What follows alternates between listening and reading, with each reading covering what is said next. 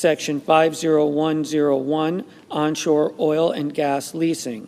Section 50102, offshore oil and gas leasing. Section 50103, royalties on extracted methane. Section 50104, Alaska oil and gas leasing.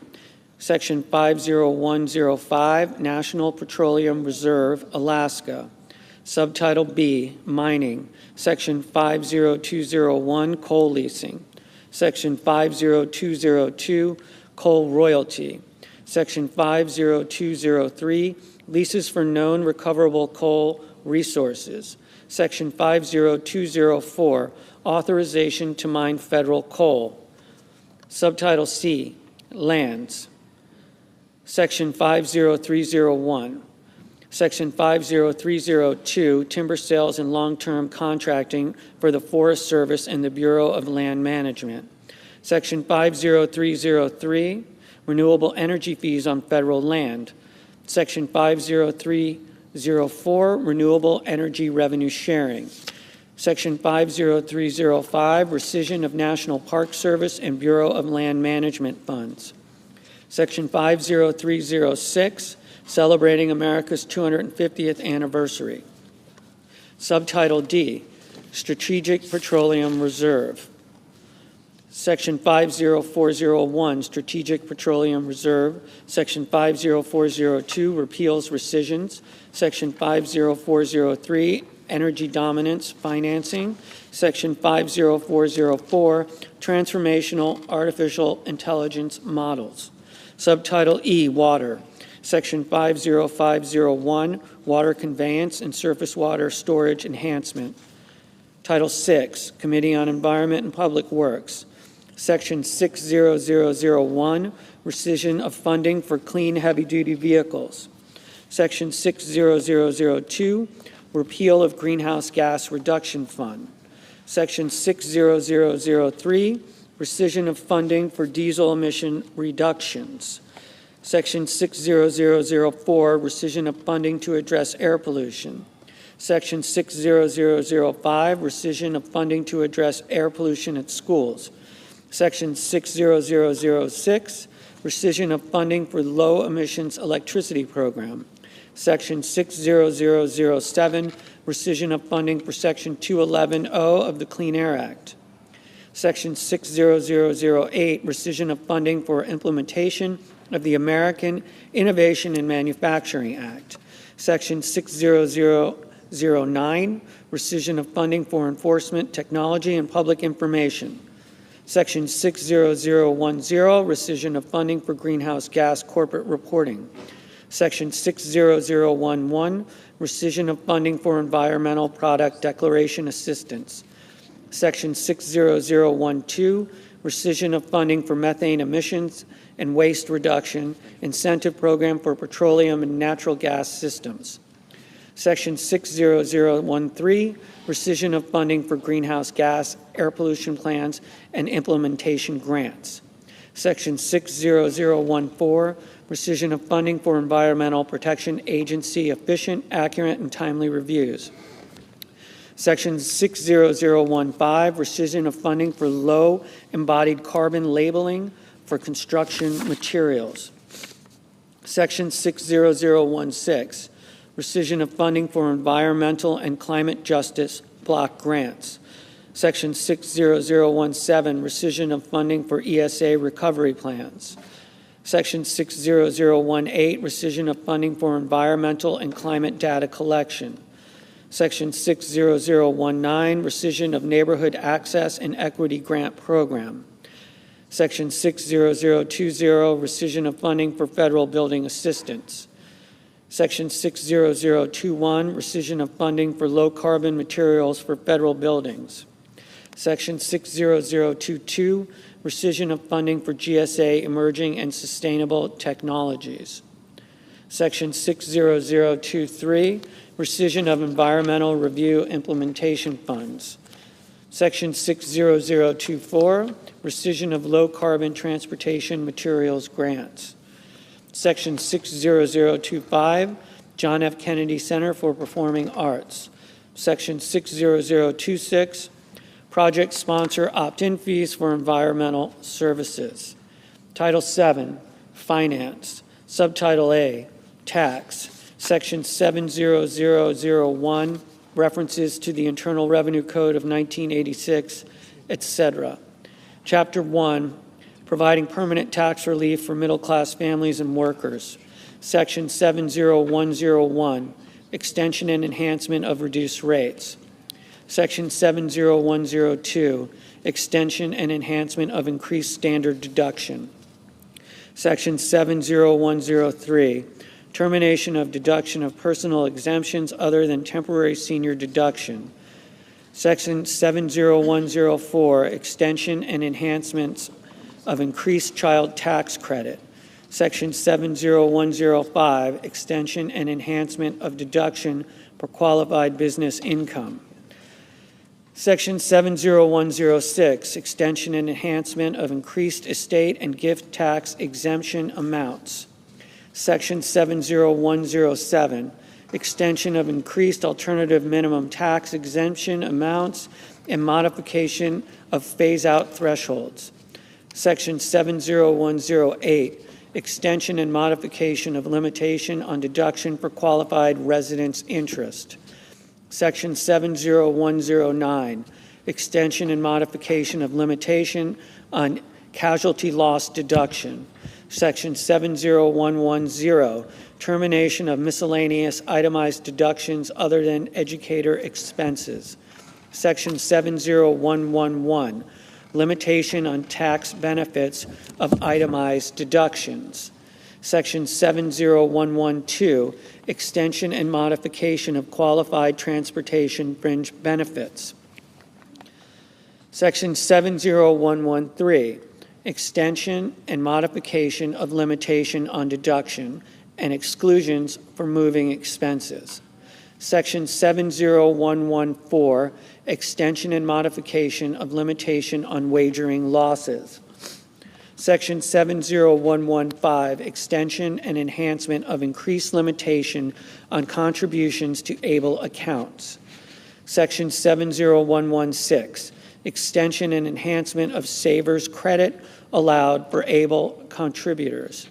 Section 70117, extension of rollovers for qualified tuition programs to ABLE accounts permitted. Section 70118, extension of treatment of certain individuals performing services in the Sinai Peninsula and enhancement to include additional areas. Section 70119, extension and modification and exclusion from gross income of student loans discharged on account of death or disability. Section 70120, limitation on individual deductions for certain state and local taxes, etc. Chapter 2, delivering on presidential priorities to provide new middle-class tax relief. Section 70201, no tax on tips. Section 70202, no tax on overtime. Section 70203, no tax on car loan investment. Section 70204, Trump accounts and contribution pilot program. Chapter 3, establishing certainty and competitiveness for American job creators. Subtitle A, permanent U.S. business tax reform and boosting domestic investment. Section 70301, full expensing for certain business property. Section 70302, full expensing of domestic research and experimental expenditures. Section 70303, modification of limitation on business interest. Section 70304, extension and enhancement of paid family and medical leave credit. Section 70305, exceptions from limitations on deduction for business meals. Section 70306, increased dollar limitations for expensing of certain depreciable business assets. Section 70307, special depreciation allowance for qualified production property. Section 70308, enhancement of advanced manufacturing investment credit. Section 70309, Spaceports are treated like airports under exempt facility bond rules. Subtitle B, Permanent America First International Tax Reforms. Part 1, Foreign Tax Credit. Section 70311, Modifications related to foreign tax credit limitation. Section 70312, Modifications to determination of deemed paid credit for taxes properly attributable to tested income. Section 70313, Sourcing certain income from the sale of inventory produced in the United States. Part 2, Foreign-derived deduction eligible income and net CFC tested income. Section 70321, Modification of deduction for foreign-derived deduction eligible income and net CFC tested income. Section 70322, Determination of deduction eligible income. Section 70323, Rules related to deemed intangible income. Part 3, Base erosion minimum tax. Section 70331, Extension and modification of base erosion minimum tax amount. Part 4, Business interest limitation. Section 70341, Coordination of business interest limitation and interest capitalization provisions. Section 70342, Definition of adjusted taxable income for business interest limitation. Part 5, Other international tax reforms. Section 70351, Permanent extension of look-through rule for related controlled foreign corporations. Section 70352, Repeal of election for 1 month deferral and determination of taxable year of specified foreign corporations. Section 70353, Restoration of limitation on downward attribution of stock ownership in applying constructive ownership rules. Section 70354, Modification to pro rata share rules. Chapter 4, Investing in American families, communities, and small businesses. Subchapter A, Permanent investments in families and children. Section 70401, Enhancement of employer-provided child care credit. Section 70402, Enhancement of adoption credit. Section 70403, Recognizing Indian tribal governments for purposes of determining whether a child has special needs for purposes of the adoption credit. Section 70404, Enhancement of the Dependent Care Assistance Program. Section 70405, Enhancement of Child and Dependent Care Tax Credit. Subtitle B, Permanent investments in students and reforms to tax-exempt institutions. Section 70411, Tax Credit for Contributions of Individuals to Scholarship-Granting Organizations. Section 70412, Exclusion for Employer Payments of Student Loans. Section 70413, Additional expenses treated as qualified higher education expenses for purpose of 529 accounts.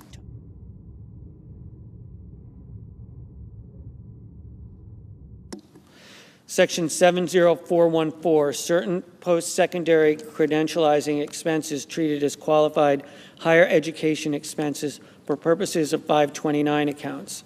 Section 70415, modification of excise tax on investment income of certain private colleges and universities.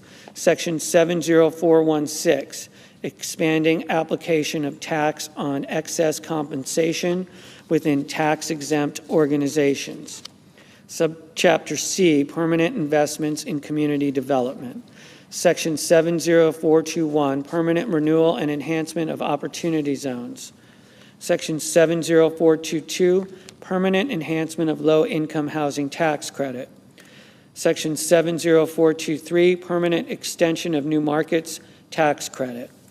Section 70424, permanent and expanded reinstatement of partial deduction for charitable contributions of individuals who do not elect to itemize. Section 70425, 0.5% floor on deduction of contributions made by individuals.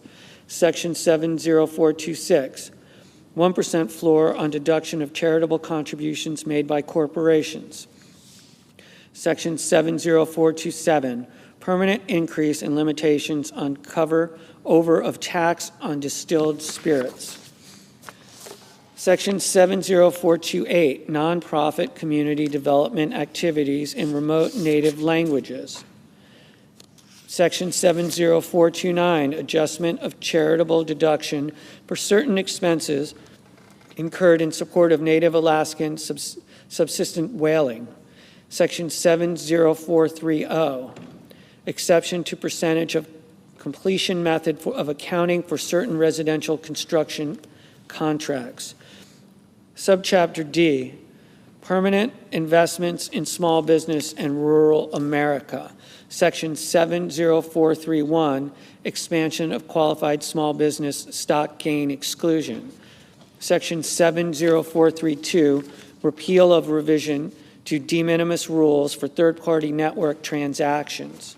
Section 70433, increase in threshold for requiring information reporting with respect to certain payees. Section 70434, treatment of certain qualified sound recording productions. Section 70435, exclusion of interest on loans secured by rural or agricultural real property.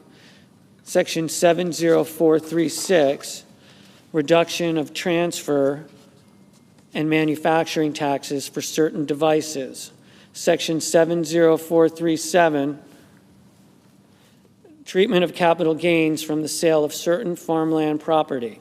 Section 70438, extension of rules for treatment of certain disaster-related personal casualty losses. Chapter 5, ending Green New Deal spending, promoting America First energy, and other reforms. Subchapter A, termination of Green New Deal subsidies. Section 70501, termination of previously owned clean vehicle credit. Section 70502, termination of clean vehicle credit. Section 70503, termination of qualified commercial clean vehicles credit. Section 70504, termination of alternative fuel vehicle refueling property credit. Section 70505, termination of energy efficient home improvement credit. Section 70506, termination of residential clean energy credit. Section 70507, termination of energy efficient commercial building deduction. Section 70508, termination of new energy efficient home credit. Section 70509, termination of cost recovery for energy, property, and qualified clean energy facilities, property, and technology. Section 70510, modifications of zero-emission nuclear power production credit. Section 70511, termination of clean hydrogen production credit. Section 70512, termination and restrictions on clean electricity production credit. Section 70513, termination and restrictions on clean electricity investment credit. Section 70514, phase out and restrictions on advanced manufacturing production credit. Section 70515, restriction on the extension of advanced energy project credit program. Subchapter B, enhancement of America First energy policy. Section 70521, extension and modification of clean fuel production credit. Section 70522, restrictions on carbon oxide sequestration credit. Section 70523, intangible drilling and development costs taken into account for purposes of computing adjusted financial statement income. Section 70524, income from hydrogen storage, carbon capture, advanced nuclear, hydropower, and geothermal energy added to qualifying income of certain publicly traded partnerships. Section 70525, allow for payments to certain individuals who die fuel. Subchapter C, Other Reforms. Section 70531, Modifications to de minimis entry privilege for commercial shipments. Chapter 6, Enhancing deduction and income tax credit, guardrails and other reforms. Section 70601, Modification and extension of limitation on excess business losses of non-corporate taxpayers. Section 70602, Treatment of payments for partnerships to partners for property or services. Section 70603, Excessive employee remuneration from controlled group members and allocation of deduction. Section 70604, Third-party litigation funding reforms. Section 70605, Excise tax on certain remittance transfers.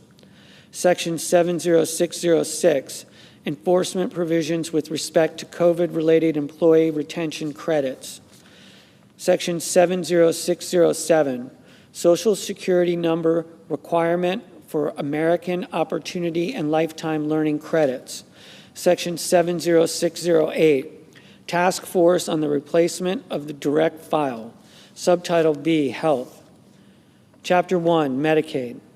Chapter A, Reducing fraud and improving enrollment processes. Section 71101, Moratorium on implementation of rule relating to eligibility and enrollment in Medicare savings programs. Section 71102, Moratorium on implementation of rule relating to eligibility and enrollment for Medicaid, CHIP, and the Basic Health Program. Section 71103, Reducing duplicate enrollment under the Medicaid and CHIP programs. Section 71104, Ensuring deceased individuals do not remain enrolled.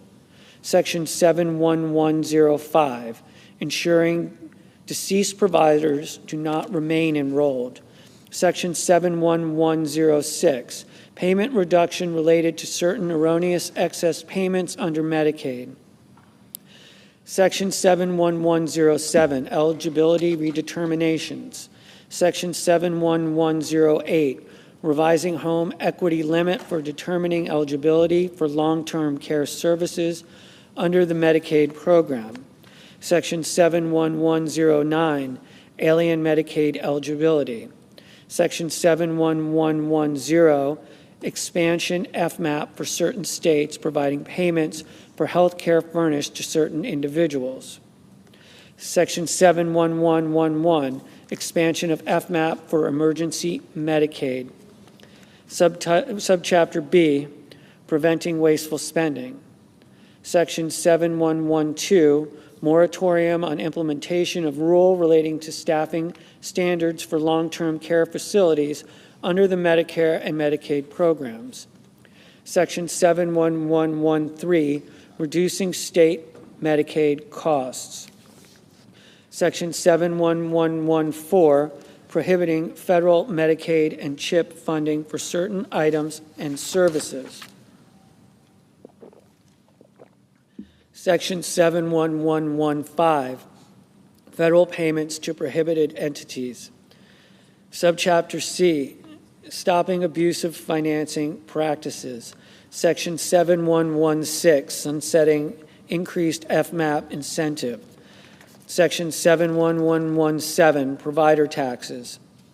Section 71118, State-directed payments.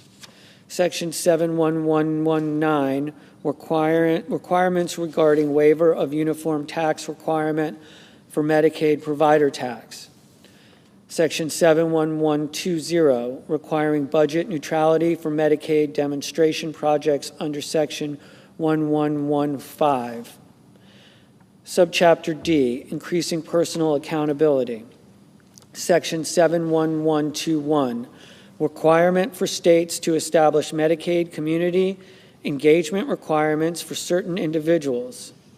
Section 71122, Modifying cost-sharing requirements for certain expansion individuals under the Medicaid program.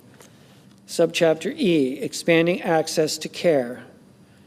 Section 71123, making certain adjustments to coverage of home or community-based services under Medicaid. Section 71124, determination of FMAP for high poverty states. Chapter 2, Medicare. Subchapter A, strengthening eligibility requirements. Section 71201, limiting Medicare coverage of certain individuals. Subchapter B, improving services for seniors. Section 71202, temporary payment, increase under the Medicare physician fee schedule to account for exceptional circumstances. Section 71203, expanding and clarifying the exclusion for orphan drugs under the Drug Price Negotiation Program. Section 71204, application of cost living adjustment to non-labor related portion for hospital outpatient department services furnished in Alaska and Hawaii. Chapter 3, health tax. Subchapter A, improving eligibility criteria. Section 71301, permitting premium tax credit only for certain individuals. Section 71302, disallowing premium tax credit during periods of Medicaid ineligibility due to alien status. Subchapter B, preventing waste, fraud, and abuse.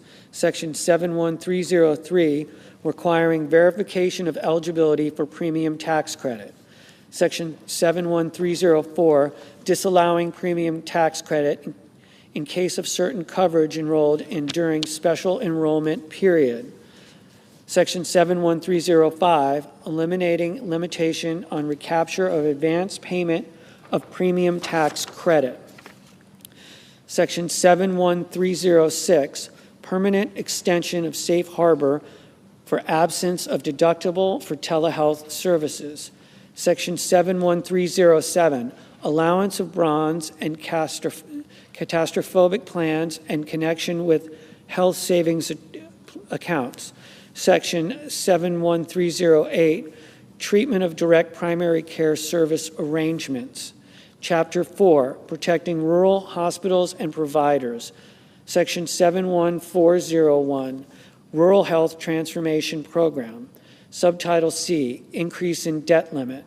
Section 72001, modification of limitation on the public debt. Title 8, Committee on Health, Education, Labor, and Pensions.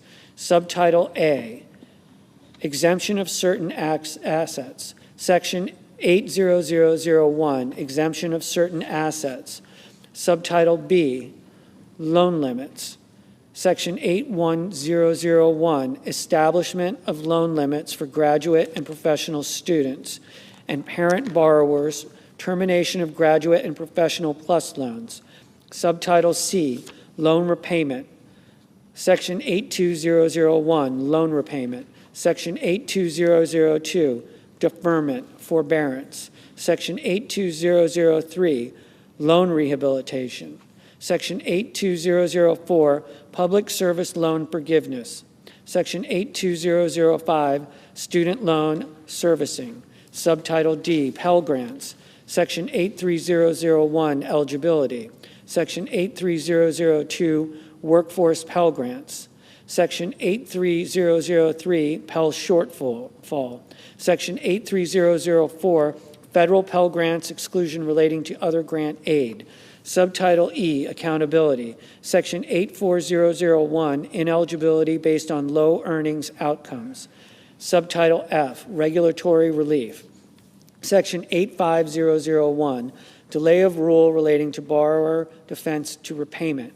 Section 85002, delay of rule relating to closed school discharges.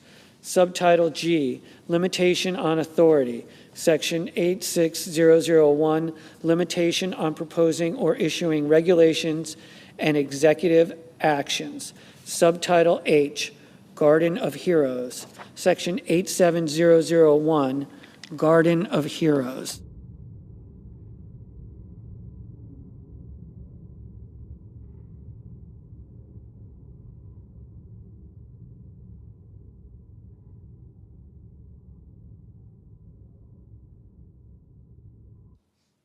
Subtitle 1, Office of Refugee Resettlement, Section 88001, Potential Sponsor Vetting for Unaccompanied Alien Children Appropriation. Title 9, Committee on Homeland Security and Governmental Affairs. Subtitle A, Homeland Security Provisions, Section 90001, Border Infrastructure and Wall System, Section 90002, U.S. Customs and Border Protection Personnel, Fleet Vehicles and Facilities. Section 90003, Detention Capacity. Section 90004, Border Security, Technology and Screening. Section 90005, State and Local Assistance. Section 90006, Presidential Residence Protection. Section 90007, Department of Homeland Security Appropriations for Border Support. Subtitle B, Governmental Affairs Provisions. Section 90101, FEHB Improvements. Section 90102, Pandemic Response Accountability Committee. Section 90103, Appropriation for the Office of Management and Budget. Title 10, Committee on the Judiciary. Subtitle A, Immigration and Law Enforcement Matters. Part 1, Immigration Fees. Section 100001, Applicability of the Immigration Laws. Section 100002, Asylum Fee. Section 100003, Employment Authorization Document Fees. Section 100004, Immigration Parole Fee. Section 100005, Special Immigrant Juvenile Fee. Section 100006, Temporary Protected Status Fee. Section 100007, Visa Integrity Fee. Section 100008, Form I-94 Fee. Section 100009, Annual Asylum Fee. Section 100010, Fee relating to renewal and extension of employment authorization for parolees. Section 100011, Fee relating to renewal or extension of employment authorization for asylum applicants. Section 100012, Fee relating to renewal and extension of employment authorization for aliens granted temporary protected status. Section 100013, Fees relating to applications for adjustment of status. Section 100014, Electronic System for Travel Authorization Fee. Section 100015, Electronic Visa Update System Fee. Section 100016, Fee for aliens ordered removed in absentia. Section 100017, Inadmissible Alien Apprehension Fee. Section 100018, Amendment to Authority to Apply for Asylum. Part 2, Immigration and Law Enforcement Funding. Section 100051, Appropriation for the Department of Homeland Security. Section 10052, Appropriation for U.S. Immigration and Customs Enforcement. Section 10053, Appropriation for Federal Law Enforcement Training Centers. Section 10054, Appropriation for the Department of Justice. Section 10055, Bridging Immigration-Related Deficits Experienced Nationwide Reimbursement Fund. Section 10056, Appropriation for the Bureau of Prisons. Section 10057, Appropriation for the United States Secret Service. Subtitle B, Judiciary Matters. Section 100101, Appropriation to the Administrative Office of the United States Courts. Section 100102, Appropriation to the Federal Judicial Center. Subtitle C, Radiation Exposure Compensation Matters. Section 100201, Extension of Fund. Section 100202, Claims relating to atmospheric testing. Section 100203, claims relating to uranium mining. Section 100205, limitations on claims. Title I, Committee on Agriculture, Nutrition, and Forestry. Subtitle A, Nutrition. Section 10101, Reevaluation of Thrifty Food Plan. A, in general, Section 3 of the Food and Nutrition Act of 2008, 7 U.S.C. 2012, is amended by striking subsection U and inserting the following. U, Thrifty Food Plan.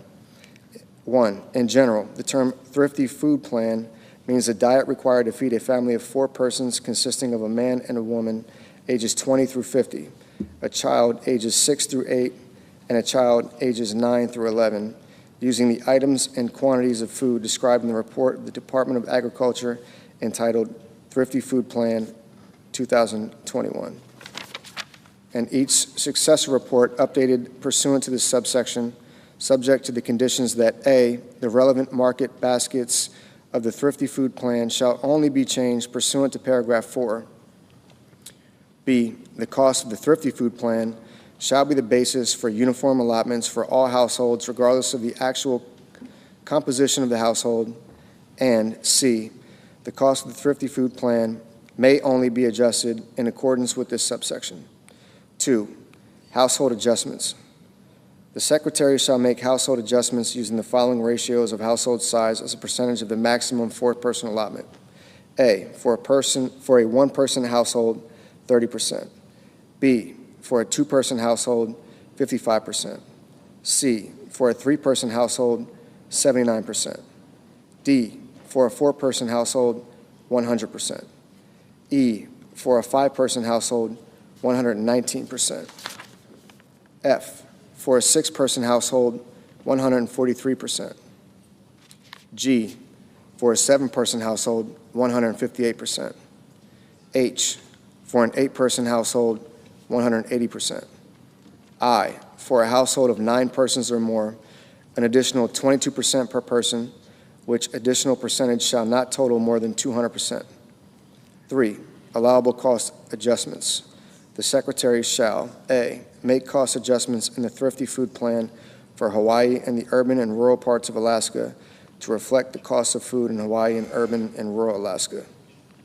B, make cost adjustments in the separate Thrifty Food Plans for Guam and the Virgin Islands of the United States to reflect the cost of food in those states, but not to exceed the cost of food in the 50 states and the District of Columbia. And C, on October 1st, 2025, and on each October 1st thereafter, adjust the cost of the Thrifty Food Plan to reflect changes in the Consumer Price Index for all urban consumers published by the Bureau of Labor Statistics of the Department of Labor for the most recent 12-month period ending in June.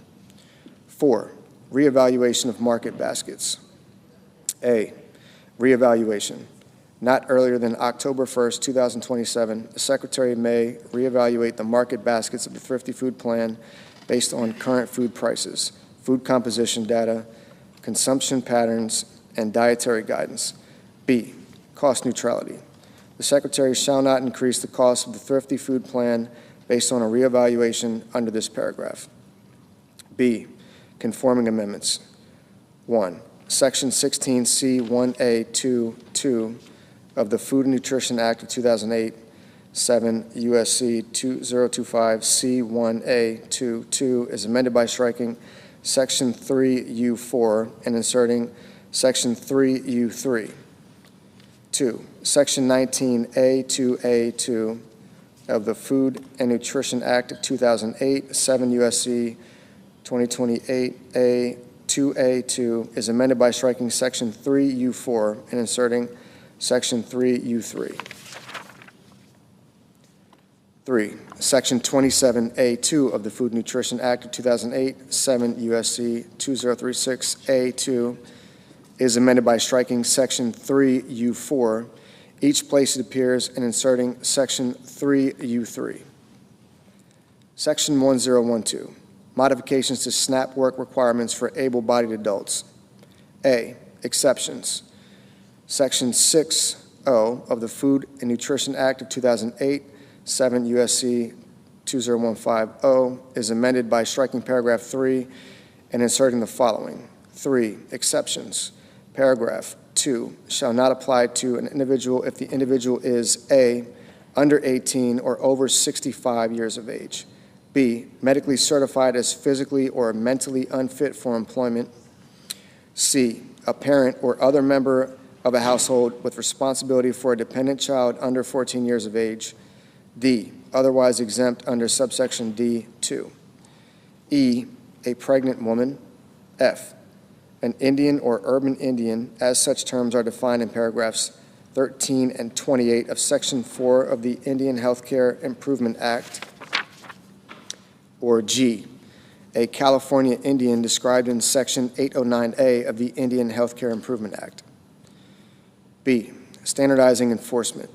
Section 604 of the Food and Nutrition Act of 2008, 7 USC 201504 is amended 1 in subparagraph A by striking clause 2 and inserting the following.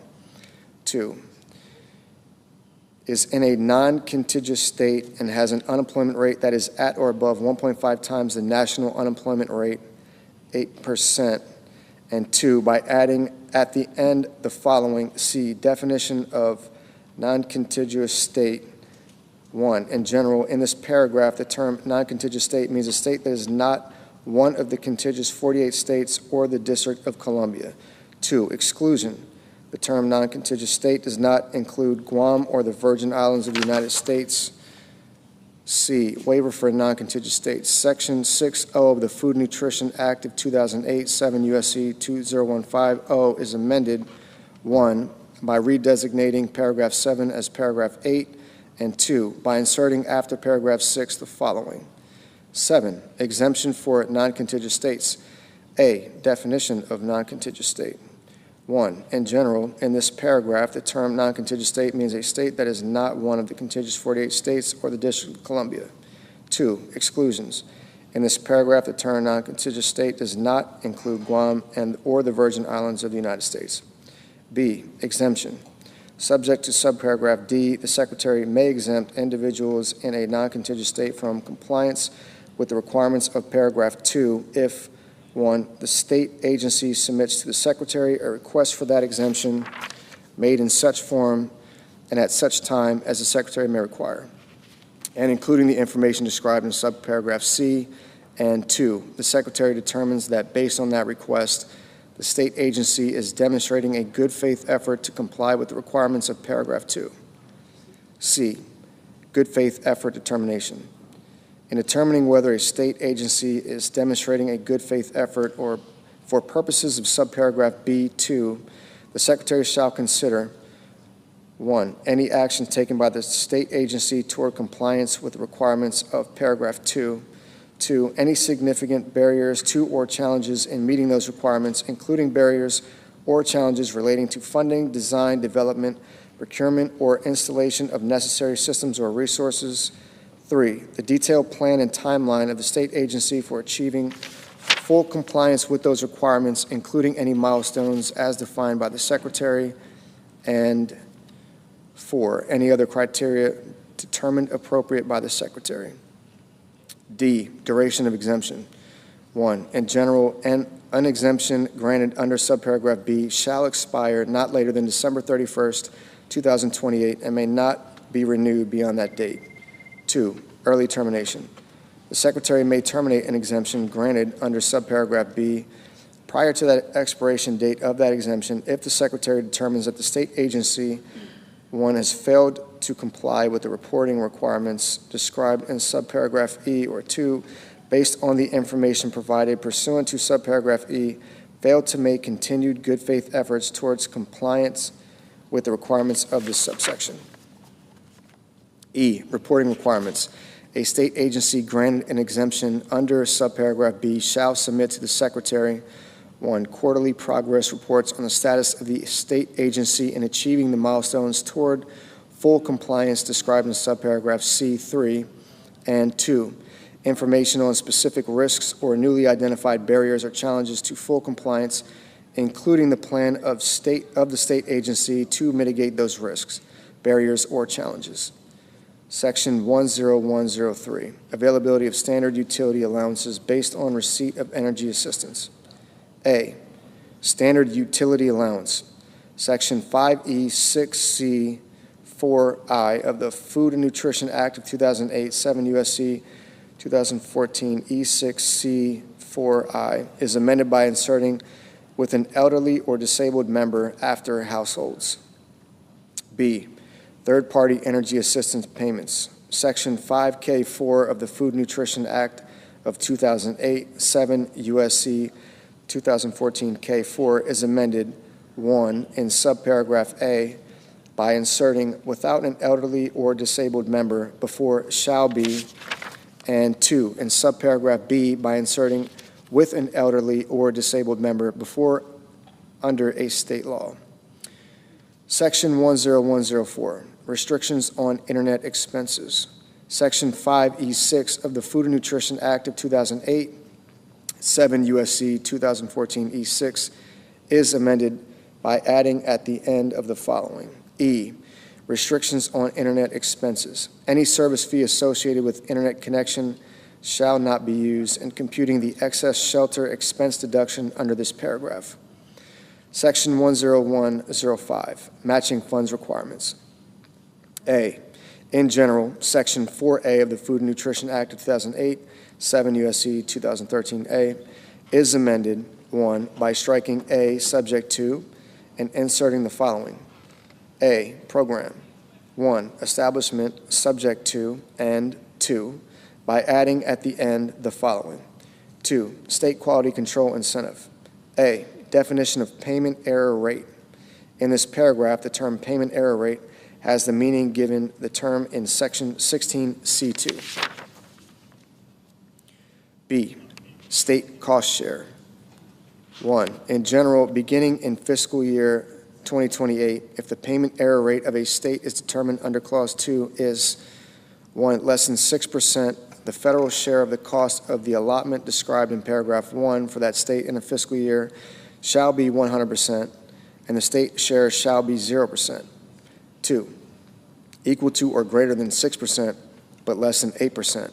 The federal share of the cost of the allotment described in paragraph 1 for that state in a fiscal year shall be 95%, and the state share shall be 5%.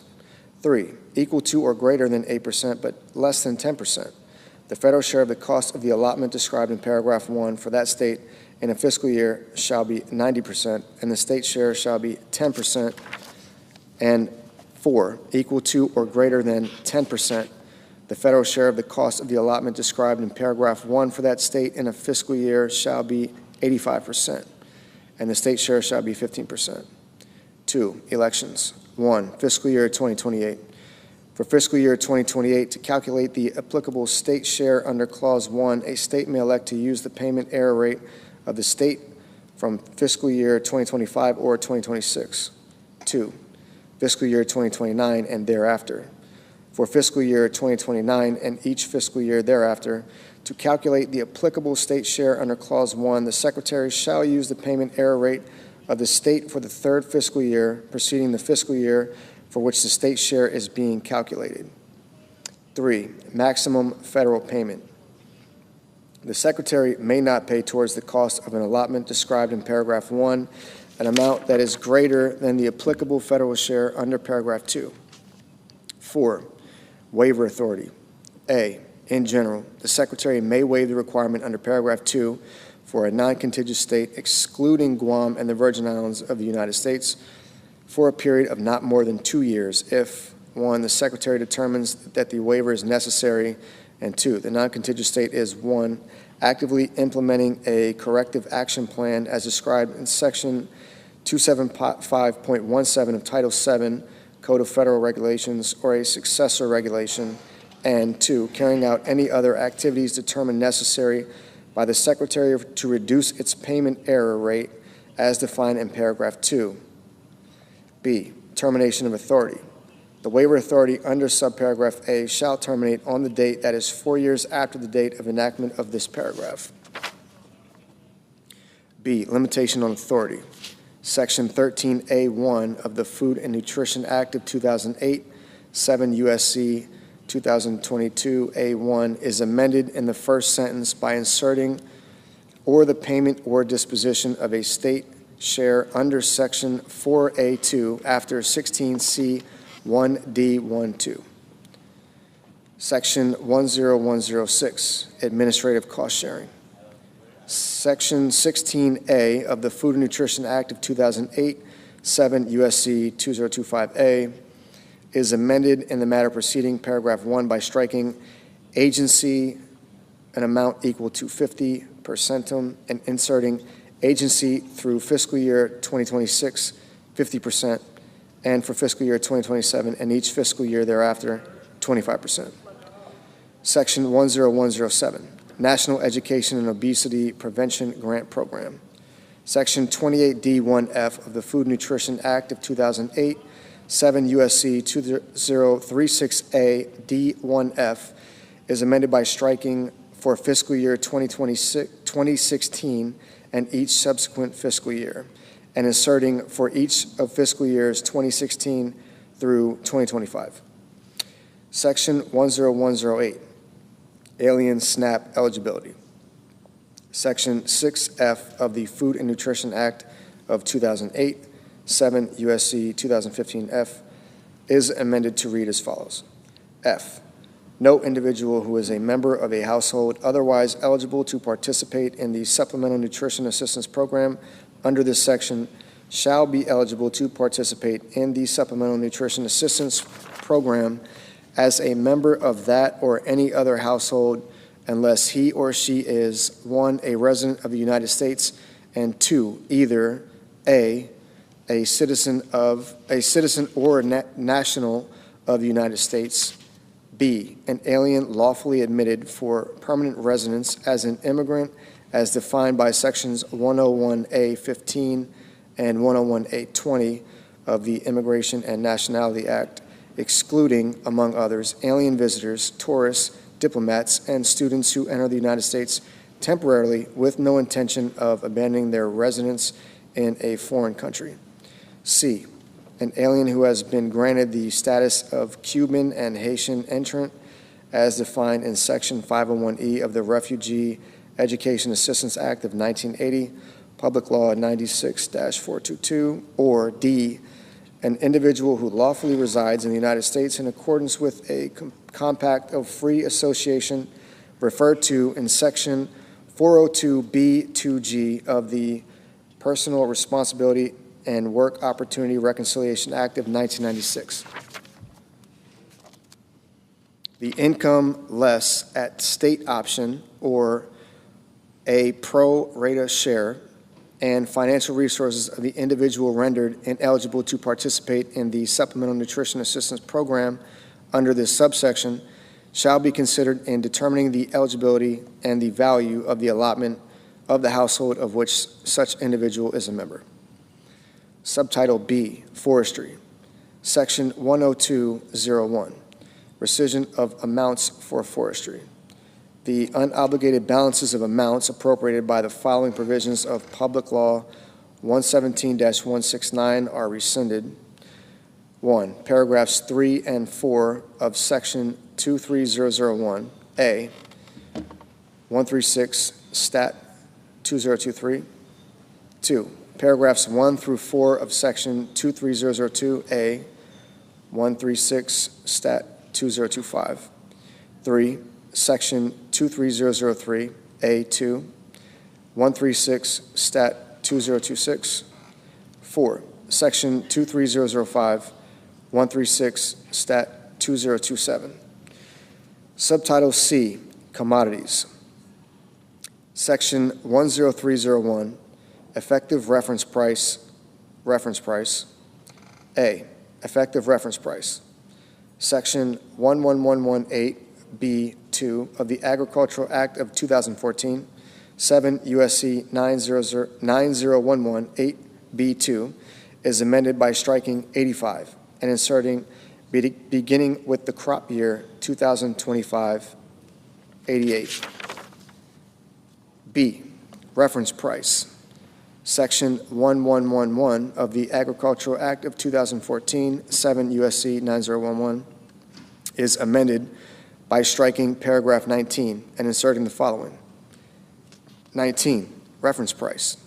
A, in general, effective beginning with the 2025 crop year, subject to subparagraphs B and C, the term reference price with respect to a covered commodity for a crop year means the following. 1, for wheat, $6.35 per bushel. 2, for corn, $4.10 per bushel. 3, for grain, sorghum, $4.40 per bushel. 4, for barley, $5.45 per bushel. 5, for oats, $2.65 per bushel. 6, for long grain rice, $16.90 per hundredweight. 7, for medium grain rice, $16.90 per hundredweight. 8, for soybeans, $10 per bushel. 9, for other oil seeds, $23.75 per hundredweight. 10, for peanuts, $630 per ton. 11, for dry peas, $13.10 per hundredweight. 12, for lentils, $23.75 per hundredweight.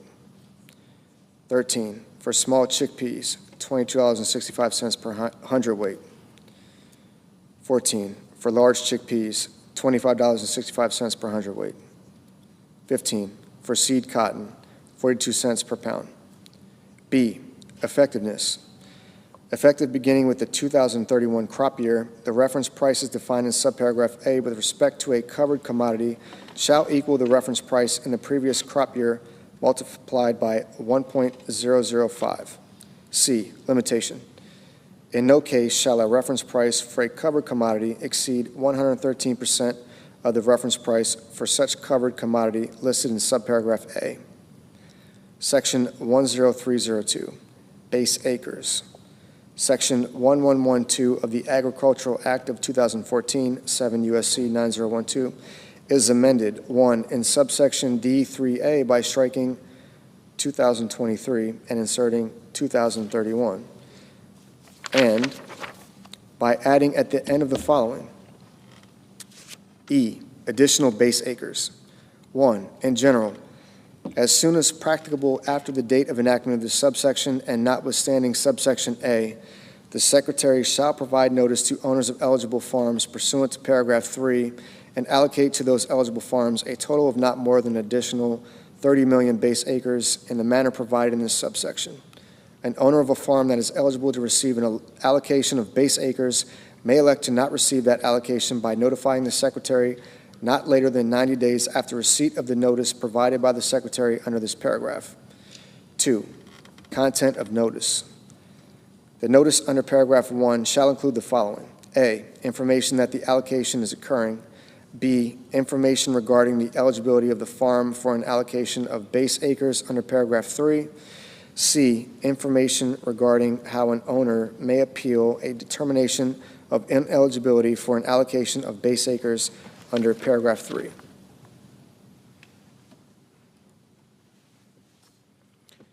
Through an appeals process established by the Secretary. 3, eligibility. A, in general, subject to subparagraph D, effective beginning with the 2026 crop year, a farm is eligible to receive an allocation of base acres if, with respect to the farm, the amount described in subparagraph B exceeds the amount described in subparagraph C. B, 5-year average sum. The amount described in this subparagraph with respect to a farm is the sum of I, the 5-year average of I, the acreage planted on the farm to all covered commodities for harvest, grazing, haying, silage, or other similar purposes for the 2019 through 2023 crop years. And 2, any acreage on the farm that the producers were prevented from planting during the 2019 through 2023 crop years to covered commodities because of drought, flood, or other natural disaster, or other conditions beyond the control of the producers as determined by the Secretary, plus 2, the lesser of 1, subsection 1, 15% of the total acres on the farm, and 2, the 5-year average of AA, the acreage planted on the farm to eligible non-covered commodities for harvest, grazing, haying, silage, or other similar purposes for the 2019 through 2023 crop years, and subsection BB, any acreage on the farm that producers were prevented from planting during the 2019 through 2023 crop years to eligible non-covered commodities because of drought, flood, or other natural disaster, or other condition beyond the control of the producers, as determined by the Secretary. C, total number of base acres for covered commodities. The amount described in this subparagraph with respect to a farm is the total number of base acres for covered commodities on the farm, excluding unassigned crop base, as in effect on September 30, 2024. D, effect of no recent plantings of covered commodities in the case of a farm for which the amount determined under Clause I of subparagraph B is equal to 0. That farm shall be ineligible to receive an allocation of base acres under the subsection. E, acreage planted on the farm to eligible non-covered commodities defined in this paragraph. The term acreage planted on the farm to eligible non-covered commodities means acreage planted on a farm to commodities other than covered commodities, trees, bushes, vines, grass, or pasture, including cropland that was idle or fallow, as defined by the Secretary.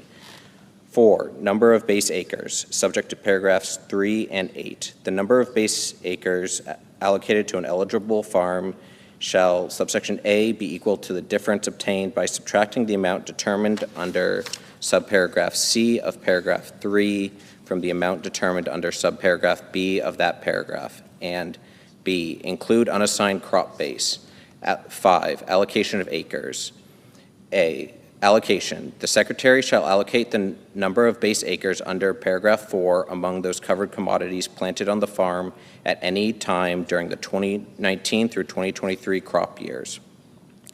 B, allocation formula. The allocation of additional base acres for covered commodities shall be in proportion to the ratio of subsection I, the 5-year average of I, the acreage planted on the farm to each covered commodity for harvest, grazing, haying, silage, or other similar purposes for the 2019 through 2023 crop years. And 2, any acreage on the farm that producers were prevented from planting during the 2019 through 2023 crop years to that covered commodity because of drought, flood, or other natural disaster, or other condition beyond the control of the producers as determined by the Secretary to the 5-year average determined under paragraph 3BI. C, inclusion of all 5 years in average. For the purpose of determining a 5-year acreage average under subparagraph B for a farm, the Secretary shall not exclude any crop year in which a covered commodity was not planted. D, treatment of multiple planting or prevented planting. For the purpose of determining under subparagraph B the acreage on a farm that producers planted or were prevented from planting during the 2019 through 2023 crop years to covered commodities, if the acreage that was planted or prevented from being planted was devoted to other covered commodity in the same crop year, other than a covered commodity produced under an established practice of double cropping, the owner may elect the covered commodity to be used for that year in determining the 5-year average, but may not include both the initial covered commodity and the subsequent covered commodity. E, limitation. The allocation of additional base acres among covered commodities on a farm under this paragraph may not result in a total number of base acres for the farm in excess of the number of acres on the farm. 6, reduction by the Secretary. In carrying out this subsection, if the total number of eligible acres allocated to base acres across all farms in the United States under this subsection would exceed 30 million acres, the Secretary shall apply an across-the-board prorated reduction to the number of eligible acres to ensure the number of allocated base acres under this subsection is equal to 30 million acres. 7, payment yield. Beginning with crop year 2026, for the purpose of making price loss coverage payments under Section 1116, the Secretary shall establish payment yields to base acres allocated under this subsection equal to A, the payment yield established on the farm for applicable covered commodity, and B, if no such payment yield for the applicable covered commodity exists, a payment yield equal to the average payment yield for the covered commodity for the county in which the farm is situated, or to determine pursuant to Section 1113C. 8, treatment of new owners. In the case of a farm for which the owner on the date of enactment of this subsection was not the owner for the 2019 through 2023 crop years, the Secretary shall use the planting history of the prior owner or owners of that farm for the purposes of determining A, eligibility under paragraph 3, B, eligibility acres under paragraph 4, and C, the allocation of acres under paragraph 5. Section 10303, producer election. A, in general section 1115 of the Agricultural Act of 2014, 7 U.S.C. 9015, is amended 1, in subsection A, in the matter preceding paragraph 1, by striking 2023 and inserting 2031. 2, in subsection C, A, in the matter preceding paragraph 1, I, by striking crop year or and inserting crop year, and 2, by inserting or the 2026 crop year after 2019 crop year. B, in paragraph 1, I, by striking crop year or and inserting crop year, and II, by inserting or the 2026 crop year after 2019 crop year, and C, in paragraph 2, I, in subparagraph A, by striking and at the end, II, in subparagraph B, by striking the period at the end and inserting and 3, by adding at the end the following. C, the same coverage for each covered commodity on the farm for the 2027 through 2031 crop years as was applicable for the 2025 crop year. And 3, by adding at the end the following. 1, higher of price loss coverage payments and agricultural risk coverage payments.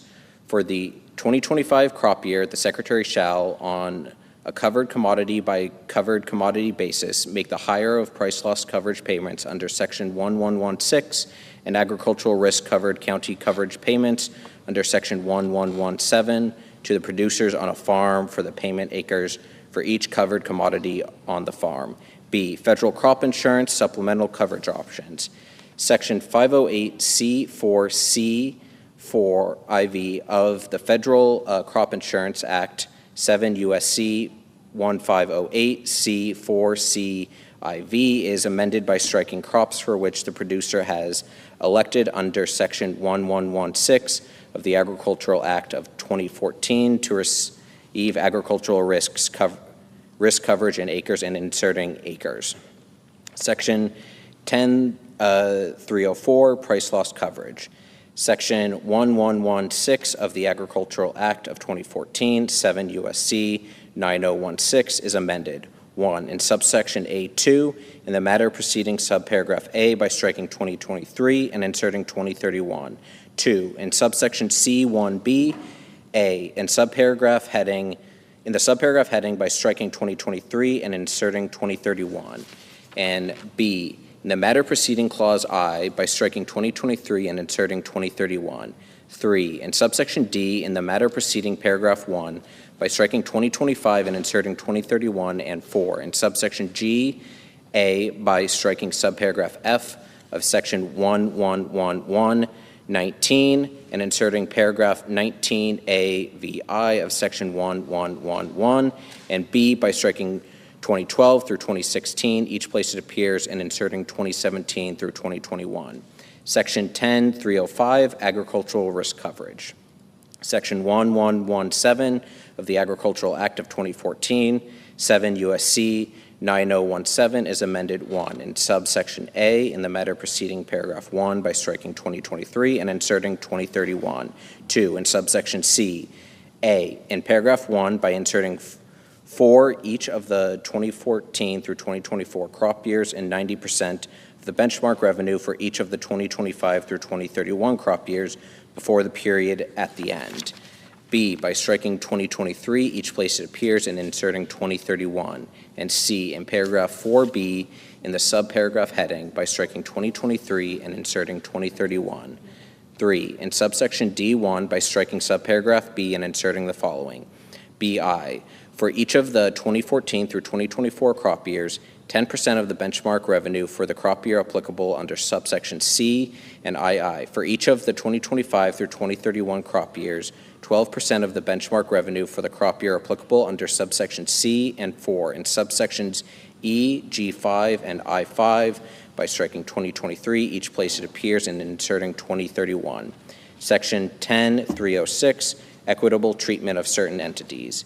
A, in general, Section 1001 of the Food Security Act of 1985, 7 U.S.C. 1308, is amended 1 in subsection A, by redesignated paragraph 5 as paragraph 6, and B, by inserting after paragraph 4 the following. 5, qualified pass-through entity. The term qualified pass-through entity means A, a partnership within the meaning of subchapter K of Chapter 1 of the Internal Revenue Code of 1986, B, an S corporation as defined in Section 1361 of that code, C, a limited liability company that does not affirmatively elect to be treated as a corporation, and D, a joint venture or general partnership. 2, in subsections B and C, by striking except a joint venture or general partnership, each place it appears, and inserting except a qualified pass-through entity, and 3, in subsection D, by striking subtitle B of Title I of the Agricultural Act of 2014, or B, attribution of payment, Section 1001E3BII of the Food Security Act of 1985, 7 U.S.C.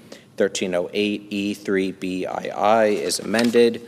1, in the clause heading by striking joint ventures and general partnerships and inserting qualified pass-through entities. 2, by striking a joint venture or a general partnership and inserting a qualified pass-through entity. 3, by striking joint ventures and general partnerships and inserting qualified pass-through entities. And 4, by striking the joint venture or general partnership and inserting the qualified pass-through entity. C, persons actively engaged in farming.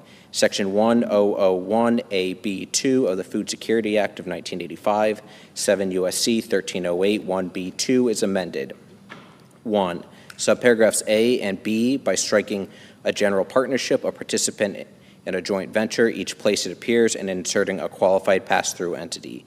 And 2, in subparagraph C, by striking a general partnership, joint venture, or similar entity, and inserting a qualified pass-through entity or a similar entity. D, joint and several liability. Section 100BD of the Food Security Act of 1985, 7 U.S.C. 1308-2D is amended by striking partnerships and joint ventures and inserting qualified pass-through entities.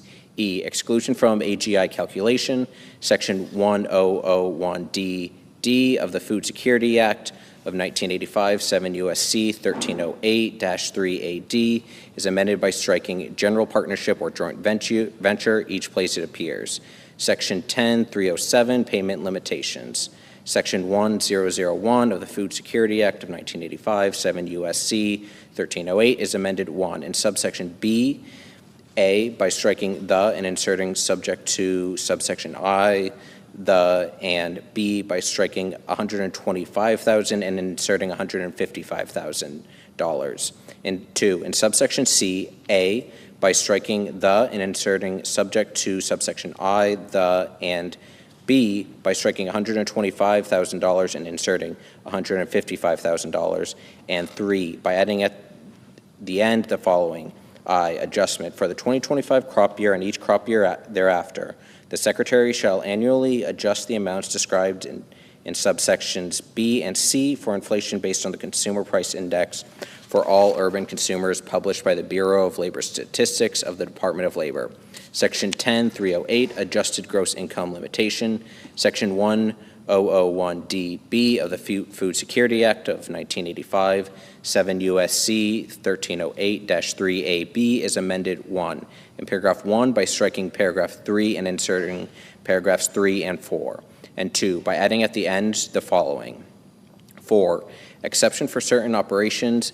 A, definitions. In this paragraph, I, accepts payment or benefit. The term accepted payment or benefit means I, a payment or benefit under subtitle E of Title I of the Agricultural Act of 2014, 7 U.S.C. 908 at sequence. 2, a payment or benefit under Section 196 of the Federal Agricultural Improvement and Reform Act of 1996, 7 U.S.C. 7333, and 3, a payment or benefit described in paragraph 2C received on or after October 1st, 2024. II, farming, ranching, or silviculture activities. The term farming, ranching, or silviculture activities include agritourism, direct-to-consumer marketing of agricultural products, the sale of agricultural equipment owned by the person or legal entity, and other agricultural-related activities as determined by the Secretary.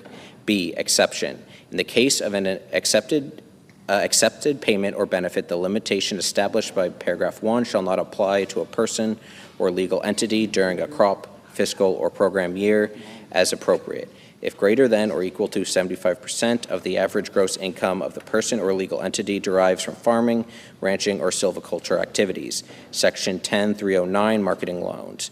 A, availability of non-recourse marketing assistance loans for loan commodities. Section 1201B1 of the Agricultural Act of 2014, 7 U.S.C. 9031B1 is amended by striking 2023 and inserting 2031. B, loan rates for non-recourse marketing assistance loans. Section 1202 of the Agricultural Act of 2014, 7 U.S.C. 9032 is amended 1 in subsection B. A, in the subsection heading by striking 2023 and inserting 2025, and B, in the matter preceding paragraph 1 by striking 2023 and inserting 2025. 2, by redesignating subsections C and D as subsections D and E respectively. 3, by inserting after subsection B the following. C, 2026 through 2031 crop years. For the purposes of each of the 2026 through 2031 crop years, the loan rate for a marketing assistance loan under Section 1201 for a loan commodity shall be equal to the following. 1, in the case of wheat, $3.72 per bushel. In the case of corn, $2.42 per bushel. In the case of grain sorghum, $2.42 per bushel. 4, in the case of barley, $2.75 per bushel. 5, in the case of oats, $2.20 per bushel. 6, in the case of upland cotton, 55 cents per pound. 7, in the case of extra long staple cotton, $1 per pound. In the case of long grain rice, $7.70 per hundredweight. 9, in the case of medium grain rice, $7.70 per hundredweight. 10, in the case of soybeans, $6.82 per bushel. 11, in the case of other oil seeds, $11.10 per hundredweight for each of the following kinds of oil seeds. A, sunflower seed. B, rapeseed. C, canola. D, safflower. E, flaxseed. F, mustard seed. G, cranberry. H, sesame seeds. I, other oil seeds designated by the Secretary. 12, in the case of dry peas, $6.87 per hundredweight. 13, in the case of lentils, $14.30 per hundredweight. 14, in the case of small chickpeas, $11 per hundredweight. 15, in the case of large chickpeas, $15.40 per hundredweight. 16, in the case of grated wool, $1.60 per pound. 17, in the case of non-grated wool, 55 cents per pound. 18, in the case of mohair, $5 per pound. 19, in the case of honey, $1.50 per pound. 20, in the case of peanuts, $390 per ton. 4, in subsection D, as so redesignated by striking A11 and B11 and inserting A11, B11, and C11, and 5, in subsection E, as so redesignated in paragraph 1 by striking 25 cents and inserting 30 cents. C, payment of cotton storage costs. Section 1204G of the Agricultural Act of 2014, 7 U.S.C. 9034G is amended 1 by striking effective and inserting the following. 1, crop years 2014 through 2025, effective. 2, in paragraph 1, as so designated by striking 2023 and inserting 2025. And 3, by adding at the end the following. 2, payment of cotton storage costs effective for each of the 2026 through 2031 crop years. The Secretary shall make cotton storage payments for upland cotton and extra long staple cotton available in the same manner as the Secretary provided storage payments for the 2006 crop of upland cotton, except that the payment rate shall be equal to the lesser of A, the submitted storage charge for the current marketing year, and B, in the case of storage in I, California or Arizona, a payment rate of $4.90, and 2, II, any other state, a payment rate of $3. D, loan deficiency payments. 1, continuation. Section 1205A2B of the Agricultural Act of 2014, 7 U.S.C. 9035A2B is amended by striking 2023 and inserting 2031. 2, payments in lieu of LDPS. Section 1206 of the Agricultural Act of 2014, 7 U.S.C. 9036 is amended in subsections A and D by striking 2023, each place it appears, and inserting 2031. E, special competitive provisions for extra long staple cotton. Section 1208A of the Agricultural Act of 2014, 7 U.S.C. 9038A is amended in the matter preceding paragraph 1 by striking 2026 and inserting 2032. F, availability of recourse loans. Section 1209 of the Agricultural Act of 2014, 7 U.S.C. 9039 is amended in subsections A, 2, B, and C by striking 2023 each place it appears and inserting 2031. Section 310, repayment of marketing loans. Section 1204 of the Agricultural Act of 2014, 7 U.S.C. 9034 is amended 1 in subsection B, A, by redesignating paragraph 1 as subparagraph A and indenting appropriately. B, in the matter preceding subparagraph A as so redesignated by striking the Secretary and inserting the following. 1, in general, the Secretary, and C, by striking paragraph 2 and inserting the following. BI, in the case of long grain rice and medium grain rice, the prevailing world market price for the commodity as determined and adjusted by the Secretary in accordance with this section, or II, in the case of upland cotton, the prevailing world market price for the commodity as determined and adjusted by the Secretary in accordance with this section. 2, refund for upland cotton. In the case of repayment for a marketing assistance loan for upland cotton at a rate described in paragraph 1 BII, the Secretary shall provide the producer a refund, if any, in an amount equal to the difference between the lowest prevailing world market price as determined and adjusted by the Secretary in accordance with this section during the 30-day period following the date on which the producer repays the marketing assistance loan, and the repayment rate.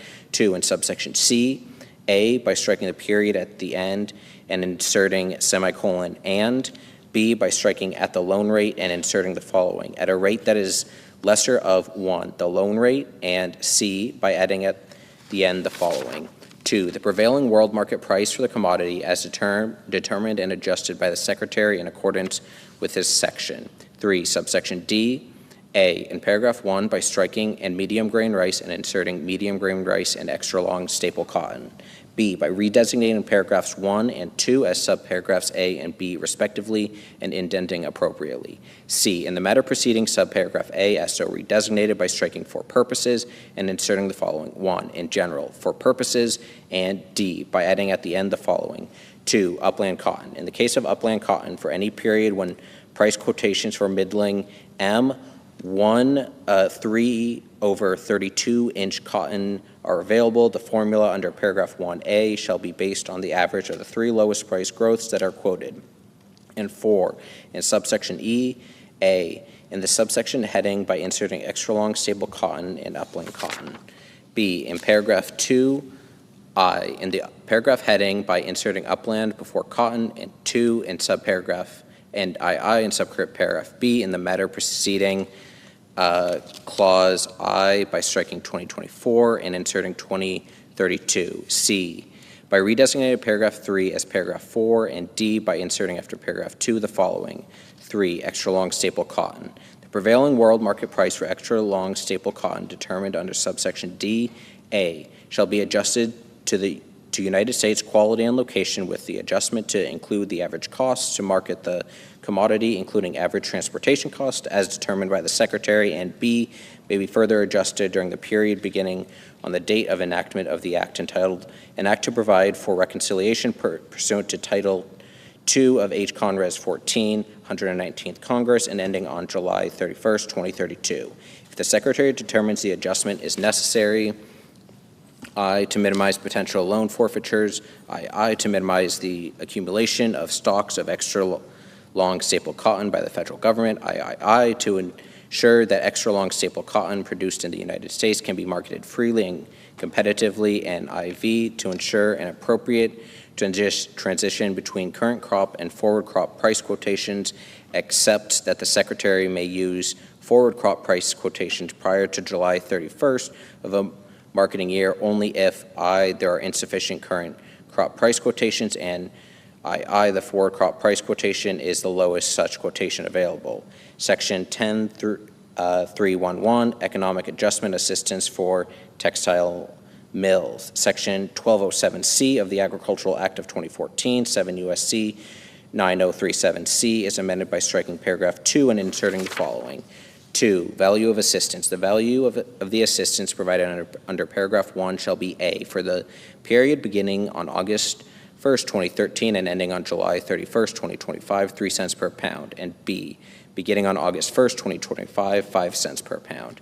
Section 10312, Sugar Program Updates. A, Loan Rate Modification. Section 156 of the Federal Agricultural Improvement and Reform Act of 1996, 7 U.S.C. 7272 is amended 1 in subsection A in paragraph 4 by striking and at the end, B in paragraph 5 by striking 2023 crop years and inserting 2024 crop years, and C by adding at the end the following. 6, 24 cents per pound for raw cane sugar for each of the 2025 through 2031 crop years. 2, in subsection B-A in paragraph 1 by striking and at the end, B in paragraph 2 by striking 2023 crop years and inserting 2024 crop years, and C by adding at the end the following. 3, a rate that is equal to 136.55% of the loan rate per pound of raw cane sugar under subsection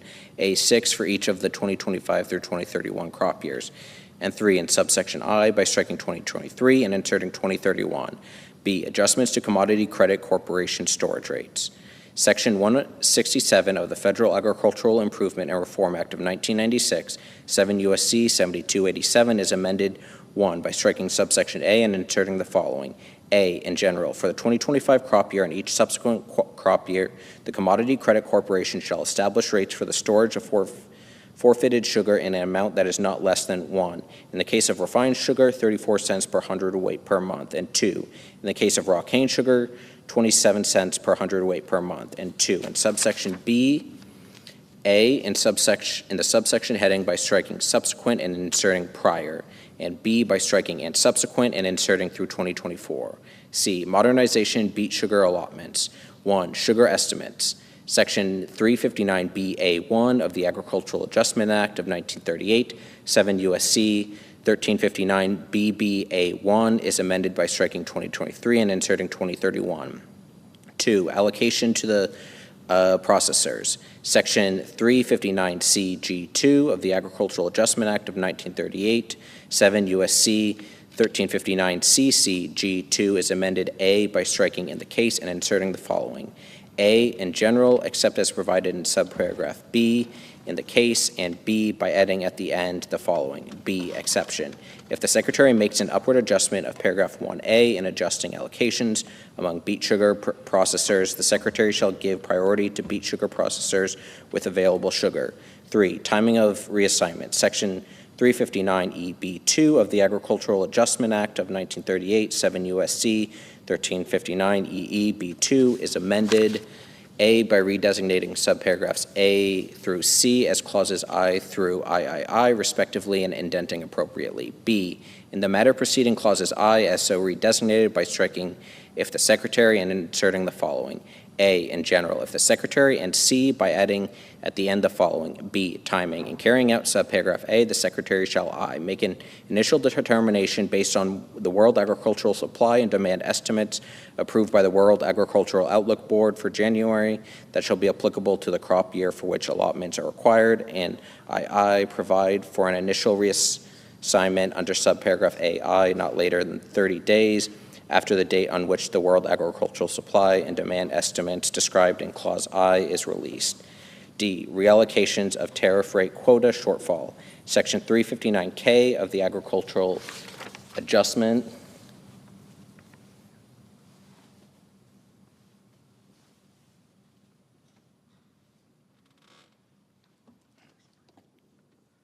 Act of 1938, 7 U.S.C. 1359KK is amended by adding at the end the following. C, reallocation. 1, initial reallocation. Subject to paragraph 3, following the establishment of the tariff rate quotas under subsection A for a quota year, the Secretary shall, A, determine which countries do not intend to fulfill their allocation for the quota year, and B, reallocate any forecasted shortfall in the fulfillment of the tariff rate quotas as soon as practicable. 2, subsequent reallocation. Subject to paragraph 3, not later than March 1 of a quota year, the Secretary shall reallocate any additional forecasted shortfall in the fulfillment of the tariff rate quotas for raw cane sugar established under subsection A1 for that quota year. 3. Cessation of effectiveness. Paragraphs 1 and 2 shall cease to be in effect if A, the agreement suspending the countervailing duty investigation on sugar from Mexico, signed December 19, 2014, is terminated, and B, no countervailing duty order under Subtitle A of Title VII of the Tariff Act of 1930, 19 U.S.C. 1671 et sequitur, is in effect with respect to sugar from Mexico. D, refined sugar. 1. Definition of domestic sugar industry. In this subsection, the term domestic sugar industry means domestic A, sugar beet producers and processors, B, producers and processors of sugar cane, and C, refiners of raw cane sugar. 2. Study required. A, in general, not later than 180 days after the date of enactment of this subsection, the Secretary shall conduct a study on whether the establishment of additional terms and conditions with respect to refined sugar imports is necessary and appropriate. B, elements. In conducting the study under subparagraph A, the Secretary shall examine the following. I, the need for 1. Defining refined sugar as having a minimum polarization of 99.8 degrees or higher.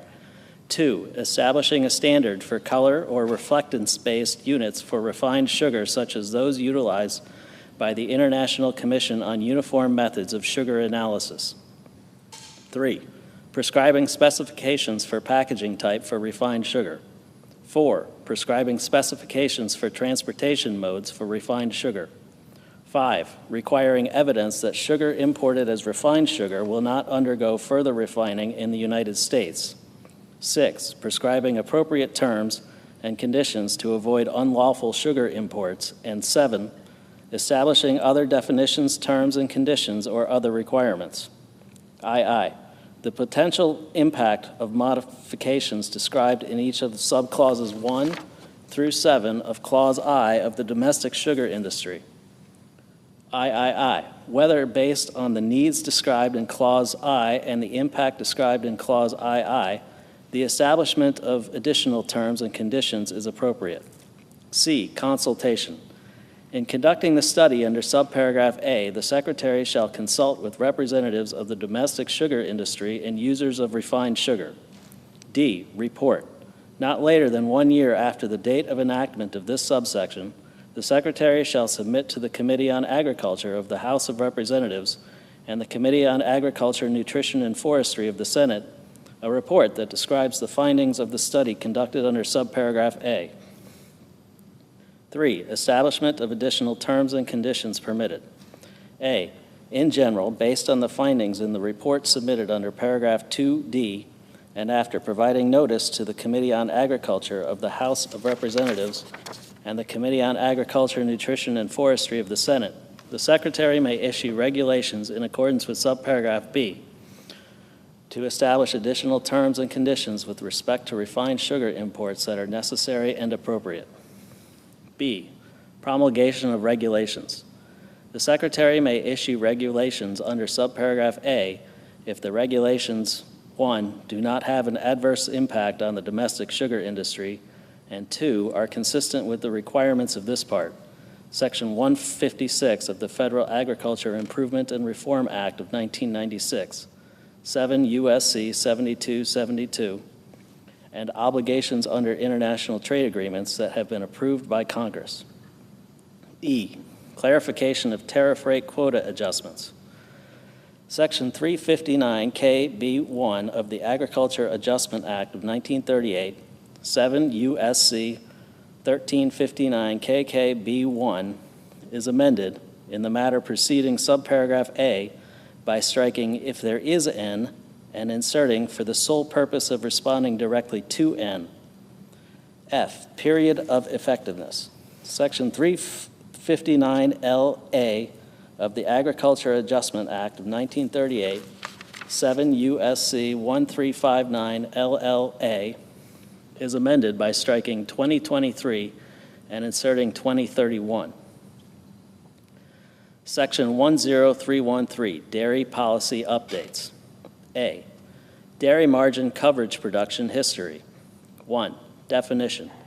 Section 14018 of the Agricultural Act of 2014, 7 U.S.C. 9051-8, is amended by striking when the participating dairy operation first registers to participate in dairy margin coverage. 2, Production history of participating dairy operations. Section 1405 of the Agricultural Act of 2014, 7 U.S.C. 9055 is amended by striking subsections A and B and inserting the following. A, Production history. Except as provided under subsection B, the production history of a dairy operation for dairy margin coverage is equal to the highest annual milk marketings of the participating dairy operation during any one of the 2021, 2022, or 2023 calendar years. B, election by new dairy operations. In the case of a participating dairy operation that has been in operation for less than a year, the participating dairy operations shall elect one of the following methods for the Secretary to determine the production history of the participating dairy operation. 1, the volume of the actual milk marketings for the months the participating dairy operation has been in operation extrapolated to a yearly amount. 2, an estimate of the actual milk marketings of the participating dairy operation based on the herd size of the participating dairy operation relative to the national rolling herd average data published by the Secretary. B, dairy margin coverage payments. Section 1406A1C of the Agricultural Act of 2014, 7 U.S.C. 9056A1C, is amended by striking $5 million each place it appears and inserting $6 million. C, premiums for dairy margins. 1, Tier 1. Section 1407B of the Agricultural Act of 2014, 7 U.S.C. 9057B is amended. A, in the subsection heading by striking $5 million and inserting $6 million, and B, in paragraph 1 by striking $5 million and inserting $6 million. 2, Tier 2.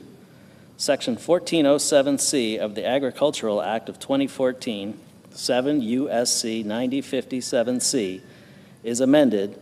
A, in the subsection heading by striking $5 million and inserting $6 million, and B, in paragraph 1 by striking $5 million and inserting $6 million.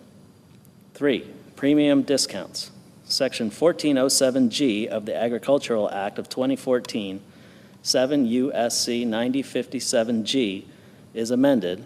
A, in paragraph 1 by striking 2019 through 2023 and inserting 2026 through 2031, and 2, by striking January 2019 and inserting January 2026, and B, in paragraph 2 by striking 2023 each place it appears and inserting 2031.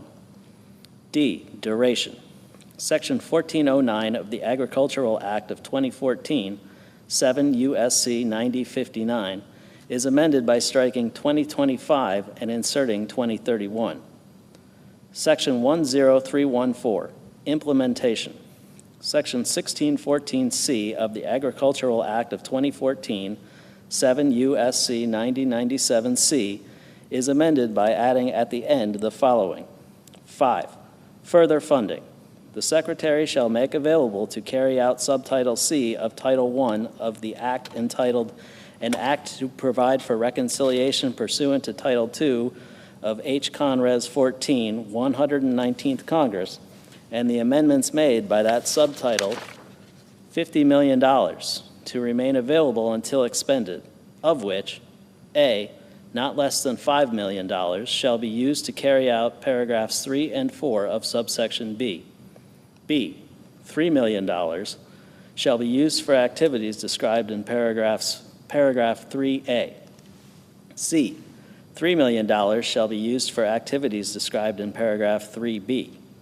D, $9 million shall be used, 1, to carry out mandatory surveys of dairy production costs and product yield information to be reported by manufacturers required to report under Section 273 of the Agricultural Marketing Act of 1946, 7 U.S.C. 1637b, for all products processed in the same facility or facilities, and 2, to publish the results of such surveys biennially, and E, $1 million shall be used to conduct the study under subsection D of Section 359K of the Agricultural Adjustment Act of 1938, 7 U.S.C. 1359KK. Subtitle D, Disaster Assistance Programs. Section 10401, Supplemental Agricultural Disaster Assistance. A, Livestock Indemnity Payments. Section 1501B of the Agricultural Act of 2014, 7 U.S.C. 9081B is amended, 1, by striking paragraph 2 and inserting the following. 2, payment rates. A, losses due to predation. Indemnity payments to an eligible producer on a farm under paragraph 1A shall be made at a rate of 100% of the market value of the affected livestock on the applicable date as determined by the Secretary. B, losses due to adverse weather or disease. Indemnity payments to an eligible producer on a farm under subparagraph B or C of paragraph 1 shall be made at a rate of 75% of the market value of the affected livestock on the applicable date as determined by the Secretary. C, determination of market value. In determining the market value described in subparagraphs A and B, the Secretary may consider the ability of eligible producers to document regional price premiums for affected livestock that exceed the national average market price for those livestock. D, applicable date defined. In this paragraph, the term applicable date means, with respect to livestock, as applicable, 1, the day before the date of death of the livestock, or 2, the day before the date of the event that caused the harm of the livestock to the livestock that resulted in a reduced sale price, and 2, by adding at the end the following. 5, additional payment for unborn livestock. A, in general, in the case of unborn livestock death losses incurred on or after January 1, 2024, the Secretary shall make an additional payment to eligible producers on farms that have incurred such losses in excess of the normal mortality due to a condition specified in paragraph 1. B, payment rate.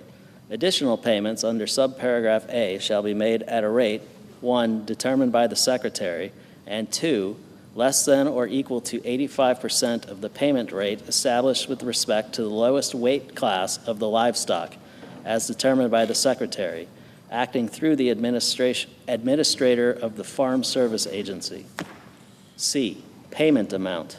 The amount of a payment to an eligible producer that has incurred unborn livestock death losses shall be equal to the payment rate determined under subparagraph B multiplied in the case of livestock described in 1, subparagraph A, B, or F of subsection A4 by 1, 2, subparagraph D of each subsection by 2, 3, subparagraph E of each subsection by 12, and 4, subparagraph G of such subsection by the average number of birthed animals for one gestation cycle for the species of such livestock as determined by the Secretary. D, unborn livestock death losses defined. In this paragraph, the term unborn livestock death losses means losses of any livestock described in subparagraph A, B, D, E, F, or G of subsection A4 that was gestating on the date of the death of the livestock. B, Livestock Forage Disaster Program. Section 1501 C3D21 of the Agricultural Act of 2014, 7 U.S.C. 9081 C3D21 is amended, 1, by striking 1 monthly payment and inserting 2 monthly payments, and 2, by striking county for at least 8 consecutive, and inserting the following: county for not less than AA, 4 consecutive weeks during the normal grazing period for the county, as determined by the Secretary, shall be eligible to receive assistance under this paragraph in an amount equal to 1 monthly payment using the monthly payment rate determined under subparagraph B or BB, 7 of the previous 8 consecutive. C, emergency assistance for livestock, honeybees, and farm-raised fish. 1, in general, Section 1501D of the Agricultural Act of 2014, 7 U.S.C. 9081D, is amended by adding at the end the following. 5, assistance for losses due to bird depredation. A, definition of farm-raised fish. In this paragraph, the term farm-raised fish means fish propagated and reared in a controlled freshwater environment. B, payments. Eligible producers of farm-raised fish, including fish grown as food for human consumption, shall be eligible to receive payments under this subsection to aid in the reduction of losses due to piscivorous birds. C, payment rate. 1, in general, the payment rate for payments under subparagraph B shall be determined by the Secretary, taking into account 1, costs associated with the deterrence of piscivorous birds. 2, the value of lost fish and revenue due to bird depredation. And 3, costs associated with disease loss from bird depredation. 2, minimum rate. The payment rate for payments under subparagraph B shall be not less than $600 per acre of farm-raised fish. D, payment amount. The amount of a payment under subparagraph B shall be the product obtained by multiplying 1, the applicable payment rate under subparagraph C, and 2, 85% of the total number of acres of farm-raised fish that the eligible producer has in production for the calendar year. 2, emergency assistance for honeybees. In determining honeybee colony losses eligible for assistance under Section 1501D of the Agricultural Act of 2014, 7 U.S.C. 9081D, the Secretary shall utilize a normal mortality rate of 15%. D, Tree Assistance Program. Section 1501E of the Agricultural Act of 2014, 7 U.S.C. 9081E, is amended 1, in paragraph 2B by striking 15%, adjusted for normal mortality, and inserting normal mortality, and 2, in paragraph 3, A, in subparagraph A1 by striking 15% mortality, adjusted for normal mortality, and inserting normal mortality, and B, in subparagraph B, 1, by striking 50 and inserting 65, and 2, by striking 15% damage or mortality adjusted for normal tree damage and mortality, and inserting normal tree damage or mortality. Subtitle E, Crop Insurance. Section 10501, Beginning Farmer and Rancher Benefit. A, definitions. 1, in general, Section 502B3 of the Federal Crop Insurance Act, 7 U.S.C. 1502B3, is amended by striking 5 and inserting 10. 2, conforming amendment. Section 522C7 of the Federal Crop Insurance Act, 7 U.S.C. 1522C7, is amended by striking subparagraph F. B, increase in assistance. Section 508E of the Federal Crop Insurance Act, 7 U.S.C. 1508E, is amended by adding at the end the following. 9, additional support. A, in general, in addition to any other provision of this subsection, except paragraph 2A regarding payment of a portion of premiums, a beginning farmer or rancher shall receive additional premium assistance, that is, the number of percentage points specified in subparagraph B greater than the premium assistance that would otherwise be available for the applicable policy, plan of insurance, and coverage level selected by the beginning farmer or rancher. B, percentage points adjustments. The percentage points referred to in subparagraph A are the following. 1. For each of the first and second reinsurance years that a beginning farmer or rancher participates as a beginning farmer or rancher in the applicable policy or plan of insurance, 5 percentage points. 2. For the third reinsurance year that a beginning farmer or rancher participates as a beginning farmer or rancher in the applicable policy or plan of insurance, 3 percentage points. 3.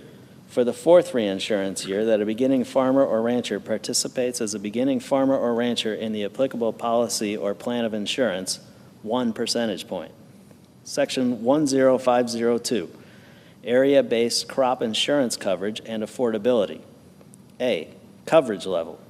Section 508C4 of the Federal Crop Insurance Act, 7 U.S.C. 1508C4 is amended, 1, in subparagraph A by striking Clause 2 and inserting the following. 2, may be purchased at any level not to exceed 1, in the case of the individual yield or revenue coverage, 85%. 2, in the case of individual yield or revenue coverage aggregated across multiple commodities, 90%. And 3, in the case of area yield or revenue coverage as determined by the corporation, 95%. And 2, in subparagraph C. A, in Clause 2 by striking 14 and inserting 10. And B, in Clause 3.1 by striking 86 and inserting 90. B, premium subsidy. Section 508E2H1 of the Federal Crop Insurance Act, 7 U.S.C. 1508E2H1, is amended by striking 65 and inserting 80. Section 10503, administrative and operating expense adjustments. Section 508K of the Federal Crop Insurance Act, 7 U.S.C. 1508K, is amended by adding at the end the following. 10. Additional expenses.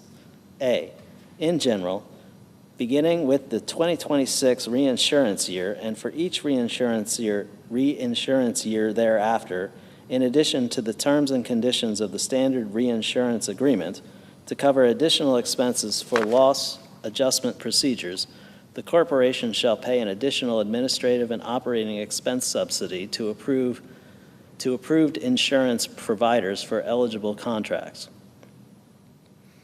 B, payment amount. In the case of an eligible contract, the payment to an approved insurance provider required under subparagraph A shall be the amount equal to 6% of the net book premium. C, definitions. In this paragraph, 1, eligible contract. The term eligible contract, 1, means a crop insurance contract entered into by an approved insurance provider in an eligible state, and 2, does not include a contract for AA, catastrophic risk protection under subsection B, BB, an area-based plan of insurance or similar plan of insurance as determined by the corporation, or CC, a policy under which an approved insurance provider does not incur loss adjustment expenses as determined by the corporation. 2, eligible state. The term eligible state means a state in which, with respect to an insurance year, the loss ratio for eligible contracts is greater than 120% of the total net book premium written by all approved insurance providers. 11, specialty crops. A, minimum reimbursement. Beginning with the 2026 reinsurance year and for each reinsurance year thereafter, the rate of reimbursement to approved insurance providers and agents for administrative and operating expenses with respect to crop insurance contracts covering agricultural commodities described in Section 101 of the Specialty Crops Competitiveness Act of 2004, 7 U.S.C. 1621 Note, Public Law 108-465, shall be equal to or greater than the percentage that is the greater of the following.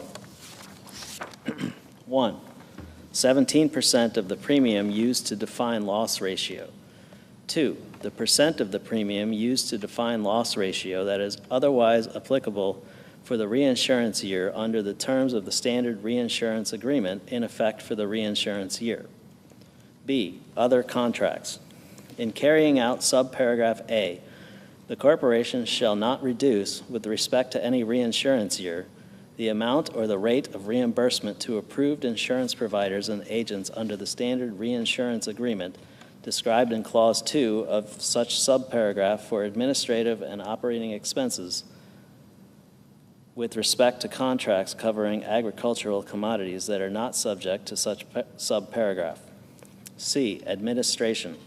The requirements of this paragraph and the adjustments made pursuant to this paragraph shall not be considered a renegotiation under paragraph 8A. 12, A&O inflation adjustment. In general, subject to subparagraph B, beginning with the 2026 reinsurance year and for each reinsurance year thereafter, the corporation shall increase the total administrative and operating expense reimbursements otherwise required under the standard reinsurance agreement in effect for the reinsurance year in order to account for inflation in a manner consistent with the increases provided with respect to the 2011 through 2015 reinsurance years under the enclosure included in Risk Management Agency Bulletin numbered MGR 10007 and dated June 30, 2010. B, special rule for 2026 reinsurance year. The increase under subparagraph A for the 2026 reinsurance year shall not exceed the percentage change for the preceding reinsurance year included in the Consumer Price Index for all urban consumers published by the Bureau of Labor Statistics and the Department of Labor. C, administration. An increase under subparagraph A, 1, shall apply with respect to all contracts covering agricultural commodities that were subject to an increase during the period of the 2011 through 2015 reinsurance years under the enclosure referred to in that subparagraph, and 2, shall not be considered a renegotiation under paragraph 8A. Section 10504, premium support. Section 508E2 of the Federal Crop Insurance Act, 7 U.S.C. 1508E2 is amended, 1, in subparagraph C1 by striking 64 and inserting 69, 2, in subparagraph D1 by striking 59 and inserting 64, 3, in subparagraph E1 by striking 55 and inserting 60, 4, in subparagraph F1 by striking 48 and inserting 51, and 5, in subparagraph G1 by striking 38 and inserting 41. Section 10505, Program Compliance and Integrity. Section 515L2 of the Federal Crop Insurance Act, 7 U.S.C. 1515L2, is amended by striking than and all that follows through the period at the end and inserting the following. Than, A, $4 million for each of fiscal years 2009 through 2025, and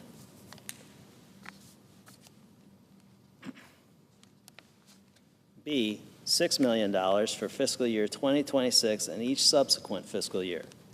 Section 10506, Reviews, Compliance, and Integrity. Section 516B2C1 of the Federal Crop Insurance Act, 7 U.S.C. 1516B2C1, is amended in the matter preceding subclause 1 by striking for each fiscal year and inserting for each of fiscal years 2014 through 2025 and $10 million for fiscal year 2026 and each fiscal year thereafter.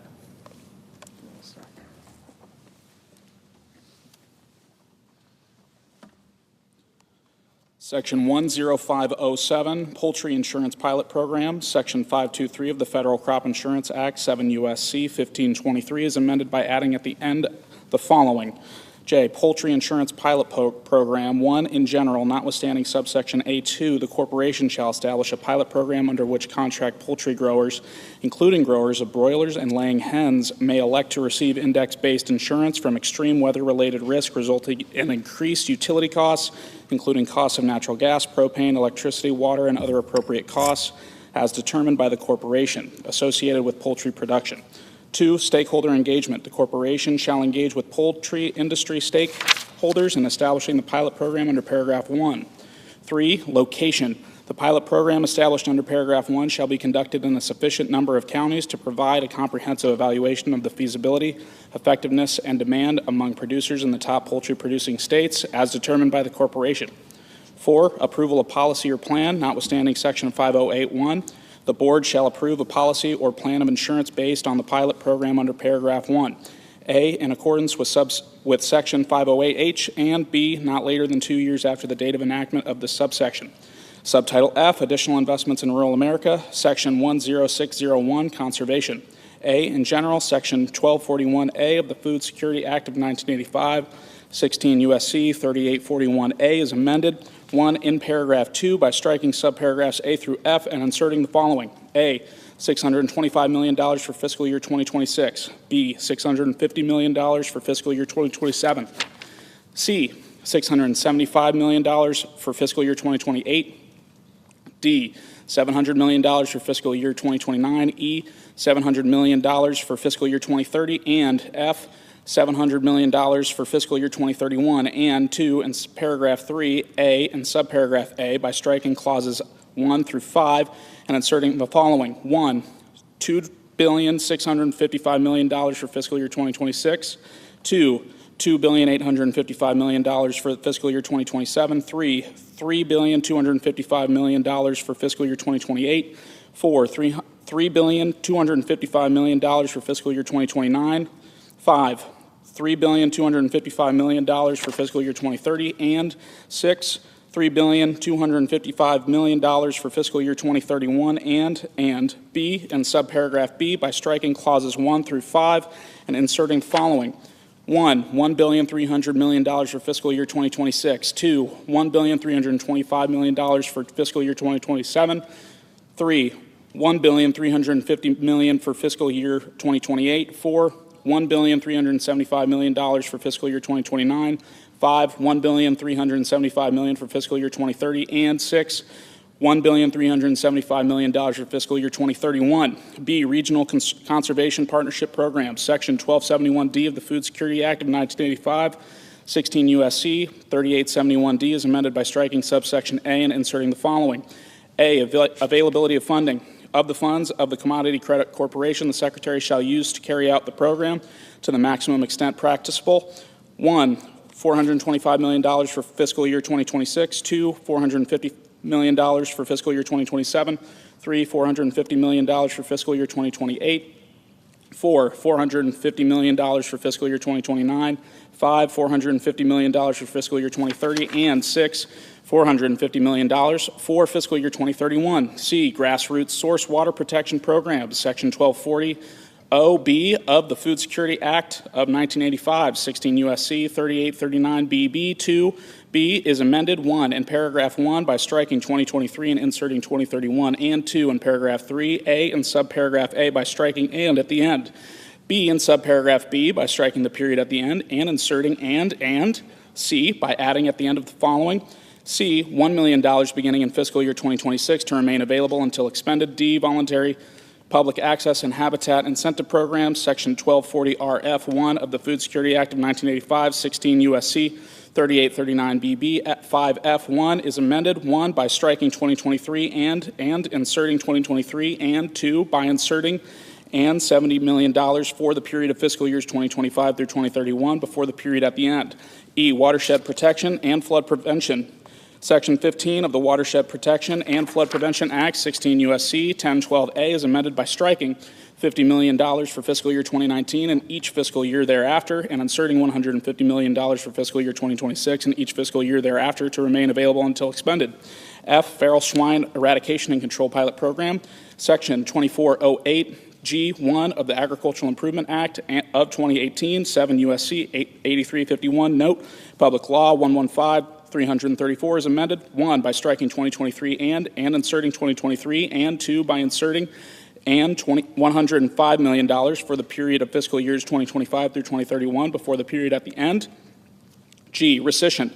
The unobligated balances of amounts appropriated by Section 21001A of Public Law 117-169, 136 Stat 2015 are rescinded. Section 10602 Supplemental Agricultural Trade Promotion Program. A, in general, the Secretary of Agriculture shall carry out a program to encourage the accessibility, development, maintenance, and expansion of commercial export markets for United States agricultural commodities.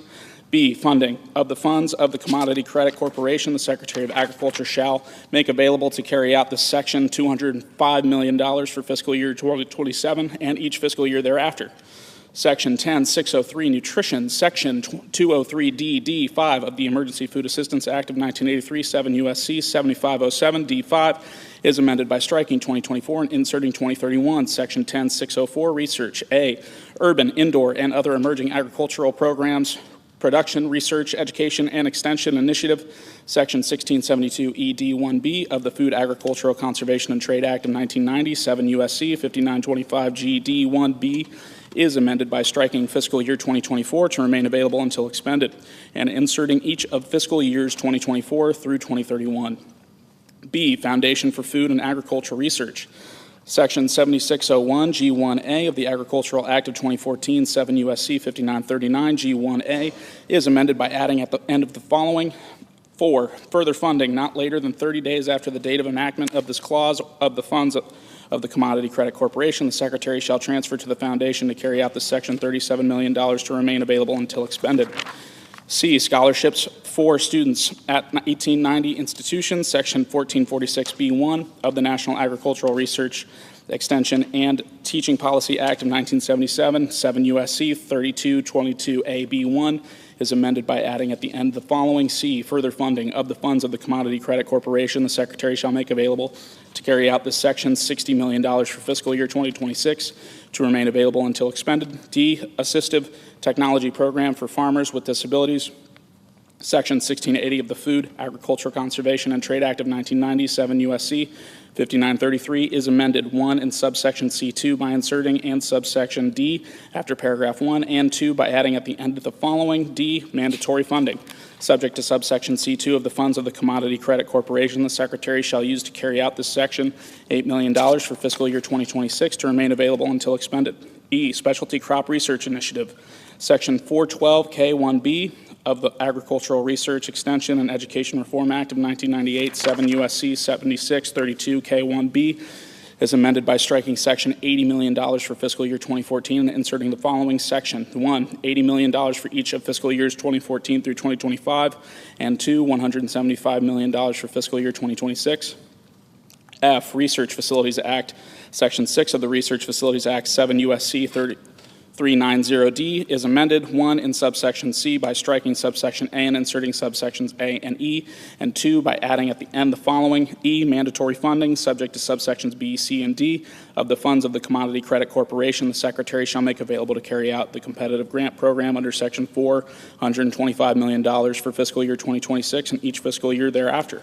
Section 10605 Energy, Section 9005 G1F of the Farm Security and Rural Investment Act of 2002, 7 U.S.C. 8105 G1F is amended by striking 2024 and inserting 2031. Section 10606 Horticulture.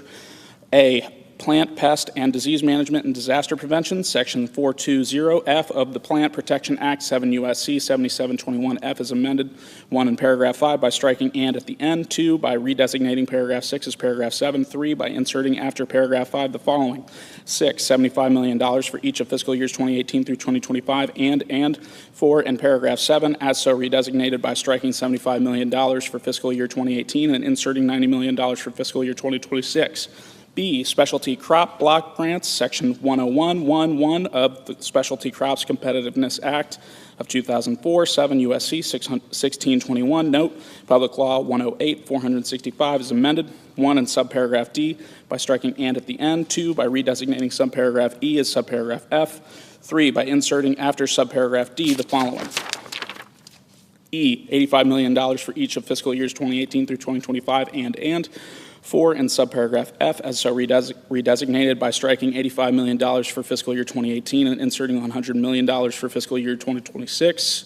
C, Organic Production and Market Data Initiative, Section 7407 D1 of the Farm Security and Rural Investment Act of 2002, 7 U.S.C. 5925 CD1 is amended, 1 in subparagraph B by striking and at the end, 2 in subparagraph C by striking the period at the end and inserting and by 3 by adding at the end the following. D, $10 million for the period of fiscal years 2026 through 2031. D, modernization and improvement of international trade technology systems and data collection, Section 2123C4 of the Organic Foods Production Act of 1997, U.S.C. 6522C4 is amended in the matter preceding subparagraph A by striking and $1 million for fiscal year 2024 and inserting $1 million for fiscal years 2024 and 2025 and $5 million for fiscal year 2026. E, National Organic Certification Cost Share Program, Section 10606 D1C of the Farm Security and Rural Investment Act of 2002, 7 U.S.C. 6523 D1C is amended by striking 2024 and inserting 2031. F, Multiple Crop and Pesticide Use Survey, Section 10109C of the Agricultural Improvement Act of 2018, Public Law 115-334, 132, Stat 4907 is amended by adding at the end the following. 3, further mandatory funding of the funds of the Commodity Credit Corporation. The Secretary shall use to carry out the Section $5 million for fiscal year 2026 to remain available until expended. Section 10607, miscellaneous. A, animal disease prevention and management. Section 10409 AD1 of the Animal Health Protection Act, 7 U.S.C. 8308 AD1 is amended, 1 in subparagraph B. A, in the heading by striking subsequent fiscal years and inserting fiscal years 2023 through 2025, and B, by striking fiscal year 2023 and each fiscal year thereafter and inserting each of fiscal years 2023 through 2025, and 2, by adding at the end the following. C, fiscal years 2026 through 2030 of the funds of the Commodity Credit Corporation. The Secretary shall make available to carry out the Section $233 million for each of fiscal years 2026 through 2030, of which 1, not less than $10 million shall be made available for each such fiscal year to carry out subsection A. 2, not less than $70 million shall be made available for each such fiscal year to carry out subsection B. And 3, not less than $153 million shall be made available for each such fiscal year to carry out subsection C. D, subsequent fiscal years. Of the funds of the Commodity Credit Corporation, the Secretary shall make available to carry out the section $75 million for fiscal year 2031, each fiscal year thereafter, of which not less than $45 million shall be made available for each of those fiscal years to carry out subsection B. B, Sheep Production and Marketing Grant Program, Section 209C of the Agricultural Marketing Act of 1946, 7 U.S.C. 1627 AC is amended, 1, by striking 2019 and inserting 2019, and 2, by inserting and $3 million for fiscal year 2026 after fiscal year 2024. The C, Pima Agricultural Cotton Trust Fund, Section 12314 of the Agricultural Act of 2014, 7 U.S.C. 2101, Note, Public Law 113-79 is amended, 1, in subsection B in the matter preceding paragraph 1 by striking 2024 and inserting 2031, and 2, in subsection H by striking 2024 and inserting 2031. D, Agricultural Wool Apparel Manufacturers Trust Fund, Section 12315 of the Agricultural Act 2014, 7 U.S.C. 7101, Note, Public Law 113-79 is amended by striking 2024 each place it appears and inserting 2031. E, Wool Research and Promotion, Section 12316A of the Agricultural Act of 2014, 7 U.S.C. 7101, Note, Public Law 113-79 is amended by striking 2024 and inserting 2031. F, Emergency Citrus Disease Research and Development Trust Fund, Section 12605D of the Agricultural Improvement Act of 2018, 7 U.S.C. 7632, Note, Public Law 115-334 is amended by striking 2024 and inserting 2031. Title II, Committee on Armed Services, Section 20001, Enhancement of Department of Defense Resources for Improving the Quality of Life for Military Personnel. A, appropriations. In addition to amounts otherwise available, there are appropriated to the Secretary of Defense for fiscal year 2025 out of any money in the Treasury not otherwise appropriated to remain available until September 30th, 2029. 1, $230,480,000 for restoration and modernizations costs under the Marine Corps Barracks 2030 Initiative. 2, $119 million for base operating support costs under the Marine Corps. 3, $1 billion for Army, Navy, Air Force, and Space Force sustainment, restoration, and modernization of military unaccompanied housing. $2 billion for the Defense Health Program. 5, $2 $1,900,000,000 to supplement the basic allowance for housing payable to members of the Army, Air Force, Navy, Marine Corps, and Space Force, notwithstanding Section 403 of Title 37 United States Code. 6, $50 million for bonuses, special pays, and incentive pays for members of the Army, Air Force, Navy, Marine Corps, and Space Force pursuant to Titles 10 and 37 United States Code. 7, $10 million for the defense activity for non-traditional education, supports online academic skills course program for members of the Army, Air Force, Navy, Marine Corps, and Space Force. 8, $100 million for tuition assistance for members of the Army, Air Force, Navy, Marine Corps, and Space Force pursuant to Title 10 United States Code. 9, $100 million for child care fee assistance for members of the Army, Air Force, Navy, Marine Corps, and Space Force under Part 2 of Chapter 88 of Title 10 United States Code. 10, $590 million to increase the temporary lodging expense allowance under Chapter 8 of Title 37 United States Code to 21 days. 11, $100 million for Department of Defense impact aid payments to local educational agencies under Section 2008 of Title 10 United States Code. 12, $10 million for military spouse professional licensure under Section 1784 of Title 10 United States Code. 13, $6 million for Armed Forces Retirement Home Facilities. 14, $100 million for the Defense Community Infrastructure Program. 15, $100 million for Defense Advanced Research Projects Agencies, DARPA, Casualty Care Research, and 16, $62 million for modernization of Department of Defense Child Care Center staffing. B, temporary increase in percentage of value of authorized investment in certain privatized military housing projects, 1, in general.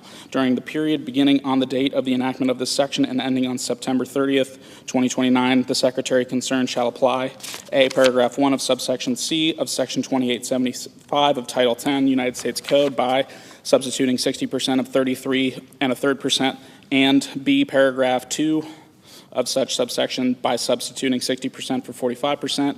2, secretary concerned defined. In this subsection, the term secretary concerned has the meaning given such term in Section 101 of Title 10 United States Code.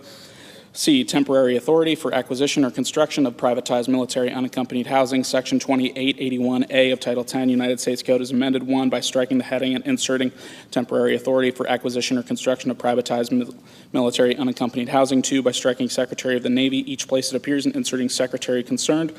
3, by striking under the pilot projects each place it appears and inserting pursuant to this section. 4, in subsection A, by striking the heading and inserting in general, and B, by striking carry out not more than 3 pilot projects under the authority of this section or another provision of this subchapter to use the private sector, and inserting use the authority under the subchapter to enter into contracts with appropriate private sector entities. 5, in subsection C, by striking privatized housing and inserting privatized housing units. 6, by redesignating subsection F as subsection E, and 7, in subsection E as so redesignated. A, by striking under the pilot programs and inserting under this section, and B, by striking September 30th, 2009 and inserting September 30th, 2029. Section 20002, enhancement of Department of Defense resource for shipbuilding. In addition to amounts otherwise available, there are appropriated to the Secretary of Defense for fiscal year 2025 out of any money in the Treasury not otherwise appropriated to remain available until September 30th, 2029. 1, $250 million for the expansion of accelerated training and defense manufacturing program. 2, $250 million for United States production of turbine generators for shipbuilding and industrial bases. 3, $450 million for United States additive manufacturing for wire production and machining capacity for shipbuilding and industrial base. 4, $492 million for the next generation shipbuilding techniques. 5, $85 million for United States made steel plate for shipbuilding industrial base. 6, $50 million for machining capacity for naval propellers for shipbuilding industrial base. 7, $110 million for rolled steel and fabrication facility for shipbuilding industrial base. 8, $400 million for expansion of collaborative campus for naval shipbuilding. 9, $450 million for application of autonomy and artificial intelligence to naval shipbuilding. 10, $500 million for the adoption of advanced manufacturing techniques in the shipbuilding industrial base. 11, $500 million for additional dry dock capability. 12, $50 million for the expansion of cold spray repair technologies. 13, $450 million for additional maritime industrial workforce development programs. 14, $750 million for additional supplier development across the naval shipbuilding industrial base. 15, $250 million for additional advanced manufacturing processes across the naval shipbuilding industrial base. 16, $4.6 billion for a second Virginia-class submarine in fiscal year 2026. 17, $5.4 billion for 2 additional guided missile destroyers, DDG ships. 18, $160 million for advanced procurement of landing ship medium 19, $1,803,941,000 for procurement of landing ship medium. 20, $295 million for development of a second landing craft utility shipyard and production of additional landing craft utility. 21, $100 million for advanced procurement for light replenishment boiler program. 22, $600 million for the lease or purchase of new ships through the National Defense Sea Lift Fund. 23, $2,725 million for the procurement of TAO oilers.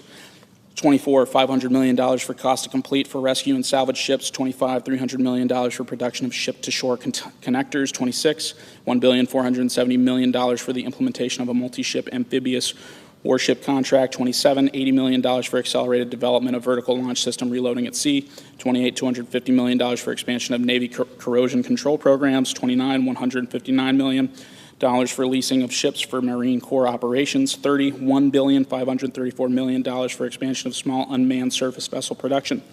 31, $2,100 million for development, procurement, and integration of purpose-built medium unmanned surface vessels.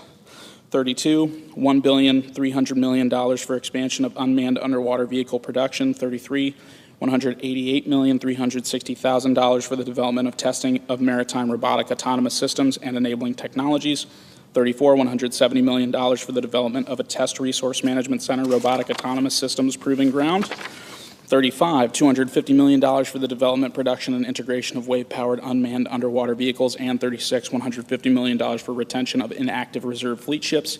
Section 20003, enhancement of Department of Defense resources for integrated air and missile defense. A, next-generation missile defense technologies, in addition to amounts otherwise available, there are appropriated to the Secretary of Defense for fiscal year 2025 out of any money in the Treasury not otherwise appropriated to remain available until September 30th, 2029.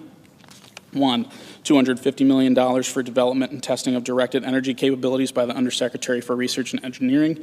2, $500 million for national security space launch infrastructure. 3, $2 billion for air-moving target indicator military satellites. 4, $400 million for expansion of multi-service advanced capability hypersonic test bed program. 5, $5,600 million for development of space-based and boost phase intercept capabilities. 6, $7,200 million for the development, procurement, and integration of military space-based sensors. And 7, $2,550 million for the development, procurement, and integration of military missile defense capabilities. B, Laird Homeland Defense. In addition to amounts otherwise available, there are appropriated to the Secretary of Defense for fiscal year 2025 out of any money in the Treasury not otherwise appropriated to remain available until September 30th, 2029. 1, $2,200 million for acceleration of hypersonic defense systems. 2, $800 million for accelerated development and deployment of next-generation intercontinental ballistic missile defense systems. 3, $408 million for Army space and strategic missile test range infrastructure restoration and modernization in the United States Indo-Pacific Command Area of Operations west of the international date line. 4, $1,975 million for improved ground-based missile defense radars. And 5, $530 million for the design and construction of Missile Defense Agency missile instrumental range safety ship. Section 20004, enhancement of Department of Defense resources for munitions and defense supply chain resiliency. A, appropriations. In addition to amounts otherwise available, there are appropriated to the Secretary of Defense for fiscal year 2025 out of any money in the Treasury not otherwise appropriated to remain available until September 30th, 2029. 1, $400 million for the development, production, and integration of Navy and Air Force long-range anti-ship missiles. 2, $380 million for production capacity expansion for Navy and Air Force long-range anti-ship missiles. 3, $490 million for the development, production, and integration of Navy and Air Force long-range air-to-surface missiles. 4, $94 million for the development, production, and integration of alternative Navy and Air Force long-range air-to-surface missiles. 5, $630 million for the development, production, and integration of long-range Navy air defense and anti-ship missiles. 6, $688 million for the development, production, and integration of long-range multi-service cruise missiles.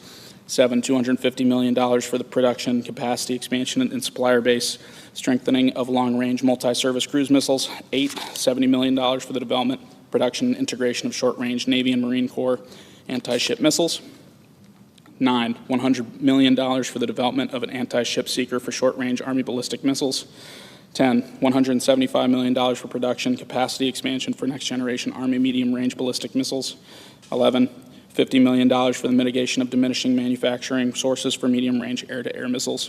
12, $250 million for the procurement of medium-range air-to-air missiles. 13, $225 million for the expansion of production capacity for medium-range air-to-air missiles. 14, $50 million for the development of second sources for components of short-range air-to-air missiles. 15, $325 million for production capacity improvements for air-launched anti-radiation missiles. 16, $50 million for the accelerated development of Army next-generation medium-range anti-ship ballistic missiles. 17, $114 million for the production of Army next-generation medium-range ballistic missiles. 18, $300 million for the production of Army medium-range ballistic missiles. 19, $85 million for the accelerated development of Army long-range ballistic missiles. 20, $400 million for the production of heavyweight torpedoes. 21, $200 million for the development, procurement, and integration of mass-producible autonomous underwater munitions. 22, $70 million for the improvement of heavyweight torpedo maintenance activities. 23, $200 million for the production of lightweight torpedoes. 24, $500 million for the development, procurement, and integration of maritime mines. 25, $50 million for the development, procurement, and integration of new underwater explosives. 26, $55 million for the development, procurement, and integration of lightweight multi-mission torpedoes. 27, $80 million for the production of sono buoys. 28, $150 million for the development, procurement, and integration of air-delivered long-range maritime mines. 29, $61 million for the acceleration of Navy expeditionary loitering munitions deployment. 30, $50 million for the acceleration of one-way attack unmanned aerial systems with advanced autonomy. 31, $1 billion for the expansion of the one-way attack unmanned aerial systems industrial base. 32, $200 million for investments in solid rocket motor industrial base through the Industrial Base Fund established under Section 4817 of Title 10 United States Code. 33, $400 million for investments in the emerging solid rocket motor industrial base through the Industrial Base Fund established under Section 4817 of Title 10 United States Code. 34, $42 million for investments in second sources for large diameter solid rocket motors for hypersonic missiles. 35, $1 billion for the creation of next-generation automated munitions production factories. 36, $170 million for the development of advanced radar depot for repair, testing, and production of radar and electronic warfare systems. 37, $25 million for the expansion of the Department of Defense industrial base policy analysis workforce. 38, $30,300,000 for the repair of Army missiles. 39, $100 million for the production of small and medium ammunition.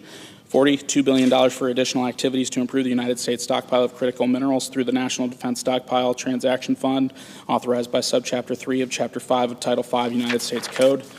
41, $10 million for the expansion of Department of Defense Armaments Cooperation Workforce. 42, $500 million for the expansion of the Defense Exportability Features Program.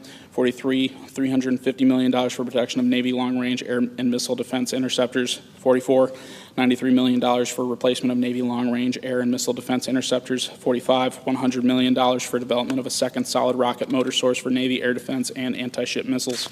46, $65 million for expansion of production capacity of Missile Defense Agency long-range anti-ballistic missiles. 47, $225 million for expansion of production capacity for Navy air defense and anti-ship missiles. 48, $103,300,000 for expansion of depot-level maintenance facility for Navy long-range air and missile defense interceptors. 49, $18 million for creation of domestic source for guidance section of Navy short-range air defense missiles. 50, $65 million for integration of Army medium-range air and missile defense interceptor with Navy ships. 51, $176,100,000 for production of Army long-range movable missile defense radar.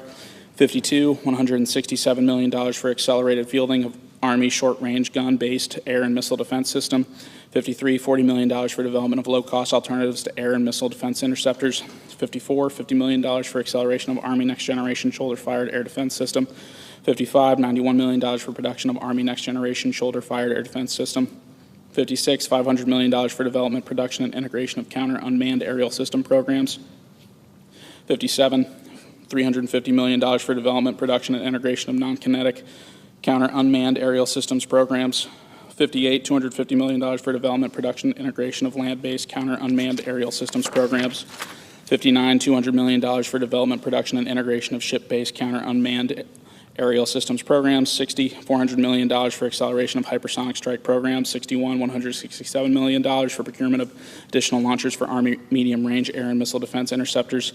62, $500,000 for expansion of defense advanced manufacturing techniques. 63, $1 million for establishment of the Joint Energetics Transition Office. 64, $200 million for acceleration of Army medium-range air and missile defense interceptors. 65, $150 million for additive manufacturing for propellant. 66, $250 million for expansion and acceleration of penetrating munitions production.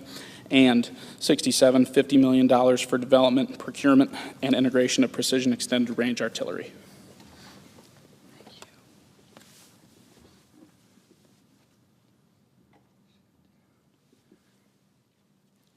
B, appropriation. In addition to amounts otherwise available, there is appropriated to the Secretary of Defense for fiscal year 2025 out of any money in the Treasury not otherwise appropriated to remain available until September 30th, 2029, $3.3 billion for grants and purchase commitments made pursuant to the Industrial Base Fund established under Section 4817 of Title 10, United States Code. C, appropriation. In addition to amounts otherwise available, there is appropriated to the Secretary of Defense for fiscal year 2025 out of any money in the Treasury not otherwise appropriated to remain available until September 30th, 2029, $5 billion for investments in critical mineral supply chains made pursuant to the Industrial Base Fund established under Section 4817 of Title 10, United States Code. D, appropriations. In addition to amounts otherwise available, there is appropriated to the Secretary of Defense out of any money in the Treasury not otherwise appropriated to remain available until September 30th, 2029, $500 million to the Department of Defense Credit Program account to carry out the Capital Assistance Program, including loans, loan guarantees, and technical assistance established under Section 149E of Title 10, United States Code for critical minerals and related industries and projects, including related covered technology categories, provided that 1, such amounts are available to subsidize gross obligations for the principal amount of direct loans and total loan principal, any part of which is to be guaranteed, not to exceed $100 billion, and 2, such amounts are available to cover all costs and expenditures as provided under Section 149E5B of Title 10, United States Code. Section 20005, enhancement of Department of Defense resources for scaling low-cost weapons into production. A, appropriations. In addition to amounts otherwise available, there are appropriated to the Secretary of Defense for fiscal year 2025 out of any money in the Treasury not otherwise appropriated to remain available until September 30th, 2029, 1, $25 million for the Office of Strategic Capital Global Technology Scout Program, 2, $1.4 billion for the expansion of the Small Unmanned Aerial System Industrial Base, 3, $400 million for the development and deployment of the Joint Fires Network and associated joint battle management capabilities, 4, $400 million for the expansion of advanced command and control tools to combatant commands and military departments, 5, $100 million for the development of shared secured facilities for the Defense Industrial Base, 6, $50 million for the creation of additional Defense Innovation Unit on-ramp hubs, 7, $600 million for the acceleration of strategic capabilities office programs, 8, $650 million for the expansion of mission capabilities office joint prototyping and experimentation activities for military innovation, 9, $500 million for the accelerated development and integration of advanced 5G, 6G technologies for military use, 10, $25 million for testing of simultaneous transmit and receive technology for military spectrum agility, 11, $50 million for the development, procurement, and integration of high-altitude stratospheric balloons for military use, 12, $120 million for the development, procurement, and integration of long-endurance unmanned aerial systems for surveillance, 13, $40 million for the development, procurement, and integration of alternative positioning and navigation technology to enable military operations in contested electromagnetic environments, 14, $750 million for the acceleration of innovative military logistics and energy capability development and deployment, 15, $125 million for the acceleration of development of small, portable, modular nuclear reactors for military use, 16, $1 billion for the expansion of programs to accelerate the procurement and fielding of innovative technologies. 17, $90 million for the development of reusable hypersonic technology for military strikes. 18, $2 billion for the expansion of Defense Innovation Unit ceiling of commercial technology for military use. 19, $500 million to prevent delays in delivery of attributable autonomous military capabilities. 20, $1.5 billion for the development, procurement, and integration of low-cost cruise missiles. 21, $124 million for improvements to Test Resource Management Center artificial intelligence capabilities. 22, $145 million for the development of artificial intelligence to enable one-way attack, unmanned aerial systems, and naval systems. 23, $250 million for the development of the Test Resource Management Center digital test environment. 24, $250 million for the advancement of the artificial intelligence ecosystem. 25, $250 million for the expansion of Cyber Command artificial intelligence lines of effort. 26, $250 million for the acceleration of the quantum benchmarking initiative. 27, $1 billion for the expansion and acceleration of qualification activities and technical data management to enhance competition in defense industrial base. 28, $400 million for the expansion of the Defense Manufacturing Technology Program. 29, $1,685 million for military cryptographic modernization activities. 30, $90 million for Apex accelerators, the Mentor Protege program, and cybersecurity support to small non-traditional contractors. 31, $250 million for the development, procurement, and integration of Air Force low-cost counter-air capabilities. 32, $10 million for additional Air Force wargaming activities. And 33, $20 million for the Office of Strategic Capital Workforce. B, appropriations.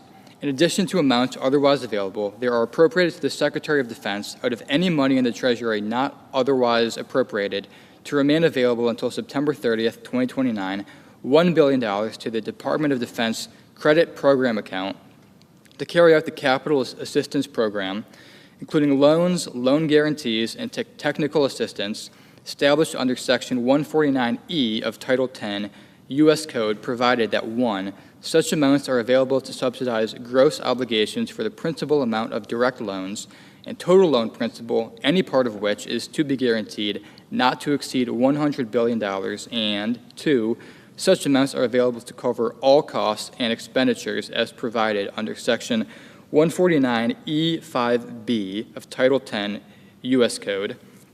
Section 20006, enhancement of Department of Defense resources for improving the efficiency and cybersecurity of the Department of Defense.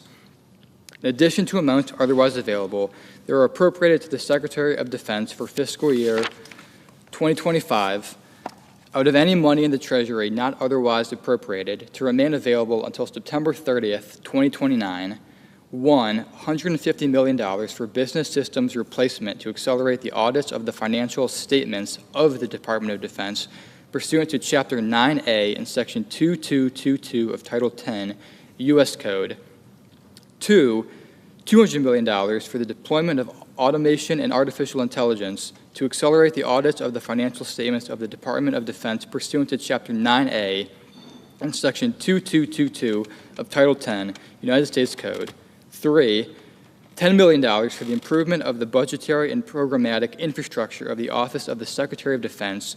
And 4, $20 million for defense cybersecurity programs of the Defense Advanced Research Projects Agency.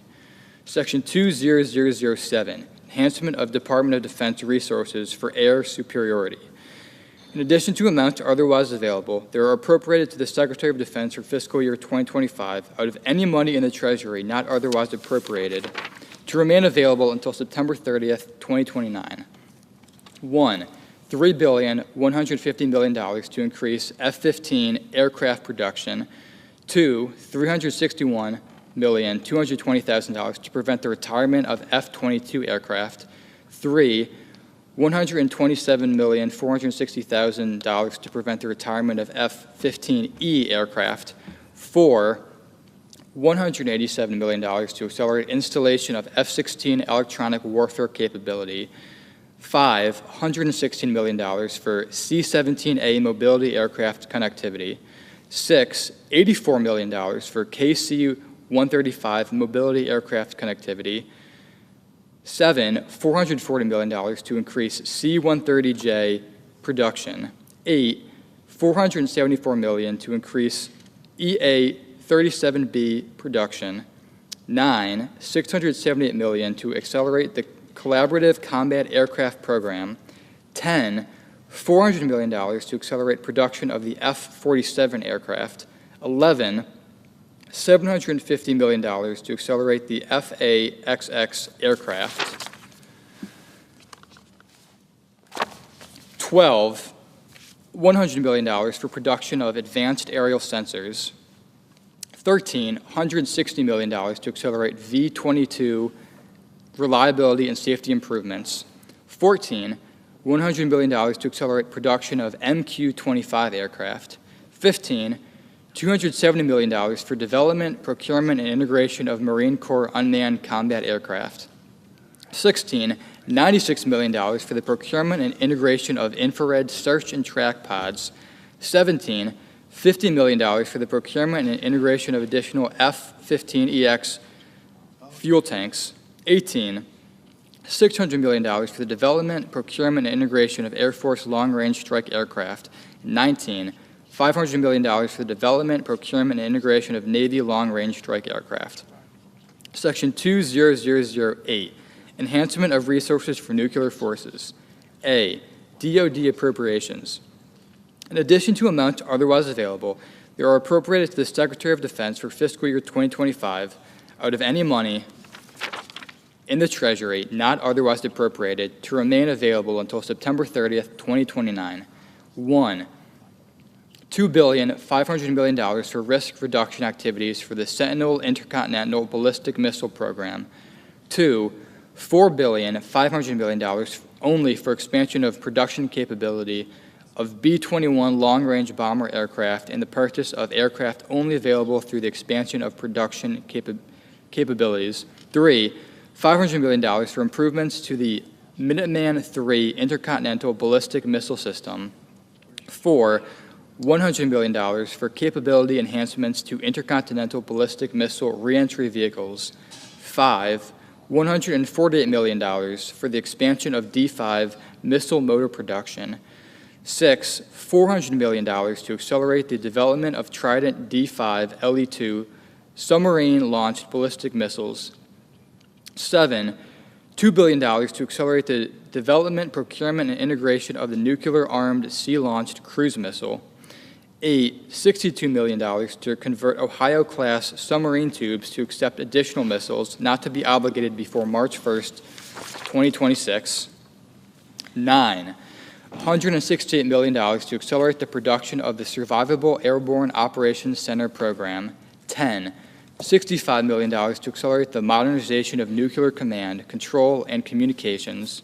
11, $210,300,000 for the increased production of MH-139 helicopters. And 12, $150 million to accelerate the development, procurement, and integration of military nuclear weapons delivery programs. B, NNSA appropriations. In addition to amounts otherwise available, they are appropriated to the Administrator of the National Nuclear Security Administration for fiscal year 2025 out of any money in the Treasury not otherwise appropriated to remain available until September 30th, 2029.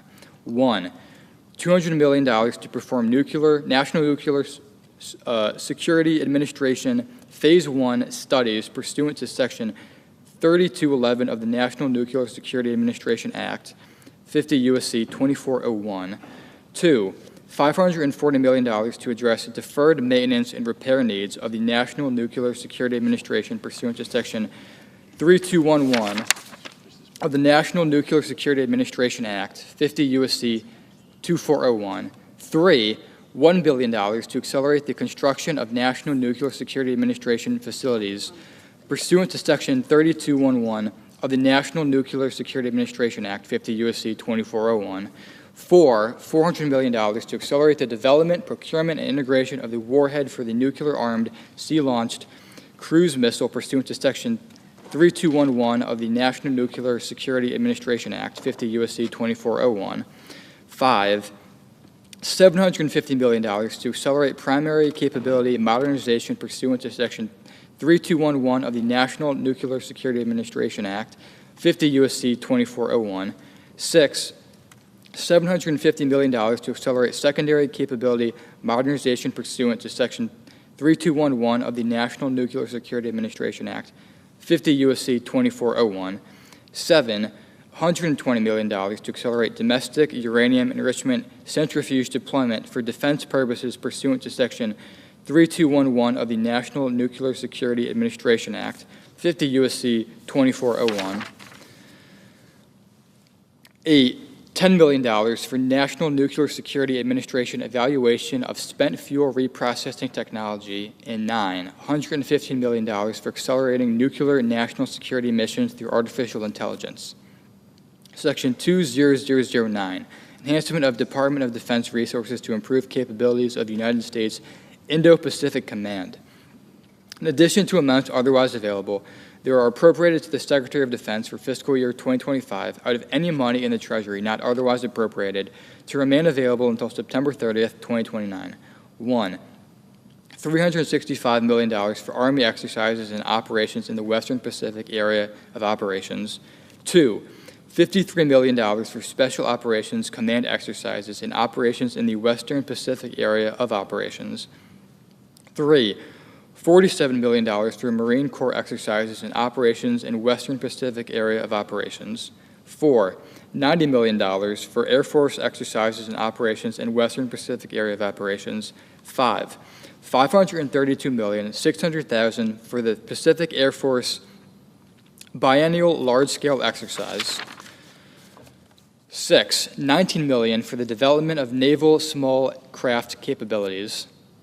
7, $35 million for military additive manufacturing capabilities in the United States Indo-Pacific Command Area of Operations west of the International Date Line. 8, $450 million for the development of airfields within the area of operations of the United States Indo-Pacific Command. 9, $1.1 billion for development of infrastructure within the area of operations of United States Indo-Pacific Command. 10, $124 million for mission networks for United States Indo-Pacific Command. 11, $100 million for the Air Force regionally based cluster preposition base kits. 12, $115 million for exploration and development of existing Arctic infrastructure. 13, $90 million for the accelerated development of non-kinetic capabilities. 14, $20 million for United States Indo-Pacific Command military exercises. 15, $143 million for anti-submarine sonar arrays. 16, $30 million for surveillance and reconnaissance capabilities for United States Africa Command. 17, $30 million for surveillance and reconnaissance capabilities for United States Indo-Pacific Command. 18, $500 million for the development, coordination, and deployment of economic competition effects within the Department of Defense. 19, $10 million for the expansion of Department of Defense workforce for economic competition. 20, $1 billion for offensive cyber operations. 21, $500 million for personnel and operations costs associated with forces assigned to United States Indo-Pacific Command. 22, $300 million for the procurement of mesh network communications capabilities for Special Operations Command Pacific. 23, $850 million for the replenishment of military articles. 24, $200 million for the acceleration of Guam Defense System program. 25, $68 million for the Space Force facilities improvements. 26, $150 million for ground moving target indicator military satellites.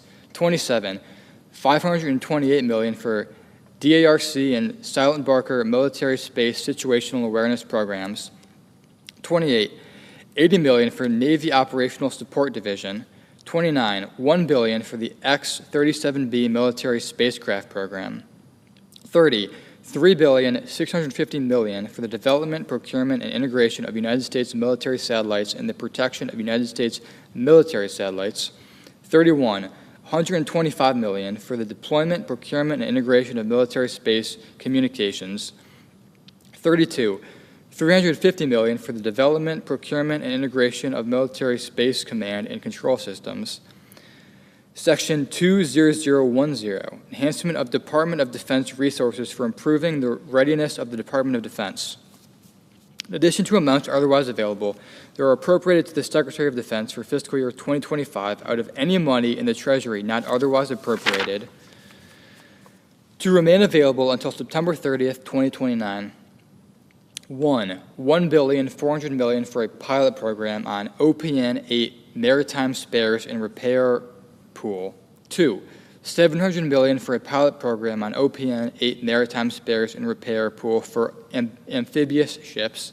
3, $2.118 billion for spares and repairs to keep Air Force aircraft mission capable. 4, $1.5 billion for Army depot modernization and capacity enhancement.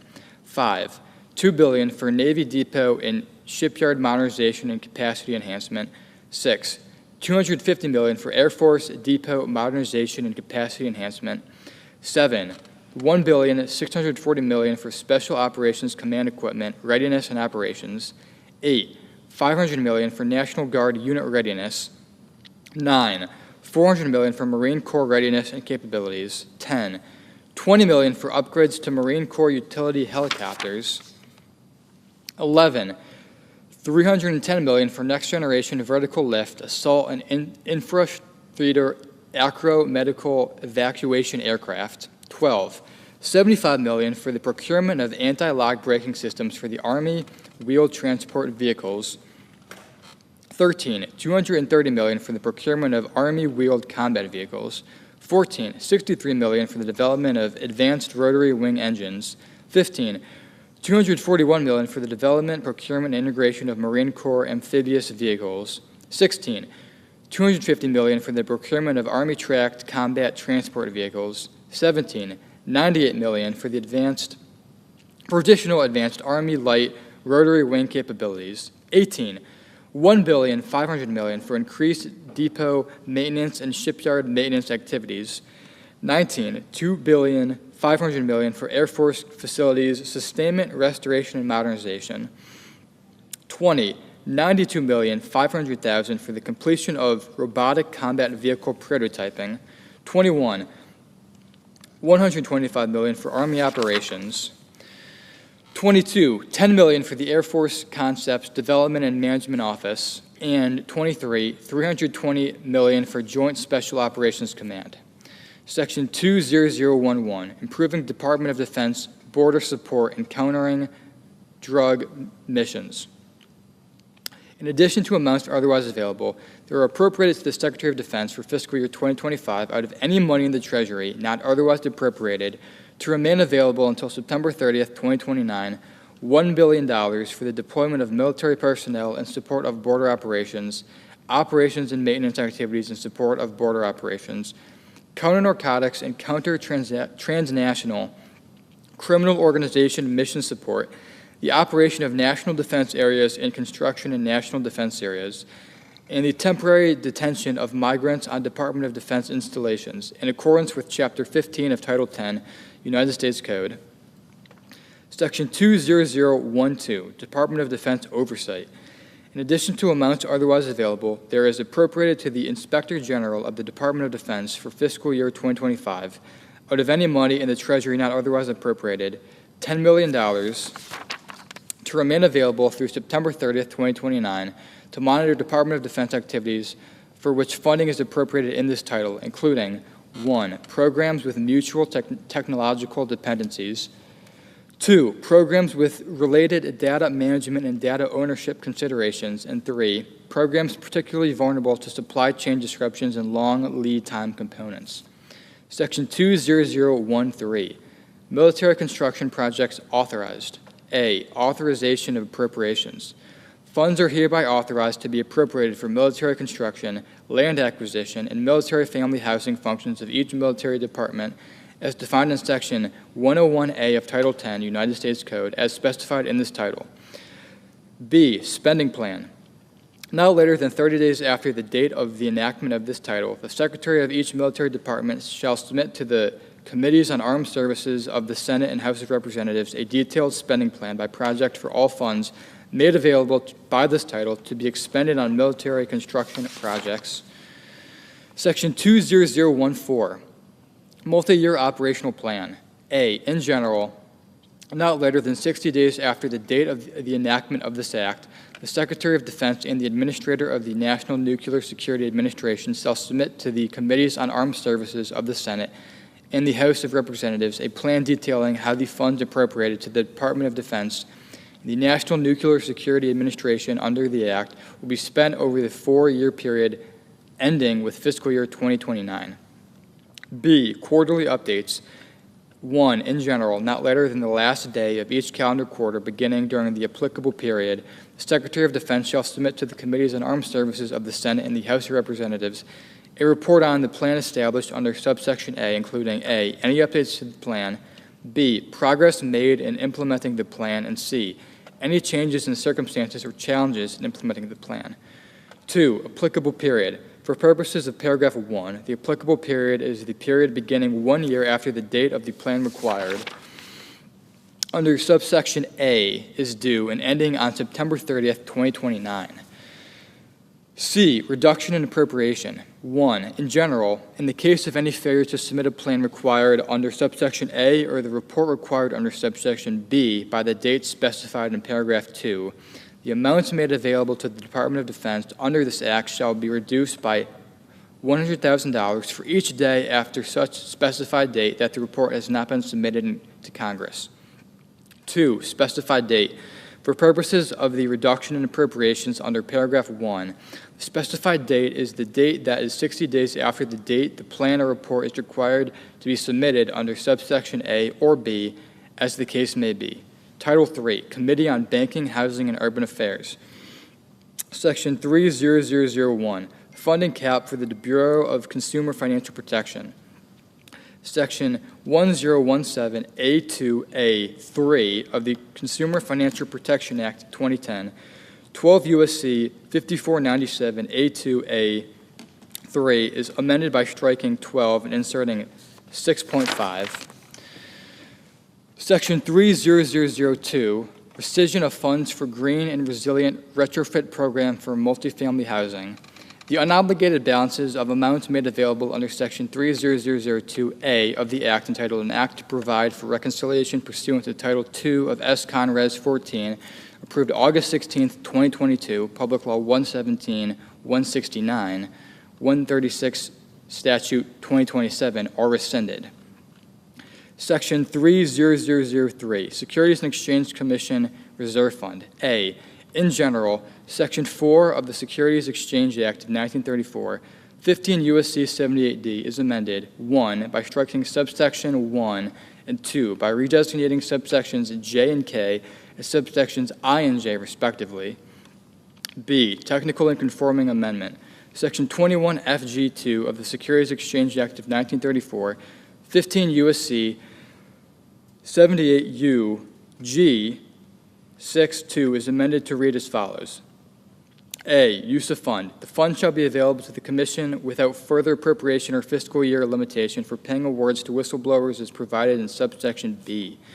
C, transition provision. During the period beginning on the date of enactment of this Act and ending on October 1st, 2025, the Securities and Exchange Commission may expend amounts in the Securities and Exchange Commission Reserve Fund that were obligated before the date of enactment of this Act for any program, project, or activity that is ongoing as of the day before the date of enactment of this Act, in accordance with subsection 1 of subsection 4 of the Securities Exchange Act of 1934, 15 U.S.C. 78D, as in effect on the day before the date of enactment of this Act. D, transfer of remaining amounts. Effective on October 1st, 2025, the obligated and unobligated balances of amounts in the Securities and Exchange Commission Reserve Fund shall be transferred to the general fund of the Treasury. E, closing of account. For the purposes of Section 1555 of Title 31, United States Code, the Securities and Exchange Commission Reserve Fund shall be considered closed and thereafter shall not be available for obligation or expenditure for any purpose upon execution of the transfer required under subsection D.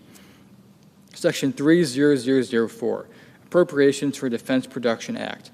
In addition to amounts otherwise available, there is appropriated for fiscal year 2025, out of amounts not otherwise appropriated, $1 billion to remain available until September 30th, 2027, to carry out the Defense Production Act, 50 U.S.C. 4501. Title IV, Committee on Commerce, Science, and Transportation.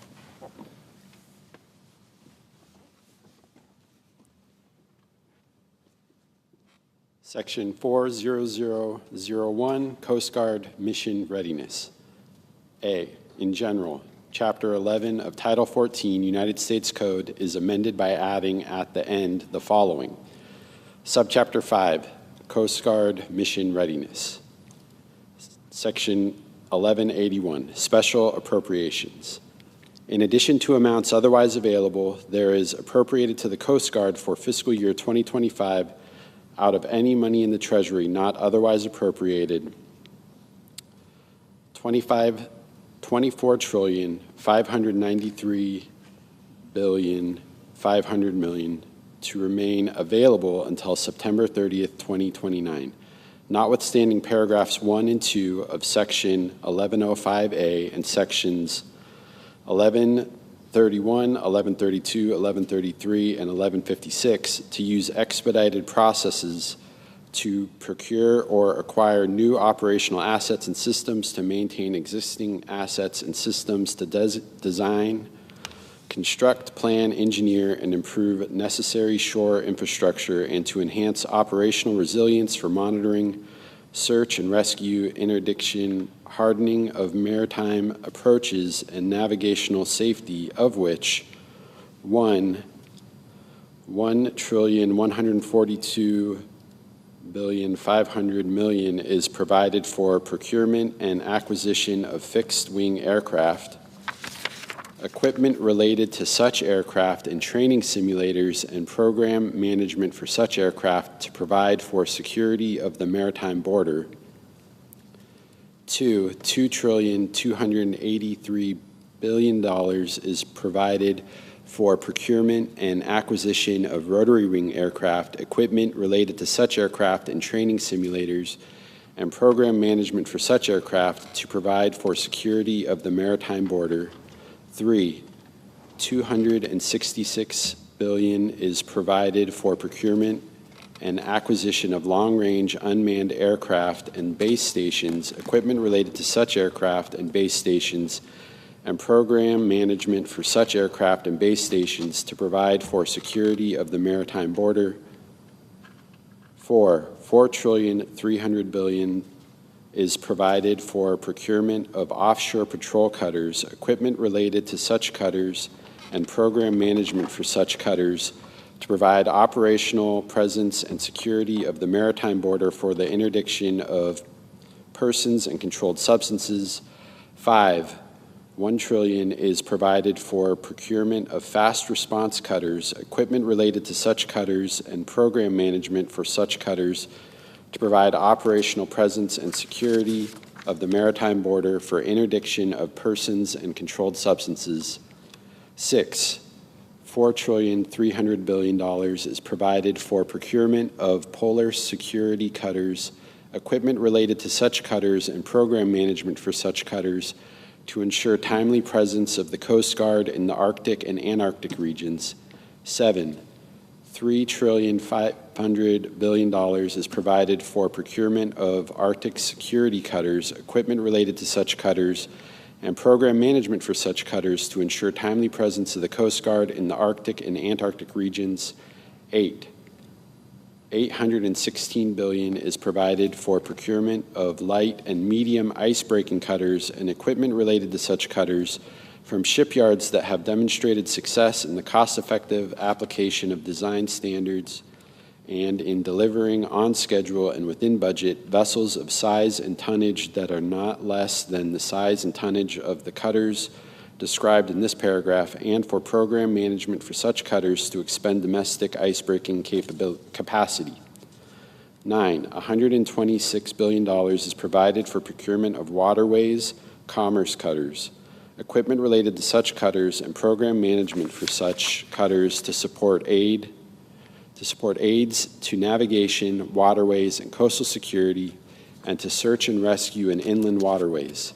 10, $4,379 billion is provided for design, planning, engineering, recapitalization, construction, rebuilding, and improvement of, and program management for shore facilities, of which A, $425 billion is provided for design, planning, engineering, construction of, and program management for 1, the enlisted boot camp barracks and multi-use training center, and 2, other related facilities at the enlisted boot camp.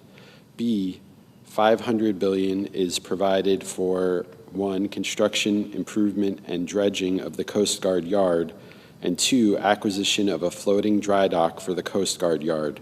C, not more than $2,729,500 million is provided for home ports and hangars for cutters and aircraft for which funds are appropriated under paragraph 1 through 9, and D, $300 billion is provided for home porting of the existing polar icebreaker commissioned into service in 2025. 11, $2,200 billion is provided for aviation cutter and shore facility depot maintenance and maintenance of command, control, communication, computer, and cyber assets. 12, $170 billion is provided for improving maritime domain awareness on the maritime border at United States ports and land-based facilities and in the cyber domain. And 13, $75 billion is provided for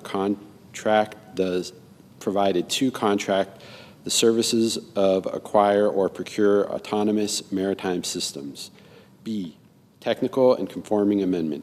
The analysis for Chapter 11 of Title 14 United States Code is amended by adding at the end the following.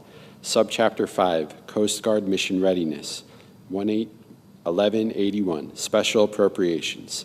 Section 4002, Spectrum Auctions. A, definitions. In this section, 1, Assistant Secretary. The term Assistant Secretary means the Assistant Secretary of Commerce for Communications and Information. 2, Commission. The term commission means the Federal Communications Commission.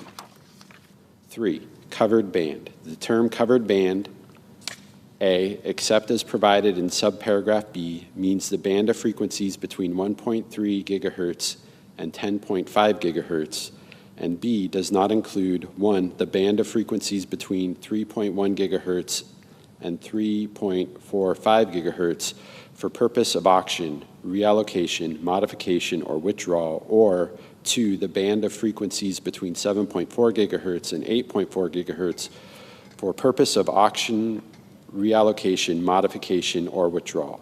4, full power commercial licensed use cases. The term full power commercial licensed use cases means flexible use wireless broadband services with base station power levels sufficient for high power, high density, and wide area communication mobile services consistent with the service rules under Part 27 of Title 47, Code of Federal Regulations, or any successor regulations for wireless broadband deployment through the covered band.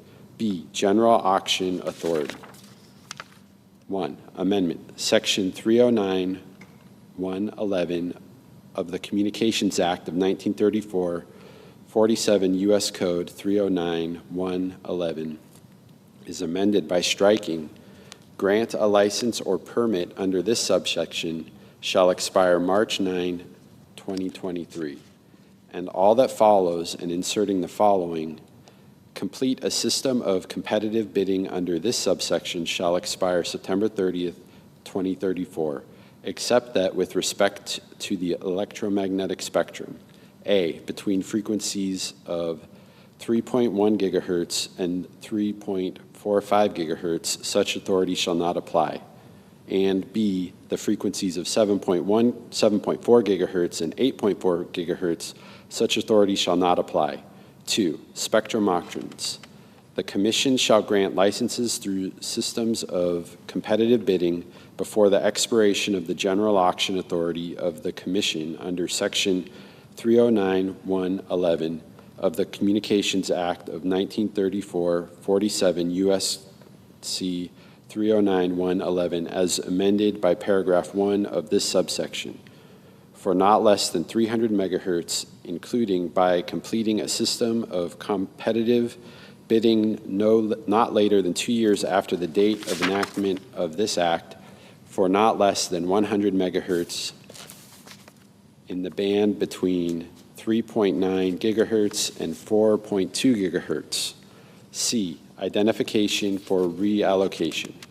In general, the Assistant Secretary, in consultation with the Commission, shall identify 500 megahertz of frequencies in the covered band for reallocation to non-federal use, shared federal and non-federal use, or a combination thereof, for full power commercial licensed use cases that, A, as of the date of enactment of this act are allocated for federal use, and B, shall be in addition to the 300 megahertz of frequencies for which the Commission grants licenses under subsection B2.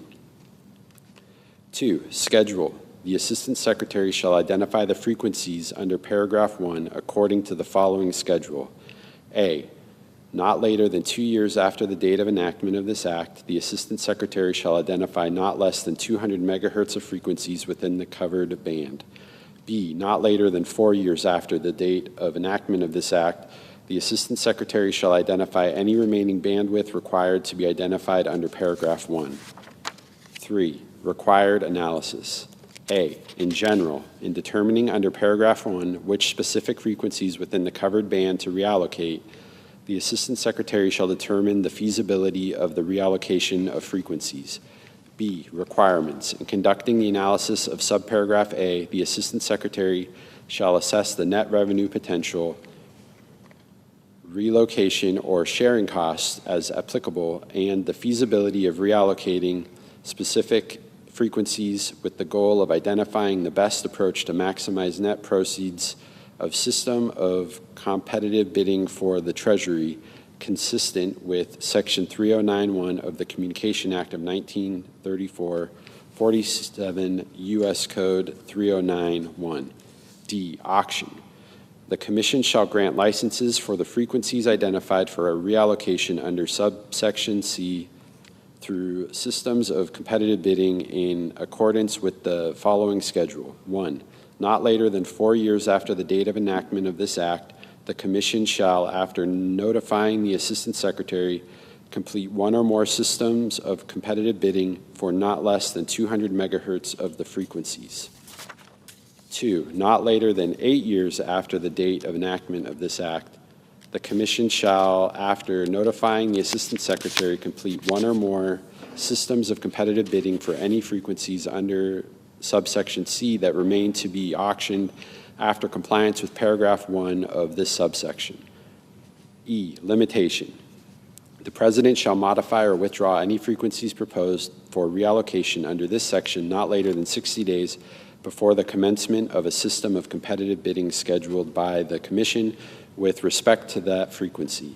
If the President determines that such modification or withdrawal is necessary to protect the national security of the United States. F, appropriation. In addition to amounts otherwise available, there is appropriated to the Department of Commerce for fiscal year 2025 out of any money in the Treasury not otherwise appropriated, $50 billion to remain available through September 30th, 2034 to provide additional support for the Assistant Secretary to 1, conduct a timely spectrum analysis of the bands of frequencies, A, between 2.7 gigahertz and 2.9 gigahertz, B, between 4.4 gigahertz and 4.9 gigahertz, C, between 7.25 gigahertz and 7.4 gigahertz, and 2, publish a biennial report with the last report to be published not later than June 30th, 2034 on the value of all spectrum used by federal entities as defined in Section 113(1) of the National Telecommunication and Information Administration Organization Act 47 U.S.C. 9231 that assesses the value of bands of frequencies of increments of not more than 100 megahertz. Section 40003, Air Traffic Control Improvements. A, in general, for the purpose of the acquisition, construction, sustainment, and improvement of facilities and equipment necessary to improve or maintain aviation safety, in addition to amounts otherwise made available, there is appropriated to the Administrator of the Federal Aviation Administration for fiscal year 2025 out of any money in the Treasury not otherwise appropriated to remain available until September 30th, 2029. 1, $4,750 billion for telecommunications and infrastructure modernization and system upgrades. $3 trillion for radar system replacement, $500 billion for runway safety technologies, runway lighting systems, airport surface surveillance technologies, and to carry out Section 347 of the FAA Reauthorization Act of 2024, for $300 billion for enterprise information systems, display systems, 5, $80 billion to acquire and install not less than 50 automated weather observing systems, to acquire and install not less than 60 visual weather observing systems, to acquire and install not less than 64 weather camera sites, and to acquire and install weather stations. 6, $40 billion to carry out Section 44745 of Title 49 United States Code, except for the activities described in paragraph 5. 7, $1,900 billion for necessary actions to construct a new air route traffic control center in the subsection referred to as ARTCC, provided that not more than 2% of such amount is used for planning or administrative purposes, provided further that at least 3 existing ARTCCs are divested and integrated into the newly constructed ARTCC. 8, $100 billion to conduct an ARTCC realignment and consolidation effort under which at least 10 existing ARTCCs are closed or consolidated to facilitate recapitalization of ARTCC facilities owned and operated by the Federal Aviation Administration. 9, $1 trillion to support recapitalization and consolidation of terminal radar approach control facilities. In this subsection, referred to as TRACONs, the analysis of identification of TRACONs for divestment, consolidation, or integration, planning, site selection, facility acquisition, and transition activities and other appropriate activities for carrying out such divestment, consolidation, or integration, and the establishment of brand new TRACONs. 10, $350 billion for unstaffed infrastructure and replacement. 11, $50 billion to carry out Section 961 of FAA Reauthorization Act of 2024. 12, $300 billion to carry out Section 619 of the FAA Reauthorization Act of 2024.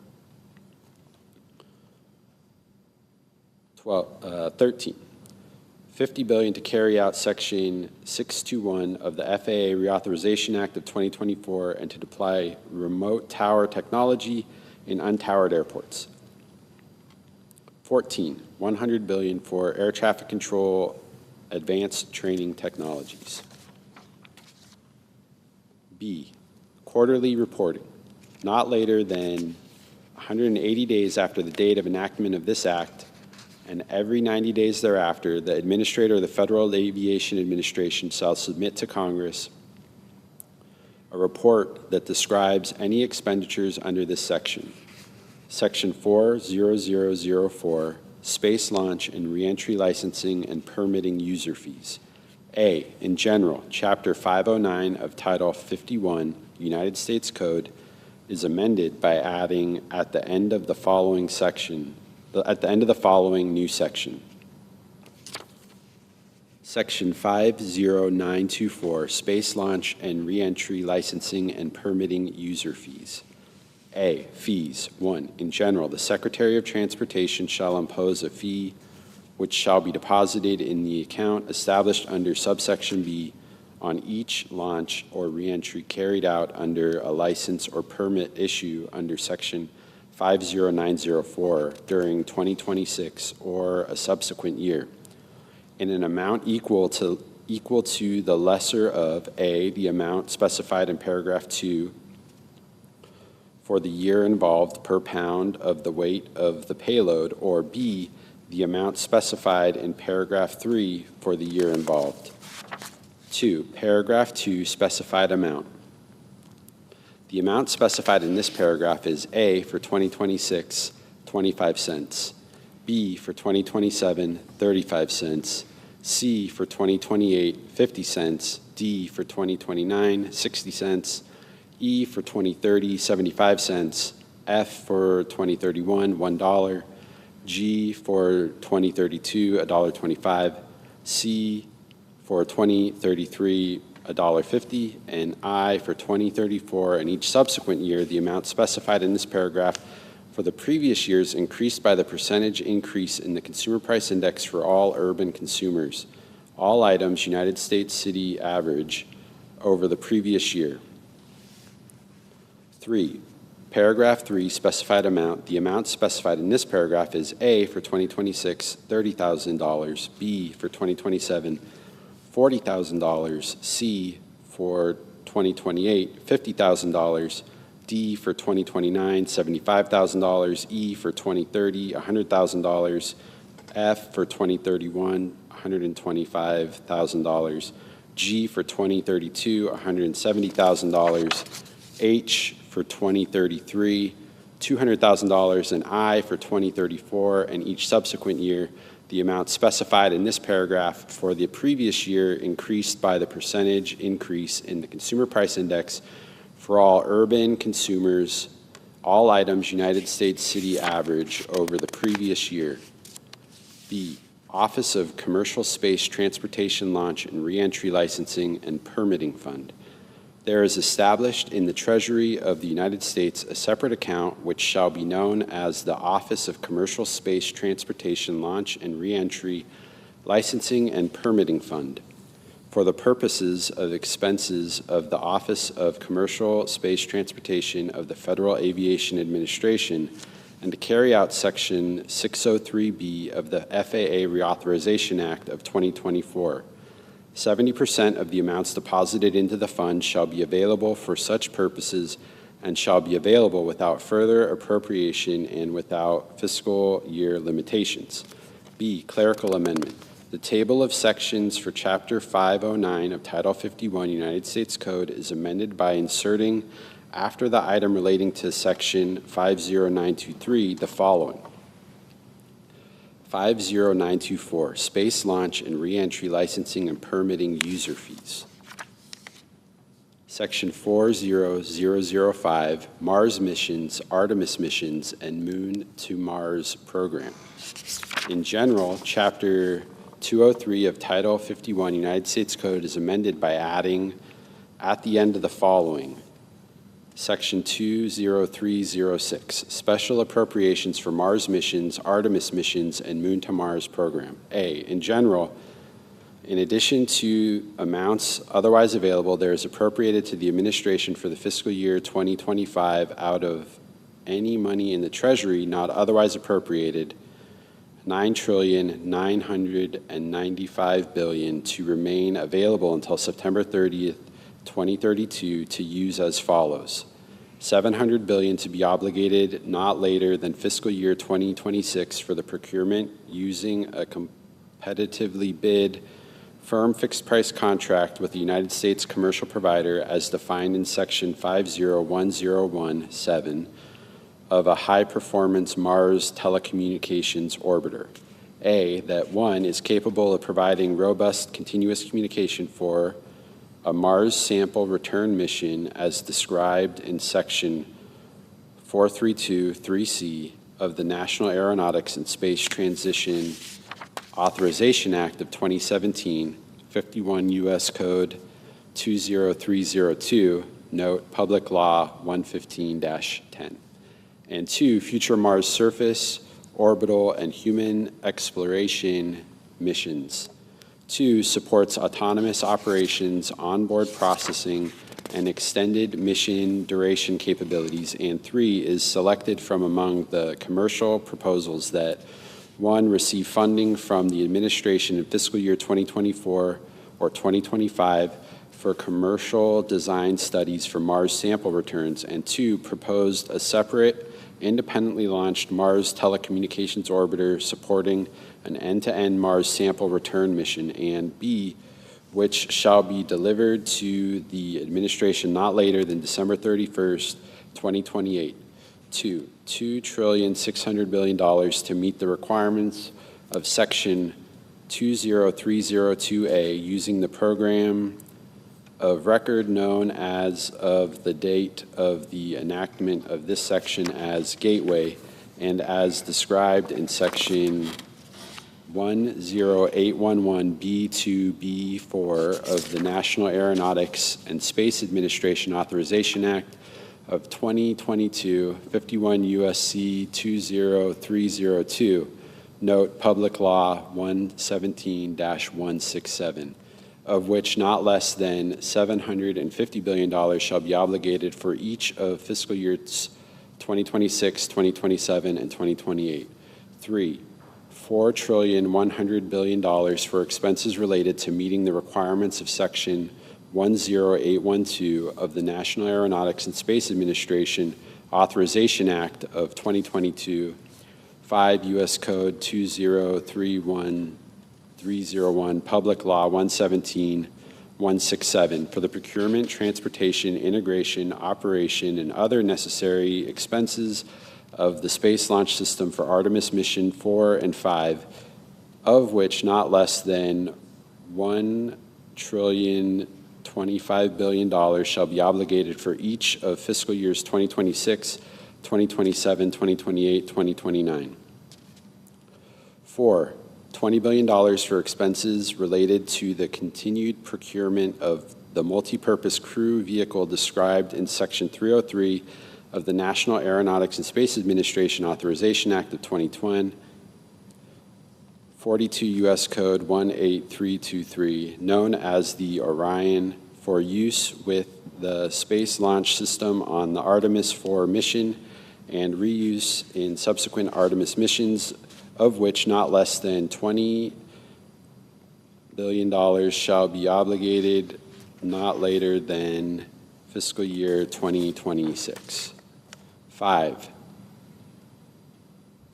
$1.25 billion for expenses related to the operation of the International Space Station and for the purpose of meeting the requirements under Section 503A of the National Aeronautics and Space Administration Authorization Act of 2010, 42 U.S.C. 18353A, of which not less than $250 billion shall be obligated for such expenses for each of fiscal years 2025, 2026, 2027, 2028, and 2029.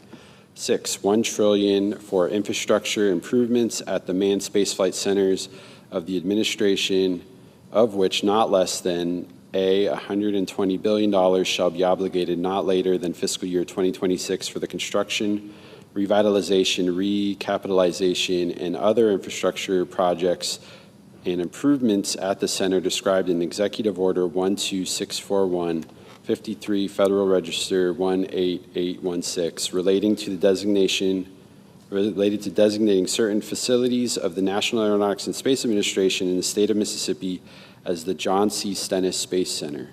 B, $250 billion shall be obligated not later than fiscal year 2026 for construction, revitalization, recapitalization, and other infrastructure projects and improvements at the center described in Executive Order 11129, 28 Federal Register 12787, relating to designating certain facilities in the National Aeronautics and Space Administration and of the Department of Defense in the state of Florida at the John F. Kennedy Space Center.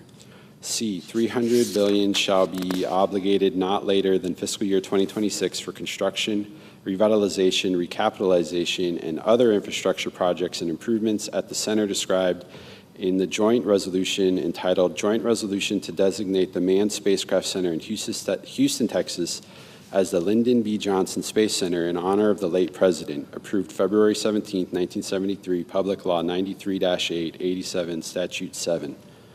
D, $100 billion shall be obligated not later than fiscal year 2026 for construction, revitalization, recapitalization, and other infrastructure projects and improvements at the center described in Executive Order 10870, 25 Federal Register 2197, relating to designating the facilities of the National Aeronautics and Space Administration in Huntsville, Alabama as the George C. Marshall Space Flight Center. E, $300 billion shall be obligated not later than fiscal year 2026 for construction, revitalization, recapitalization, and other infrastructure projects and improvements at the Michaud Assembly Facility in New Orleans, Louisiana. And F, $85 billion shall be obligated to carry out subsection B, of which not less than $5 million shall be designated for the transportation of the space vehicle described in that subsection, with the remainder transferred not later than the date, that is 18 months after the date of enactment of this section, and entity designated under the subsection for the purpose of constructing a facility to house the space vehicle referred to in that subsection. 7, $325 billion to fulfill contract number 80JSC024CA002 issued by the National Aeronautics and Space Administration on June 26, 2024, space vehicle transfer in general, not later than 30 days after the date of enactment of this section. The administrator shall identify the space described in paragraph 2 to be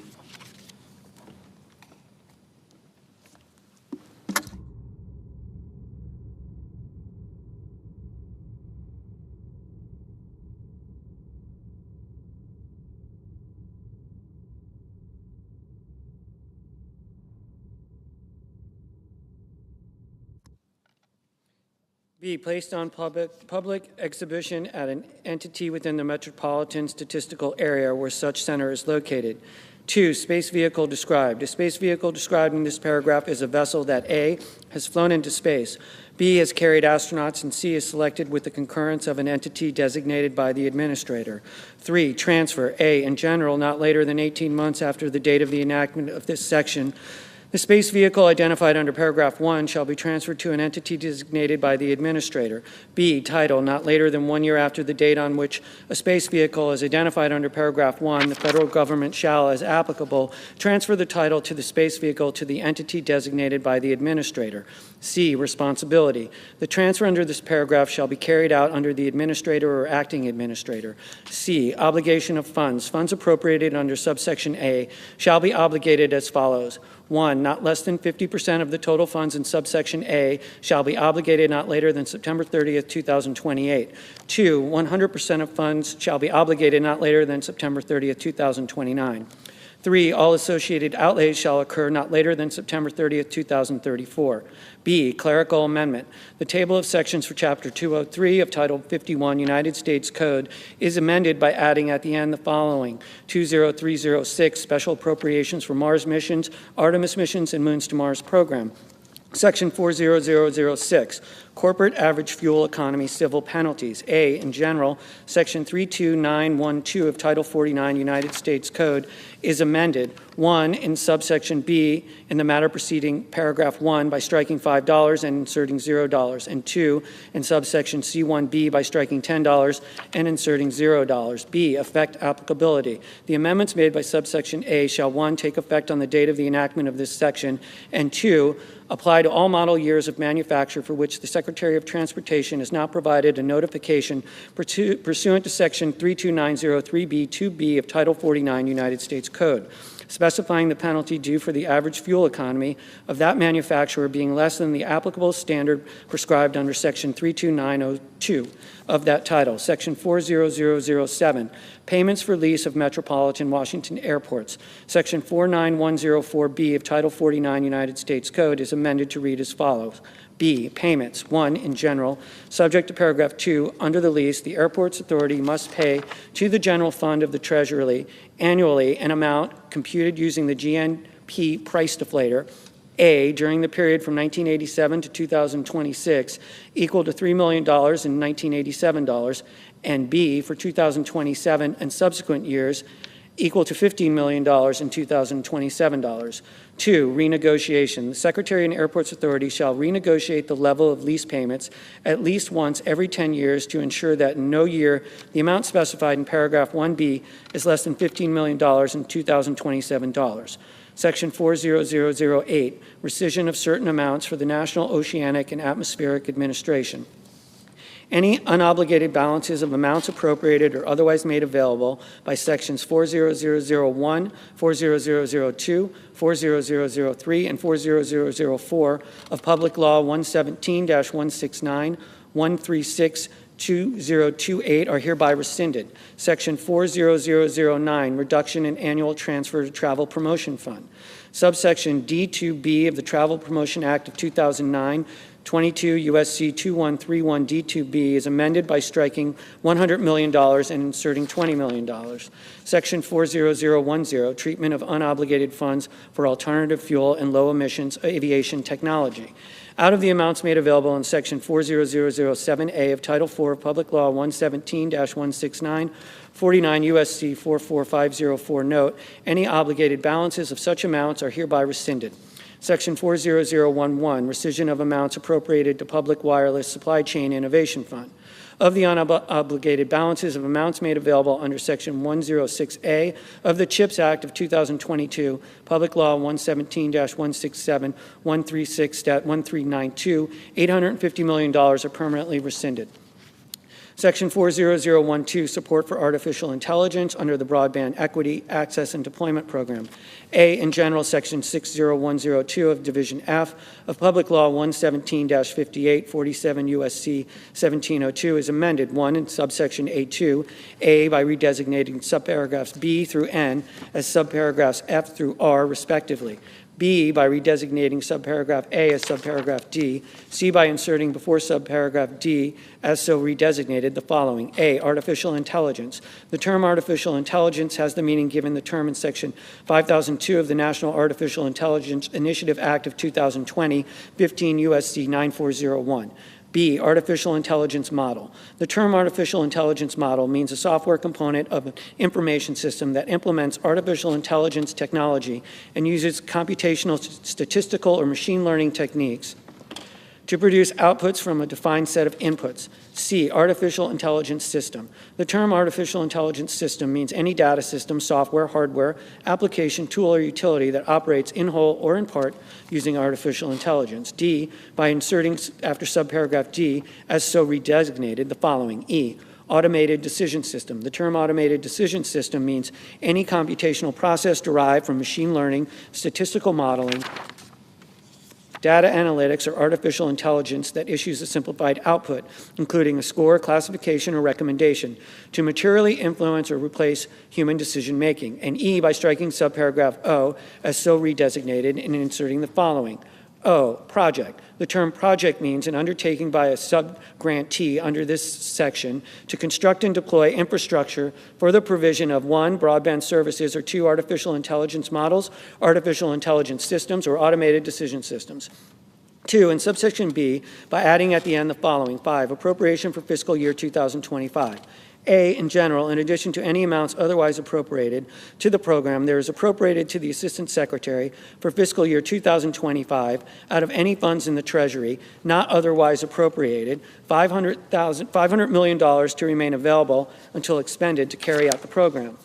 B, set aside for artificial intelligence infrastructure master services agreements of the amount appropriated under subparagraph A, $25 million shall be used by the Assistant Secretary for the purpose of negotiating master service agreements on behalf of subgrantees of an eligible entity or political subdivision to enable access to quantity purchasing and licensing discounts for the construction, acquisition, and deployment of infrastructure for the provision of artificial intelligence models, artificial intelligence systems, or automated decision systems funded under this section.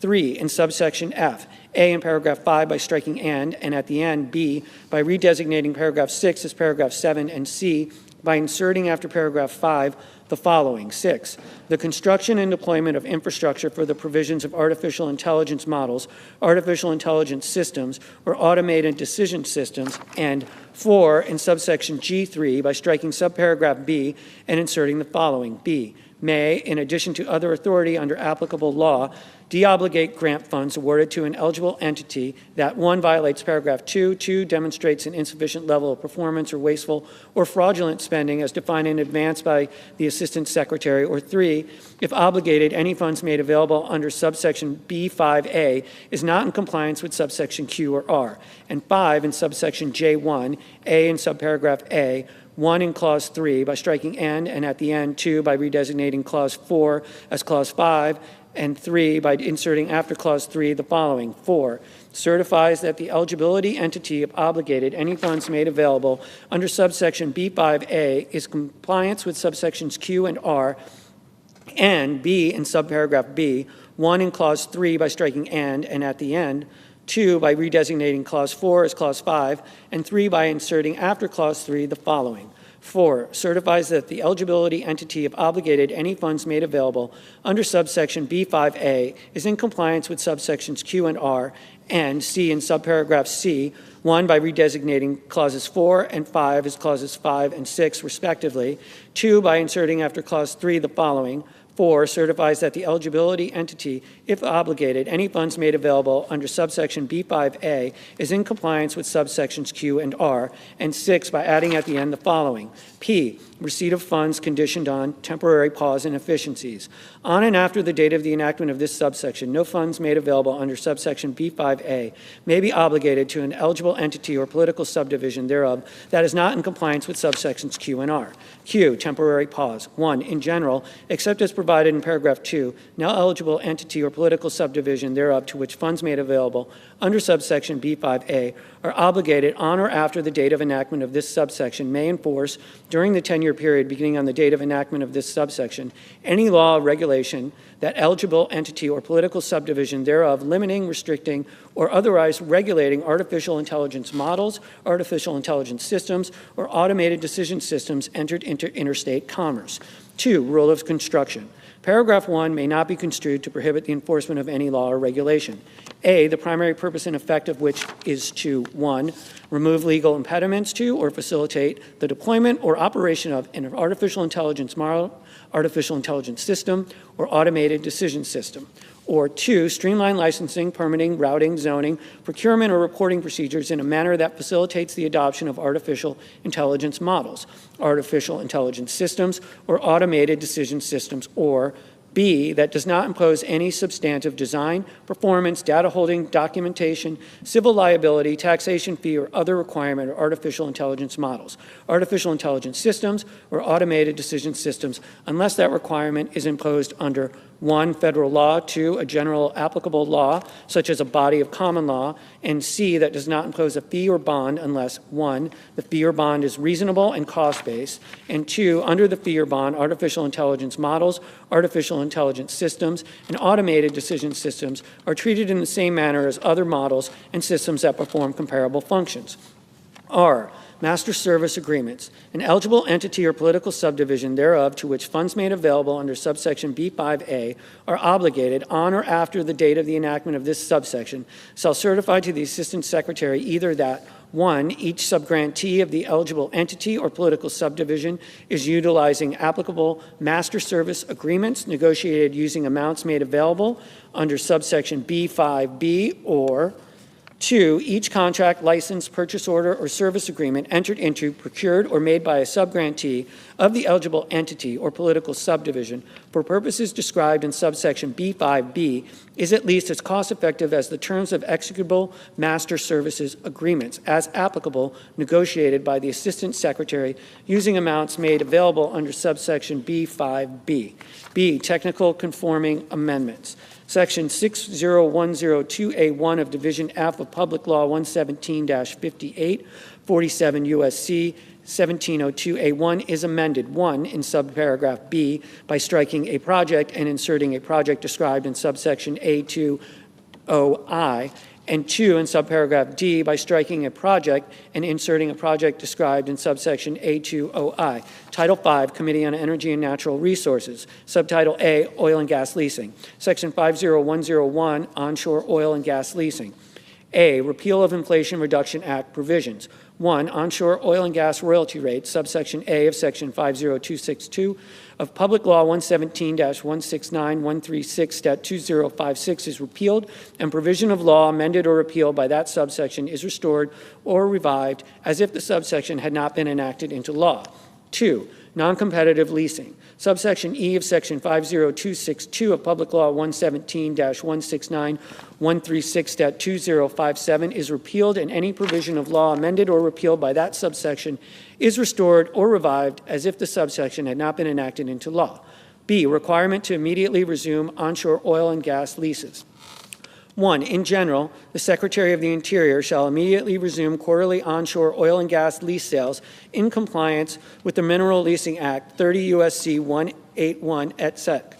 2, requirement, the Secretary of the Interior shall, A, that any oil and gas lease required under paragraph 1 is conducted immediately on completion of an applicable scoping, public comment, and environmental analysis requirements under the Mineral Leasing Act 30 U.S.C. 181 et sec. And the National Environmental Policy Act of 1965, 42 U.S.C. 4321, and B, that the process described in subparagraph A are conducted in a timely manner to ensure compliance with subsection B1. 3, lease of oil and gas lands, section 17B1A of the Mineral Leasing Act, 30 U.S.C. 226B1A, as amended by subsection A, is amended by inserting, for purposes of the previous sentence, the term eligible land means all lands that are subject to leasing under this act and are not excluded from leasing by statutory prohibition.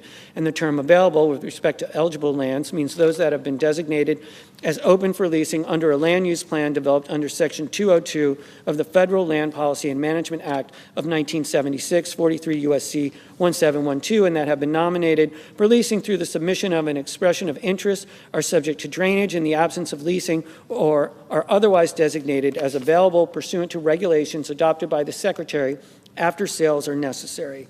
C, quarterly lease sales. 1, in general, in accordance with the Mineral Leasing Act, 30 U.S.C. 181, each fiscal year the Secretary of the Interior shall conduct a minimum of 4 oil and gas lease sales of available land in each of the following states: A, Wyoming, B, New Mexico, C, Colorado, D, Utah, E, Montana, F, North Dakota, G, Oklahoma, H, Nevada, I, Alaska. 2, requirement. In conducting a lease sale under paragraph 1 in a state described in that paragraph, the Secretary of the Interior, A, shall offer not less than 50% of available parcels nominated for oil and gas development under the applicable resource management plan in effect for relevant Bureau of Land Management resource management areas within the applicable state, and B, shall not restrict the parcels offered to one Bureau of Land Management field office within the applicable state unless all nominated parcels are located within the same Bureau of Land Management field office. 3, replacement sales. The Secretary of the Interior shall conduct a replacement sale during the same fiscal year if A, a lease sale under paragraph 1 is canceled, delayed, or deferred, including for a lack of eligible parcels, or B, during a lease sale under paragraph 1, the percentage of acreage that does not receive a bid is equal to or greater than 25% of the acreage offered. D, Mineral Leasing Act reforms. Section 17 of the Mineral Leasing Act, 30 U.S.C. 226, as amended by subsection A, is amended. 1, by striking the section designation and all that follows through the end of subsection A and inserting the following.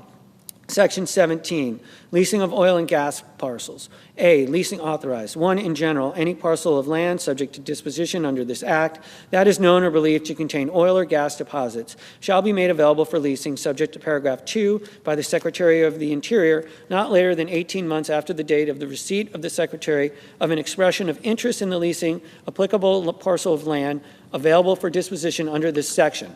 If the Secretary determines that the parcel of land is open to oil or gas leasing under the approved resource management plan applicable to the planning area in which the parcel of land is located, that is in effect on the date on which the expression of interest was submitted to the Secretary, referred to in this subsection as the approved resource management plan. 2, resource management plans. A, lease and terms and conditions. A lease issued by the Secretary under the section with respect to applicable parcel of land made available for leasing under paragraph 1. 1 shall be subject to the terms and conditions of the approved resource management plan, and 2 may not require any stipulations or mitigation requirements not included in the approved resource management plan. B, effective amendment. The initiation of an amendment to an approved resource management plan shall not prevent or delay the Secretary from making the applicable parcel of land available for leasing in accordance with the approved resource management plan if the other requirements in this section have been met as determined by the Secretary's. 2, in subsection P by adding at the end the following. 4, term. A permit to drill approved under this section shall be valid for a single, non-renewable 4-year period beginning on the date that the permit to drill is approved. And 3, by striking subsection Q and inserting the following. Q, commingling of production. The Secretary of Interior shall approve applications allowing for the commingling of production from 2 or more sources, including the area of oil and a gas lease, the area included in a drilling spacing unit, a unit participating area, a communitized area, or a non-federal property.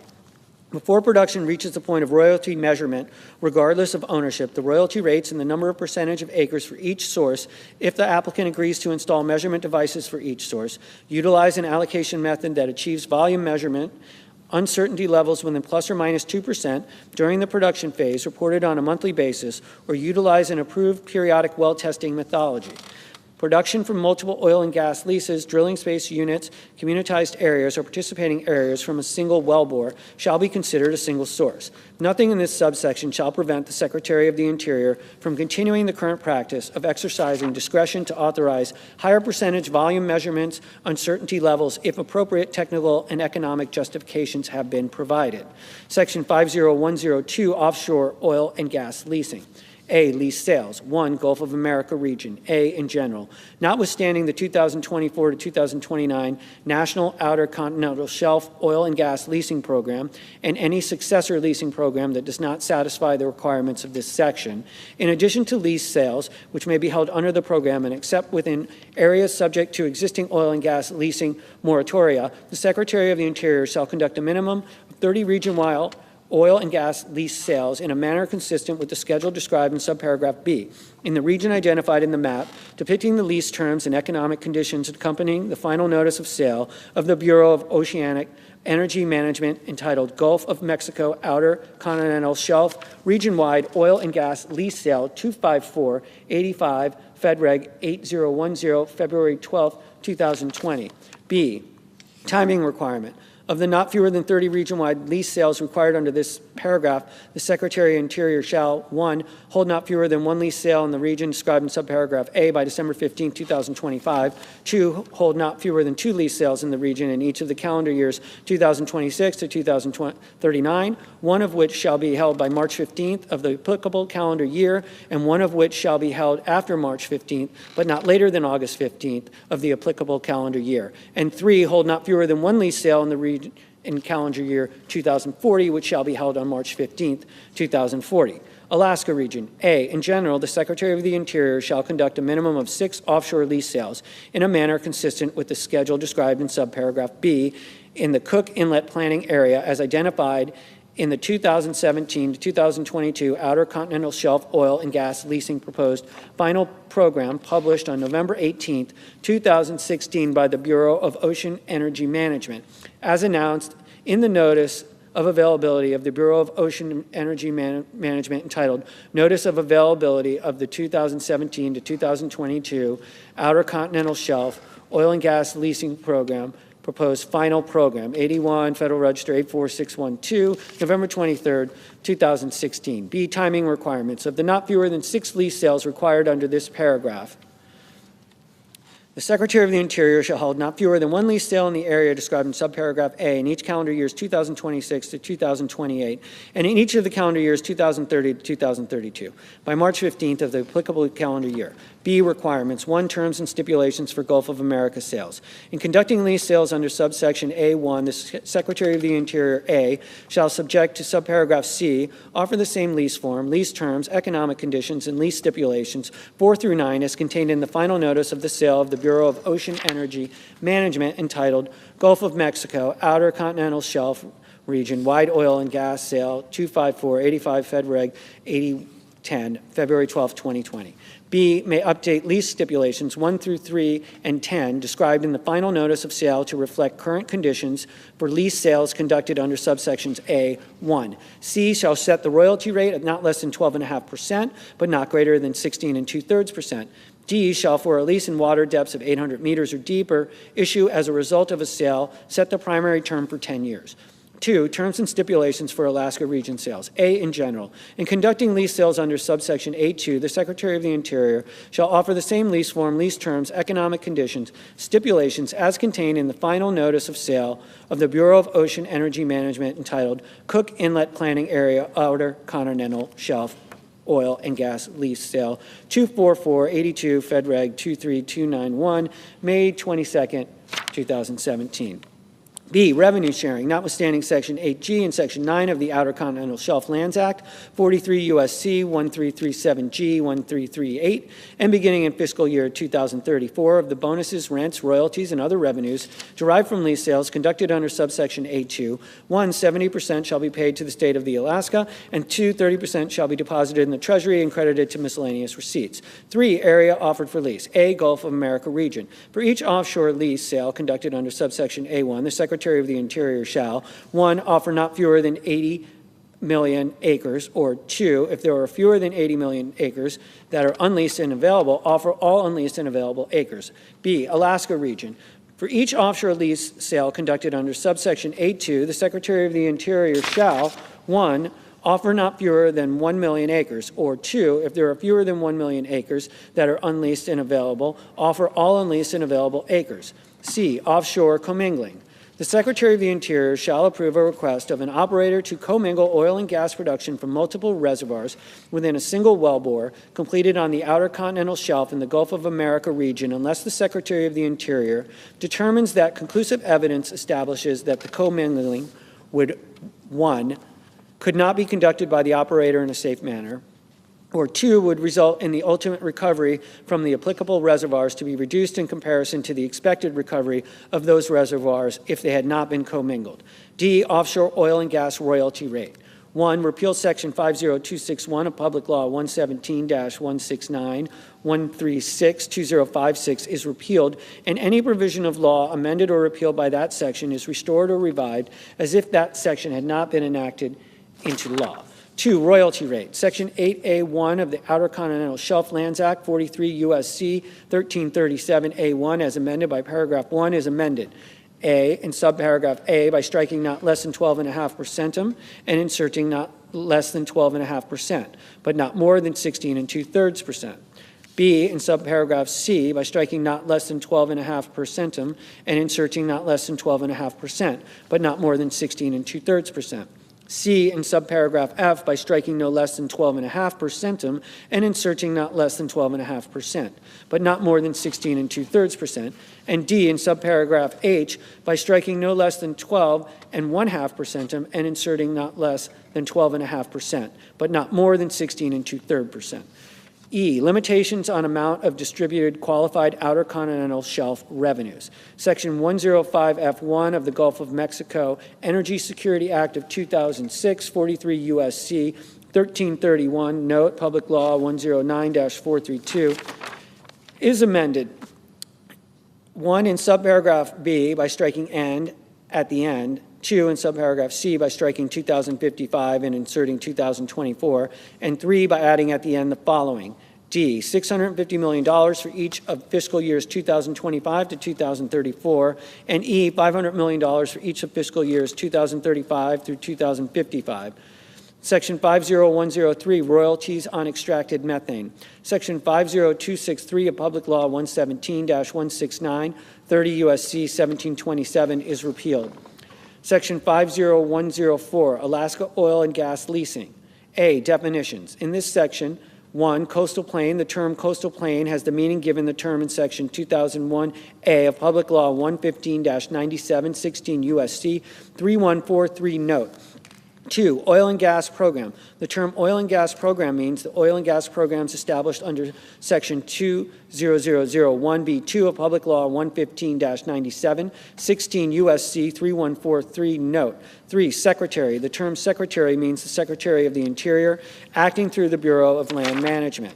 B, lease sales required. 1, in general, subject to paragraph 3, in addition to the lease sales required under Section 20001C1A of Public Law 115-97, 16 U.S.C. 3143 note, the Secretary shall conduct not fewer than 4 lease sales area-wide under the oil and gas program by not later than 10 years after the date of the enactment of this Act. 2, terms and conditions. In conducting lease sales under paragraph 1, the Secretary shall offer the same terms and conditions as contained in the record of decision described in the Notice of Availability of the Bureau of Land Management entitled Notice of Availability of the Record of Decision for the Final Environmental Impact Statement for the Coastal Plain Oil and Gas Leasing Program, Alaska 85, Federal Register 51754, August 21st, 2020. 3, sale acreage schedule. A, acreages. In conducting the lease sales required under paragraph 1, the Secretary shall offer for lease under the oil and gas program 1, not fewer than 400,000 acres area-wide in each lease sale, and 2, those areas that have the highest potential for the discovery of hydrocarbons. B, schedule. The Secretary shall offer 1, the initial lease sale under paragraph 1 not later than 1 year after the date of the enactment of this Act. 2, a second lease sale under paragraph 1 not later than 3 years after the date of the enactment of this Act. 3, a third lease sale under paragraph 1 not later than 5 years after the date of the enactment of this Act. And 4, a fourth lease sale under the paragraph 1 not later than 7 years after the date of the enactment of this Act. 4, rights of way. Section 20001C2 of Public Law 115-97, 16 U.S.C. 3143 note shall apply to leases awarded under this subsection. 5, surface development. Section 20001C3 of Public Law 115-97, 16 U.S.C. 3143 note shall apply to leases awarded under this subsection. C, receipts. Notwithstanding Section 35 of the Mineral Leasing Act, 30 U.S.C. 191, and Section 20001 B5 of Public Law 115-97, 16 U.S.C. 3143 note of the amount adjusted bonus, rental, and royalty receipts derived from the oil and gas program operations on the coastal plain pursuant to this section.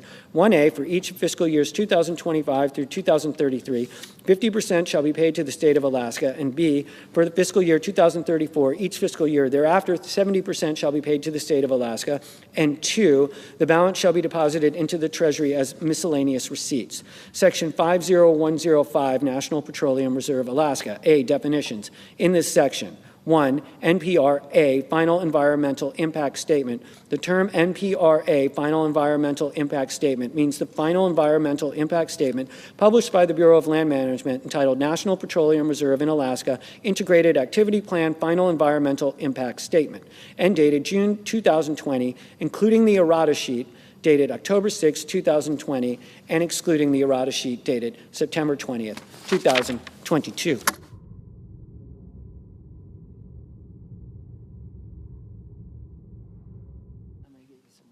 Two, NPRA, Record of Decision. The term NPRA, Record of Decision, means the record of decision published by the Bureau of Land Management entitled National Petroleum Reserve in Alaska, Integrated Activity Plan Record of Decision, and dated December 2020. 3, program. The term program means the competitive oil and gas leasing, exploration, development, and production program established under Section 107 of the Naval Petroleum Reserves Reduction Act of 1976, 42 U.S.C. 6506A. 4, secretary. The term secretary means the Secretary of the Interior.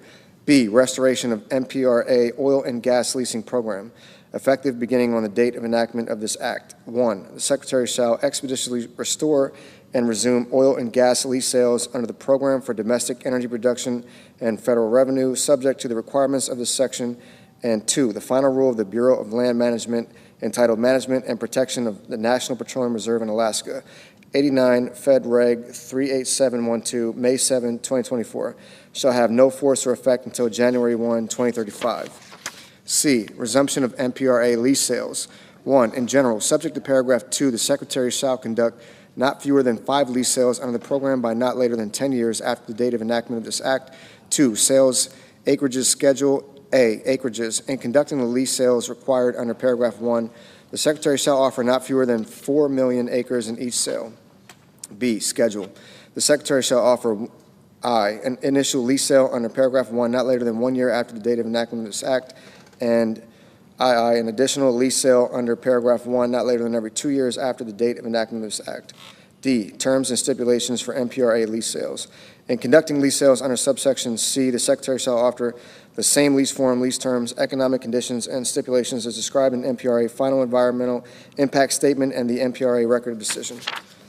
C, receipts. Section 107I of the Naval Petroleum Reserves Reduction Act of 1976, 42 U.S.C. 6506A1 is amended. 1, by striking all receipts from and inserting the following. 1, in general, except as provided in paragraph 2, all receipts from. 2, by adding at the end the following, 2% share for fiscal year 2034 and thereafter. Beginning in fiscal year 2034, the receipts from sales, rentals, bonuses, and royalties on leases issued pursuant to the section after the date of enactment of the act entitled An Act to Provide for Reconciliation pursuant to Title II of H. Con. Res. 14, 119th Congress. A, 70% shall be paid to the state of Alaska, and B, 30% shall be paid into Treasury of the United States. Subtitle B, mining. Section 50201, coal leasing. A, definitions. In this section, 1, coal lease. The term coal lease means a lease entered into by the United States as a lessor through the Bureau of Land Management and an applicant on Bureau of Land Management Form 3400012 or a successor form that contains the terms of a coal lease. 2, qualified application. The term qualified application means an application for a coal lease pending as of the date of enactment of this act or submitted within 90 days thereafter under the lease by application program administered by the Bureau of Land Management pursuant to Mineral Leasing Act 30 U.S.C. 181 et sec, for which any required environmental review is commenced or the Director of the Bureau of Land Management determines can commence within 90 days after receiving the application. B, coal leasing activities. Not later than 90 days after the date of enactment of this act, the Secretary of the Interior, 1, shall, A, with respect to each qualified application, 1, if not previously published for public comment, publish any required environmental review. 2, establish the fair market value of the applicable coal tract. 3, hold a lease sale with respect to the applicable coal tract. 4, identify the highest bidder or at above the fair market value and take all other intermediate actions necessary to identify the winning bidder and grant the qualified application. And 2, may, A, with respect to a previously issued coal lease, grant any additional approvals of the Department of the Interior required for mining activities to commence. And B, after completing the actions required by clause I through 4 of paragraph 1A, grant the qualified application and issue that applicable lease to the person that submitted the qualified application if that person submitted the winning bid in a lease sale held under clause 3 of paragraph 1A. Section 50202, coal royalty. A, rate. Section 7A of the Mineral Leasing Act 30 U.S.C. 207A is amended in the fourth sentence by striking 12.5% and inserting 12.5%, except such amounts shall not be more than 7% during the period that begins on the date of enactment of the act entitled An Act to Provide for Reconciliation pursuant to Title II of H. Con. Res. 14, 119th Congress and ends September 30th, 2034. B, applicability to existing leases. The amendment made by subsection A shall apply to a coal lease, 1, issued under Section 2 of the Mineral Leasing Act 30 U.S.C. 201 before, on, or after the date of enactment of this act, and 2, that has not been terminated. C, advanced royalties.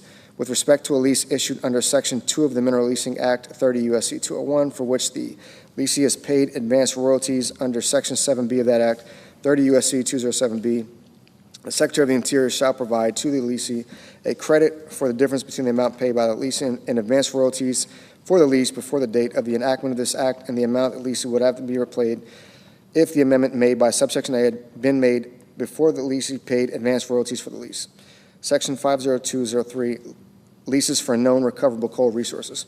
Notwithstanding Section 2A3A of the Mineral Leasing Act 30 U.S.C. 201A3A and Section 202A of the Federal Land Policy and Management Act of 1976, 43 U.S.C. 1712A, not later than 90 days after the date of the enactment of this act, the Secretary of the Interior shall make available for lease known recoverable coal resources of not less than 4 million additional acres on federal land located in the 48 contiguous states in Alaska, subject to the jurisdiction of the Secretary, but which shall not include any federal land within 1, a national monument, 2, a national recreation area, 3, a component of the National Wilderness Preservation System, 4, a component of the National Wild and Scenic River System, 5, a component of the National Trail System, 6, a National Conservation Area, 7, a unit of the National Wildlife Refuge System, 8, a unit of the National Fish Hatchery System, or 9, a unit of the National Park System. Section 50204, authorization to mine federal coal. Authorization in order to provide access to coal reserves in adjacent state or private land that, without an authorization, could not be mined economically. Federal coal reserves located in federal land, subject to a mining plan previously approved by the Secretary of the Interior as of the date of enactment of this act, and adjacent to coal reserves in adjacent state or private land are authorized to be mined. B, requirement. Not later than 90 days after the date of the enactment of this act, the Secretary of the Interior shall, without substantial modification, take such steps as are necessary to authorize the mining of federal land described in subsection A. C, NEPA. Nothing in this section shall prevent a review under the National Environmental Policy Act of 1969, 42 U.S.C. 4321 et sec. Subtitle C, lands.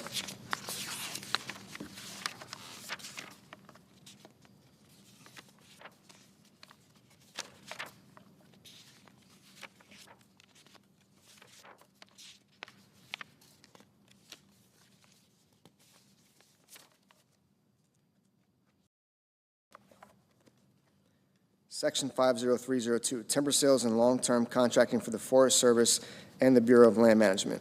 A, Forest Service. Definitions in this subsection.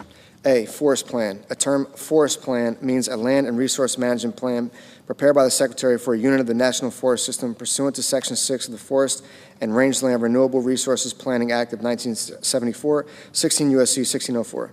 B, National Forest System. 1, in general, the term National Forest System means land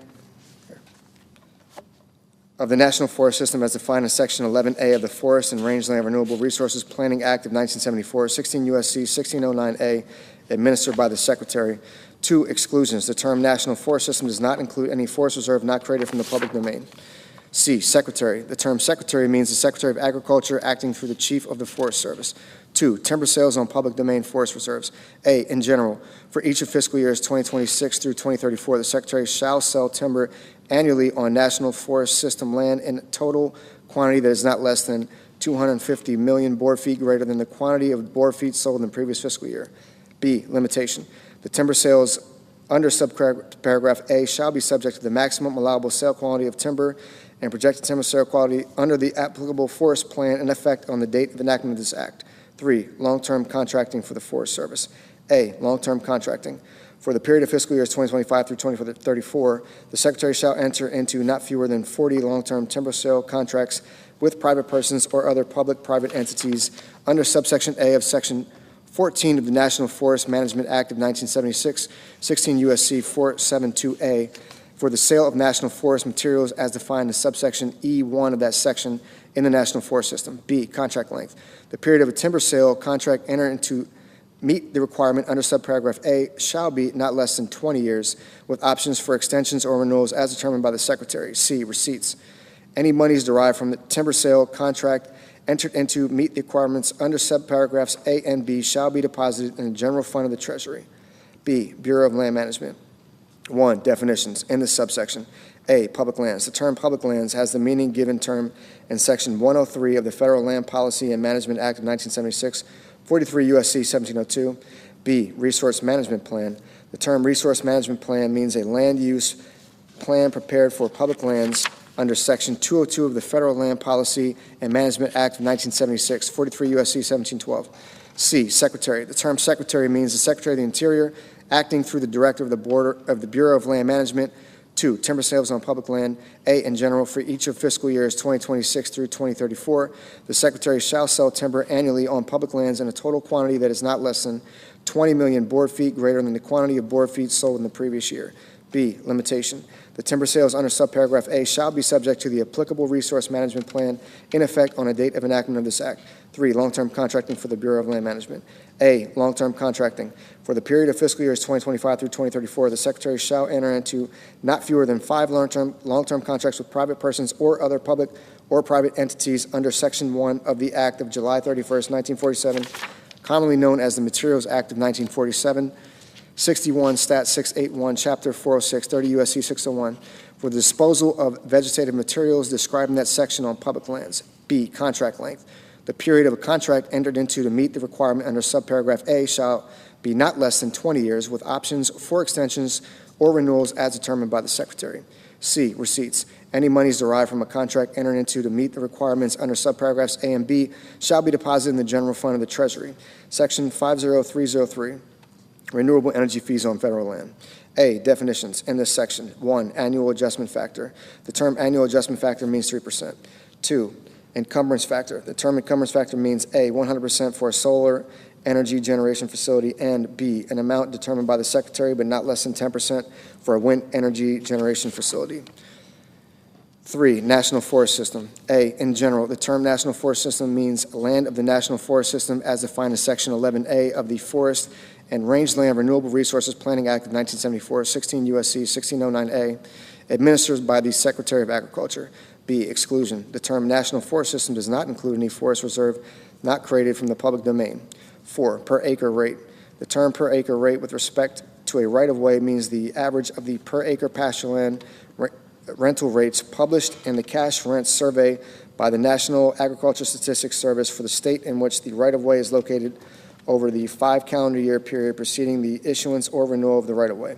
5, project. The term project means a system described in Section 2801.9A4 of Title 43, Code of Federal Regulations, as in effect on the date of enactment of this act. 6, public land. The term public land means A, public lands as defined in Section 103 of the Federal Land Policy and Management Act of 1976, 43 U.S.C. 1702, and B, national forest system land. 7, renewable energy project. The term renewable energy project means a project located on public land that uses wind or solar energy to generate energy. 8, right-of-way. The term right-of-way has the meaning given the term Section 103 of the Federal Land Policy and Management Act of 1976, 43 U.S.C. 1702. 9, secretary. The term secretary means A, Secretary of the Interior with respect to land controlled or administered by the Secretary of the Interior, and B, the Secretary of Agriculture with respect to national forest system land. B, acreage rent for wind and solar rights-of-way. 1, in general, pursuant to Section 504G of the Federal Land Policy and Management Act of 1976, 43 U.S.C. 1764G, the Secretary shall, subject to paragraph 3 and not later than January 1 of each calendar year, collect from the holder of a right-of-way for a renewable energy project an acreage rent in an amount determined by the equation described in paragraph 2. 2, calculation of acreage rent rate. A, equation. The amount of acreage rent collected under paragraph 1 shall be determined using the following equation. Acreage rent equals A times B times 1 plus C D squared. B, definitions. For purposes of the equation described in subparagraph A, 1, the letter A means per acre rate. 2, the letter B means the encumbrance factor. 3, the letter C means the annual adjustment factor. 4, the letter D means the year and the term of right-of-way. 3, payment until production. The holder of a right-of-way for renewable energy projects shall pay an acreage rent collected under paragraph 1 until the date of which energy generation begins. C, capacity fees. In general, the Secretary shall, subject to paragraph 3, annually collect a capacity fee from the holder of a right-of-way for a renewable energy project based on the amount described in paragraph 2. 2, calculation of capacity fee. The amount of a capacity fee collected under paragraph 1 shall be equal to the greater of A, an amount equal to the acreage rent described in subsection B, and B, 3.9% of the gross proceeds from the sale of electricity produced by the renewable energy project. 3, multiple use reduction factor. A, application. The holder of a right-of-way for a wind energy generation project may request that the Secretary apply a multiple use reduction factor of 10% to the amount of a capacity fee determined under paragraph 2 by submitting to the Secretary an application at such time in such manner and containing such information as the Secretary may require.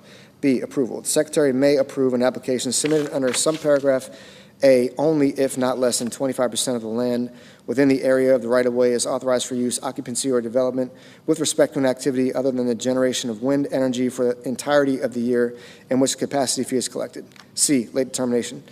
1, in general, if the Secretary approves an application under subparagraph B for a wind energy generation project after the date on which the holder of the right-of-way for the project begins paying a capacity fee, the Secretary shall apply the multiple use reduction factor described in subparagraph A to the capacity fee for the first year beginning after the date of approval and each year thereafter for the period during which the right-of-way remains in effect. 2, refund. Secretary may not refund the holder of a right-of-way for the difference in the amount of a capacity fee paid in a previous year. D, late payment fee termination.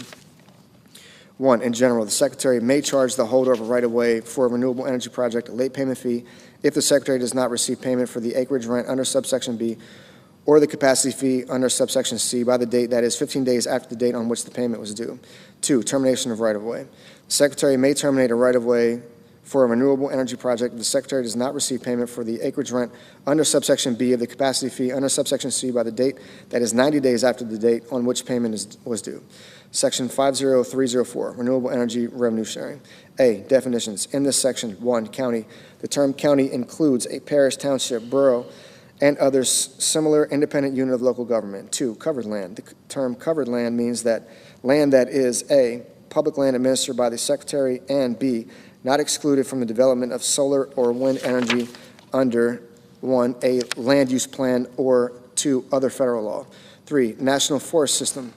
A, in general, the term national forest system means land of the national forest system as defined in Section 11A of the Forest and Rangeland Renewable Resources Planning Act of 1974, 16 U.S.C. 1609A, administered by the Secretary of Agriculture. B, exclusion. The term national forest system does not include any forest reserve not created from the public domain. 4, public land. The term public land means A, public lands as defined in Section 103 of the Federal Land Policy and Management Act of 1976, 43 U.S.C. 1702, and B, national forest system land. 5, renewable energy project. The term renewable energy project means a system described in Section 2801.9A4 of Title 43, Code of Federal Regulations, as in effect on the date of enactment of this act, located on covered land that uses wind or solar energy to generate energy. 6, secretary. The term secretary means A, the Secretary of the Interior with respect to land controlled or administered by the Secretary of the Interior, and B, the Secretary of Agriculture with respect to the National Forest System land. B, disposition of revenue. 1, disposition of revenues. Beginning on January 1, 2026, the amounts collected from a renewable energy project as bonus bids, rentals, fees, or other payments under a right-of-way permit, lease, or other authorization shall A, be deposited in the general fund of the Treasury, and B, without further appropriation for fiscal year limitation, has allocated as follows. 1, 25% shall be paid from amounts in the general fund of the Treasury to the state within the boundaries of which the revenue is derived. 2, 25% shall be paid from amounts in the general fund of the Treasury to each county and a state within the boundaries of which the revenue is derived, to be allocated among each applicable county based on the percentage of county land from which the revenue is derived. 2, payments to states and counties. A, in general, amounts paid to states and counties under paragraph 1 shall be used in accordance with the requirements of Section 35 of the Mineral Leasing Act, 30 U.S.C. 191. B, payments in lieu of taxes. A payment to a county under paragraph 1 shall be in addition to a payment in lieu of taxes received by the county under Chapter 69 of Title 31 United States Code. C, timing. The amounts required to be paid under paragraph 1B for an applicable fiscal year shall be made available for the fiscal year that immediately follows fiscal year for which the amounts were collected. Section 50305, rescission of National Park Service and Bureau of Land Management funds. There are rescinded the unobligated balances of amounts made available by the following sections of Public Law 117-169, commonly known as the Inflation Reduction Act of 2022, 136 Statute 1818, 1, Section 50221, 136 Statute 2052, 2, Section 50221, 136 Statute 2052, 3, Section 50223, 136 Statute 2052, Section 50306, celebrating America's 250th anniversary. In addition to amounts otherwise available, there is appropriated to the Secretary of the Interior, acting through the Director of the National Park Service, for fiscal year 2025, out of any money in the Treasury not otherwise appropriated, $150 million for events, celebrations, and activities surrounding the observance and commemoration of the 250th anniversary of the founding of the United States to remain available through fiscal year 2028. Subtitle D, Energy. Section 50401, Strategic Petroleum Reserve. A, Energy Policy and Conservation Act definitions. In this section, the terms related facility, storage facility, and Strategic Petroleum Reserve have the meanings given those terms in Section 152 of the Energy Policy and Conservation Act, 42 U.S.C. 6232. B, Appropriations. In addition to the amounts otherwise available, there is appropriated to the Department of Energy for fiscal year 2025 out of any money in the Treasury not otherwise appropriated to remain available until September 30th, 2029.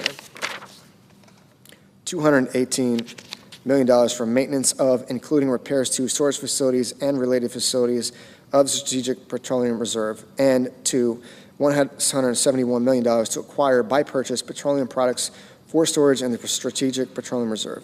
C, repeal of Strategic Petroleum Reserve drawdown and sale mandate. Section 200003 of Public Law 115-97, 42 U.S.C. 6241, note, is repealed.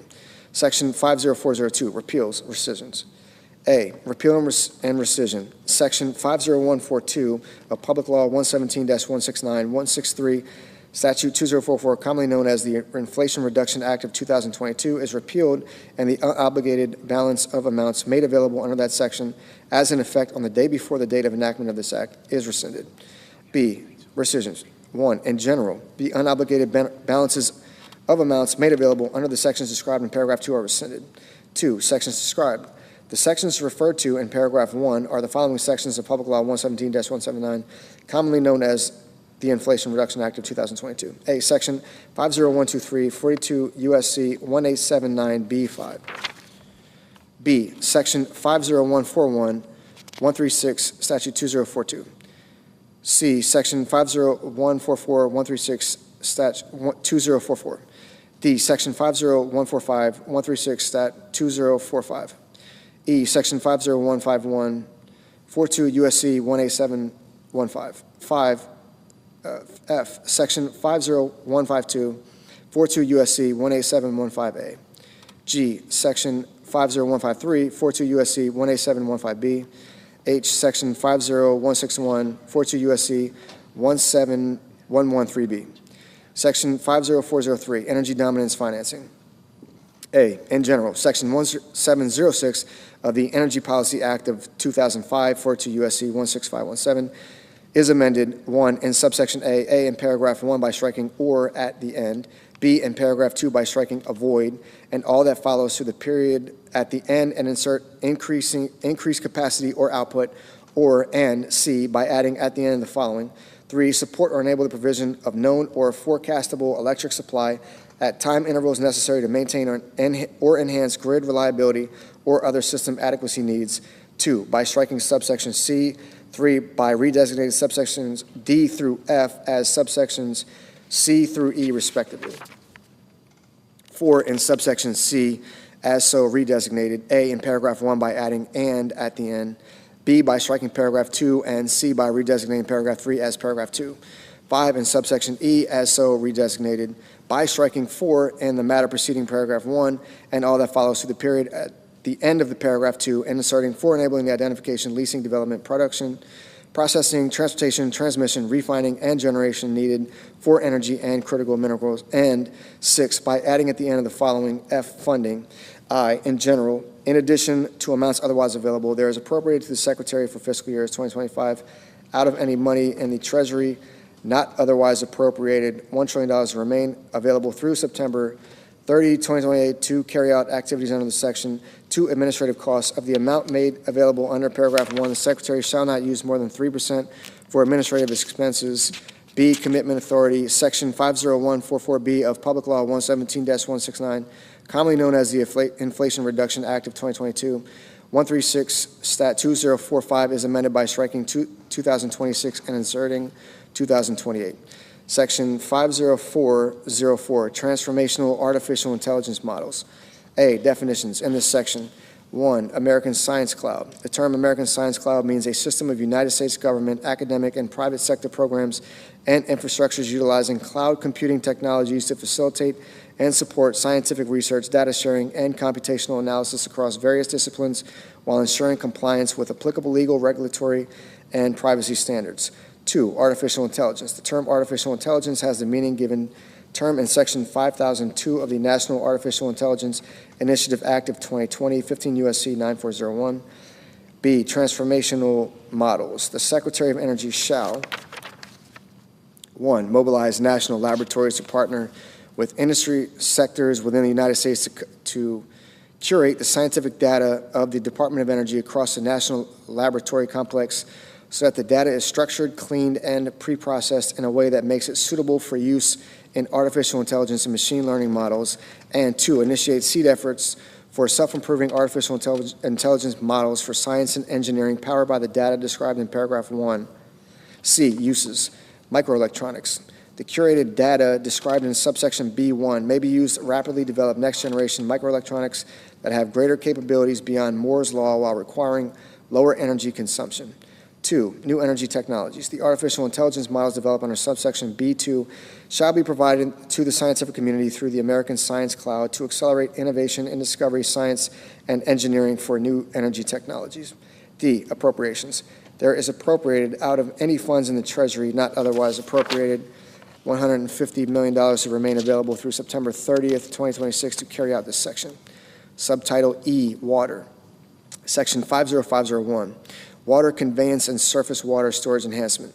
In addition to amounts otherwise available, there is appropriated to the Secretary of the Interior acting through the Commissioner of Reclamation for fiscal year 2025 on any funds in the Treasury not otherwise appropriated $1 billion to remain available through September 30th, 2034 for construction and associated activities that restore or increase the capacity or use of existing conveyance facilities constructed by the Bureau of Reclamation, or for construction and associated activities that increase the capacity of existing Bureau of Reclamation surface water storage facilities in a manner as determined by the Secretary of the Interior acting through the Commissioner of Reclamation, provided that for the purposes of Section 203 of the Reclamation Reform Act of 1982, 43 U.S.C. 390cc, or Section 3404A of the Reclamation Projects Authorization and Adjustment Act of 1992, Public Law 102-575, 106-4708, a contract or agreement entered into pursuant to this section shall not be treated as a new or amended contract, provided further that none of the funds provided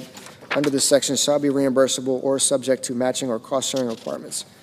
Title VI, Committee on Environment and Public Works, Section 60001, rescission of funding for clean heavy-duty vehicles. The unobligated balances of amounts made available to carry out Section 132 of the Clean Air Act, 42 U.S.C. 7432, are rescinded. Section 60002, repeal of Greenhouse Gas Reduction Fund. Section 134 of the Clean Air Act, 42 U.S.C. 7434, is repealed, and the unobligated balances of amounts made available to carry out that section as in effect on the day before the date of enactment of this act are rescinded. Section 60003, rescission of funding for diesel emissions reductions. The unobligated balances of amounts made available to carry out Section 60104 of Public Law 117-169, 136.2067 are rescinded. Section 60004, rescission of funding to address air pollution. The unobligated balances of amounts made available to carry out Section 60105 of Public Law 117-169, 136.2067 are rescinded. Section 60005, rescission of funding to address air pollution at schools. The unobligated balances of amounts made available to carry out Section 60106 of Public Law 117-169, 136.2069 are rescinded. Section 60006, rescission of funding for the Low Emissions Electricity Program. The unobligated balances of amounts made available to carry out Section 135 of the Clean Air Act, 42 U.S.C. 7435 are rescinded. Section 6007, rescission of funding for Section 2110 of the Clean Air Act. The unobligated balances of amounts made available to carry out Section 60108 of Public Law 117-169, 136.2070 are rescinded. Section 60008, rescission of funding for implementation of the American Innovation and Manufacturing Act. The unobligated balances of amounts made available to carry out Section 60109 of Public Law 117-169, 136.2071 are rescinded.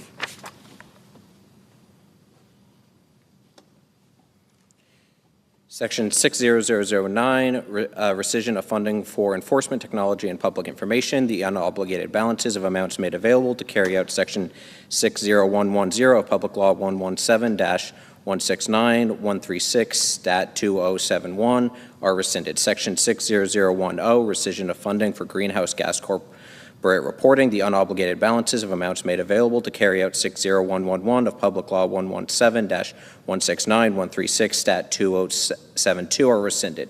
Section 60011, rescission of funding for environmental product declaration assistance, the unobligated balances of amounts made available to carry out Section 60112 of Public Law 117-169, 42 U.S.C. 4321, Note 136, Stat 2072 are rescinded.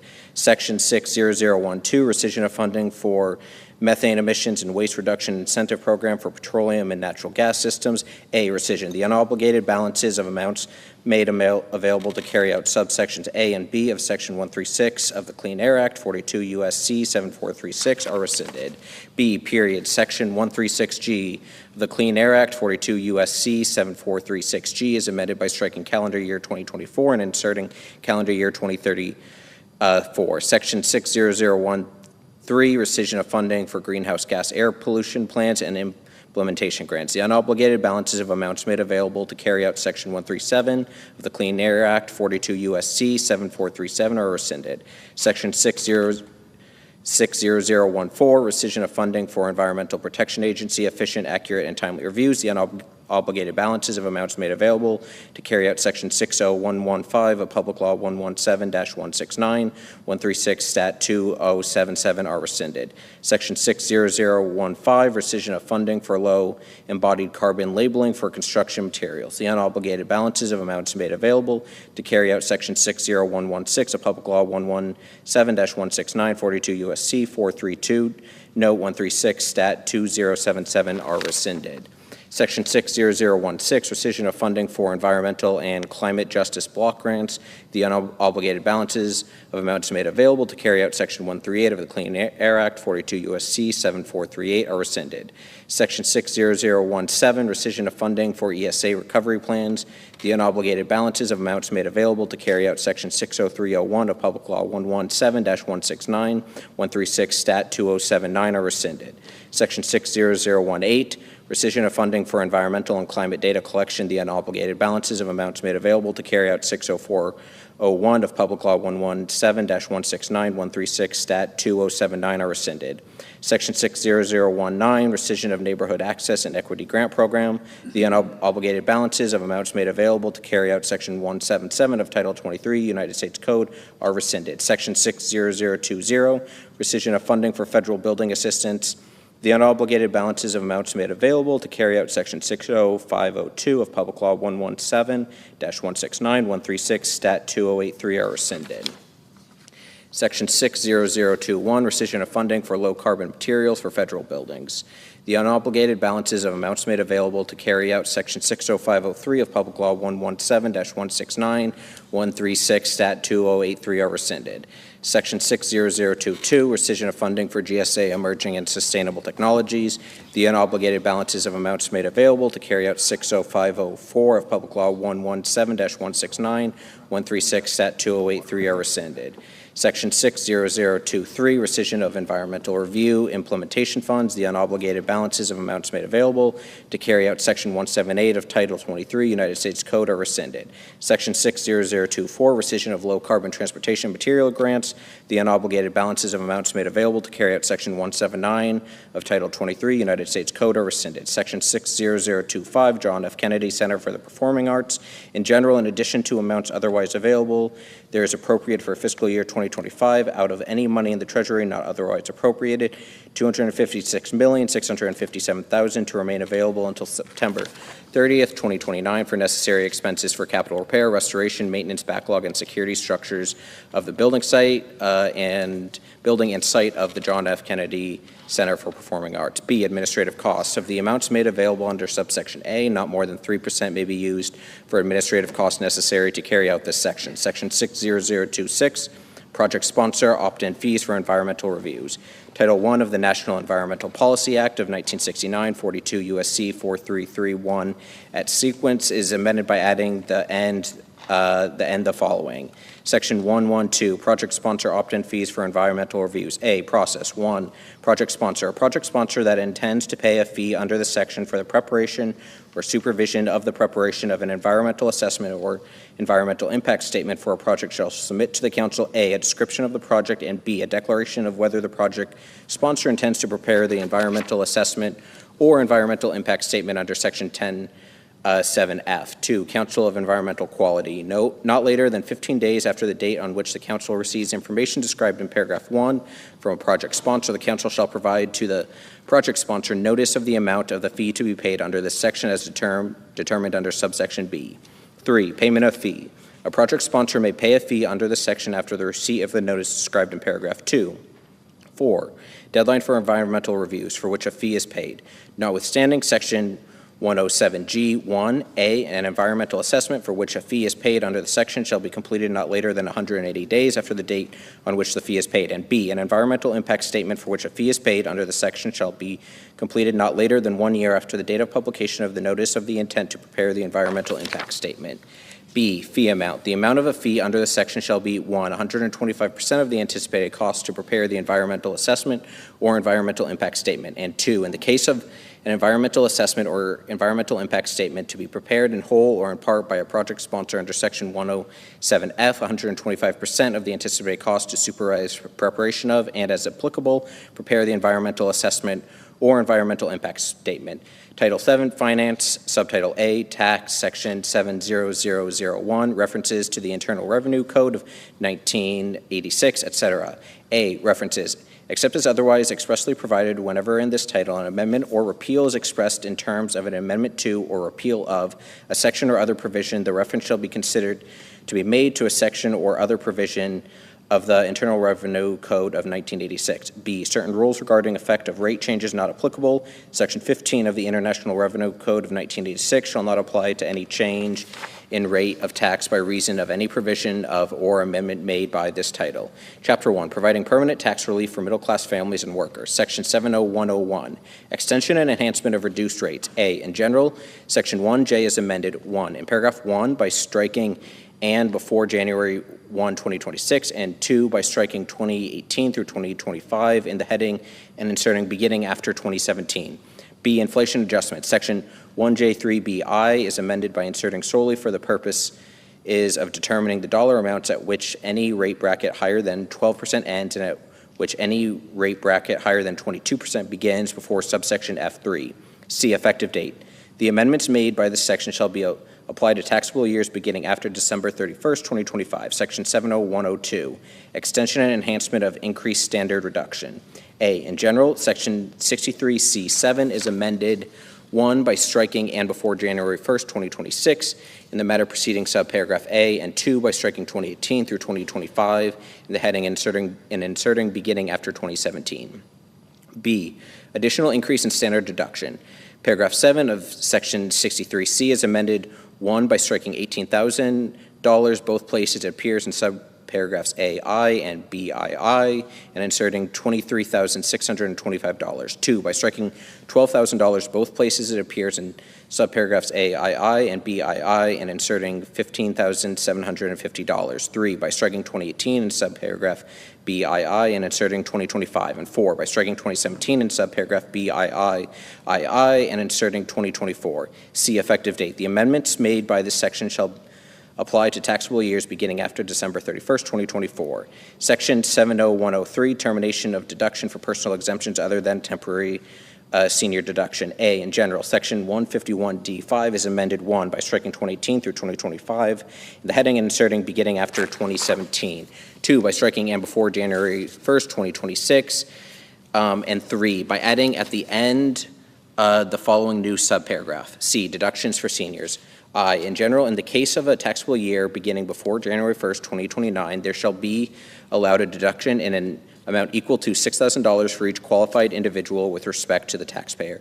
I, qualified individual, for purposes of Clause I, the term qualified individual means I, the taxpayer, if the taxpayer has attained age 65 before the close of the taxable year, and I, in the case of a joint return, the taxpayer's spouse, if such spouse has attained age 65 before the close of the taxable year. I, limitation based on modified gross income. I, in general, in the case of any taxpayer for any taxable year, the $6,000 amount in Clause I shall be reduced, but not below zero, by 6% of so much of that taxpayer's modified adjusted gross income as exceeds $75,000, $150,000 in the case of a joint return. II, modified adjustment gross income. For the purpose of this clause, the term modified adjusted gross income means the adjusted gross income of the taxpayer for the taxable year increased by any amount excluded from gross income under sections 911, 931, or 933. For Social Security number required, 1, in general clause, I shall not apply with respect to a qualified individual unless the taxpayer includes such qualified individual Social Security number on the return of tax for the taxable year. 2, Social Security number. For the purpose is of subclause 1, the term Social Security number has the meaning given such term in section 24H7. 5, married individuals. If the taxpayer is a married individual within this meaning of section 7703, this subparagraph shall apply only if the taxpayer and the taxpayer's spouse file a joint return for the taxable year. B, omission of correct Social Security number treated as mathematical or clerical error. Section 6213G2 is amended by striking and at the end of subparagraph U, by striking the period at the end of subparagraph V and inserting and by inserting after subparagraph V the following new subparagraph W. An omission of a correct Social Security number required under section 151D5C relating to deduction for seniors.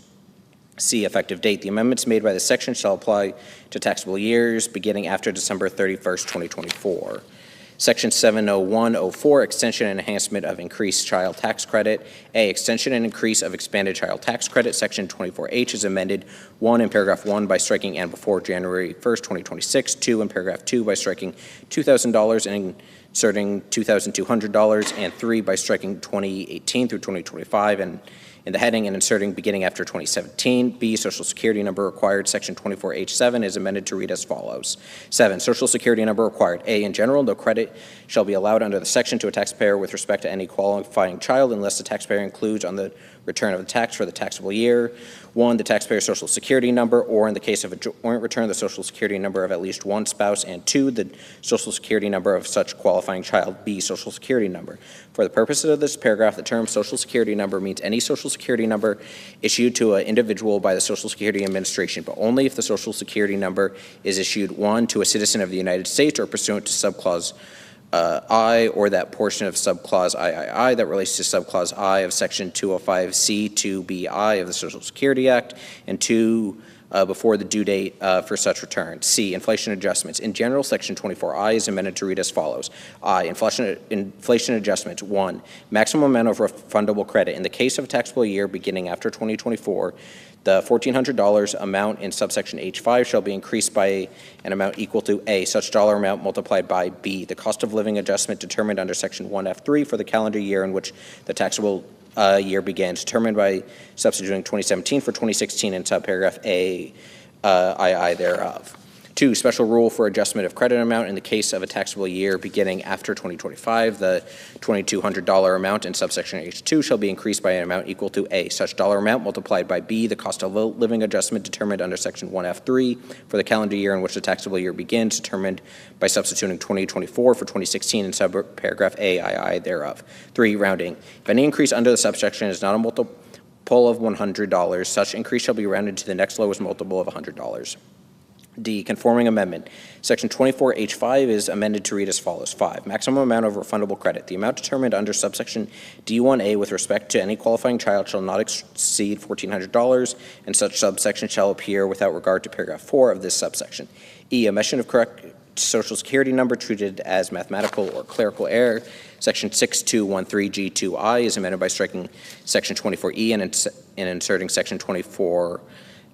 Effective date. The amendments made by this section shall apply to taxable years beginning after December 31st, 2024. Section 70105, extension and enhancement of deduction for qualified business income. A, increase in taxable income limitation phase-in amounts. 1, in general. Subparagraph B of section 199AB3 is amended by striking $50,000, $100,000 in case of a joint return. Each place it appears and inserting $75,000, $150,000 in the case of a joint return. 2, conforming amendment. Paragraph 3 of section 199AD is amended by striking $50,000, $100,000 in the case of a joint return, each place it appears, and inserting $75,000, $150,000 in the case of a joint return. B, minimum deduction for active qualified business income. 1, in general, subsection I of section 199A is amended to read as follows. I, minimum deduction for active qualified business income.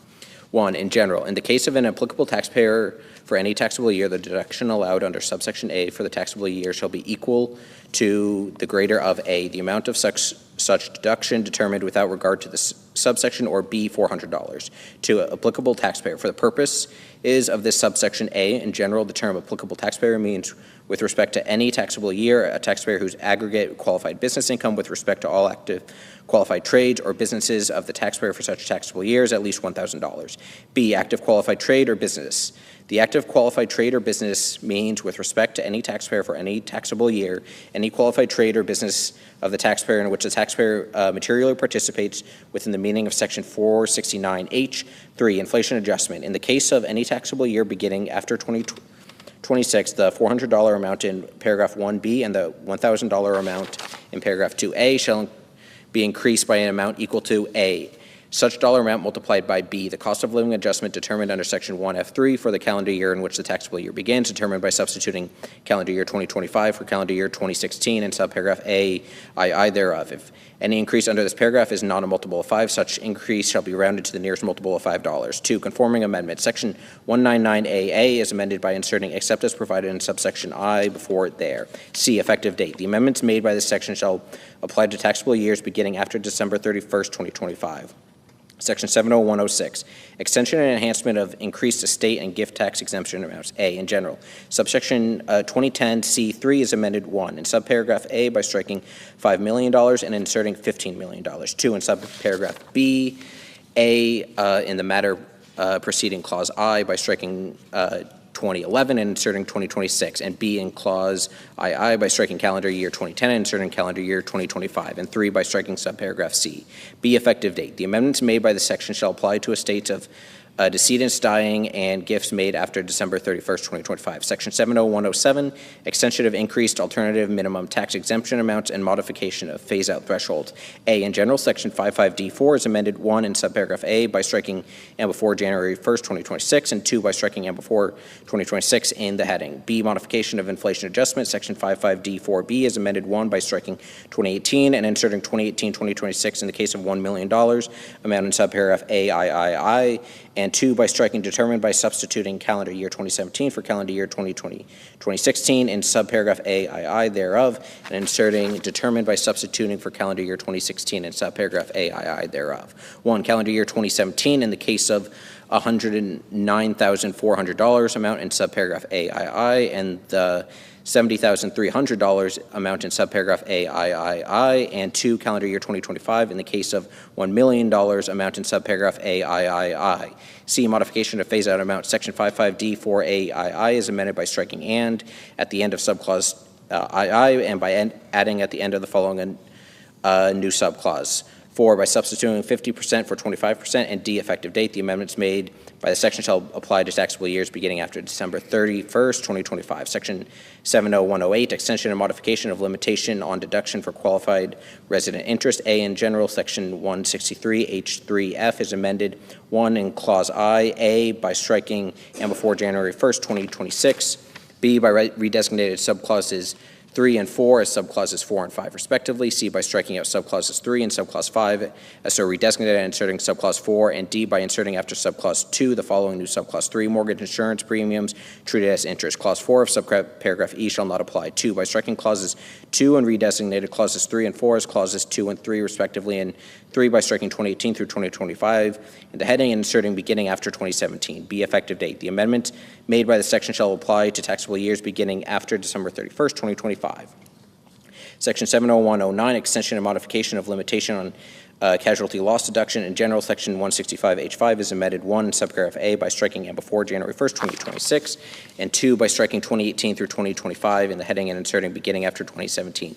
B, extension to state declared disasters. 1 in general, subparagraph A of section 165H5 is amended by subsection A is further amended by striking I5 and inserting I5 or a state declared disaster. 2, exception related to personal casualty gains. Clause I of section 165H5B is amended by striking as so defined, and inserting as so defined or a state declared disaster. 3, state declared disaster. Paragraph 5 of section 165H is amended by adding at the end the following new subparagraph. C, state declared disaster for the purpose is of this paragraph. 1, in general, the term state declared disaster means with respect to any state, any natural catastrophe, including any hurricane, tornado, storm, high water, wind-driven water, tidal wave, tsunami, earthquake, volcanic eruption, landslide, mudslide, snowstorm, or drought, or regardless of case, any fire, flood, or explosion in any part of the state, which in the determination of the governor of such state or mayor in the case of the District of Columbia and the secretary causes damage of sufficient severity and magnitude to warrant the application of the rules of this section.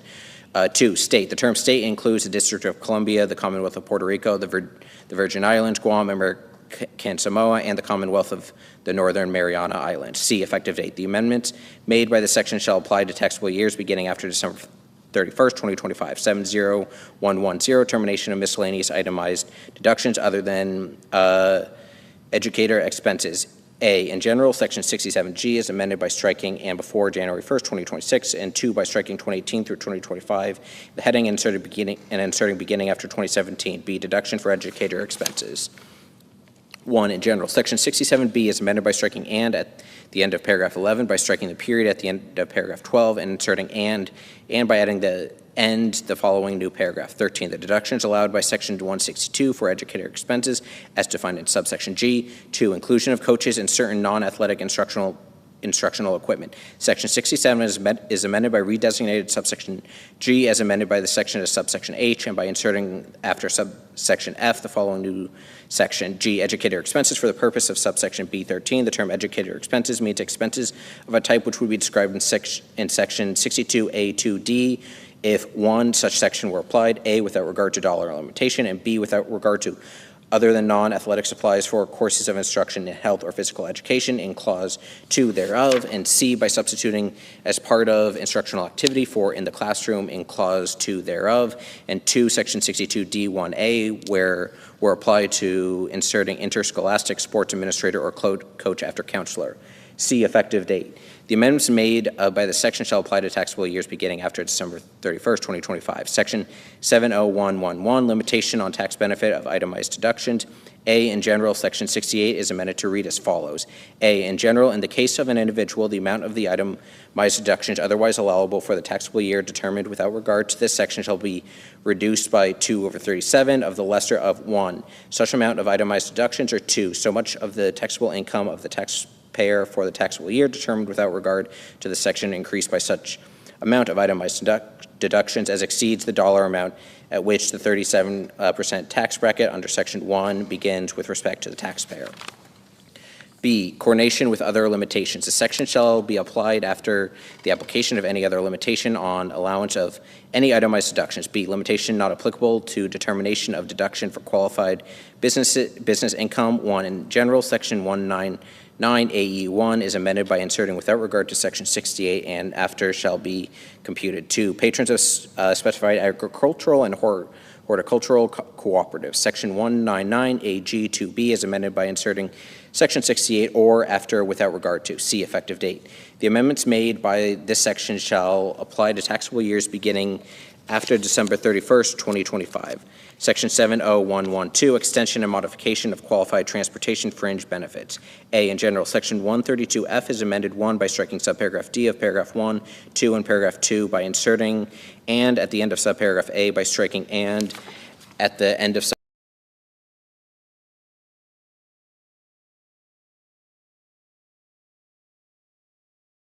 paragraph 8. B, inflation adjustment.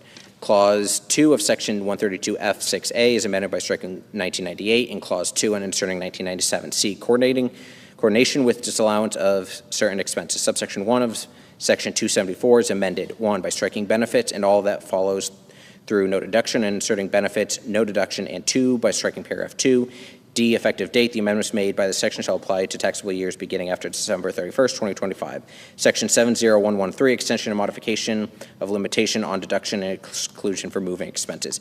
A, extension of limitation on deduction. Section 217K is amended 1 by striking and before January 1st, 2026, and 2 by striking 2018 through 2025 in the heading and inserting beginning after 2017. B, allowance of deduction for members of the intelligence community. Section 217K as amended by subsection A is further amended 1 by striking 2017 except in the case and inserting 2017, 1 in general except in the case, and 2 by adding at the end of the following new paragraph 2 members of the intelligence community and employee or new appointee of the intelligence community as defined in section 3 of the National Security Act of 1947, 50 U.S.C. 3003, other than a member of the Armed Forces of the United States who moves pursuant to a change in assignment which requires relocation shall be treated for the purposes of this section in the same manner as an individual to whom subsection G applies. C, extension of limitation on exclusion. Section 132G2 is amended 1 by striking and before January 1st, 2026, and 2 by striking 2018 through 2025 in the heading and inserting beginning after 2017. D, allowance of exclusion for members of the intelligence community. 132G2 of the Internal Revenue Code of 1986 is amended by inserting or an employee or new appointee of the intelligence community as defined in Section 3 of the National Security Act of 1947, 50 U.S.C. 3003, other than a member of the Armed Forces of the United States who moves pursuant to a change in assignment that requires relocation after a change of station. E, effective date. The amendments made by the section shall apply to taxable years beginning after December 31st, 2025. Section 70114, extension and modification of limitation on wagering losses. A, in general, Section 165 is amended by striking subsection D and inserting the following. D, wagering losses. 1, in general, for purpose of losses from wagering transactions, the amount allowed as a deduction for any taxable year A shall be equal to 90% of the amount of such losses during such taxable year, and B shall only be allowed to the extent of the gains from such transactions during such taxable year. 2, special rule. For the purpose is a paragraph 1, the term losses from wagering transactions includes any deduction otherwise allowable under this chapter incurred in carrying on any wagering transaction. B, effective date. The amendments made by the section shall apply to taxable years beginning after December 31st, 2025. Section 70115, extension and enhancement of increased limitation on contributions to able accounts. A, in general, Section 529AB2B is amended 1 in clause 1 by inserting determined by substituting 1996 for 1997 in paragraph 2B thereof after section 2503B, and 2 in clauses 2 by striking before January 1st, 2026. B, effective dates. 1 in general, except as otherwise provided in the subsection, the amendments made. The section shall apply to the contributions made after December 31st, 2025. 2, modified inflation adjustment. The amendment made by subsection A1 shall apply to taxable years beginning after December 31st, 2025. Section 70116, extension and enhancement of savers credit allowed for able contributions. A, extension. 1, in general, section 25BD1 is amended to read as follows. 1, in general, the term qualified retirement savings contributions means with respect to any taxable year, the sum of A, the amount of contributions made by the eligible individual during such taxable year to the able account within the meaning of Section 529A, of which such an individual is the designated beneficiary, and B, in the case of any taxable year beginning before January 1st, 2027. 1, the amount of the qualified retirement contributions as defined in Section 219E made by the eligible individual. 2, the amount of 1, any elective deferrals as defined in Section 402G3 of such individual, and 2, any elective deferral of compensation by such individual under an eligible deferred compensation plan as defined in Section 457B of an eligible employer described in Section 457E1A, and 3, the amount of voluntary employee contributions by such individual to any qualified retirement plan as defined in Section 4974C, 2, coordination with Secure 2.0 Act of 2022 Amendment, paragraph 1 of Section 103E of the Secure 2.0 Act of 2022 was repealed, and the Internal Revenue Code of 1986 shall be applied and administered as though such paragraph were never enacted. 3, effective date. The amendments and repeal made by the subsection shall apply to taxable years ending after December 31st, 2025. B, increase of credit amount. 1, in general, Section 25BA is amended by striking $2,000 and inserting $2,100. 2, effective date. The amendment made by the subsection shall apply to taxable years beginning after December 31st, 2026. Section 70117, extension of rollovers from qualified tuition programs to able accounts permitted. A, in general, Section 529C3C 1.3 is amended by striking before January 1st, 2026. B, effective date. The amendment made by the section shall apply to taxable years beginning after December 1st, 31st, 2025. Section 70118, extension of treatment of certain individuals performing services in the Sinai Peninsula and enhancement to include additional areas. Treatment made permanent. Section 11026A of Public Law 115-97 is amended by striking with respect to the applicable period. Kenya, Mali, Burkina Faso, and Chad included as hazardous duty areas. Section 11026B of Public Law 15-97 is amended to read as follows. B, qualified hazardous duty area. For purposes of the section, the term qualified hazardous duty area means each of the following locations, but only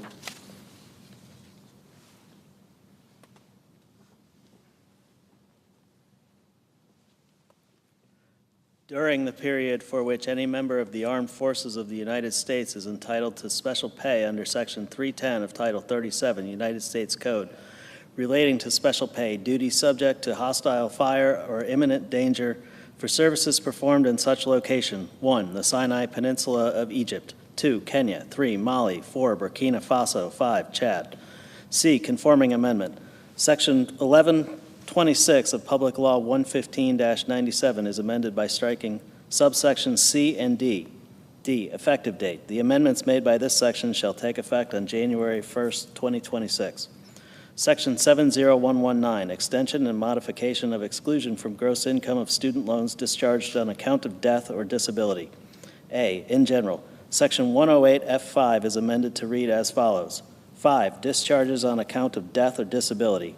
A, in general, in the case of an individual, gross income does not include any amount which, but for this subsection, would be includable in gross income for such taxable year by reason of the discharge, in whole or in part, of any loan described in subparagraph B, if such a discharge was 1, pursuant to subsection A or D of Section 437 of the Higher Education Act of 1965, or the parallel benefit under Part D of Title IV of such act relating to the repayment of loan liability. 2, pursuant to Section 464C1F of such act, or 3, otherwise discharged on account of death or total and permanent disability of the student. B, loans discharged. A loan is described in this subparagraph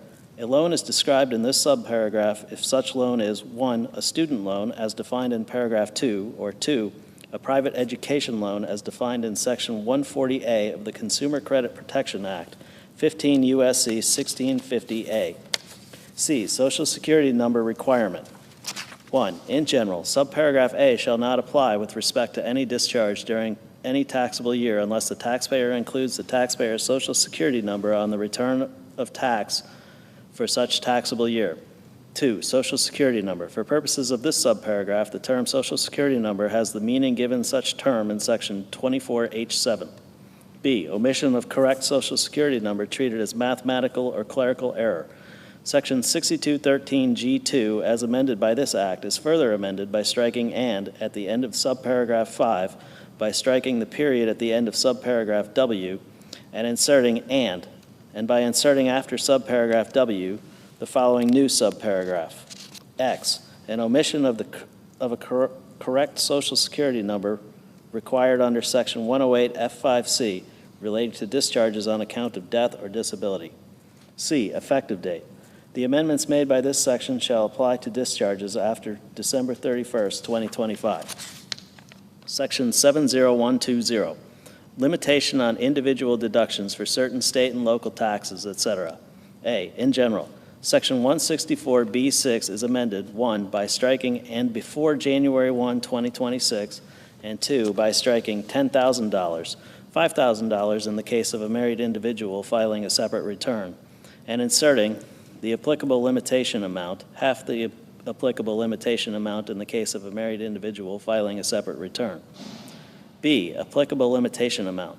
Section 164B is amended by adding at the end the following new paragraph. 7, applicable limitation amount. A, in general, for purposes of paragraph 6, the term applicable limitation amount means 1, in the case of any taxable year beginning in calendar year 2025, $40,000. 2, in the case of any taxable year beginning in calendar year 2026, $40,400. 3, in the case of any taxable year beginning after calendar year 2026 and before 2030, 101% of the dollar amount in effect under this subparagraph for taxable years beginning in the preceding calendar year. And 4, in the case of any taxable year beginning after calendar year 2029, $10,000. B, phase down based on modified adjusted gross income. 1, in general, except as provided in Clause 3, in the case of any taxable year beginning before January 1st, 2030, the applicable limitation amount shall be reduced by 30% of the excess, if any, of the taxpayer's modified adjusted gross income over the threshold amount, half the threshold amount in the case of a married individual filing a separate return. 2, threshold amount. For purposes of this subparagraph, the term threshold amount means 1, in the case of any taxable year beginning in calendar year 2025, $500,000. 2, in the case of any taxable year beginning in calendar year 2026, $505,000. And 3, in the case of any taxable year beginning after calendar year 2026, 101% of the dollar amount in effect under this subparagraph for taxable years beginning in the preceding calendar year. 3, limitation on reduction. The reduction under Clause 1 shall not result in the applicable limitation amount being less than $10,000. 4, modified adjusted gross income. For purposes of this paragraph, the term modified adjusted gross income means adjusted gross income increased by any amount excluded from gross income under Section 911, 931, or 933. C, effective date. The amendments made by this section shall apply to taxable years beginning after December 31, 2024. Chapter 2, delivering on presidential priorities to provide new middle-class tax relief. Section 70201, no tax on tips. A, deduction allowed. Part 7 of Subchapter B of Chapter 1 is amended by redesignating Section 224 as Section 225 and by inserting after Section 223 the following new section. Section 224, qualified tips. A, in general, there shall be allowed as a deduction an amount equal to the qualified tips received during the taxable year that are included on statements furnished to the individual pursuant to Section 6041D3, 6041AE3, 6050WF2, or 6051A18, or reported by the taxpayer on Form 4137 or successor. B, limitation.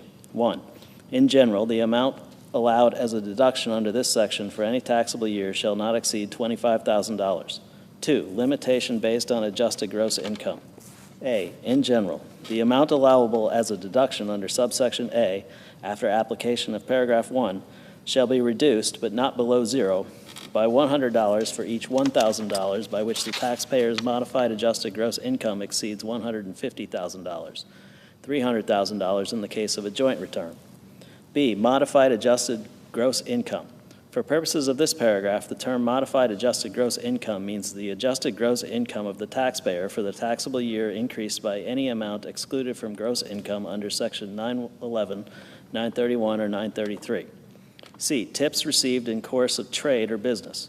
In the case of qualified tips received by an individual during any taxable year in the course of trade or business, other than the trade or business of performing services as an employee of such individual, such qualified tips shall be taken into account under subsection A only to the extent that the gross income for the taxpayer for such trade or business for such taxable year, including such qualified tips, exceeds the sum of the deductions other than the deduction allowed under this section, allocable to the trade or business in which such qualified tips are received by the individual for such taxable year. D, qualified tips.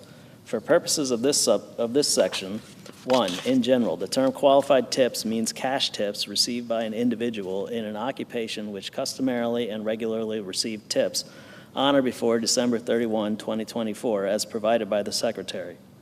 2, exclusions. Such terms shall not include any amount received by an individual unless A, such amount is paid voluntarily without any consequence in the event of non-payment, is not the subject of negotiation, and is determined by the payer. B, the trade or business in the course of which the individual receives such amount is not a specified service, trade, or business as defined in Section 199AD2. And C, such other requirements as may be established by the Secretary and regulations or other guidance are satisfied. For purposes of subparagraph B, in the case of an individual receiving tips in the trade or business of performing services as an employee, such individual shall be treated as receiving tips in the course of a trade or business which is a specified service trade or business if the trade or business of the employer is a specified service trade or business. 3. Cash tips. For purposes of paragraph 1, the term cash tips includes tips received from customers that are paid in cash or charged, and in the case of an employee, tips received under any tip-sharing arrangement. E. Social Security number required. 1. In general, no deduction shall be allowed under this section unless the taxpayer includes on the return of tax for the taxable year such individual's Social Security number. 2. Social Security number defined. For purposes of paragraph 1, the term Social Security number shall have the meaning given such term in section 24H7. F. Married individuals. If the taxpayer is a married individual within the meaning of section 7703, this section shall apply only if the taxpayer and the taxpayer's spouse file a joint return for the taxable year. G. Regulations. The Secretary shall prescribe such regulations or other guidance as may be necessary to prevent reclassification of income as qualified tips, including regulations or other guidance to prevent abuse of the deduction allowed by this section. H. Termination. No deduction shall be allowed under this section for any taxable year beginning after December 31, 2028.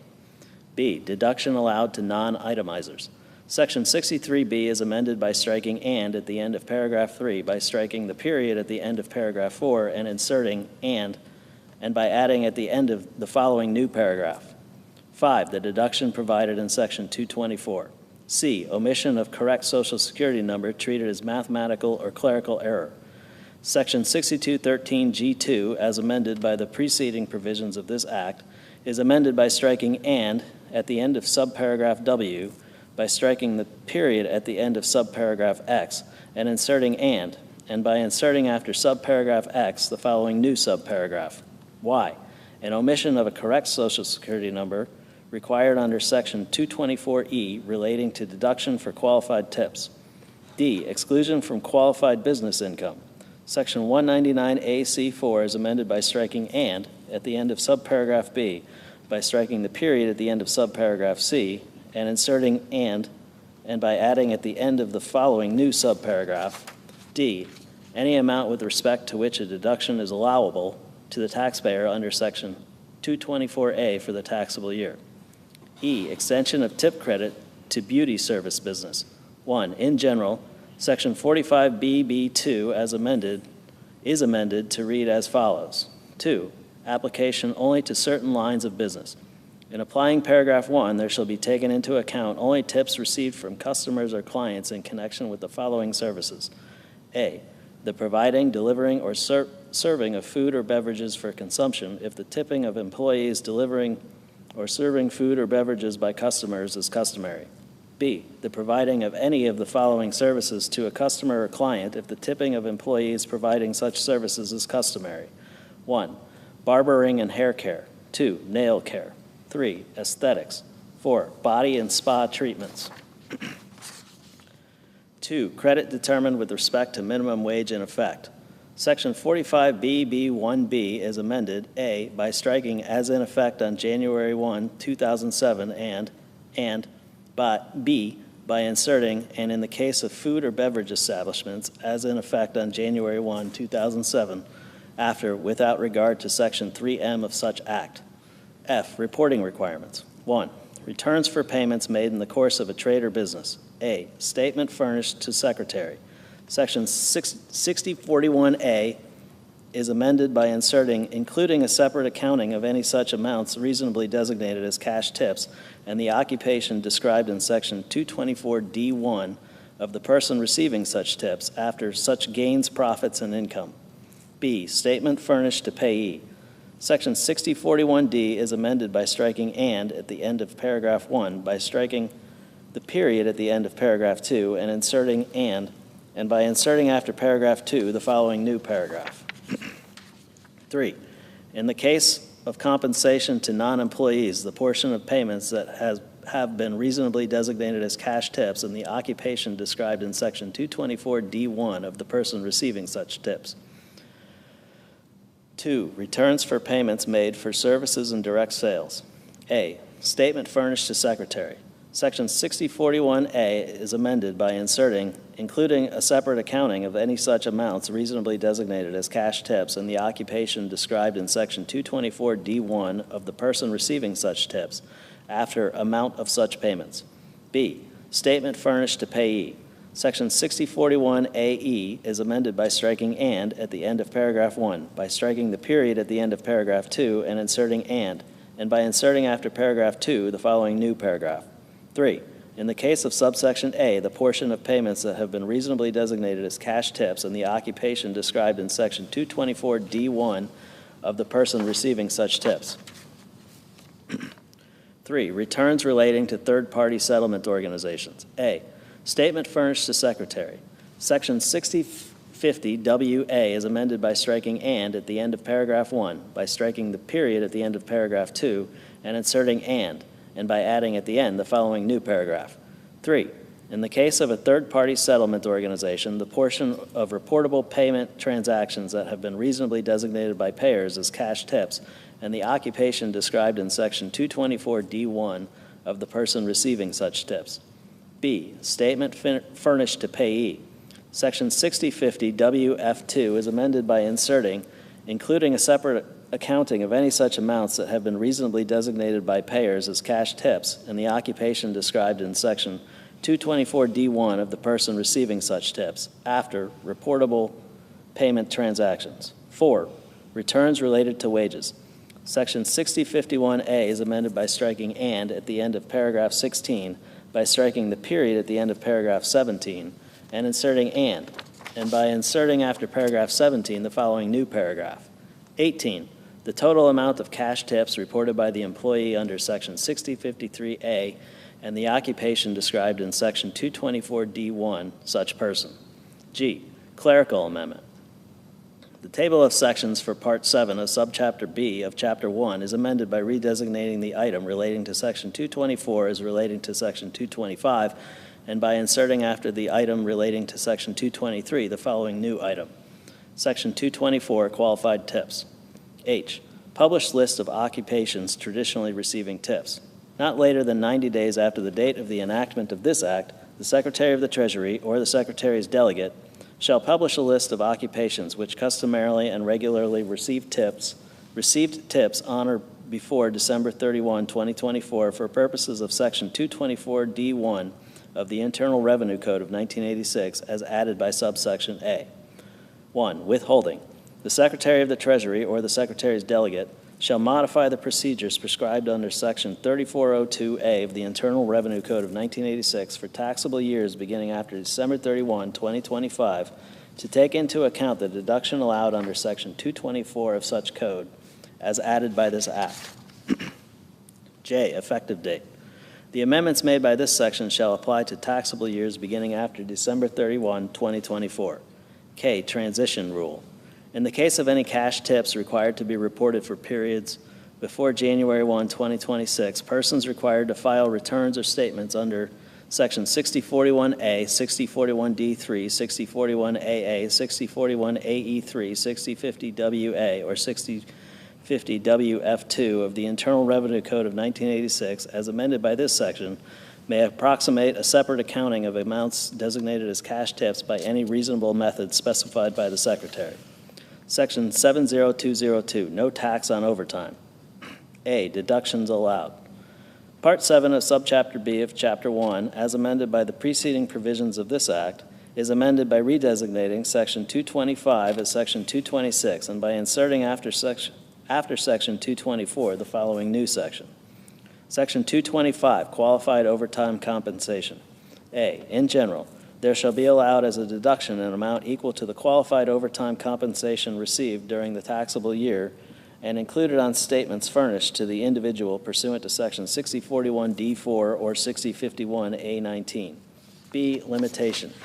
1, in general, the amount allowed as a deduction under this section for any taxable year shall not exceed $12,500, $25,000 in the case of a joint return. 2, limitation based on adjusted gross income. A, in general, the amount allowable as a deduction under subsection A after application of paragraph 1 shall be reduced, but not below zero, by $100 for each $1,000 by which the taxpayer's modified adjusted gross income exceeds $150,000, $300,000 in the case of a joint return. B, modified adjusted gross income. For purposes of this paragraph, the term modified adjusted gross income means the adjusted gross income of the taxpayer for the taxable year increased by any amount excluded from gross income under Section 911, 931, or 933. C, qualified overtime compensation.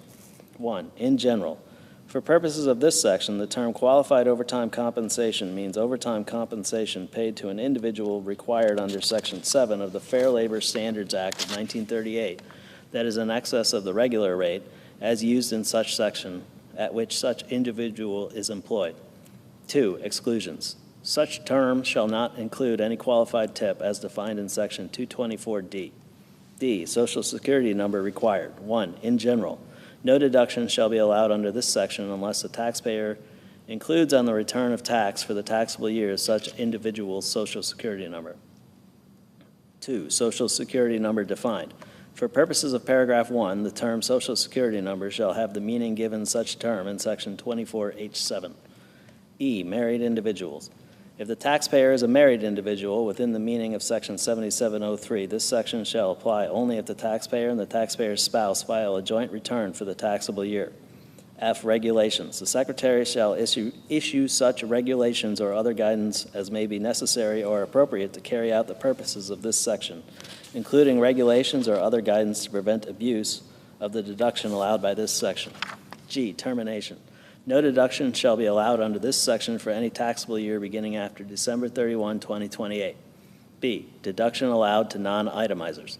Section 63B, as amended by the preceding provisions of this Act, is amended by striking "and" at the end of paragraph 4, by striking the period at the end of paragraph 5 and inserting "and by adding at the end a following new paragraph. 6, the deduction provided in Section 225. C, reporting. 1, requirement to include overtime compensation on W-2. Section 6051A, as amended by the preceding provision of this Act, is amended by striking "and" at the end of paragraph 17, by striking the period at the end of paragraph 18 and inserting "and by inserting after paragraph 18 the following new paragraph. 19, the total amount of qualified overtime compensation as defined in Section 225C. 2, payments to persons not treated as employees under tax laws. A, statement furnished to Secretary. Section 6041A, as amended by Section 70201E1A, is amended by inserting "and a separate accounting of any amount of qualified overtime compensation as defined in Section 225C after occupation of the person receiving such tips." B, statement furnished to payee. Section 6041D, as amended by Section 70201E1B, is amended by striking "and" at the end of paragraph 2, by striking the period at the end of paragraph 3 and inserting "and by inserting after paragraph 3 the following new paragraph. 4, the portion of payments that are qualified overtime compensation as defined in Section 225C. Omission of correct Social Security number treated as mathematical or clerical error. Section 6213G2, as amended by the preceding provisions of this Act, is amended by striking "and" at the end of subparagraph X, by striking the period at the end of subparagraph Y and inserting "and by inserting after subparagraph Y the following new subparagraph. Z, an omission of a correct Social Security number required under Section 225D relating to deduction for qualified overtime. E, clerical amendment. The table of sections for Part 7 of Subchapter B of Chapter 1, as amended by the preceding provisions of this Act, is amended by redesignating the item relating to Section 225 as an item relating to Section 226, and by inserting after the item relating to Section 224 the following new item. Section 225, qualified overtime compensation.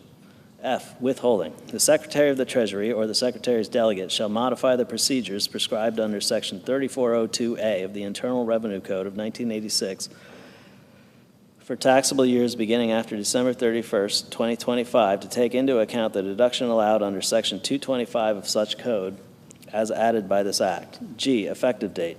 The amendments made by this section shall apply to taxable years beginning after December 31, 2024. H, transition rule.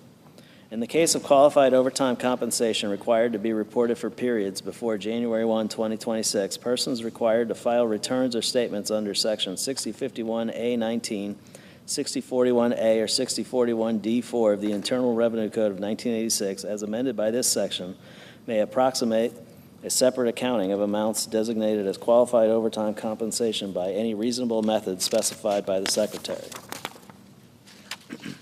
Section 70203, no tax on car loan interest. A, in general, Section 163H is amended by redesignating paragraph 4 as paragraph 5 and by inserting after paragraph 3 the following new paragraph. 4, special rules for taxable years 2025 through 2028 relating to qualified passenger vehicle loan interest. A, in general, in the case of taxable years beginning after December 31, 2024 and before January 1, 2029, for purposes of this subsection, the term personal interest shall not include qualified passenger vehicle loan interest. B, qualified passenger vehicle loan interest defined. 1, in general, for purposes of this paragraph, the term qualified passenger vehicle loan interest means any interest which is paid or accrued during the taxable year on indebtedness incurred by the taxpayer after December 31, 2024 for the purchase of and that is secured by a first lien on an applicable passenger vehicle for personal use. 2, exceptions. Such term shall not include any amount paid or incurred on any of the following. 1, a loan to finance fleet sales. 2, a loan incurred for the purchase of a commercial vehicle that is not used for personal purposes. 3, any lease financing. 4, a loan to finance the purchase of a vehicle with a salvage title. 5, a loan to finance the purchase of a vehicle intended to be used for scrap or parts. 3, VIN requirement. Interest shall not be treated as qualified passenger vehicle loan interest under this paragraph unless the taxpayer includes the vehicle identification number of the applicable passenger vehicle described in Clause 1 of the return of tax for the taxable year. C, limitations. 1, dollar amount. The amount of interest taken into account by a taxpayer under subparagraph B for any taxable year shall not exceed $10,000. 2, limitation based on modified adjusted gross income. 1, in general, the amount which is otherwise allowable as a deduction under subsection A is qualified passenger vehicle loan interest determined without regard to this clause and after the application of Clause 1 shall be reduced, but not below zero, by $200 for each $1,000 or portion thereof, by which the modified adjusted gross income of the taxpayer for the taxable year exceeds $100,000, $200,000 in the case of a joint return. 2, modified adjusted gross income. For purposes of this clause, the term modified adjusted gross income means the adjusted gross income of the taxpayer for the taxable year increased by any amount excluded from gross income under Section 911, 931, or 933. D, applicable passenger vehicle. The term applicable passenger vehicle means any vehicle, 1, the original use of which commences with the taxpayer, 2, which is manufactured primarily for use on public streets, roads, and highways, not including a vehicle operated exclusively on a rail or rails. 3, which has at least 2 wheels. 4, which is a car, minivan, sport utility vehicle, pickup truck, or motorcycle. 5, which is treated as a motorcycle for purposes of Title II of the Clean Air Act. And 6, which has a gross vehicle weight rating of less than 14,000 pounds. Such term shall not include any vehicle, the final assembly of which did not occur within the United States. E, other definitions and special rules. For purposes of this paragraph, 1, final assembly. For purposes of subparagraph D, the term final assembly means the process by which a manufacturer produces a vehicle at or through the use of a plant, factory, or other place from which the vehicle is delivered to a dealer with all component parts necessary for the mechanical operation of the vehicle included with the vehicle, whether or not the component parts are permanently installed in or on the vehicle. 2, treatment of refinancing. Indebtedness described in subparagraph B shall include indebtedness that results from refinancing any indebtedness described in such subparagraph and that is secured by a first lien on the applicable passenger vehicle with respect to which the refinanced indebtedness was incurred, but only to the extent the amount of such resulting indebtedness does not exceed the amount of such refinanced indebtedness. 3, related parties. Indebtedness described in subparagraph B shall not include any indebtedness owned to a person who is related within the meaning of Section 267B or 707B1 to the taxpayer. B, deduction allowed to non-itemizers. Section 63B, as amended by the preceding provisions of this Act, is amended by striking "and" at the end of paragraph 5, by striking the period at the end of paragraph 6, and inserting and by adding at the end the following new paragraph. 7, so much of the deduction allowed by Section 163A as is attributable to the exception under Section 163H4A. C, reporting. 1, in general, Subpart B of Part 3 of Subchapter A of Chapter 61 is amended by adding at the end the following new section.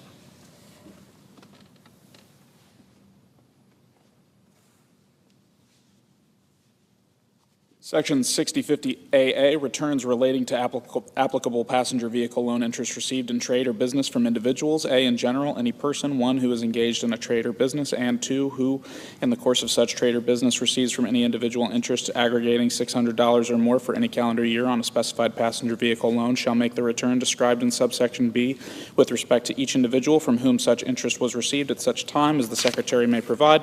B, form and manner of returns. A return is described in this subsection if such return 1 is in such form as the Secretary may prescribe, and 2 contains A, the name and address of the individual from whom the interest described in subsection A2 was received, B, the amount of such interest received for the calendar year, C, the amount of outstanding principal on the specified passenger vehicle loan as of the beginning of such calendar year, D, the date of the origination of such loan, E, the year, make, model, and vehicle identification number of the applicable passenger vehicle which secures such loan, or such other description of such vehicle as the Secretary may prescribe, and F, such other information as the Secretary may prescribe. C, statements to be furnished to individuals with respect to whom information is required. Every person required to make a return under subsection A shall furnish to each individual whose name is required to be set forth in such a return a written statement shown. 1, the name, address, and phone number of the information contact of the person required to make such return, and 2, the information described in some paragraphs B, C, D, and E of subsection B2 with respect to such individual, and such information as is described in subsection B2F with respect to such individual as the Secretary may provide for purposes of this subsection.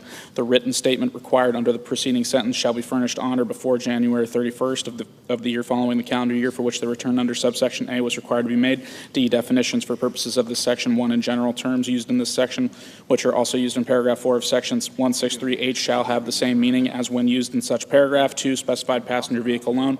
The term specified passenger vehicle loan means the indebtedness described in section 163H4B with respect to any applicable passenger vehicle. E, regulations. The Secretary shall issue such regulations or other guidance as may be necessary or appropriate to carry out the purposes of this section, including regulations or other guidance to prevent the duplicate reporting of information under this section. F, applicability. No return shall be required under this section for any period to which section 163H4 does not apply to. Penalties. Section 6724D is amended. A, in paragraph 1B by striking or at the end of the clause XXVII, by striking and at the end of clause XXVII, and inserting or and by adding at the end of the following new clause. 29, section 6050A. AA, relating to returns relating to applicable passenger vehicle loan interest received in trade or business from individuals, and B, in paragraph 2 by striking or at the end of subparagraph KK, by striking the period at the end of subparagraph LL, and inserting or and by inserting after subparagraph LL the following new paragraph MM. Section 6050AAC, relating to statements relating to applicable passenger vehicle loan interest received in trade or business from individuals. D, conforming amendments. 1, section 56E1B is amended by striking section 163H4 and inserting section 163H5. 2, the table of sections for subpart B of part 3 of chapter A of chapter 61 is amended by adding at the end of the following new item. Section 6050AA, returns relating to applicable passenger vehicle loan interest received in trade or business from individuals. E, effective date. The amendments made by this section shall apply to indebtedness incurred after December 31st, 2024. Section 70204, Trump Accounts and Contribution Pilot Program. A, Trump Accounts. 1, in general, subchapter F of Title 1 is amended by adding at the end the following new part. Part 9, Trump Accounts. Section 530A, Trump Accounts. Section 538, Trump Accounts. A, General Rule. except as provided in this section or under regulations or guidance established by the Secretary. A Trump account shall be treated for purposes of this title in the same manner as an individual retirement account under Section 408A. B, Trump account for purposes of this section. 1, in general, the term Trump account means an individual retirement account is defined in Section 408A, which is not designated as a Roth IRA, and which meets the following requirements. A, the account, I, is created or organized by the Secretary for the exclusive benefit of an eligible individual or such eligible individual's beneficiaries, or 2, is 1, created or organized in the United States for the exclusive benefit of an individual who has not attained the age of 18 before the end of the calendar year or such individual's beneficiaries, and 2, funded by a qualified rollover contribution. B, the amount is designated in such manner as the Secretary shall prescribe at the time of the establishment of the account as a Trump account. C, the written governing instrument creating the account meets the following requirements. 1, no contribution will be accepted, 1, before the date that is 12 months after the date of the enactment of this section, or 2, in the case of a contribution made in any calendar year before the calendar year in which the account beneficiary attains age 18, if such contribution would result in aggregate contributions other than exempt contributions for such calendar year in excess of the contribution limit specified in subsection C2A. 2, except as provided in subsection D, no distribution will be allowed before the first day of the calendar year in which the account beneficiary attains age 18. 3, no part of the account funds will be invested in any asset other than an eligible investment during any period before the first day of the calendar year in which the account beneficiary attains age 18. 2, eligible individual. The term eligible individual means any individual, A, who has not attained the age of 18 before the close of the calendar year in which the election under subparagraph C is made. B, for whom a Social Security number within the meaning of Section 24H7 has been issued before the date on which an election under subsection C is made. And C, for whom, 1, an election is made under the subparagraph by the Secretary if the Secretary determines, based on information available to the Secretary from tax returns or otherwise, that such individual meets the requirements of subparagraphs A and B, and no prior election has been made for such individual under Clause 2, or 2, an election is made under this subparagraph by a person other than the Secretary at such time in such a manner as the Secretary may prescribe for the establishment of the Trump account if no prior election has been made for such individual under Clause 1. 3, eligible investment. A, in general, the term eligible investment means any mutual fund or exchange-traded fund which, 1, tracks the returns of a qualified index, 2, does not use leverage, 3, does not have annual fees and expenses of more than 0.1% of the balance of the investment in the fund, and 4, meets such other criteria as the Secretary determines appropriate for purposes of the Section B qualified index. The term qualified index means 1, the Standard & Poor's 500 stock market index, or 2, any other index, 1, which is comprised of equity investments in United States companies, and 2, for which regulated futures contracts as defined in Section 1256G1 are traded on a qualified board or exchange as defined in Section 1256G7. Such terms shall not include any industry or sector-specific index, but may include an index based on market capitalization. 4, account beneficiary. The term account beneficiary means the individual on whose behalf the Trump account was established. C, treatment of contributions. 1, no deduction allowed. No deduction shall be allowed under Section 219 for any contribution which is made before the first day of the calendar year in which the account beneficiary attains age 18. 2, contribution limit. In the case of any contribution made before the calendar year in which the account beneficiary attains age 18. A, in general, the aggregate amount of contributions other than exempt contributions for such calendar year shall not exceed $5,000. B, exempt contribution. For purposes of this paragraph, the term exempt contribution means 1, qualified rollover contribution, 2, any qualified general contribution, or 3, any contribution provided under Section 6434. C, cost of living adjustment. 1, in general, in the case of any calendar year after 2027, the $5,000 amount under subparagraph A shall be increased by an amount equal to 1, such dollar amount multiplied by 2, the cost of living adjustment determined under Section 1F3 for the calendar year determined by substituting calendar year 2026 for calendar year 2016 in subparagraph A2 thereof. 2, rounding. If any increase under this subparagraph is not a multiple of 100, such amount shall be rounded to the next lower multiple of 100. 3, timing of contributions. Section 219F3 shall not apply to any contribution made to a Trump account for any taxable year ending before the calendar year in which the account beneficiary attains age 18. D, distributions. 1, in general, except as otherwise provided in the subsection, no distribution shall be allowed before the first day of the calendar year in which the account beneficiary attains age 18. 2, tax treatment of allowable distributions. For purposes of applying Section 72 to any amount distributed from a Trump account, the investment in the contract shall not include A, any qualified general contribution, B, any contribution provided under Section 6434, and C, the amount of any contribution which is excluded from the gross income under Section 128. 3, qualified rollover contributions. Paragraph 1 shall not apply to any distribution which is a qualified rollover contribution, and the amount of such distribution shall not be included in the gross income of the beneficiary.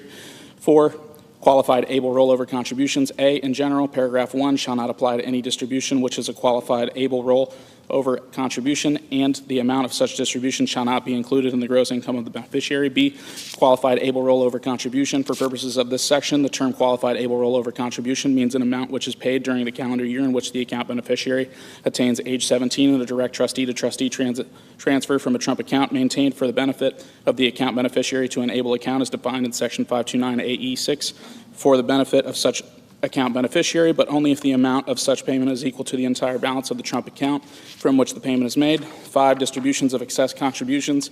In the case of any contribution which is made before the calendar year in which the account beneficiary attains age 18 and which is in excess of the limitation in effect under subsection C2A for the calendar year. A, paragraph 1 shall not apply to the distribution of such excess.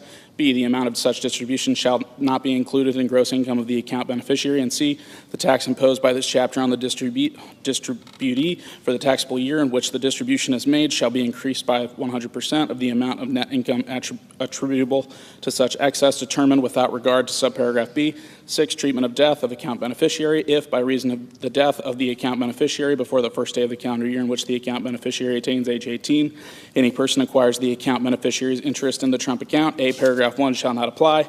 B, such account shall cease to be a Trump account as of the date of death. And C, an amount equal to the fair market value of the assets reduced by the investment in the contract in such account on such date shall, 1, if such person is not the estate of such beneficiary, be includable in such person's gross income for the taxable year, which includes such date, or 2, if such person is the estate of such beneficiary, be includable in such beneficiary's gross income for the last taxable year of such beneficiary. E, qualified rollover contribution.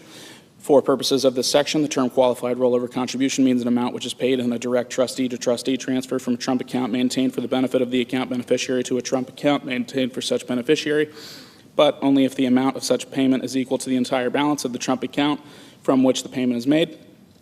F, qualified general contribution. For purposes of this section, 1, in general, the term qualified general contribution means any contribution which A, is made by the Secretary pursuant to a general funding contribution, B, is made to the Trump account of an account beneficiary in the qualified class of account beneficiary specified in the general funding contribution, and C, is in an amount which is equal to the ratio of 1, the amount of such general funding contribution to 2, the number of account beneficiaries in such qualified class. 2, general funding contribution. The term general funding contribution means a contribution which A, is made by 1, an entity described in section 170C1 other than a possession of the United States or a political subdivision thereof or an Indian tribal government, or 2, an organization described in section 501C3 and exempt from tax under section 501A, and B, which specifies a qualified class of account beneficiaries to whom such contribution is to be distributed. 3, qualified class.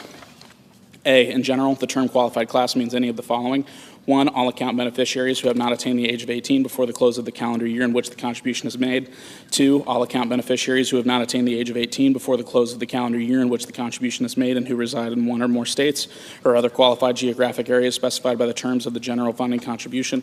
3, all account beneficiaries who have not attained the age of 18 before the close of the calendar year in which the contribution is made and who were born in one or more calendar years specified by the terms of the general funding contribution. B, qualified geographic area. The term qualified geographic area means any geographic area in which not less than 5,000 account beneficiaries reside and which is designated by the Secretary as a qualified geographic area under the subparagraph.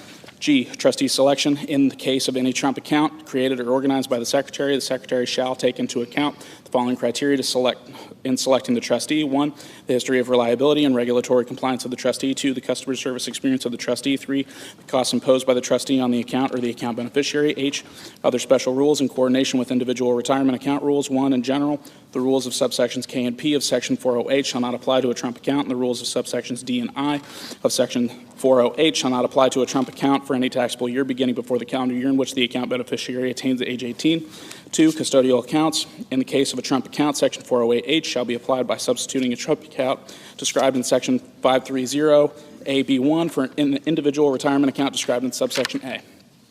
3, contributions. In the case of any taxable year beginning before the first day of the calendar year in which the account beneficiary attains age 18, contribution to a Trump account shall not be taken into account in applying any contribution limit to any individual retirement plan other than a Trump account. 4, distribution. Section 408D2 shall be applied separately with respect to Trump accounts and other individual retirement plans. 5, excess contributions for purposes of applying section 4973B to a Trump account for any taxable year beginning before the first day of the calendar year in which the account beneficiary attains age 18. The term excess contributions means the sum of A, the amount by which the amount contributed to the account for the calendar year in which taxable year begins exceeds the amount permitted to be contributed to the account under subsection C2, and B, the amount determined under this paragraph for the preceding taxable year. For purposes of this paragraph, the excess contributions for a taxable year are reduced by the distributions to which subsection D5 applies that are made during the taxable year by the date prescribed by law, including extensions of time for filing the account beneficiary's return for the taxable year.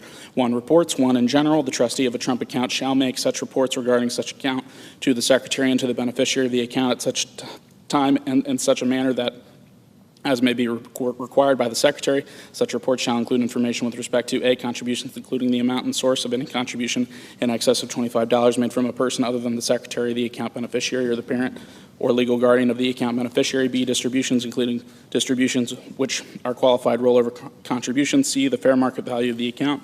D, the investment in the contract with respect to such account. And E, such other matters as the Secretary may require. 2, qualified rollover contributions. Not later than 30 days after the date of any qualified rollover contribution, the trustee of the Trump account to which the contribution was made shall make a report to the Secretary. Such report shall include A, the name, address, and social security number of the account beneficiary. B, the name and address of such trustee. C, the account number. D, the routing number of the trustee. And E, such other information as the Secretary may require.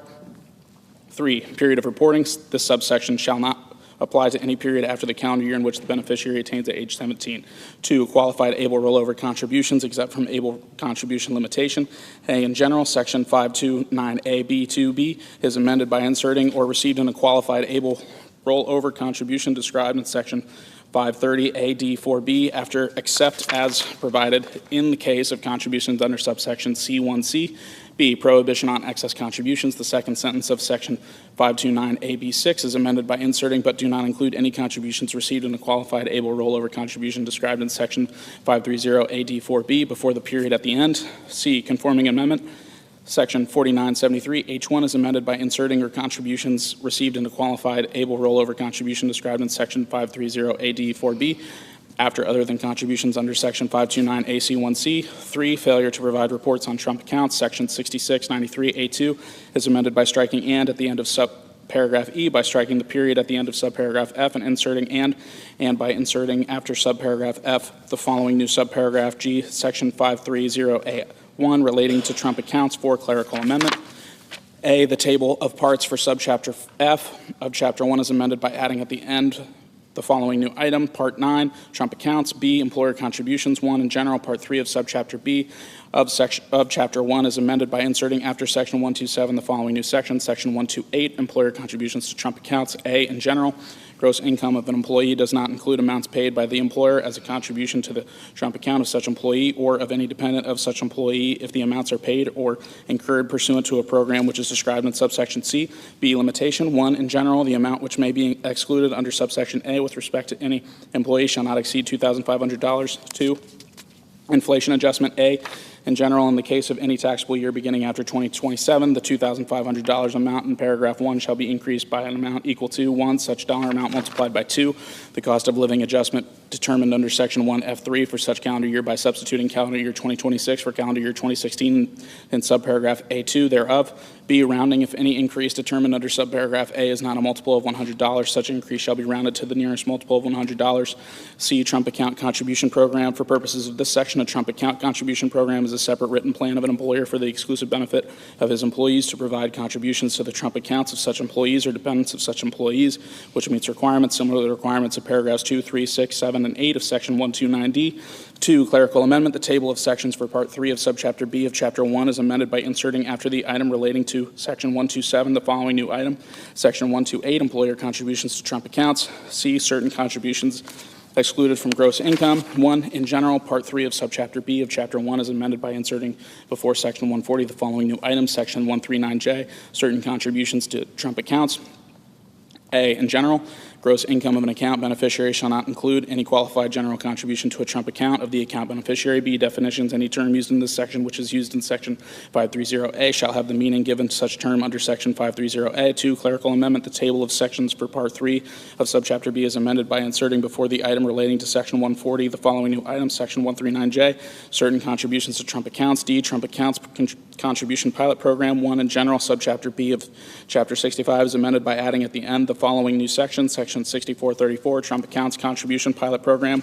A, in general, in the case of an individual who makes an election under this section with respect to an eligible child of the individual, such eligible child shall be treated as making a payment against the tax imposed by subtitle A for the taxable year for which the election was made in an amount equal to $1,000. B, refund of payment. The amount treated as a payment under subsection A shall be paid by the Secretary to the Trump account with respect to which such eligible child is the account beneficiary. C, eligible child. For purposes of this section, the term eligible child means qualifying child as defined in section 152C. One, who was born after December 31st, 2024 and before January 1st, 2029. Two, with respect to whom no prior election has been made under this section by such individual or any other individual. Three, who is a United States citizen. And four, at least one parent of whom was a United States citizen at the time of such qualifying child's birth.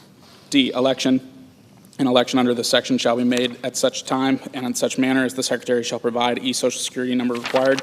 One, in general, this section shall not apply to any taxpayer unless such individual includes with the election made under this section A, such individual's social security number, and B, the social security number of the eligible child with respect to whom the election is made. Two, social security number defined. For purposes of paragraph 1, the term social security number shall have the meaning given such terms in section 24H7 determined by substituting before the date of the election made under section 6434 for before the due date of such return in subparagraph B thereof. F, exception from reduction or offset. Any payment made to any individual under this section shall not be, 1, subject to reduction or offset pursuant to subsection C, D, E, or F of section 6402 for any similar authority permitting offset, or 2, reduced or offset by other assessed federal taxes that would otherwise be subject to levy or collection. G, special rule regarding interest. The period determined under section 6611. A, with respect to any payment under this section shall not begin before January 1st, 2028. H, mirror code possessions. In the case of any possession of the United States with a mirror code tax system as defined in section 24K, this section shall not be treated as part of the income tax laws of the United States for purposes of determining the income tax law of such possession unless such possession elects to have this section be so treated. 1, definitions. For purposes of this section, the term Trump account and account beneficiary have the meaning given such terms in section 530AB. 2, penalty for negligent claim or fraudulent claim. Part 1 of subchapter A of chapter 68 is amended by adding at the following new section. Section 6659, improper claim for Trump account, contribution pilot program credit. A, in general. In the case of any individual who makes an election under section 6434 with respect to an individual who is not an eligible child of the taxpayer. 1, if such election was made due to negligence or disregard of the rules or regulations, there shall be imposed a penalty of $500. Or 2, if such election was made to fraud, there shall be imposed a penalty of $1,000. B, definitions. 1, eligible child. The term eligible child has the meaning given such term under section 6434. 2, negligence, disregard. The term negligence and disregard have the same meaning as when such terms are used in section 6662. 3, omission of correct social security number treated as mathematical or clerical error. Section 6213G2, as amended by the preceding provisions of this act, is amended by striking and at the end of subparagraph Y, by striking the period at the end of subparagraph Z, and inserting and by inserting after subparagraph Z, the following new paragraph, AA, an omission of a correct social security number required under section 6434E1 relating to the Trump accounts contribution pilot program for confirming amendments. A, the table of sections for subchapter B of chapter 65 is amended by adding at the end of the following new item, section 6434, Trump accounts contribution pilot program. B, the table of sections for part 1 of subchapter A of chapter 68 is amended by inserting after the item relating to section 6658 the following new item, section 6659, improper claim for Trump account contribution pilot program credit. E, effective date. The amendments made by this section shall apply to taxable years beginning after December 31st, 2025. F, funding. In addition to amounts otherwise available, there is appropriated to the Department of Treasury out of any money in the Treasury not otherwise appropriated $410 million to remain available until September 30th, 2034 to carry out the amendments made by this section. Chapter 3, establishing certainty and competitiveness for American job creators. Subchapter A, permanent U.S. business tax reform and boosting domestic investment. Section 70301, full expensing for certain business property. A, made permanent. 1, in general. Section 168K2A is amended by adding and at the end of clause 1 and striking and at the end of clause 2 and inserting a period and by striking clause 3. 2, property with longer production periods. Section 168K2B is amended A in clause 1 by striking subclauses 2 and 3 and redesignating subclauses 4, 5, and 6 as subclauses 2, 3, and 4, respectively, and B by striking clause 2 and redesignating clauses 3 and 4 as clauses 2 and 3, respectively. 3, self-constructed property. Section 168K2E is amended by striking clause 1 and redesignating clauses 2 and 3 as clauses 1 and 2, respectively. For certain plants, Section 168K5A is amended by striking planted before January 1st, 2027, or is grafted before such date to a plant that has already been planted in the matter preceding Clause 1 and inserting planted or grafted. 5 conforming amendments. A, Section 168K2A2 is amended by striking Clause 2 of subparagraph E and inserting Clause 1 of subparagraph E. B, Section 168K2C1 is amended by striking and subclauses 2 and 3 of subparagraph B1. C, Section 168K2C2 is amended by striking subparagraph B3 and inserting subparagraph B2. D, Section 460C6B is amended by striking which and all that follows through the period and inserting which has a recovery period of 7 years or less. B, 100% expensing. 1, in general, Section 168K is amended A in paragraph 1A by striking the applicable percentage and inserting 100%, and B, by striking paragraph 6 and 8 to certain plants. Section 168K5A1 is amended by striking the applicable percentage and inserting 100%. 3, transitional election of reduced percentage. Section 168K10 is amended by striking subparagraph A and by redesignating subparagraph B as subparagraph C and by inserting before subparagraph C as so redesignated the following new subparagraphs. A, in general, in the case of qualified property placed in service by the taxpayer during the first taxable year ending after January 19, 2025, the taxpayer elects to have this paragraph apply for such taxable year. Paragraph 1A shall be applied. 1, in the case of property which is not described in Clause 2 by substituting 40% for 100%, or 2, in the case of property which is described in subparagraph B or C of paragraph 2 by substituting 60% for 100%. B, specified plants in the case of any specified plant planted or grafted by the taxpayer during the first taxable year ending after January 19, 2025, that the taxpayer elects to have this paragraph apply for such taxable year. Paragraph 5A1 shall be applied by substituting 40% for 100%. C, effective date. 1, in general, except as otherwise provided in this subsection, the amendments made by this section shall apply to property acquired after January 19, 2025. 2, specified plants, except as provided in paragraph 3, and in the case of any specified plant as defined in Section 168K 5B of the Internal Revenue Code of 1986 as amended by this section. The amendments made by this section shall apply to such plants which are planted or grafted after January 19, 2025. 3, transitional election of reduced percentage. The amount made by subsection B3 shall apply to taxable years ending after January 19, 2025. 4, acquisition date determination. For purposes of paragraph 1, property shall not be treated as acquired after the date on which a written binding contract is entered into for such acquisition. Section 70302, full expensing of domestic research and experimental expenditures. A, in general. Part 6 of subchapter B of Chapter 1 is amended by inserting after Section 174 the following new section. Section 174A, domestic research or experimental expenditures. A, treatment as expenses. Notwithstanding Section 263, there shall be allowed as a deduction any domestic research or experimental expenditures which are paid or incurred by the taxpayer during the taxable year. B, domestic research or experimental expenditures. For purposes of this section, the term domestic research or experimental expenditures means research or experimental expenditures paid or incurred by the taxpayer in connection with the taxpayer's trade or business other than such expenditures which are attributable to foreign research within the meaning of Section 41D4F. C, amortization of certain domestic research or experimental expenditures in general at the election of the taxpayer made in accordance with regulations or guidance provided by the Secretary in the case of domestic research or experimental expenditures which would, but for subsection A, be chargeable to capital account but not chargeable to property of the character which is subject to the allowance under Section 167 relating to allowance for depreciation, etc., or Section 611 relating to allowance for depletion. Subsection A shall not apply, and the taxpayer shall A, charge such expenditures to capital account, and B, be allowed an amortization deduction of such expenditures ratably over such period of not less than 60 months as may be selected by the taxpayer, beginning with the month in which the taxpayer first realizes benefits from such expenditures. 2, time for and scope of election. The election provided by paragraph 1 may be made for any taxable year, but only if made not later than the time prescribed by law for filing the return for such taxable year, including extensions thereof. The method so elected and the period selected by the taxpayer shall be adhered to in computing taxable income for the taxable year for which the election is made, and for all subsequent taxable years unless with the approval of the Secretary a change to a different method or to a different period is authorized with respect to part or all of such expenditures. The election shall not apply to any expenditure paid or incurred during any taxable year before the taxable year for which the taxpayer makes the election. D, special rules. 1, land and other property. This section shall not apply to any expenditure for the acquisition or improvement of land or for the acquisition or improvement of property to be used in connection with the research or experimentation and of a character which is subject to the allowance under Section 167 relating to allowance for depreciation, etc., or Section 611 relating to allowance for depletion, but for the purposes of this section, allowances under Section 167 and allowances under Section 611 shall be considered as expenditures. 2, expiration expenditures. This section shall not apply to any expenditure paid or incurred for the purpose of ascertaining the existence, location, extent, or quality of any deposit of ore or other mineral, including oil and gas. 3, software development. For purposes of this section, any amount paid or incurred in connection with the development of any software shall be treated as a research or experimental expenditure. B, coordination with certain other provisions. 1, foreign research expenses. Section 174 is amended.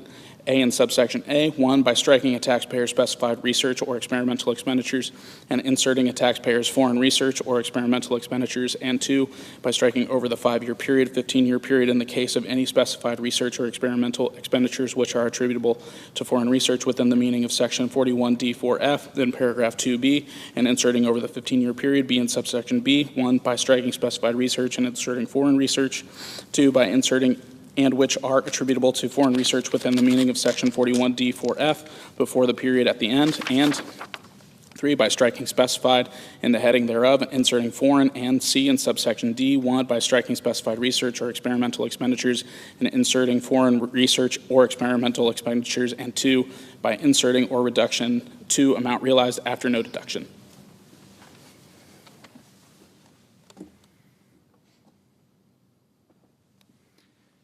Two, research credit. A, Section 41D1A is amended to read as follows. A, with respect to which expenditures are treated as domestic research or experimental expenditures under Section 174A.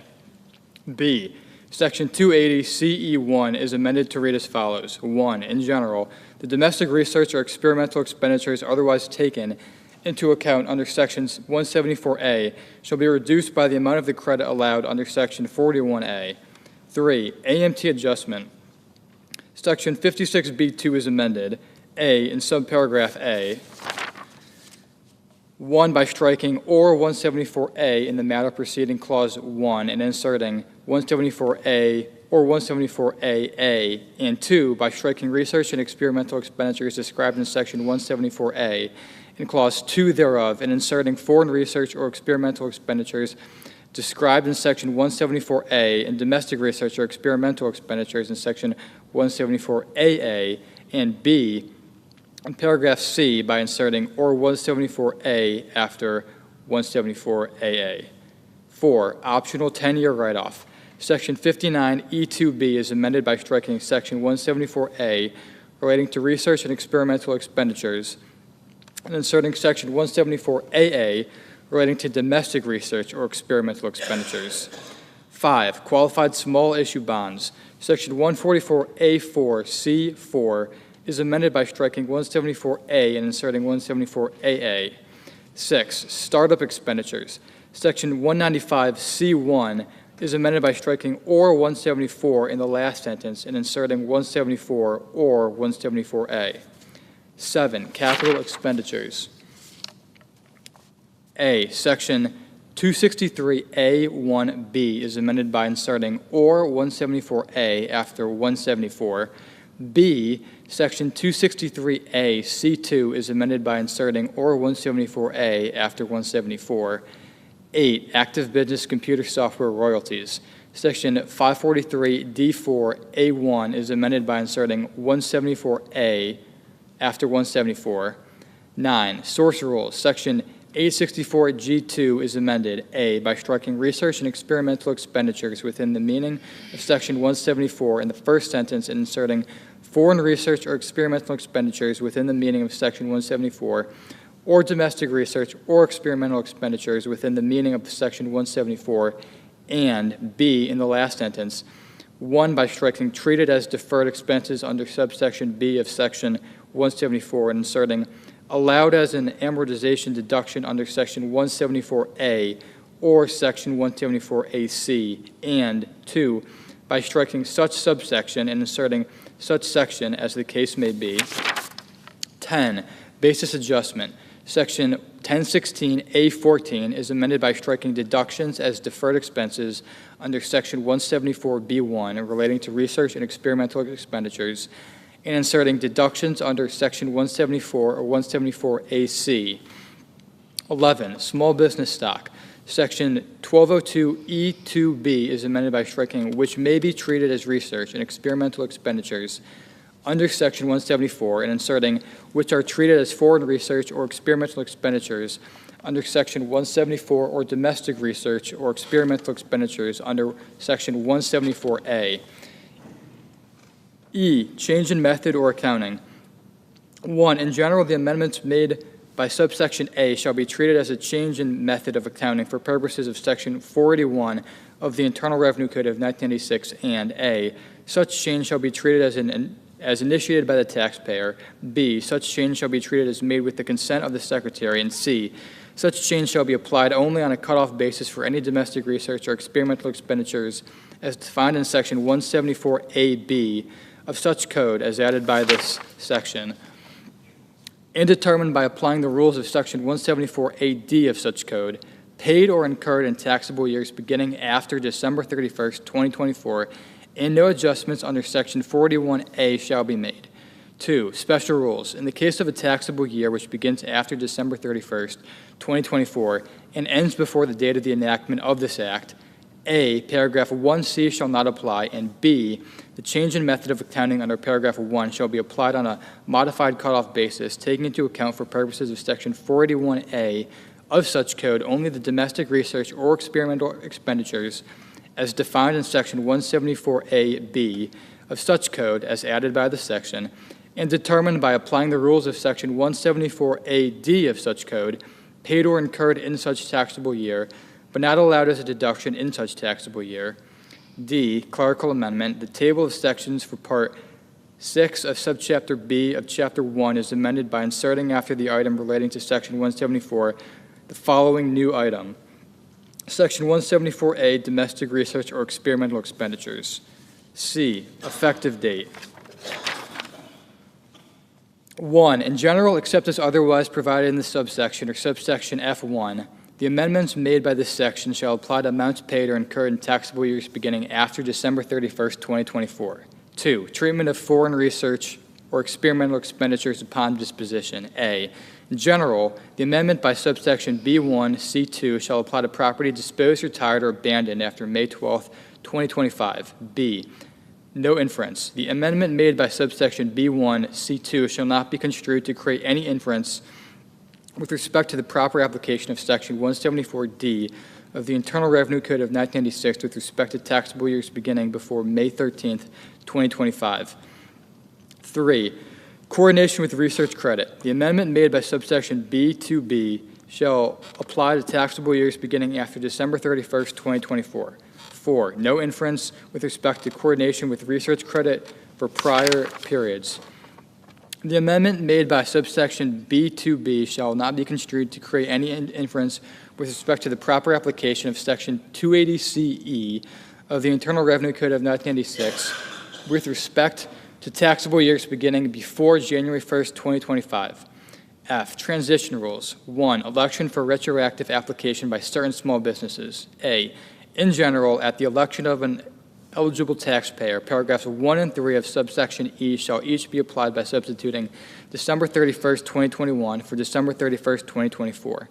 An election made under this subparagraph shall be made in such manner as the Secretary may provide and not later than the date that is 1 year after the date of the enactment of this Act.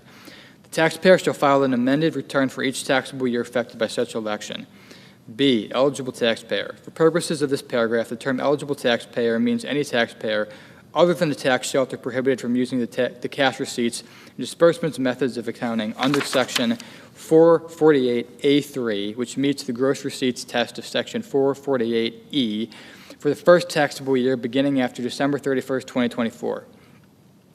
C, election treated as change in method of accounting. In the case of any taxpayer which elects the application of subparagraph A, 1, such election may be treated as a change in method of accounting for purposes of Section 41 of such code for the taxpayer's first taxable year affected by such election. 2, such change shall be treated as initiated by the taxpayer for such taxable year. 3, such change shall be treated as made with the consent of the Secretary, and 4, subsection C shall not apply to such taxpayer. D, election regarding coordination with research credit. An election under Section 280C E2 of the Internal Revenue Code of 1986, or revocation of such election for any taxable year beginning after December 31st, 2021, by an eligible taxpayer making an election under subparagraph A shall not fail to be treated as timely made or as made on the return if made during the one-year period beginning on the date of the enactment of this act on an amended return for such taxable year. 2, election to deduct certain unamortized amounts paid or incurred in taxable years beginning before January 1st, 2025. A, in general, in the case of any domestic research or experimental expenditures as defined in Section 174A as added by subsection A, which are paid or incurred in taxable years beginning after December 31st, 2021 and before January 1st, 2025, and which was charged to capital account, a taxpayer may elect 1, to deduct any remaining unamortized amount with respect to such expenditures in the first taxable year beginning after December 31st, 2024, or 2, to deduct such remaining unamortized amount with respect to such expenditures ratably over the 2 taxable year period beginning with the first taxable year beginning after December 31st, 2024.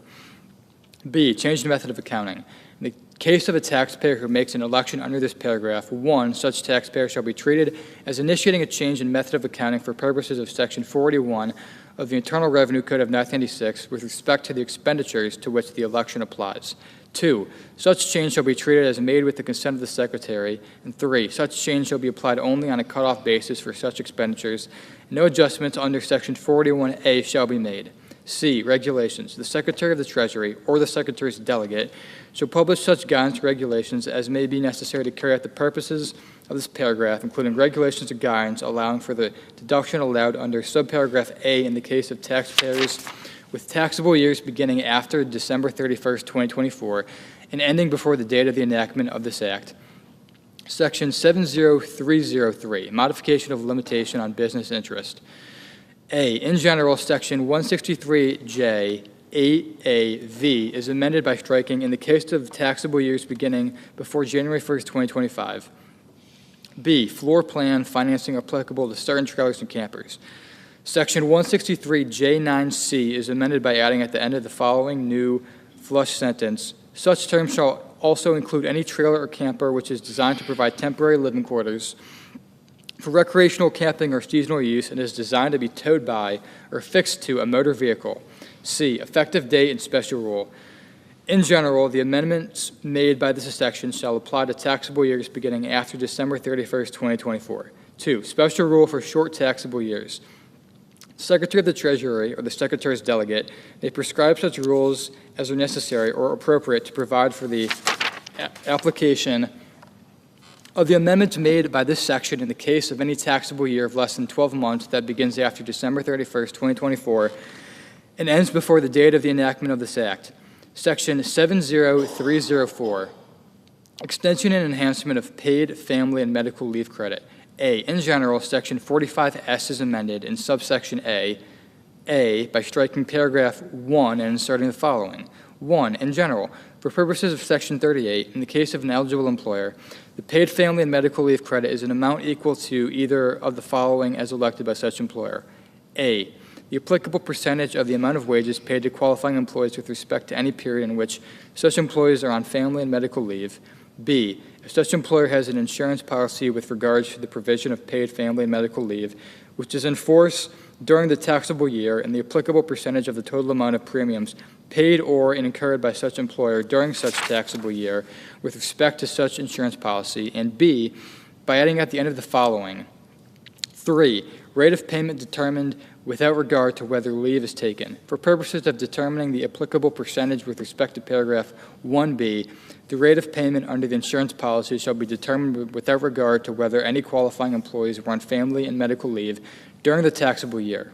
2, in subsection B1 by striking credit allowed and inserting wages taken into account. 3, in subsection C by striking paragraphs 3 and 4 and inserting the following. 3, aggregation rule. A, in general, except as provided in subparagraph B, All persons which are treated as a single employer under subsections B and C of Section 414 shall be treated as a single employer. B, exception 1 in general, subparagraph A shall not apply to any person who establishes to the satisfaction of the Secretary that such person has a substantial and legitimate business reason for failing to provide a written policy described in paragraph 1 or 2. 2, substantial and legitimate business reason. For purposes of Clause 1, the term substantial and legitimate business reason shall not include the operation of a separate line of business, the rate of wages or category of jobs for employees, or any similar basis, or the application of state or local laws relating to family and medical leave, but may include the grouping of employees of a common law employer. 4, treatment of benefits mandated or paid for by state or local governments. For purposes of this section, any leave which is paid by a state or local government is required by state or local law, A, except as provided in subparagraph B, shall be taken into account in determining the amount of paid family and medical leave provided to the employer, and B, shall not be taken into account in determining the amount of the paid family and medical leave credit under subsection A, 4 in subsection D, A in paragraph 1 by inserting, or at the election of the employer, for not less than 6 months after 1 year or more, B in paragraph 2 by inserting, as determined on an annualized basis, pro rata for part-time employees after compensation, and by striking the period at the end and inserting and by adding at the end of the following. 3 is customarily employed for not less than 20 hours per week, and 5 by striking subsection 1. B, no double benefit. Section 280CA is amended, 1 by striking 45SA and inserting 45SA1A, and 2 by inserting after the first sentence of the following.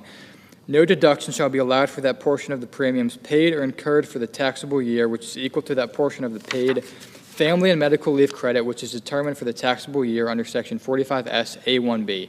C, effective date. The amendments made by this section shall apply to taxable years beginning after December 31st, 2025. Section 70305, exceptions from limitations on deduction for business meals. A, exception to denial of deduction for business meals. Section 274O, as added by Section 13304 of Public Law 11597, as amended by striking no deduction and inserting, except in the case of an expense described in subsection ES or N2C, no deduction. B, meals provided on certain fishing boats and at certain fish processing facilities not subject to 50% limitation. Section 274N2C of the Internal Revenue Code of 1986 is amended by striking or at the end of Clause 3 and by adding at the end of the following new clause. V, provided 1 on a fishing vessel, fish processing vessel, or fish tender vessel, as such terms are defined in Section 2101 of Title 46 U.S. Code, or 2, at a facility for the processing of fish for commercial use or consumption which AA is located in the United States north of 50 degrees north latitude and BB is not located in a metropolitan statistical area within the meaning of Section 143K2B, or C, effective date.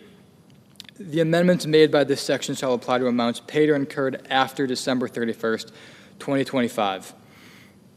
Section 70306, increased dollar limitations for expensing of certain depreciable business assets. A, in general, Section 179B is amended, 1 in paragraphs 1 by striking $1 million and inserting $2,500,000, and 2 in paragraph 2 by striking $2,500,000 and inserting $4 million. B, conforming amendments. Section 179B6A is amended, 1 by inserting 2025 in the case of the dollar amounts in paragraphs 1 and 2, after in the case of any taxable year beginning after 2018, and 2 in clause 2 by striking determined by substituting calendar year 2017 for calendar year 2016 in subparagraph A2 thereof, and inserting determined by substituting in paragraph A2 thereof. 1 in the case of amounts in paragraphs 1 and 2, calendar year 2024 for calendar year 2016, and 2 in the case of the amount of paragraph 5A, calendar year 2017 for calendar year 2016. C, effective date. The amendments made by this section shall apply to property placed in service in taxable years beginning after December 31st, 2024. Section 70307, special depreciation allowance for qualified production property. A, in general, Section 168 is amended by adding at the end of the following new subsection. N, special allowance for qualified production property. 1, in general, in the case of any qualified production property of a taxpayer making an election under this subsection, A, the depreciation deduction provided by Section 167A for the taxable year in which such property is placed in service shall include an allowance equal to 100% of the adjusted basis of the qualified production property, and B, the adjusted basis of the qualified production property shall be reduced by the amount of such deduction before computing the amount otherwise allowable as a depreciation deduction under this chapter for such taxable year and any subsequent taxable year. 2, qualified production property. For purposes of this subsection, A, in general, the term qualified production property means that the portion of any non-residential real property, 1, to which this section applies, and 2, which is used by the taxpayer as an integral part of a qualified production activity, 3, which is placed in the service of the United States or any possession of the United States, 4, the original use of which commences with the taxpayer, 5, the construction of which begins after January 19th, 2025, and before January 1st, 2029. 6, which is designated by the taxpayer in the election made under this subsection, and 7, which is placed in service before January 1st, 2031. For purposes of Clause 2, in the case of a property with respect to which the taxpayer is a lessor, property used by a lessee shall not be considered to be used by the taxpayer as part of a qualified production activity. B, special rule for certain property not previously used in qualified production activities. 1, in general, in the case of property acquired by the taxpayer during the period described in subparagraph AV, the requirements of clauses 4 and 5 of subparagraph A shall be treated as satisfied if 1, such property was not used in a qualified production activity, determined without regard by the second sentence of subparagraph D, by any person at any time during the period beginning on January 1st, 2021, and ending on May 12th, 2025. 2, such property was not used by the taxpayer at any time prior to such acquisition, and 3, the acquisition of such property meets the requirements of paragraphs 2A, 2B, 2C, and 3 of Section 179D. 2, written binding contracts. For purposes of determining under Clause 1 whether such property is acquired before the period described in subparagraph AV, such property shall be treated as acquired not later than the date on which the taxpayer enters into a written binding contract for such acquisition, and H, whether such property is acquired under such period, such property shall be treated as acquired not earlier than such date. C, exclusion of office space, etc. The term qualified production property shall not include that portion of any non-residential real property which is used for offices, administrative services, lodging, parking, sales activities, research activities, software development or engineering activities, or other functions unrelated to the manufacturing, production, or refining of tangible personal property. D, qualified production activity. The term qualified production activity means the manufacturing, production, or refining of a qualified product. The activities of any taxpayer do not constitute manufacturing, production, or refining of the qualified product unless the activities of such taxpayer result in a substantial transformation of the property comprising the product. E, production. The term production shall not include activities other than agricultural production and chemical production. F, qualified product. The term qualified product means any tangible personal property if such property is not a food or beverage prepared in the same building as a retail establishment in which such property is sold. G, syndication. For purposes of subparagraph A4, rules similar to the rules of subsection K2E3 shall apply. H, extension of placed in service date under certain circumstances. The Secretary may extend the date under subparagraph A7 with respect to any property that meets the requirements of clauses 1 through 6 of subparagraph A if the Secretary determines that an act of God, as defined in section 101.1 of the Comprehensive Environmental Response Compensation and Liability Act of 1980, prevents the taxpayer from placing such property in service before such date. 3, deduction allowed in computing minimum tax. For purposes of determining alternative minimum taxable income under Section 55, the deduction under Section 167 for qualified production property shall be determined under the section without regard to any adjustment under Section 56. 4, coordination with certain other provisions. A, other special depreciation allowances. For purposes of subsections K7, 1(3)D, and M2(B)(3), 1, qualified production property shall be treated as a separate class of property, and 2, the taxpayer shall be treated as having made an election under such subsections with respect to such class. B, alternative depreciation property. The term qualified production property shall not include any property to which the alternative depreciation system under subsection G applies. For purposes of subsection G7A, qualified production property to which this subsection applies shall be treated as separate non-residential real property. 5, recapture. If at any time during the 10-year period, beginning on the date that any qualified production property is placed in service by the taxpayer, such property ceases to be used as described in paragraph 2A2 and is used by the taxpayer in a productive use not described in paragraph 2A2, A, section 1245 shall be applied. 1, by treating such property as having been disposed of by the taxpayer as of the first time such property is so used in a productive use not described in paragraph 2A2, and 2, by treating the amount described in subparagraph B of section 1245A1 with respect to such disposition as being not less than the amount described in subparagraph A of such section, and B, the basis of the taxpayer in such property and the taxpayer's allowance for depreciation with respect to such property shall be appropriately adjusted to take into account amounts recognized by reason of subparagraph A. 6, election. A, in general, an election under the subsection for any taxable year shall 1, specify the non-residential real property subject to the election and the portion of such property designated under paragraph 2A6, and 2, except as otherwise provided by the Secretary, be made on the taxpayer's return of the tax imposed by this chapter for the taxable year. Such elections shall be made in such a manner as the Secretary may prescribe by regulations or other guidance. B, election. Any election made under this subsection and any specification contained in any such election may not be revoked except with the consent of the Secretary, and the Secretary shall provide such consent only in extraordinary circumstances. 7, regulations. The Secretary shall issue such regulations or other guidance as may be necessary or appropriate to carry out the purposes of this subsection, including regulations or other guidance.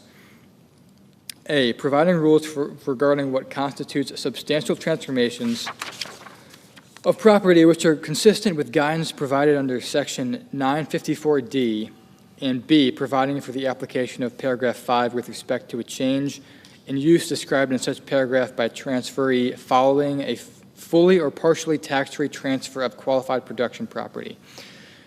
B, treatment of qualified production property as section 1245 property. Section 1245A3 is amended by striking or at the end of subparagraph E, by striking the period at the end of subparagraph F and inserting or, and by adding at the end of the following new subparagraph. G, any qualified production property as defined in section 168N2. C, effective date. The amendments made by this section shall apply to property placed in service after the date of the enactment of this act. Section 70308, enhancement of advanced manufacturing investment credit. A, in general, section 48DA is amended by striking 25% and inserting 35%. B, effective date. The amendments made by this section shall apply to property placed in service after December 31st, 2025. Section 70309, spaceports are treated like airports under exempt facility bond rules.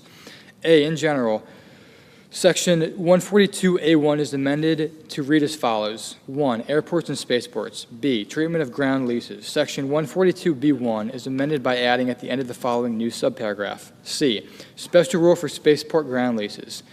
For purposes of subparagraph A, spaceport property located on land leased by a governmental unit from the United States shall not fail to be treated as owned by a governmental unit if the requirements of this paragraph are met by the lease and any subleases of the property. C, definition of spaceport. Section 142 is amended by adding at the end of the following new subsection. P, spaceport. In general, for purposes of subsection A1, the term spaceport means any facility located or in use in close proximity to a launch site or re-entry site used for A, manufacturing, assembling, or repairing spacecraft, space cargo, or other facilities as described in this paragraph, or any component of the foregoing. B, flight control operations. C, providing launch services and reentry services. Or D, transferring crew, space flight participants, or space cargo to or from spacecraft. 2, additional terms. For purposes of paragraph 1, A, space cargo. The term space cargo includes satellites, scientific experiments, other property transported into space, and any other type of payload, whether or not such property returns from space. B, spacecraft. The term spacecraft means a launch vehicle or a reentry vehicle. C, other terms. The terms launch site, crew, space flight participant, launch services, launch vehicle, payload, reentry services, reentry site. A reentry vehicle shall have the respective meanings given to such terms by Section 50902 of Title 51 United States Code as in effect on the date of enactment of this subsection. 3, public use requirement. Notwithstanding any other provision of law, a facility shall not be required to be available for use by the general public to be treated as a spaceport for purposes of this section. 4, manufacturing facilities and industrial parks allowed. With respect to spaceports, subsection C2E shall not apply to spaceport property described in paragraph 1A. D, exception from federally guaranteed bond prohibition. Section 149B3 is amended by adding at the end of the new paragraph, F, subsection exception for spaceports. A bond shall not be treated as federally guaranteed merely because of the payments of rent, user fees, or other charges by the United States, or any agency or instrumentality thereof, in exchange for the use of the spaceport by the United States, or any agency or instrumentality thereof. E, conforming amendment. The heading for Section 142E is amended by inserting spaceports after airports.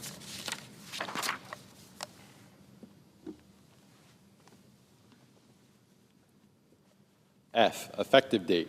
The amendments made by this section shall apply to obligations issued after the date of enactment of this act. Subchapter B, permanent America First International Trade Reforms. Part 1, foreign tax credit. Section 70311, modifications related to foreign tax credit limitations. A, rules for allocation of certain deductions to foreign source net CFC tested income for purposes of foreign tax credit limitation. Section 904B is amended by adding at the end the following new paragraph. 5, deductions treated as allocable to foreign source net CFC tested income solely for purposes of the application of subsection A with respect to amounts described in subsection D1A. The taxpayer's taxable income from sources without the United States shall be determined by allocating and apportioning A, any deduction allowed under Section 250A1B, and any deduction allowed under Section 164A3 for taxes imposed on amounts described in Section 250A1B to such income. No amount of interest, expense, or research and experimental expenditures to such income, and C, any other deduction to such income only if such deduction is directly allocable to such income. Any amount or deduction which would, but for subparagraphs B and C, have been allocated or apportioned to such income shall only be allocated or apportioned to income which is from sources within the United States. B, other modifications. Section 904 D2H1 is amended by striking paragraph 1B and inserting paragraph 1D. 2, section 904 D4C2 is amended by striking paragraph 1A and inserting paragraph 1C. 3, section 951A F1A is amended by striking 904H1 and inserting 904H. Effective date. The amendments made by this section shall apply to taxable years beginning after December 31st, 2025. Section 70312, modification to determination of deemed paid credit for taxes properly attributable to tested income. A, increase in deemed paid credit. 1, in general, Section 960D1 is amended by striking 80% and inserting 90%. 2, gross up for deemed paid foreign tax credit. Section 78 is amended. A, by striking subsections A, B, and D and inserting subsections A and D, and B, by striking 80% and inserting 90%. B, disallowance of foreign tax credit with respect to distributions of previously taxed net CFC tested income. Section 960D is amended by adding at the end of the following new paragraph. 4, disallowance of foreign tax credit with respect to distributions of previously taxed net CFC tested income. No credit shall be allowed under Section 901 for 10% of any foreign income tax paid or accrued or deemed paid under subsection B1 with respect to any amount excluded from gross income under Section 959A by reason of an inclusion in gross income under Section 951AA. C, effective dates. In general, the amendments made by subsection A shall apply to taxable years beginning after December 31st, 2025. Disallowance. The amendment made by subsection B shall apply to amounts distributed after June 28, 2025.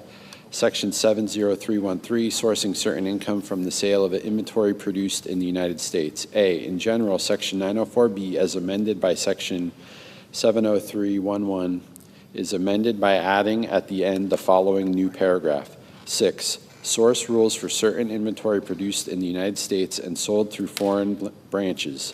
For purposes of this section, if a United States person maintains an office or other fixed place of business in a foreign country, determined under rules similar to the rules of Section 864C5, the portion of income which A is from the sale or exchange outside the United States of inventory property within the meaning of Section 86511, 1, which is produced in the United States, 2, which is for use outside the United States, 3, which is the third sentence of Section 863B applies, and B is attributable to determined under rules similar to the rules of Section 864C5 to such office or other fixed place of business shall be treated as from sources without the United States, except that the amount so treated shall not exceed 50% of the income from the sale or exchange of such inventory property.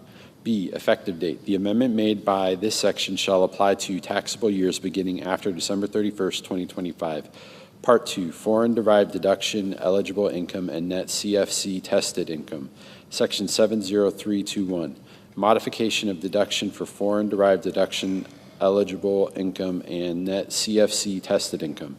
A, in general, Section 250A is amended, 1, by striking 37.5% in paragraph 1A and inserting 33.34%. 2, by striking 50% in paragraph 1B and inserting 40%, and by striking paragraph 3, B, effective date. The amendments made by this section shall apply to taxable years beginning after December 31st, 2025. Section 70322, determination of deduction eligibility income.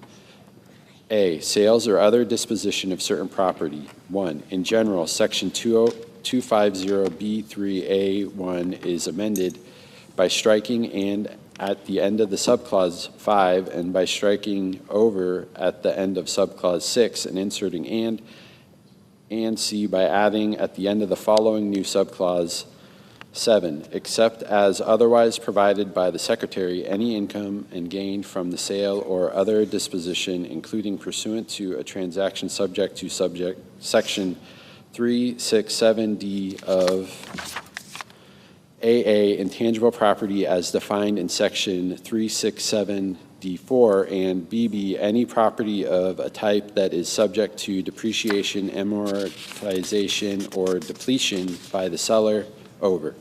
2, conforming amendment, Section 250B5E, as amended by inserting other than paragraph 3A17 for purposes of this subsection.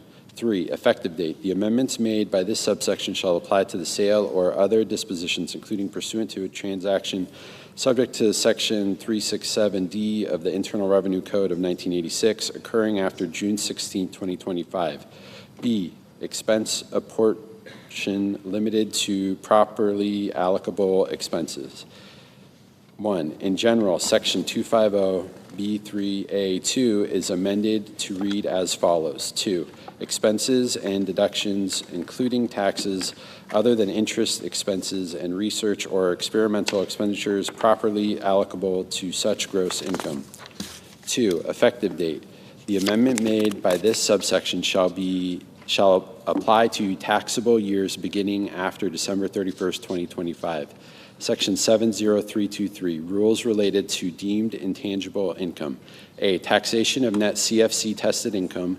1, in general, Section 951AA is amended by striking global intangible low taxed income and inserting net CFC tested income. 2, repeal of tax-free deemed return on foreign investment, Section 951A, as amended by the preceding provisions of this Act, as amended by striking subsections B and D and redesignating subsections C, E, and F as subsections A, B, and D, respectively. 3, conforming amendments. A1, Section 250 is amended by striking global intangible low taxed income. Each place it appears in subsection A1, B1, A2, and B3, A1, 2, and inserting net CFC tested income. 2, the heading for Section 250 of such code is amended by striking global intangible low taxed income and inserting net CFC tested income. 3, the item relating to Section 250 in the table of section for Part 7 of Subchapter B, Chapter 1 of such code is amended by striking global intangible low taxed income and inserting net CFC tested income. B, Section 951A, C1, as redesignated by paragraph 2, is amended by striking subsection B, C1A, and C1B, and inserting subsection B1A and B1B. C, Section 951A-D, as redesignated by paragraph 2, is amended, 1, by striking global intangible low income each place it appears and inserting net CFC tested income, and 2, by striking subsection C1A in paragraph 2B2 and inserting subsection B1A.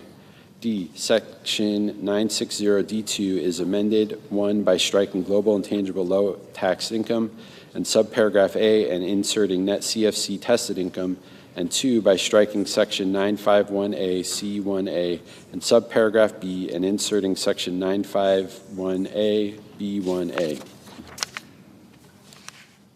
E1, the heading for Section 951A is amended by striking global intangible low tax income and inserting net CFC tested income. 2, the item relating to Section 951A in the table of sections for Subpart F of Part 3 and Subchapter N of Chapter 2, or 1, is amended by striking global intangible low tax income and inserting net CFC tested income. Deductions for foreign-derived deduction eligible income. 1, in general, Section 250A1A is amended by striking foreign-derived intangible income and inserting foreign-derived deduction eligible income. 2, conforming amendment. Section 250A2 is amended by striking foreign-derived intangible income each place it appears and inserting foreign-derived deduction eligible income. B, Section 250B as amended by subsection A is amended, 1, by striking paragraphs 1 and 2, 2, by redesignating paragraphs 4 and 5 as paragraphs 1 and 2 respectively, and by moving such paragraphs before paragraph 3, 3, and paragraph 2B2, as so redesignated by striking paragraph 4B and inserting paragraph 1B, and 4, by striking intangible in the heading thereof and inserting deduction eligible. C1, the heading for Section 250 is amended by striking intangible in the heading thereof and inserting deduction eligible. 2, the heading for Section 172D9 is amended by striking intangible and inserting deduction eligible.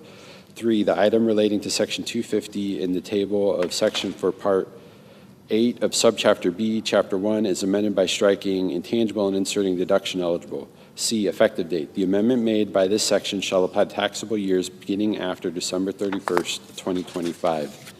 Part 3, base erosion minimum tax, Section 70331. Extension and modification of base erosion minimum tax. A, in general, Section 59AB is amended, 1, by striking 10% in paragraphs 1 and inserting 10.5%, and 2, by striking paragraph 2 and redesignating paragraphs 3 and 4 as paragraphs 2 and 3 respectively. B, conforming amendments. 1, section 59AB1 is amended by striking except as provided in paragraphs 2 and 3 and inserting except as provided in paragraphs 2. 2, section 59AB2 as redesignated by subsection A2 is amended by striking the percentage otherwise in effect under paragraph 1A and 2A shall each be increased, and inserting the percentages otherwise in effect under paragraph 1A shall be increased. 3, sections 59E1C is amended by striking in the case of the taxpayer described in subsection B3B and inserting in the case of the taxpayer described in subsection B2B. C, other modifications. In section 59A B2B2, as redesignated by subsection A2, is amended by striking registered securities dealer and inserting securities dealer registered. 2, section 59H2B is amended by striking section 603BB2 and inserting section 603A8AB2. 3, section 59A12 is amended, A, by striking subsection G and inserting subsection H, and B, by striking subsection G3 and inserting subsection H3. D, effective date. The amendments made by this section shall apply to taxable years beginning after December 31st, 2025. Part 4, business interest limitation. Section 70341, coordination of business interest limitation with interest capitalization provisions. A, in general, section 163J is amended by redesignating paragraphs 10 and 11 as paragraphs 11 and 12, and by inserting after paragraph 9 the following. 10, coordination with interest capitalization provisions. A, in general, in applying this subsection. 1, the limitation under paragraph 1 shall apply to business interests without regard to whether the taxpayer would otherwise deduct such business interest or capitalize such business interest under an interest capitalization provision. And 2, any reference in this subsection to a deduction for a business interest shall be treated as including a reference to the capitalization of business interest. B, amount allowed applied first to be capitalized interest. The amount allowed after taking into account the limitation described in paragraph 1 shall be applied first to the aggregate amount of business interest which would otherwise be capitalized, and 2, the remainder of any shall be applied to the aggregate amount of business interest which would be deducted. C, treatment of disallowed interest carried forward.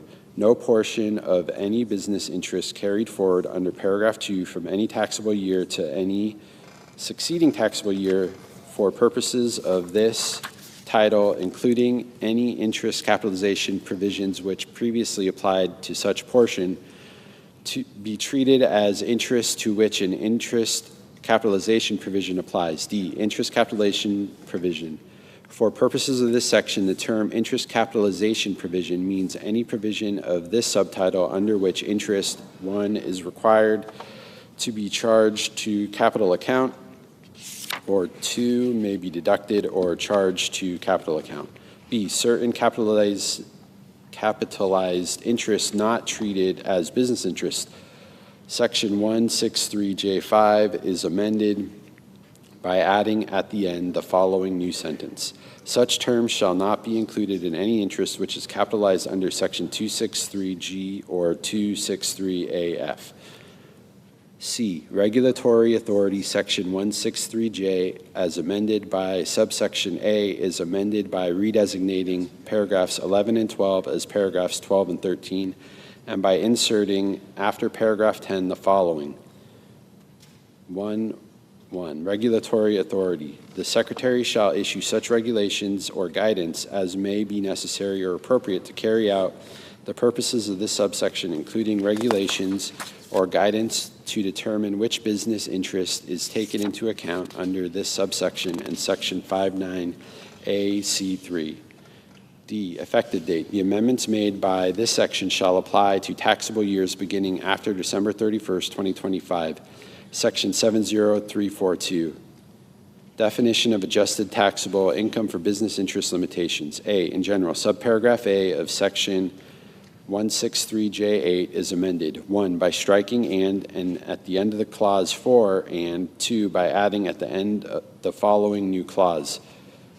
6, the amounts included in gross income under sections 951A, 951AA, and 78, and the portion of the deductions allowed under sections 245AA by reason of section 964E4 and 250A1B by reason of such inclusion, and B, effective date. The amendments made by this section shall be applied to taxable years beginning after December 31st, 2025.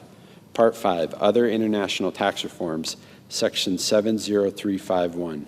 Permanent extension of look-through rule for related controlled foreign corporations. A, in general, Section 954C6C is amended by striking and before January 1st, 2026. B, effective date. The amendment made by this section shall apply to taxable years of foreign corporations beginning after December 31st, 2025. Section 70352, repeal of election for 1 month deferral in determination of taxable year of specified foreign corporations. A, in general, Section 898C is amended by striking paragraph 2 and redesignating paragraph 3 as paragraph 2. B, effective date. The amendment made by this section shall apply to taxable years of specific foreign corporations beginning after November 30th, 2025. C, transition rule. 1, in general, in the case of the corporation that is a specific foreign corporation as of November 30th, 2025, such corporation's first taxable year beginning after such date shall end in the same time as the first required year within the meaning of Section 898C1 of the Internal Revenue Code of 1986. Ending after such date, if any specified foreign corporation is required by the amendments made by this section to change its taxable year for its first taxable year beginning after November 30th, 2025, A, such change shall be treated as initiated by such corporation. B, such change shall be treated as having been made with the consent of the Secretary. And C, the Secretary shall issue regulations or other guidance for allocating foreign taxes that are paid or accrued in such first taxable year and the succeeding taxable year among such taxable years in the manner the Secretary determines appropriate to carry out the purposes of this section. 2, Secretary. For the purposes of this subsection, the term Secretary means the Secretary of the Treasury or the Secretary's delegate. Section 70353, restoration of limitations on downward attribution of stock ownership and applying constructive ownership rules. A, in general, Section 958B as amended. 1, by inserting after paragraph 3 the following. 4, subparagraphs A, B, and C of Section 318A shall not be applied so as to consider a United States person as owning stock which is owned by a person who is not a United States person. And 2, by striking paragraph 1 in the last sentence and inserting paragraphs 1 and 4. B, foreign-controlled United States shareholders. Subpart F of Part 3, Subchapter N of Chapter 1 is amended by inserting after Section 951A the following new section. Section 951B. Amounts included in gross income of foreign-controlled United States shareholders. A, in general, in the case of any foreign-controlled United States shareholder of a foreign-controlled foreign corporation, 1, this subpart other than Section 951A, 951B, and 957 shall be applied with respect to each shareholder, to such shareholder, separately from and in addition to the application of this subpart without regard to this section. A, by substituting foreign-controlled United States shareholder for United States shareholder, each place it appears therein, and B, by substituting foreign-controlled foreign corporation for controlled foreign corporation, each place it appears therein, and 2, Section 951A and such other provisions of this subpart as provided by the Secretary shall be applied with respect to such shareholder. A, by treating each reference to United States shareholder in such section as including a reference to such shareholder, and B, by treating each reference to controlled foreign corporation in such section as including a reference to such foreign-controlled foreign corporations. B, foreign-controlled United States shareholder. For purposes of this section, the term foreign-controlled United States shareholder means, with respect to any foreign corporation, any United States person which would be a United States shareholder with respect to such foreign corporation. If 1, Section 951B were applied to substituting more than 50% for 10% or more, and 2, Section 958B were applied without regard to paragraph 4 thereof. C, foreign-controlled foreign corporation. For purposes of this section, the term foreign-controlled foreign corporation means a foreign corporation other than a controlled foreign corporation, which would be a controlled foreign corporation if Section 957A were applied. 1, by substituting foreign-controlled United States shareholder for United States shareholders, and 2, by substituting Section 958B other than paragraph 4 thereof for Section 958B.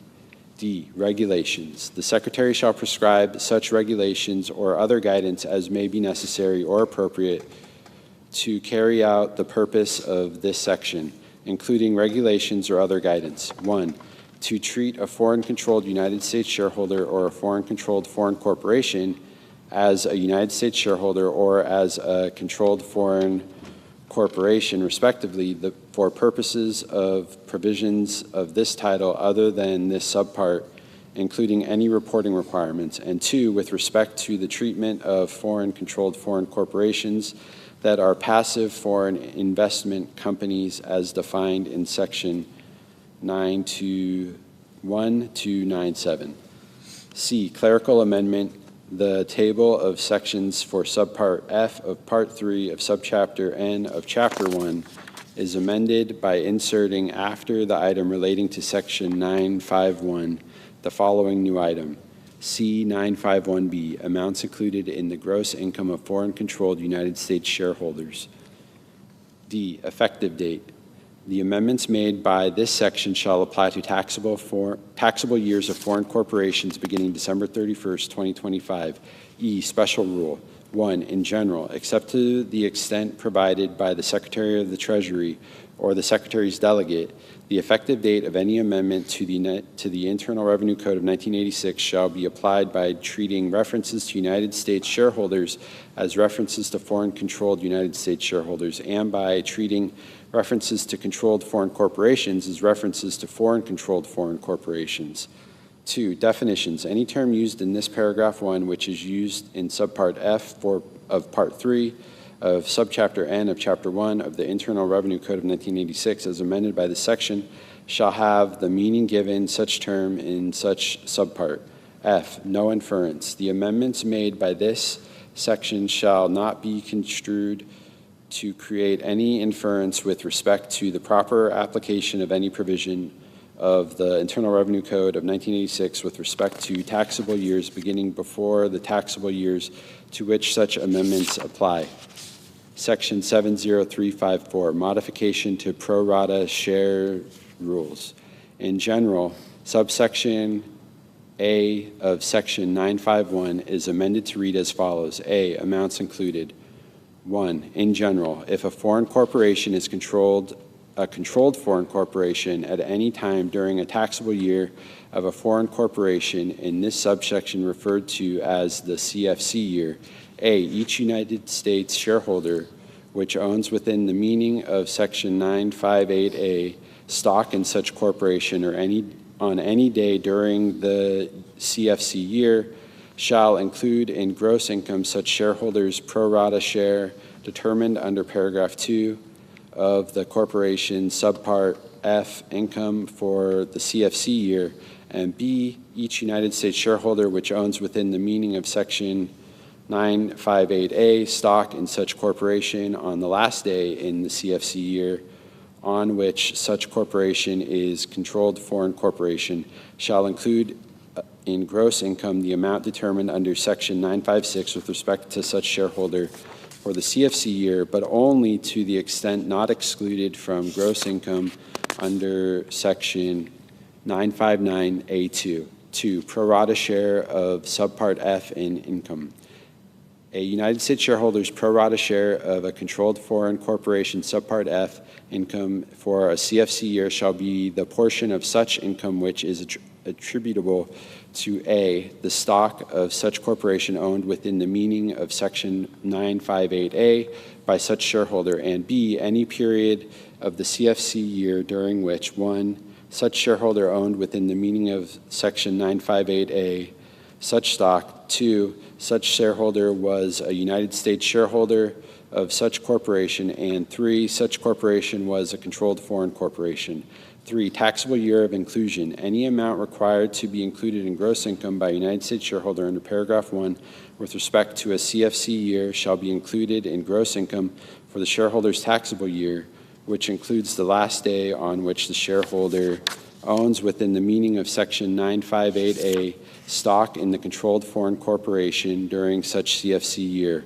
4, regulatory authority. The Secretary shall prescribe such regulations or other guidance as may be necessary or appropriate to carry out the purposes of this subsection, including regulations or other guidance allowing taxpayers to elect or requiring taxpayers to close the taxable year of a controlled foreign corporation upon a direct or indirect disposition of stock of such corporation. B, coordination with Section 951A, Section 951AC, as redesignated by Section 70323A2, is amended, 1, in paragraph 1 by striking in which or which the taxable year of the controlled foreign corporation ends, and inserting determined under Section 951A3, and 2, in paragraph 2 by striking the last day in the taxable year of such foreign corporation on which such foreign corporation is controlled foreign corporation, and inserting any day in such taxable year. C, effective dates.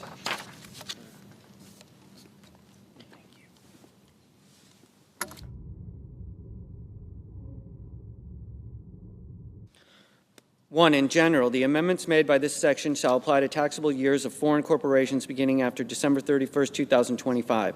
2, transition rule for dividends. A dividend paid or deemed paid by a controlled foreign corporation shall not be treated as a dividend for purposes of applying Section 951, A2B of the Internal Revenue Code of 1986, as in effect before the amendments made by this section if A, such dividend, 1, was paid or deemed paid on or before June 28, 2025, during the taxable year of such controlled foreign corporation, which included such date and the United States shareholder described in Section 951A1 of such code as so in effect did not own, within the meaning of Section 958A of such code, the stock of such controlled foreign corporation during the portion of such taxable year on or before June 28, 2025, or 2, was paid or deemed paid after June 28, 2025, and before such controlled foreign corporation's first taxable year beginning after December 31st, 2025.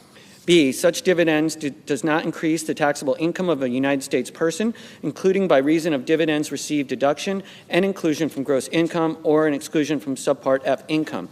Chapter 4, investing in American families, communities, and small businesses. Subchapter A, permanent investments in families and children, Section 70401, enhancement of employer-provided child care credit. A, increase of amount of qualified child care expenditures taken into account. Section 45FA1 is amended by striking 25%. and inserting 40%, 50% in the case of an eligible small business. B, increase of maximum credit amount. Subsection B of Section 45F is amended to read as follows. B, dollar limitation. 1, in general, the credit allowable under subsection A for any taxable year shall not exceed $500,000, $600,000 in the case of an eligible small business. 2, inflation adjustment. In the case of any taxable year beginning after 2026, the $500,000 and $600,000 amounts in paragraph 1 shall each be increased by an amount equal to A, such dollar amount multiplied by B, the cost of living adjustment determined under Section 1F3 for the calendar year in which the taxable year begins, determined by substituting calendar year 2025 for calendar year 2016 in subparagraph A2 thereof. C, eligible small business. Section 45F(C) is amended by adding at the end the following new paragraph. 4, eligible small business. The term eligible small business means a business that meets the gross receipts test of Section 448C, determined A, by substituting 5 taxable year for 3 taxable year in paragraph 1 thereof, and B, substituting 5 year for 3 year in paragraph 3A thereof. D, credit allowed for third-party intermediaries. Section 45FC1A3 is amended by inserting or under contract with an intermediate entity that contracts with one or more qualified child care facilities to provide such child care services before the period at the end. E, treatment of jointly owned or operated child care facility. Section 45FC2 is amended by adding at the end the following new subparagraph. C, treatment of jointly owned or operated child care facility. A facility shall not fail to be treated as qualified child care facility of the taxpayer merely because such facility is jointly owned or operated by the taxpayer and other persons. F, regulation and guidance. Section 45F is amended by adding at the end the following new subsection. G, regulations and guidance. The Secretary shall issue such regulations or other guidance as may be necessary to carry out the purposes of this section, including guidance to carry out the purposes of paragraphs 1A, 3, and 2C of subsection C. G, effective date. The amendments made by this section shall apply to amounts paid or incurred after December 31st, 2025. Section 70402, enhancement of adoption credit. A, in general. Section 23A is amended by adding at the end the following new paragraph. 4, portion of credit refundable. So much of the credit allowed under paragraph 1 as does not exceed $5,000 shall be treated as a credit allowed under subpart C and not as a credit allowed under this subpart. B, adjustments for inflation. Section 23H is amended to read as follows. H, adjustments for inflation. 1, in general, in the case of taxable year beginning after December 31st, 2002, each of the dollar amounts in paragraphs 3 and 4 of subsection A and paragraphs 1 and 2A1 of subsection B shall be increased by an amount equal to A, such dollar amount multiplied by B, the cost of living adjustment determined under section 1F3 for the calendar year in which the taxable year begins, determined by substituting calendar year 2001 for calendar year 2016, and subparagraph A2 thereof. 2, rounding. If any amount as increased under paragraph 1 is not a multiple of 10, such amount shall be rounded to the nearest multiple of 10. 3, special rule for refundable portion.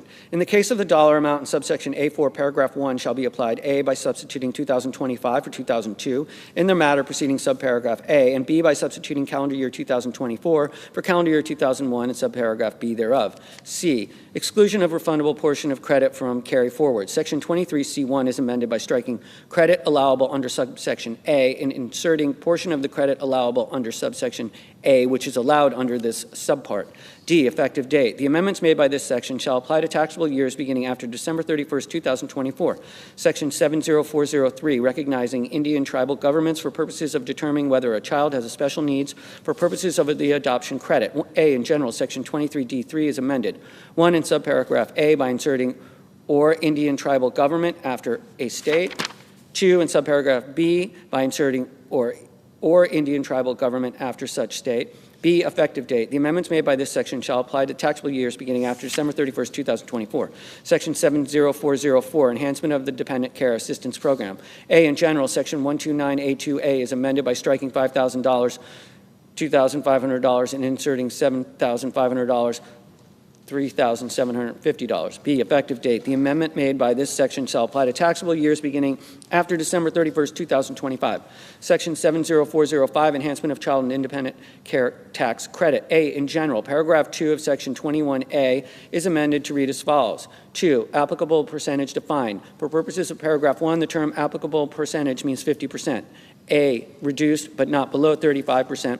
By 1 percentage point for each $2,000 or fraction thereof by which the taxpayer's adjusted gross income for the taxable year exceeds $15,000, and B, further reduced but not below 20% by 1 percentage point for each $2,000, $4,000 in the case of a joint return, or fraction thereof by which the taxpayer's adjusted gross income for the taxable year exceeds $75,000, $150,000 in the case of a joint return. B, effective date. The amendment made by this section shall apply to taxable years beginning after December 31st, 2025. Subchapter B, permanent investments in student reforms into tax-exempt institutions. Section 70411, tax credit for contributions of individuals to scholarship granting organizations.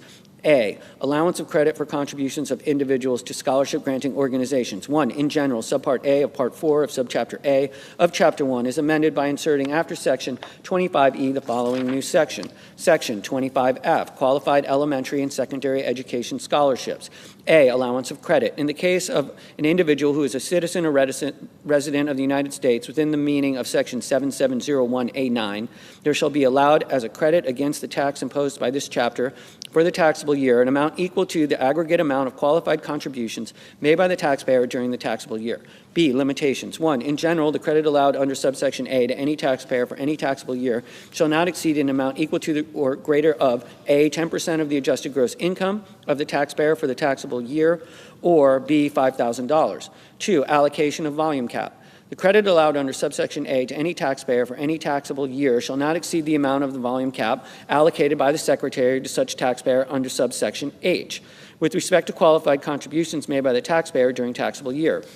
3, reduction based on state credit. The amount allowed as a credit under subsection A for taxable year shall be reduced by the amount allowed as a credit on any state tax return of the taxpayer for qualified contributions made by the taxpayer during the taxable year. C, definitions. For purpose of this section, 1, eligible student. The term eligible student means an individual who, A, is a member of a household with an income which, for the calendar year prior to the date of the application for a scholarship, is not greater than 300% of the area median gross income, as such term is used in section 42, and B, is eligible to enroll in a public elementary or secondary school. 2, qualified contribution. The term qualified contribution means a charitable contribution as defined by section 170C to a scholarship granting organization in the form of cash or publicly traded securities as defined in section 6050LA2B.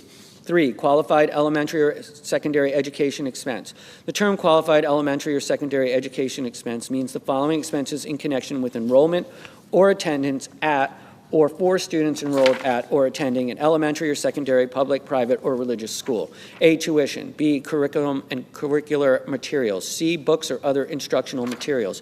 D, online educational materials. E, tuition for tutoring or educational classes outside of the home, including a tutoring facility, but only if the tutor or instructor does not bear a relationship to the student, which is described in section 152D.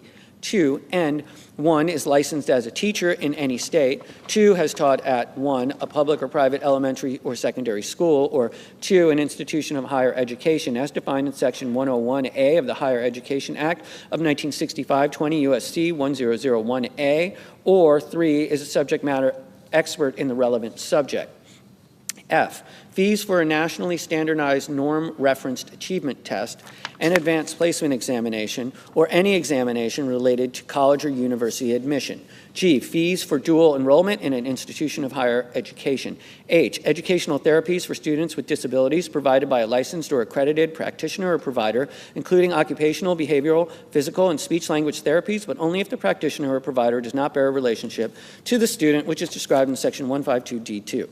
4, scholarship granting organization. The term scholarship granting organization means any organization, A, which 1, is described in section 501c3 and exempt from tax under 501a, and 2, is not a private foundation. B, substantially all of the activities of which are providing scholarships for qualified elementary or secondary education expenses of eligible students. C, which prevents the commingling of qualified contributions with other amounts by maintaining one or more separate accounts exclusively for qualified contributions. D, is approved to operate in the state in which such organization grants scholarships, and E, which satisfies the requirements of subsection D. D, requirements for scholarship granting organization. 1, in general, an organization meets the requirements of this subsection if A, such organization provides scholarships to 10 or more students who do not all attend the same school. B, such organization spends not less than 90% of revenues on scholarships for eligible students. C, such organization does not provide scholarships for any expenses other than qualified elementary or secondary education expenses. D, such organization provides a scholarship to eligible students with a priority for 1, students awarded a scholarship the previous school year, and 2, after application of Clause 1, any eligible students who have a sibling who is awarded a scholarship from such organization. E, such organization does not earmark or set aside contributions for scholarships on behalf of any particular student. F, Such organization, 1, verifies the annual household income and family size of eligible students who apply for scholarships in a manner which complies with the requirement described in paragraph 2, and 2, limits the awarding of scholarships to eligible students who are a member of a household for which the income does not exceed the amount established under subsection C1A. G, such organization, 1, obtains from an independent certified public accountant annual financial compliance audits, and 2, certifies to the Secretary at such time and in such form and manner as the Secretary may prescribe that the audit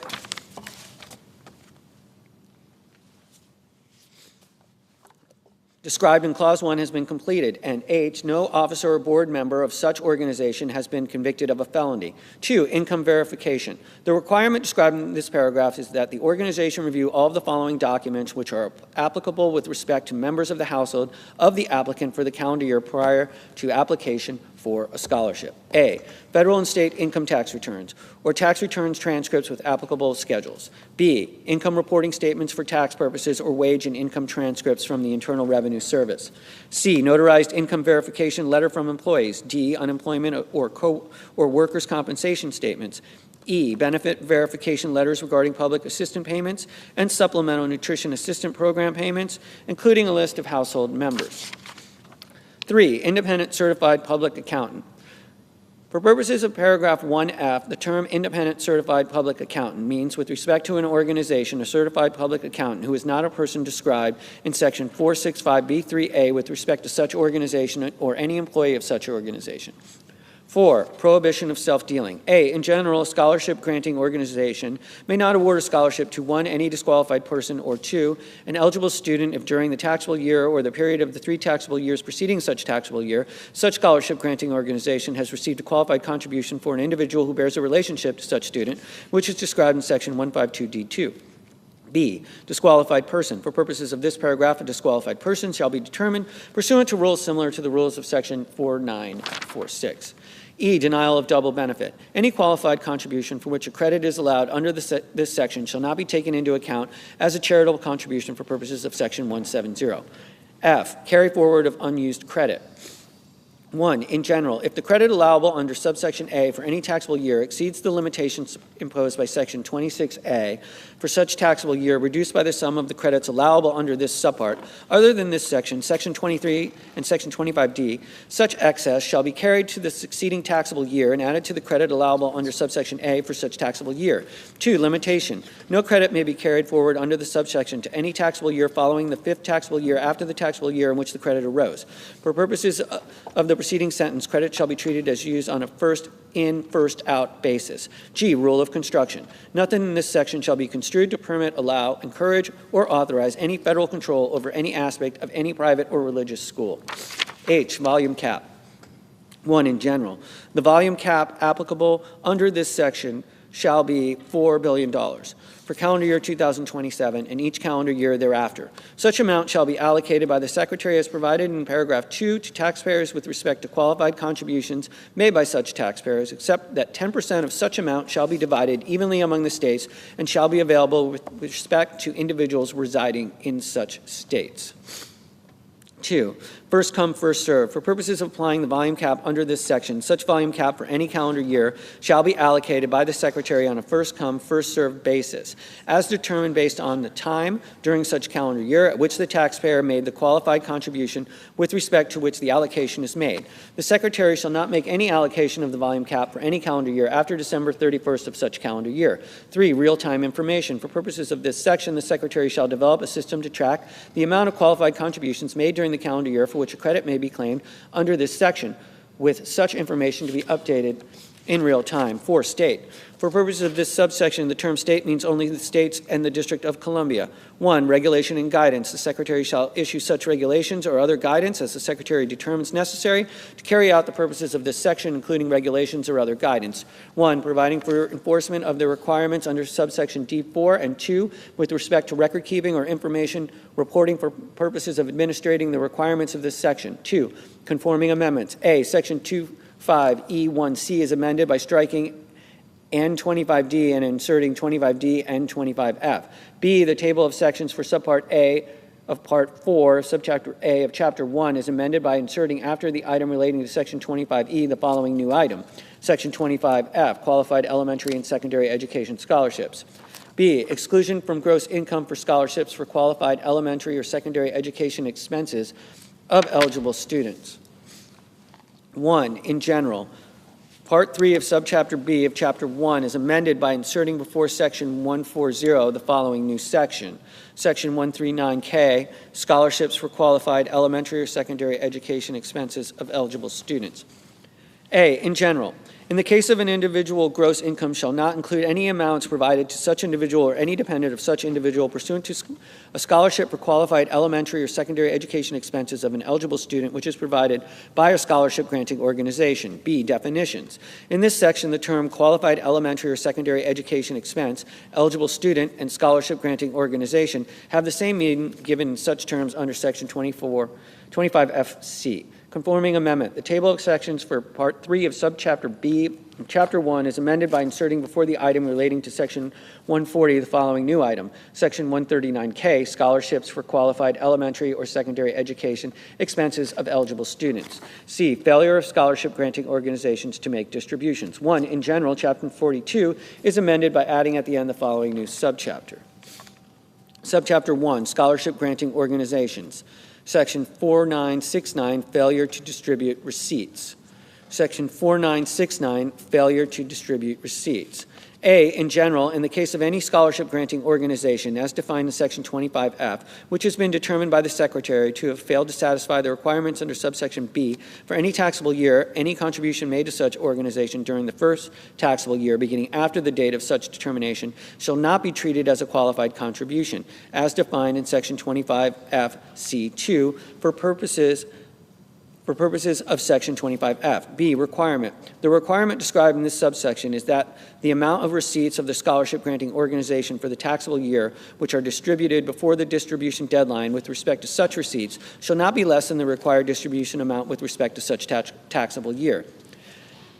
C, definitions. For purposes of this section, 1, required distribution amount. A, in general, the required distribution amount with respect to a taxable year is the amount equal to 100% of the total receipts of the scholarship granting organization for such taxable year. 1, reduced by the sum of such receipts that are retained for reasonable administrative expenses for the taxable year or are carried to the succeeding taxable year under subparagraph C, and 2, increased by the amount of the carryover under subparagraph C from the preceding taxable year. B, safe harbor for reasonable administrative expenses.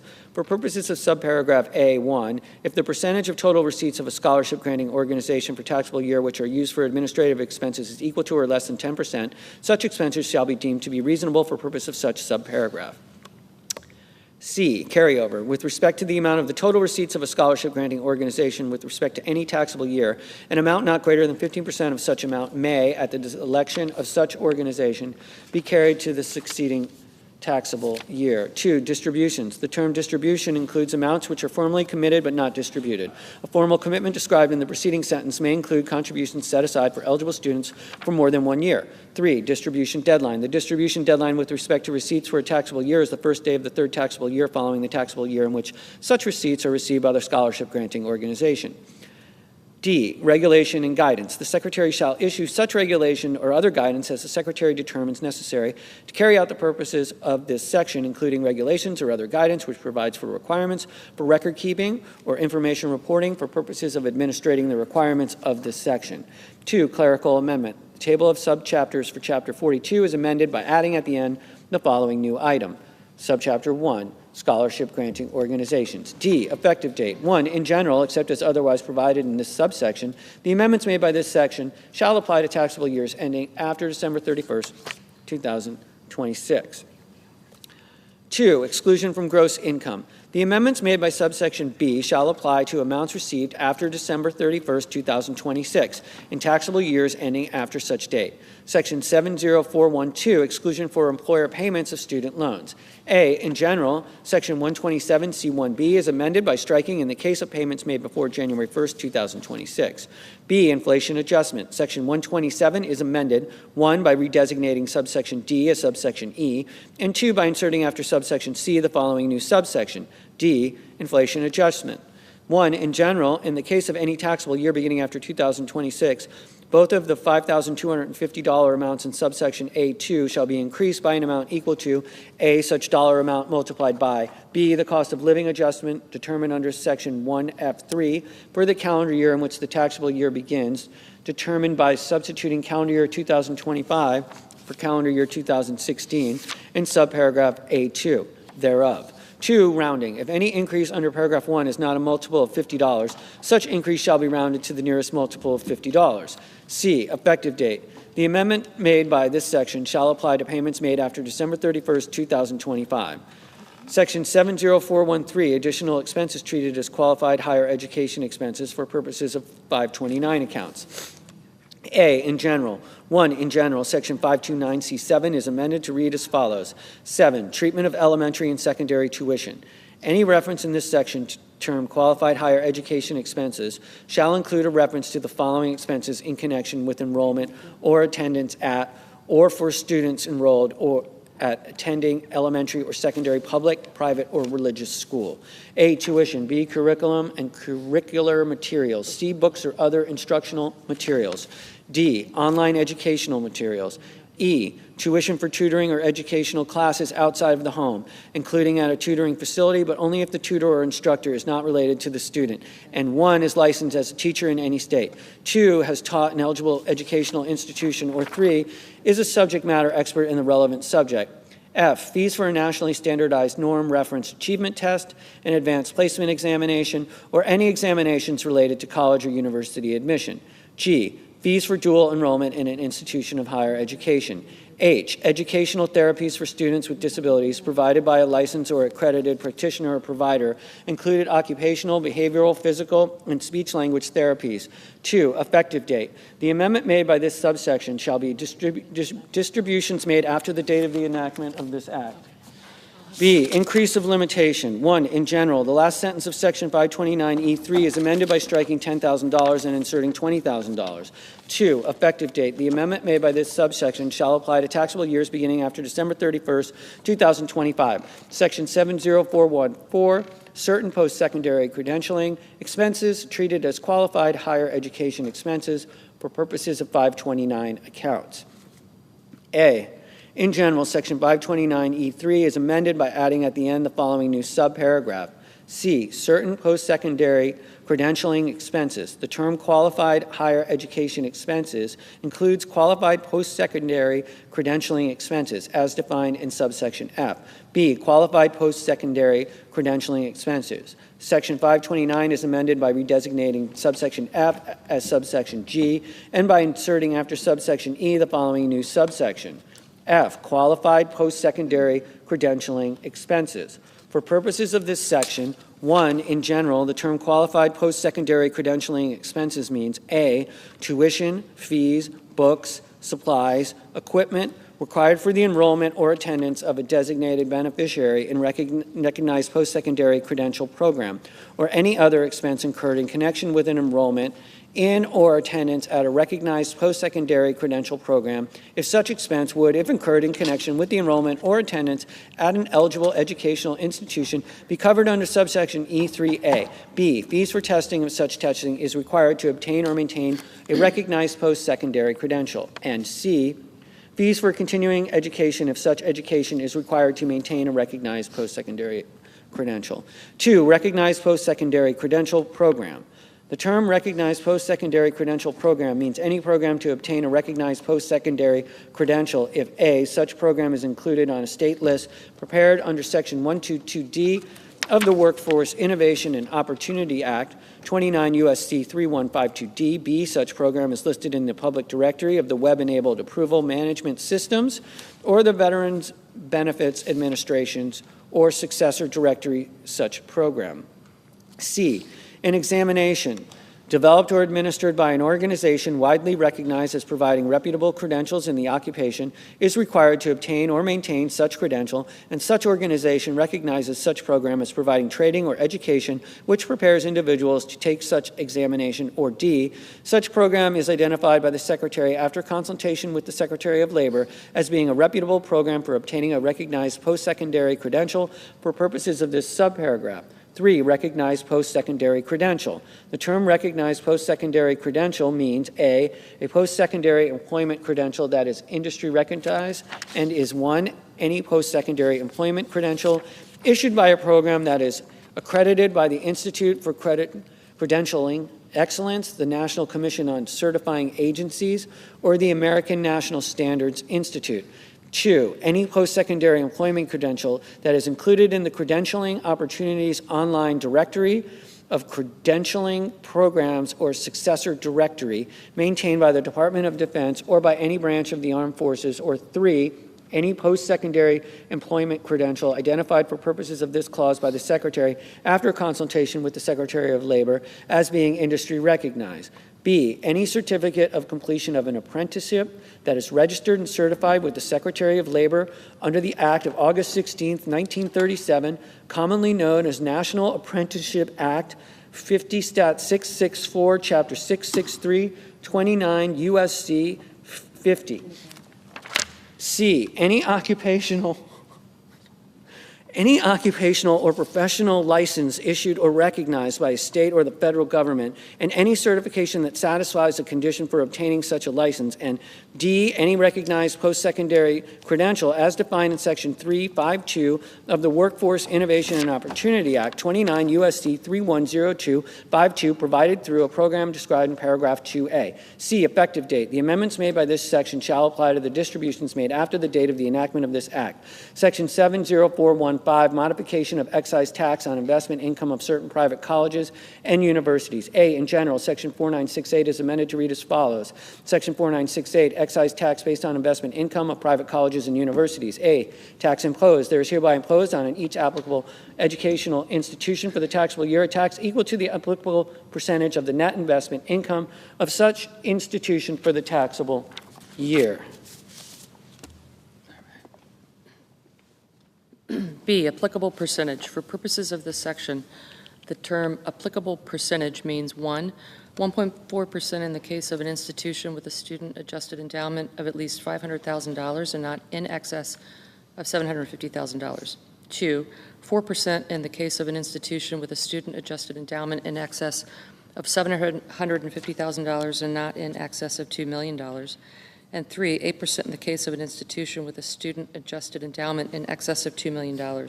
C, applicable education institution. For purposes of this subchapter, the term applicable educational institution means an eligible educational institution as defined in Section 25AF2, 1, which had at least 3,000 tuition-paying students during the preceding taxable year, 2, more than 50% of the tuition-paying students of which are located in the United States, 3, the student-adjusted endowment of which is at least $500,000, and 4, which is not described in the first sentence of Section 51A2B related to state colleges and universities.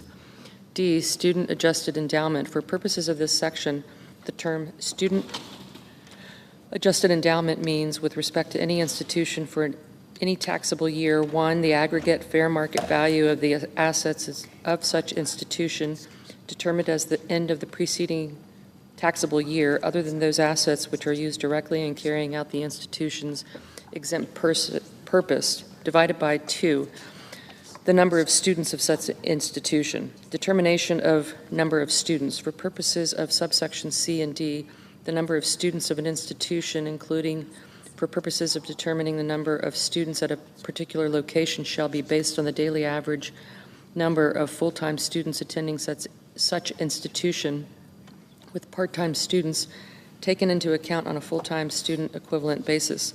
F, net investment income. For purposes of this section, 1, in general, net investment income shall be determined under rules similar to the rules of Section 4940C. 2, override of certain regulatory exceptions. A, student loan interest. Net investment income shall be determined by taking into account any interest income from a student loan made by the applicable educational institution or any related organization as gross investment income. B, federally subsidized royalty income. 1, in general, net investment income shall be determined by taking into account any federally subsidized royalty income as gross investment income. 2, federally subsidized royalty income for purposes of this subparagraph.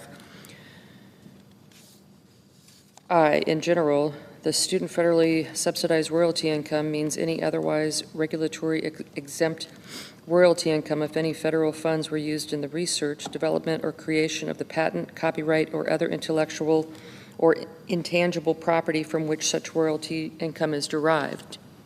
2, otherwise regulatory exempt royalty income. For purposes of this subparagraph, the term otherwise regulatory exempt royalty income means royalty income which, but for the subparagraph, would not be taken into account as gross investment income by reason of being derived from patents, copyrights, or other intellectual or intangible property which resulted from the work of students or faculty members in their capacities as such with the applicable educational institution. 3, federal funds. The term federal funds includes any grant made by and any payment made under any contract with any federal agency to the applicable educational institution, any related organization, or any student or faculty member referred to in subclause 2.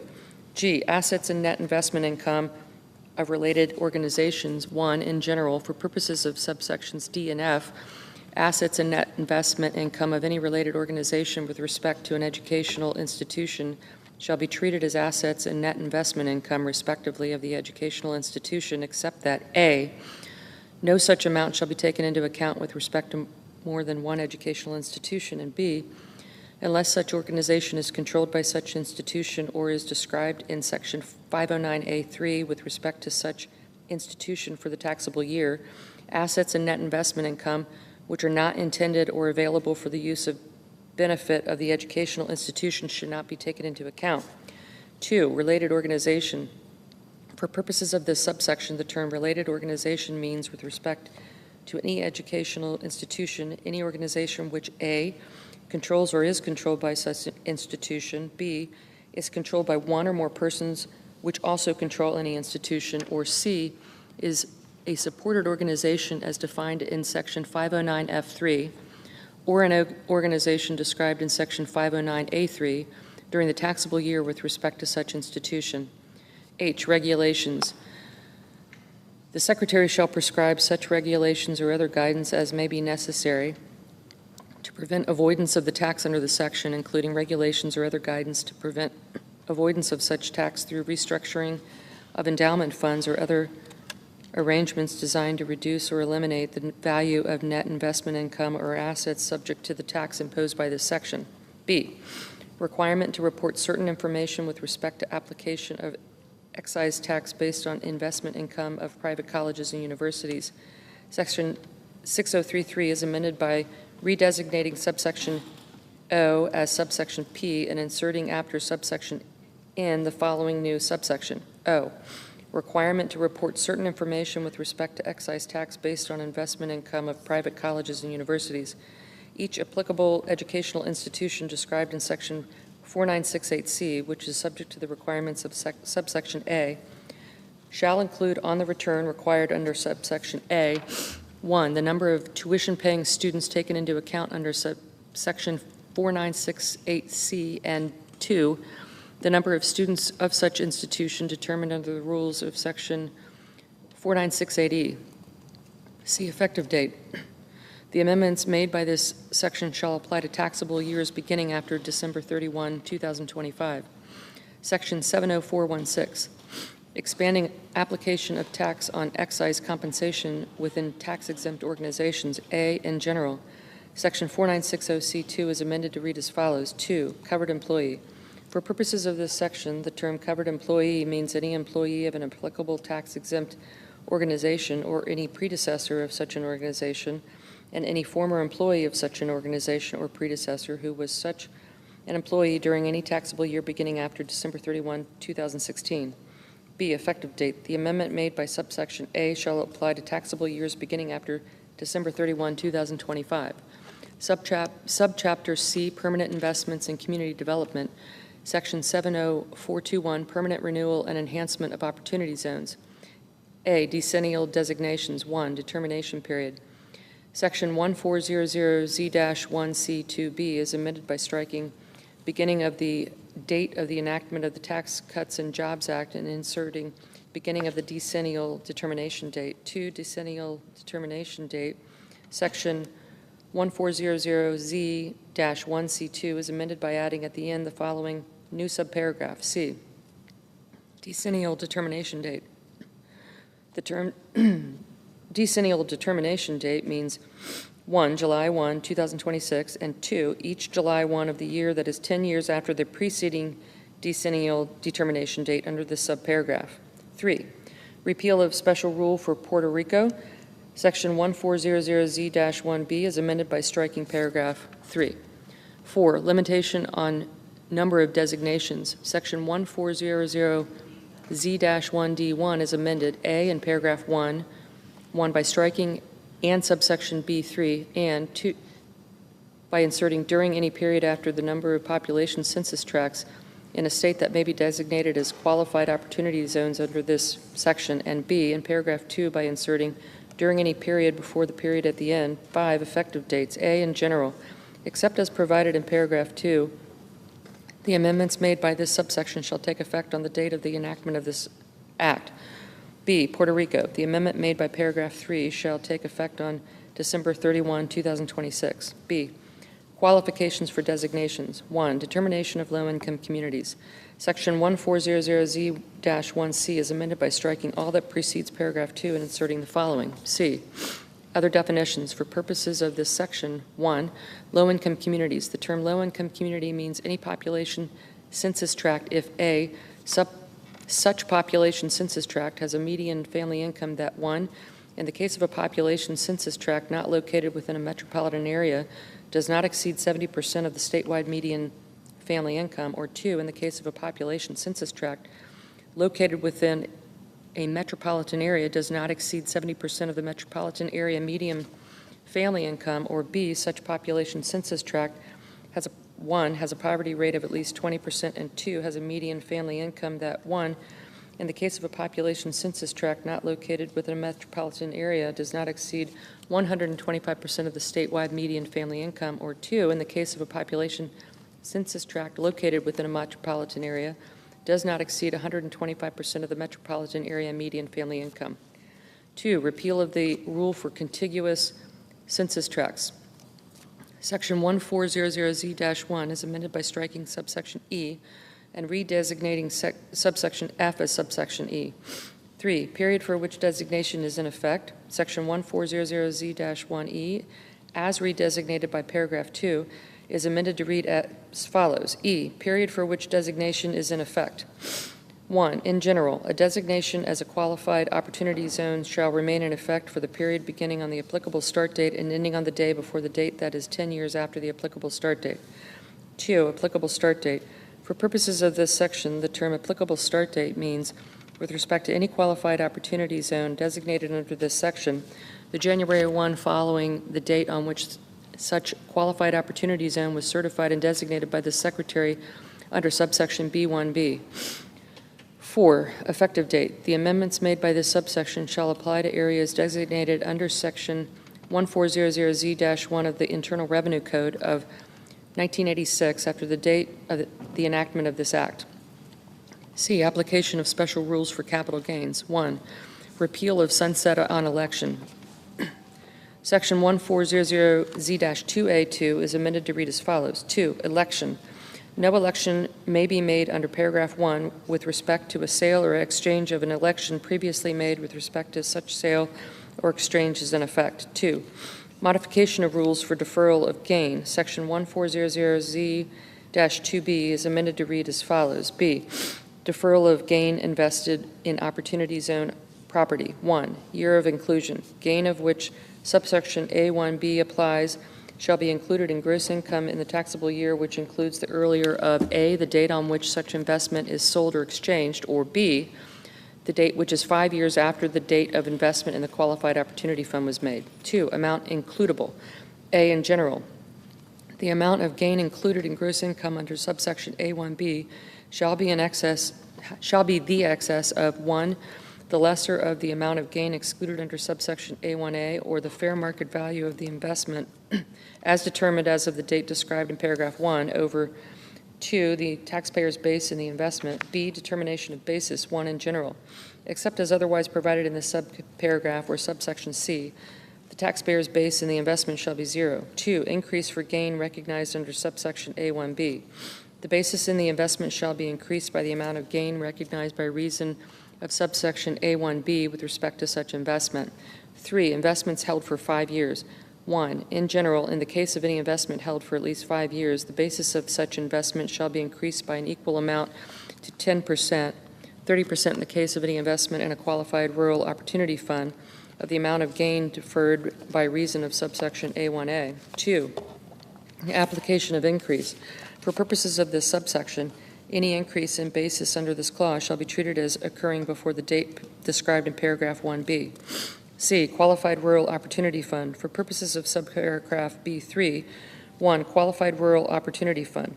The term Qualified Rural Opportunity Fund means a qualified opportunity fund that holds at least 90% of its assets in qualified opportunity zone property, which 1, is qualified opportunity zone business property, substantially all of the use of which during substantially all of the fund's holding period for such property was in a qualified opportunity zone comprised entirely of a rural area, or 2, is qualified opportunity zone stock or qualified opportunity zone partnership interest in a qualified opportunity zone business in which substantially all of the tangible property owned or leased is qualified opportunity zone business property described in subsection D3A1, and substantially all of the use of which is in a qualified opportunity zone comprised entirely of a rural area. For purposes of the preceding sentence, property held in the fund shall be measured under rules similar to the rules of subsection D1. 2, rural area. The term rural area means any area other than 1, a city or town that has a population of greater than 50,000 inhabitants, and 2, any urbanized area contiguous and adjacent to a city or town described in subclause 1. 3, special rule for investments held at least 10 years. Section 1400Z-2A-2C is amended by striking makes an election under this clause and all that follows, and inserting makes an election under this subsection. The basis of such investment shall be equal to A. In the case of an investment sold before the date that is 30 years after the date of the investment, the fair market value of such investment on the date such investment is sold or exchanged, or B.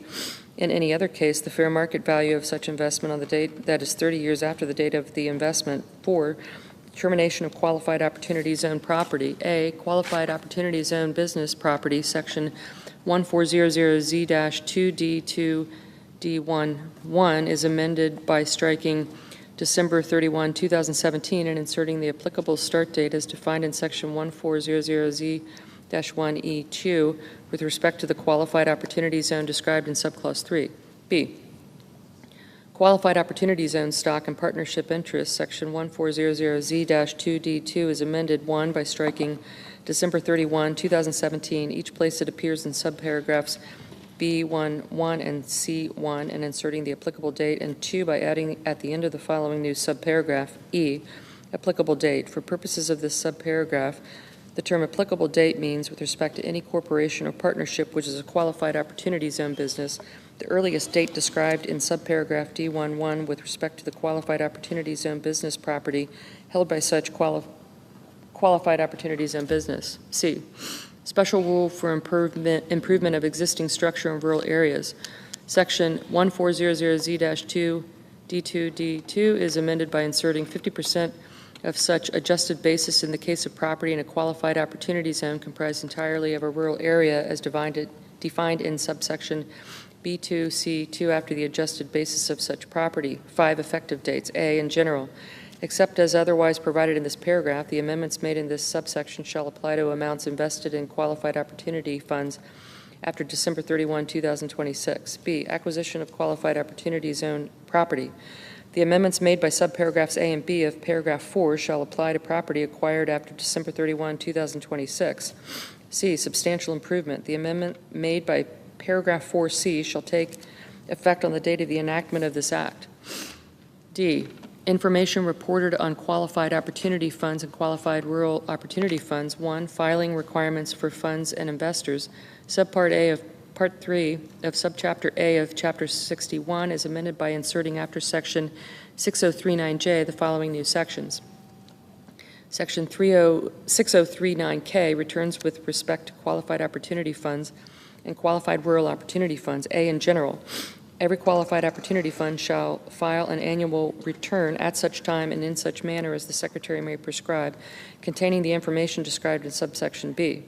B, information from qualified opportunity funds. The information described in this subsection is 1, the name, address, and taxpayer identification number of the qualified opportunity fund. 2, whether the qualified opportunity fund is organized as a corporation or a partnership. 3, the value of the total assets held by the qualified opportunity fund as of each date described in section 1400Z-2D1.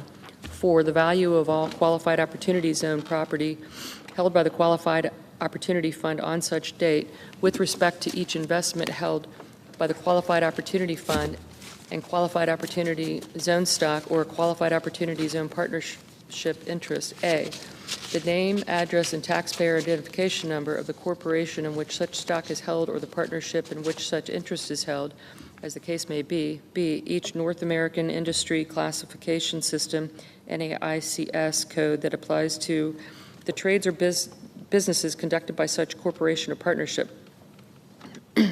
C, the population census tract or population census tract in which the qualified opportunity zone business property of such corporation or partnership is located. D, the amount of the investment in such stock or partnership interest as of each date described in section 1400Z-2D1. E, the value of tangible property such as such corporation or partnership on each such date is owned by such corporation or partnership. F, the value of tangible property held by such corporation or partnership on each such date which is leased by such corporation or partnership.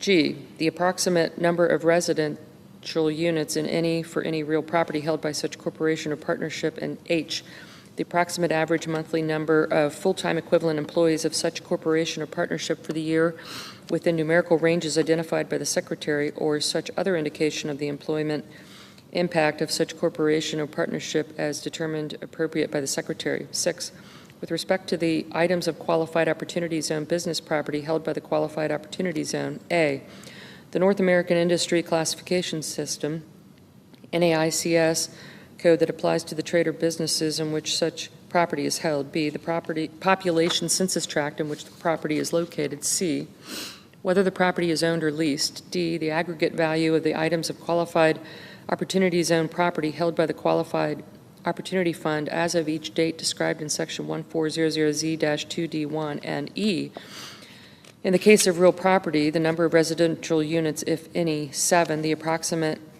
average monthly number of full-time equivalent employees for the year of the trades or businesses of the qualified opportunity fund in which qualified opportunity zone business property is held within numerical ranges identified by the Secretary or such other indication of the employment impact of such trades or businesses as determined appropriate by the Secretary. 8, with respect to each person who disposed of an investment in the qualified opportunity fund during the year. A, the name, address, and taxpayer identification number of such person. B, the date or dates on which the investment disposed was acquired. And C, the date or dates on which any such investment was disposed and the amount of the investment disposed. And 9, such other information as the Secretary may require. C, statement required to be furnished to investors. Every person required to make a return under subsection A shall furnish to each person whose name is required to be set forth in any such return by reason of subsection B8 at such time and in such manner as the Secretary may prescribe, a written statement showing 1, the name, address, and phone number of the information contact of the person required to make such a return, and 2, the information required to be shown on such return by reason of subsection B8 with respect to the person whose name is required to be so set forth. D, definitions. For purposes of this section, 1, in general, any person used in this section, which is also used in subchapter Z of Chapter 1, shall have the meaning given such term under such subchapter. 2, full-time equivalent employees. The term full-time equivalent employees means with respect to any month, the sum of the subs of A, the number of full-time employees as defined in section 4980HC4 for the month, plus B, the number of employees determined under rules similar to the rules of section 4980HC2E by dividing the aggregate number of hours of service of employees who are not full-time employees for the month by 120. E, application to qualified rural opportunity funds. Every qualified rural opportunity fund, as defined in Section 1400Z-2B2C, shall file the annual return required under subsection A and the statements required under subsection C applied. 1, by substituting qualified rural opportunity for qualified opportunity each place it appears. 2, by substituting Section 1400Z-2B2C for Section 1400Z-2D1 of each place it appears. And 3, by treating any reference after the application of paragraph 1 to qualified rural opportunity zone stock, a qualified rural opportunity zone partnership interest, a qualified rural opportunity zone business, or qualified opportunity zone business property as stock, an interest, a business, or property respectively described in subclause 1 or 2, as the case may be, of Section 1400Z 2B2C1, Section 603L, information required from qualified opportunity zone businesses and qualified rural opportunity zone businesses. A, in general, every applicable qualified opportunity zone business shall furnish to the Qualified Opportunity Fund described in subsection B a written statement at such time, in such manner, and setting forth such information as the Secretary may, by regulations, prescribe for purposes of enabling such Qualified Opportunity Fund to meet the requirements of Section 6039KB5. B, applicable Qualified Opportunity Zone business. For purposes of subsection A, the term applicable Qualified Opportunity Zone business means any qualified opportunity zone business, 1, which is a trade or business of a qualified opportunity fund, 2, in which a qualified opportunity fund holds qualified opportunity zone stock, or 3, in which a qualified opportunity fund holds a qualified opportunity zone partnership interest. C, other terms. Any term used in this section, which is also used in subchapter Z of Chapter 1, shall have the meaning given such term under subchapter. Under such subchapter. D, application to qualified rural opportunity businesses.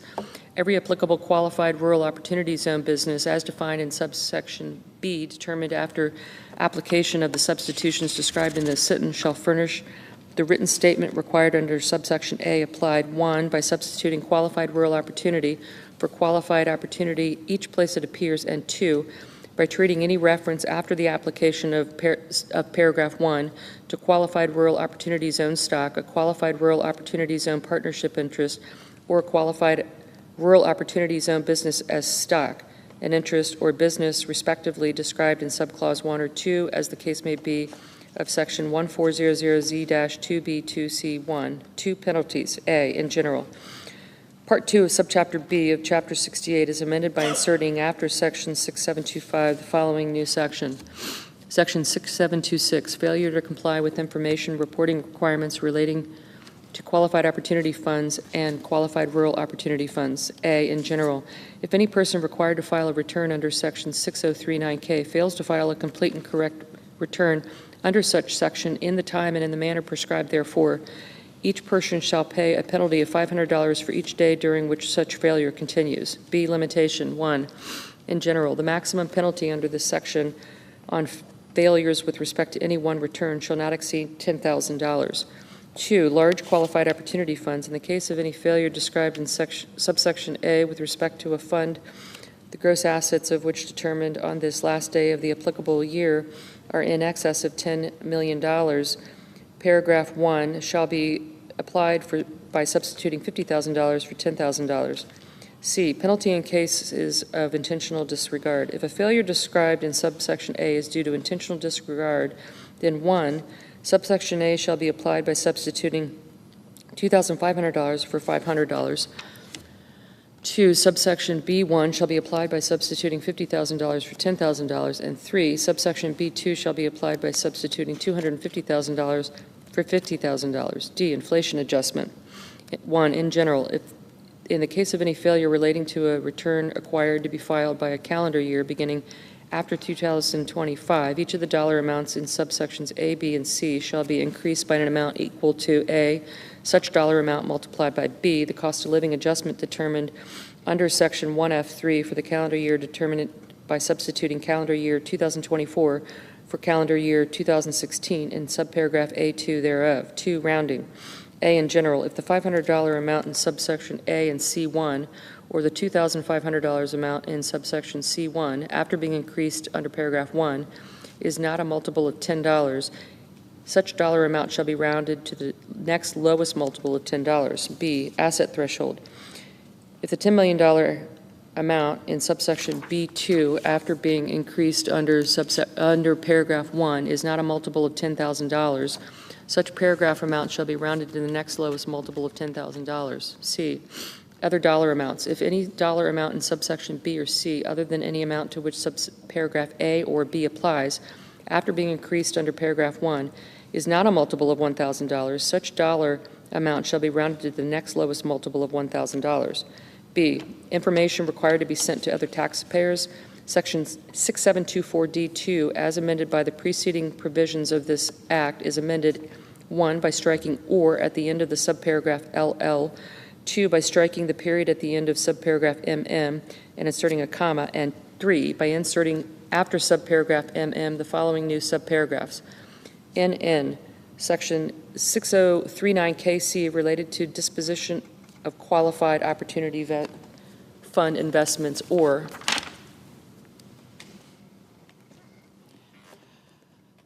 Section 6093L, relating to information required from certain qualified opportunity zone businesses and qualified rural opportunity zone businesses. 3, electronic filing. Section 6011E is amended by adding at the end the following new paragraph. 8, qualified opportunity funds and qualified rural opportunity funds. Notwithstanding paragraphs 1 and 2, any return filed by a qualified opportunity fund or qualified rural opportunity funds under Section 6039K shall be filed on magnetic media or other machine-readable form. 4, clerical amendments. A, the table of sections for subpart A of Part 3 of subchapter A of Chapter 61 is amended by inserting after the item relating to Section 6039J the following new items. Sec 6039K, returns with respect to qualified opportunity funds and qualified rural opportunity funds. Sec 6039L, information required from qualified opportunity zone businesses and qualified rural opportunity zone businesses. B, the table of sections for Part 2 of Subchapter B of Chapter 6A is amended by inserting after the item relating to Section 6725 the following new item. Sec 6726, failure to comply with information reporting requirements relating to qualified opportunity funds and qualified rural opportunity funds. 5, effective date. The amendments made by this subsection shall apply to taxable years beginning after the date of the enactment of this Act. E, Secretary reporting of data on Opportunity Zone and Rural Opportunity Zone tax incentive. 1, in general, in addition to amounts otherwise available, there is appropriated out of any money in the Treasury not otherwise appropriated $15 million to remain available until September 30th, 2028 for necessary expenses of the Internal Revenue Service to make the reports described in paragraph 2. 2, reports. As soon as practical, after the date of the enactment of this Act and annually thereafter, the Secretary of the Treasury or the Secretary's delegate, referred to in this section as the Secretary, shall make publicly available a report on qualified opportunity funds. 3, information included. The report required under paragraph 2 shall include, to the extent available, the following information. A, the number of qualified opportunity funds. B, the aggregate dollar amount of assets held in qualified opportunity funds. C, the aggregate dollar amount of investments made by qualified opportunity funds in qualified opportunity fund property, stated separately for each North American Industry Classification System, NAICS code.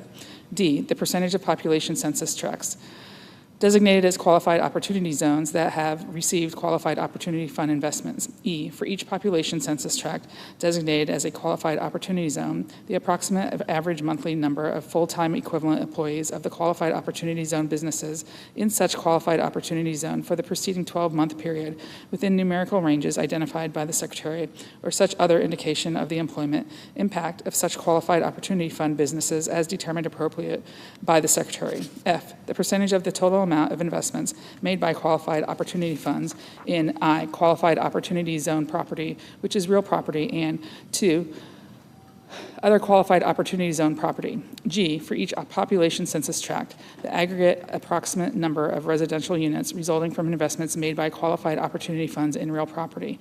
H, the aggregate dollar amount of investments made by qualified opportunity funds in each population census tract. 4, information.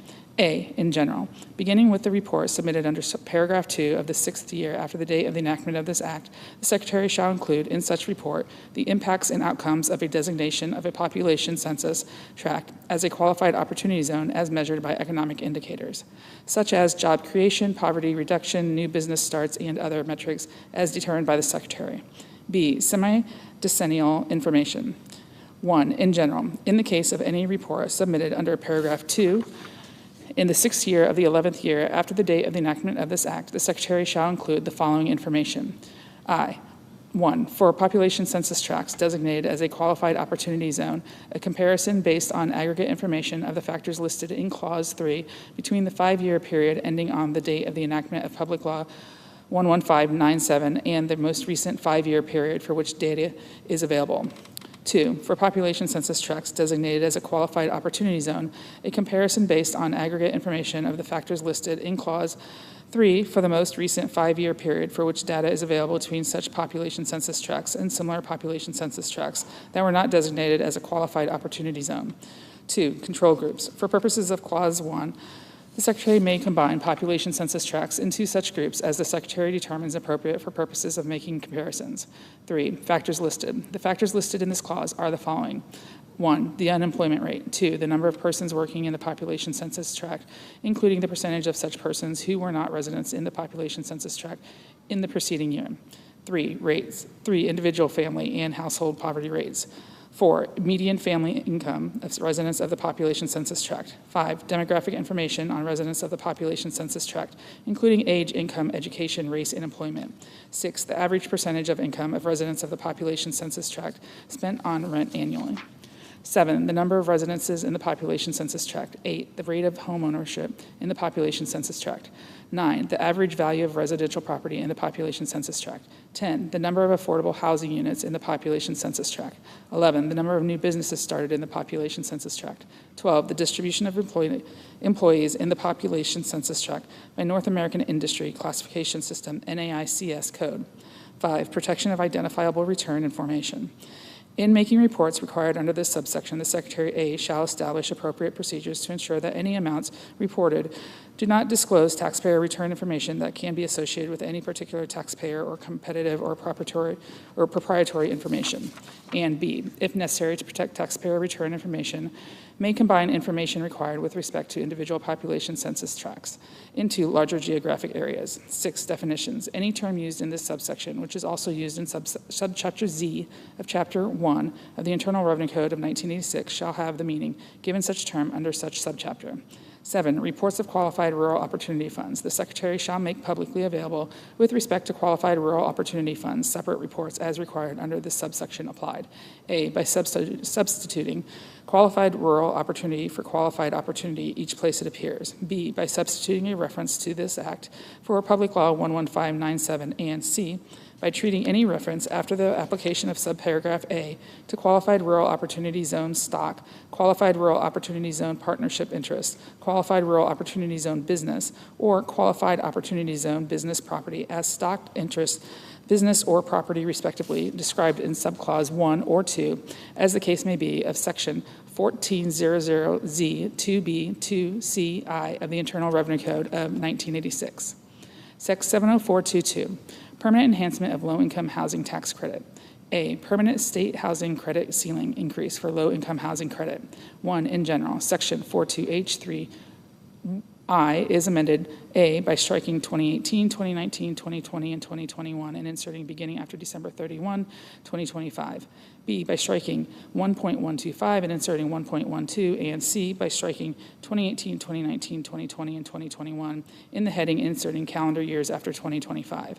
2, effective date. The amendments made by this subsection shall apply to calendar years beginning after December 31, 2025. B, tax-exempt bond financing requirement. 1, in general.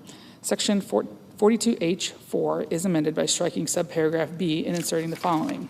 B, special rule where a minimum percent of buildings is financed with tax-exempt bonds subject to volume cap. For purposes of subparagraph A, paragraph 1 shall not apply to any portion of the credit allowable under subsection A with respect to a building if I, 1, 50% of more of the aggregate basis of such building and the land on which the building is located is financed by one or more obligations described in subparagraph A or debye I, to 5% or more of the aggregate basis of such building and the land on which the building is located is financed by one or more obligations described in subparagraph A, and 2, one or more of the such obligations AA are part of an issue, the issue date of which is after December 31st, 2025, and BB provide the financing for not less than 5% of the aggregate basis of such building and the land on which the building is located. 2, effective date. A, in general, the amendment made by this subsection shall apply to buildings placed in service in taxable years beginning after December 31st, 2025. B, rehabilitation expenditures treated as separate new building. In the case of any building with respect to which any expenditures are treated as a separate new building under Section 42E of the Internal Revenue Code of 1986 for purposes of subparagraph A, both the existing building and the separate new building shall be treated as having been placed in service on the date such expenditures are treated as placed in service under Section 42E4 of such code. Sec 70423, permanent extension of new markets tax credit. A, in general, Section 45D F1H is amended by striking 4 for each of calendar years 2020 through 2025 and inserting 4 each calendar year after 2019. B, carryover of unused limitation. Section 45D F3 is amended. 1, by striking if the and inserting the following. A, in general, if the and. 2, B, 2, by striking the second sentence and inserting the following. B, limitation. No amount may be carried under subparagraph A to any calendar year after the 5th calendar year, after the calendar year in which the excess described in such subparagraph occurred. For purposes of this subparagraph, any excess described in subparagraph A with respect to any calendar year before 2026 shall be treated as occurring in calendar year 2025. C, effective date. The amendments made by this section shall apply to calendar years beginning after December 31st, 2025.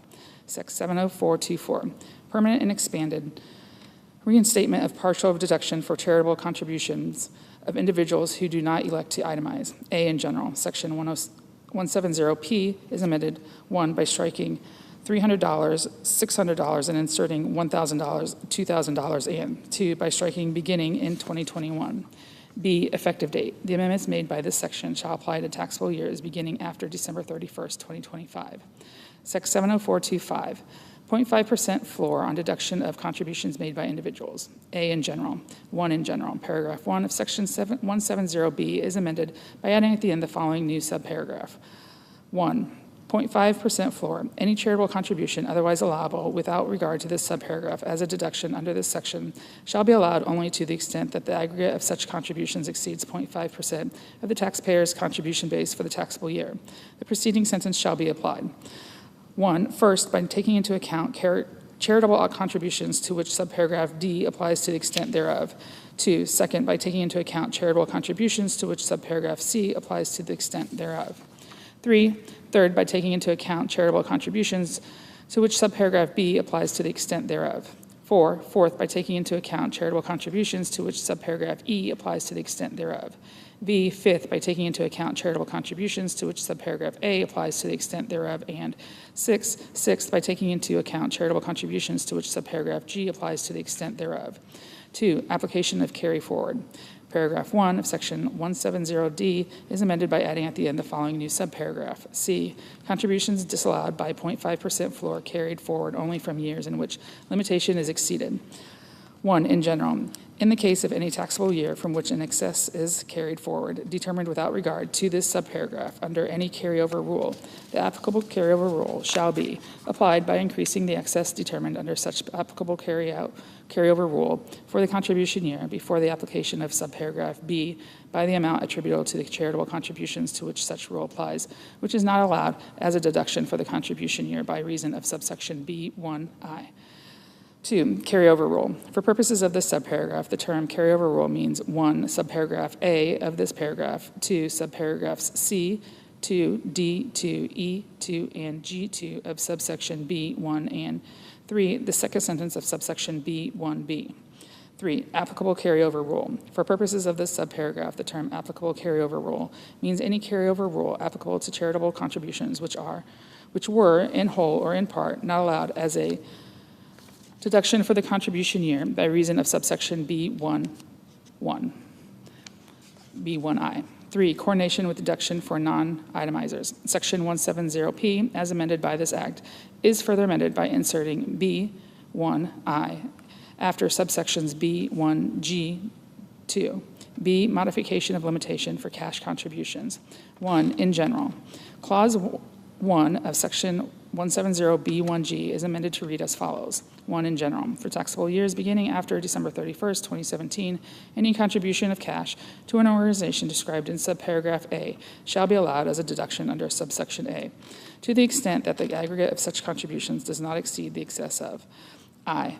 1, 60% of the taxpayer's contributions base for the taxable year over. 2, the aggregate amount of contributions taken into account under subparagraph A for such taxable year. 2, coordination with the other limitations. A, in general.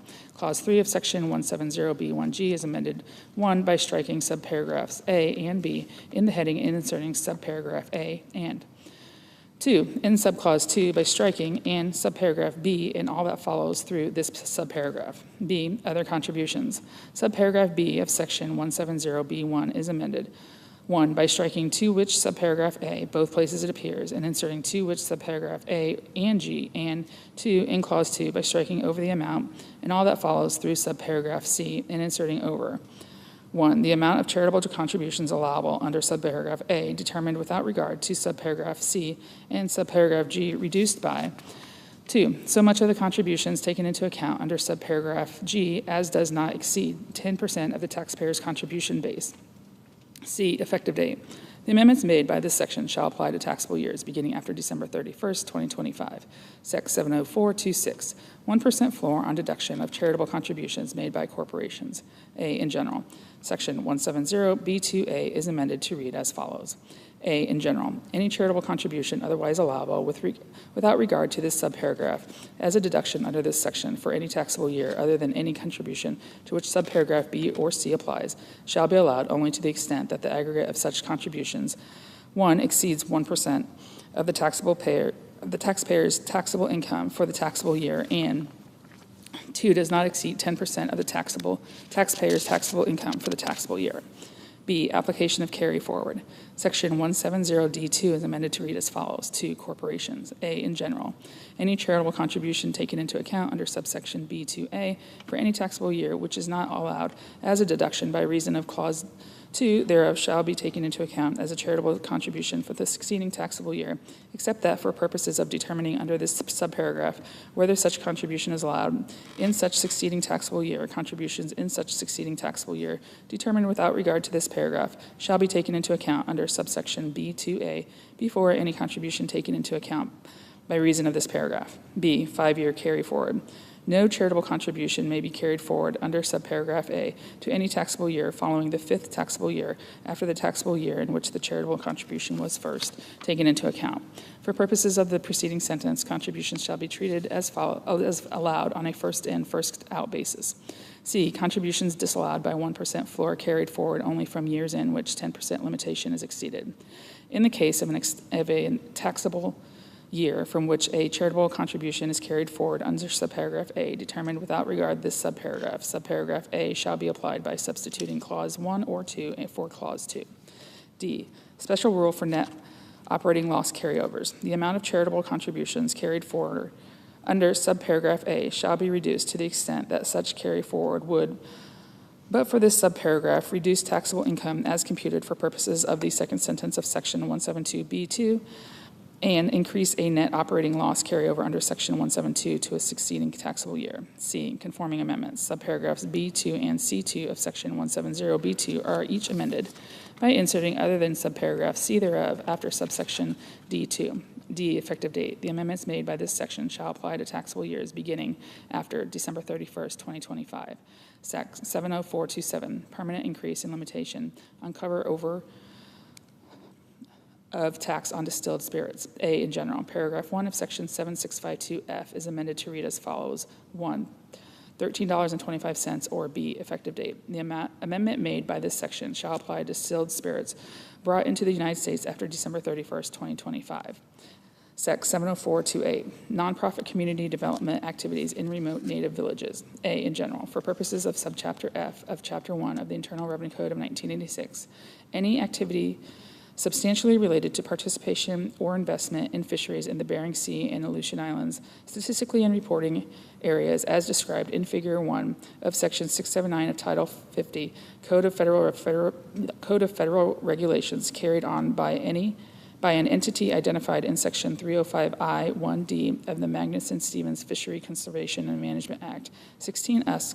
1855 I-1D, as in effect on the date of enactment of this section, shall be considered substantially related to the exercise or performance of the power constituting the basis of such entity's exemption under Section 501A of such code, if the conduct of such activity is in furtherance of one or more of the purposes specified in Section 305(1)(1)A of such act, as so in effect, for purposes of this paragraph, activities substantially related to participation of investment in fisheries, including the harvesting, processing, transportation, sales, and marketing of fish and fish products in the Bering Sea and Aleutian Islands, statistically and reporting areas. B, application to certain wholly owned subsidiaries. If the assets of a trade or business relating to an activity described in subsection A of any subsidiary wholly owned by an entity identified in Section 305(1)(1)D of the Magnuson-Stevens Fishery Conservation and Management Act, 16 U.S.C. 1855 I-1D, as in effect on the date of enactment of this section, are transferred to such entity, including in liquidation of such subsidiary not later than 18 months after the date of the enactment of this act. 1. No gain or income resulting from such transfer shall be recognized to either such subsidiary or such entity under such code, and 2, all income derived from such subsidiary from such transferred trade or business shall be exempt from taxation under such code. C, effective date. This section shall take effect on the date of the enactment of this act and shall remain effective during the existence of the Western Alaska Community Development Quota Program, established by Section 305(1)(1) of the Magnuson-Stevens Fishery Conservation and Management Act, 16 U.S.C. 1855(1)(1), as amended. Sec. 70429, adjustment of charitable deduction for certain expenses incurred in support of Native Alaskan subsistence whaling. In general, Section 170N1 of the Internal Revenue Code of 1986 is amended by striking $10,000 and inserting $50,000. B, effective date. The amendments made by this section shall apply to taxable years beginning after December 31st, 2025. Sec. 70430, exception to percentage of completion method of accounting for certain residential construction contracts. A, in general. Section 460E is amended, 1, in paragraph 1. A, by striking home construction contract, both places it appears, and inserting residential construction contract, and B, by inserting determined by substituting 3-year for 2-year in subparagraph B1 for any residential construction contract, which is not a home construction contract after the requirements of clauses 1 and 2 of subparagraph B. 2, by striking paragraph 4 and redesignating paragraph 5 as paragraph 4 and 3 in subparagraph A of paragraph 4 as so redesignated by striking paragraph 4 and inserting paragraph 3. B, application of exception for purposes of alternative minimum tax. Section 568A3 is amended by striking any home construction contract as defined in Section 460E6 and inserting any residential construction contract as defined in Section 460E4. C, effective date. The amendments made by this section shall apply to contracts entered into after the date of the enactment of this act. Subchapter D, permanent investments in small business in rural America. Sec. 70431, expansion of qualified small business stock gain exclusion. A, phased increase in exclusion for gain from qualified small business stock. 1, in general. Section 1202A1 is amended to read as follows. 1, in general. In the case of a taxpayer other than a corporation, gross income shall not include A, except as provided in paragraphs 3 and 4, 50% of any gain from the sale or exchange of qualified small business stock acquired on or before the applicable date and held for more than 5 years, and B, the applicable percentage of any gain from the sale or exchange of qualified small business stock acquired after the applicable date and held for at least 3 years. 2, applicable percentages.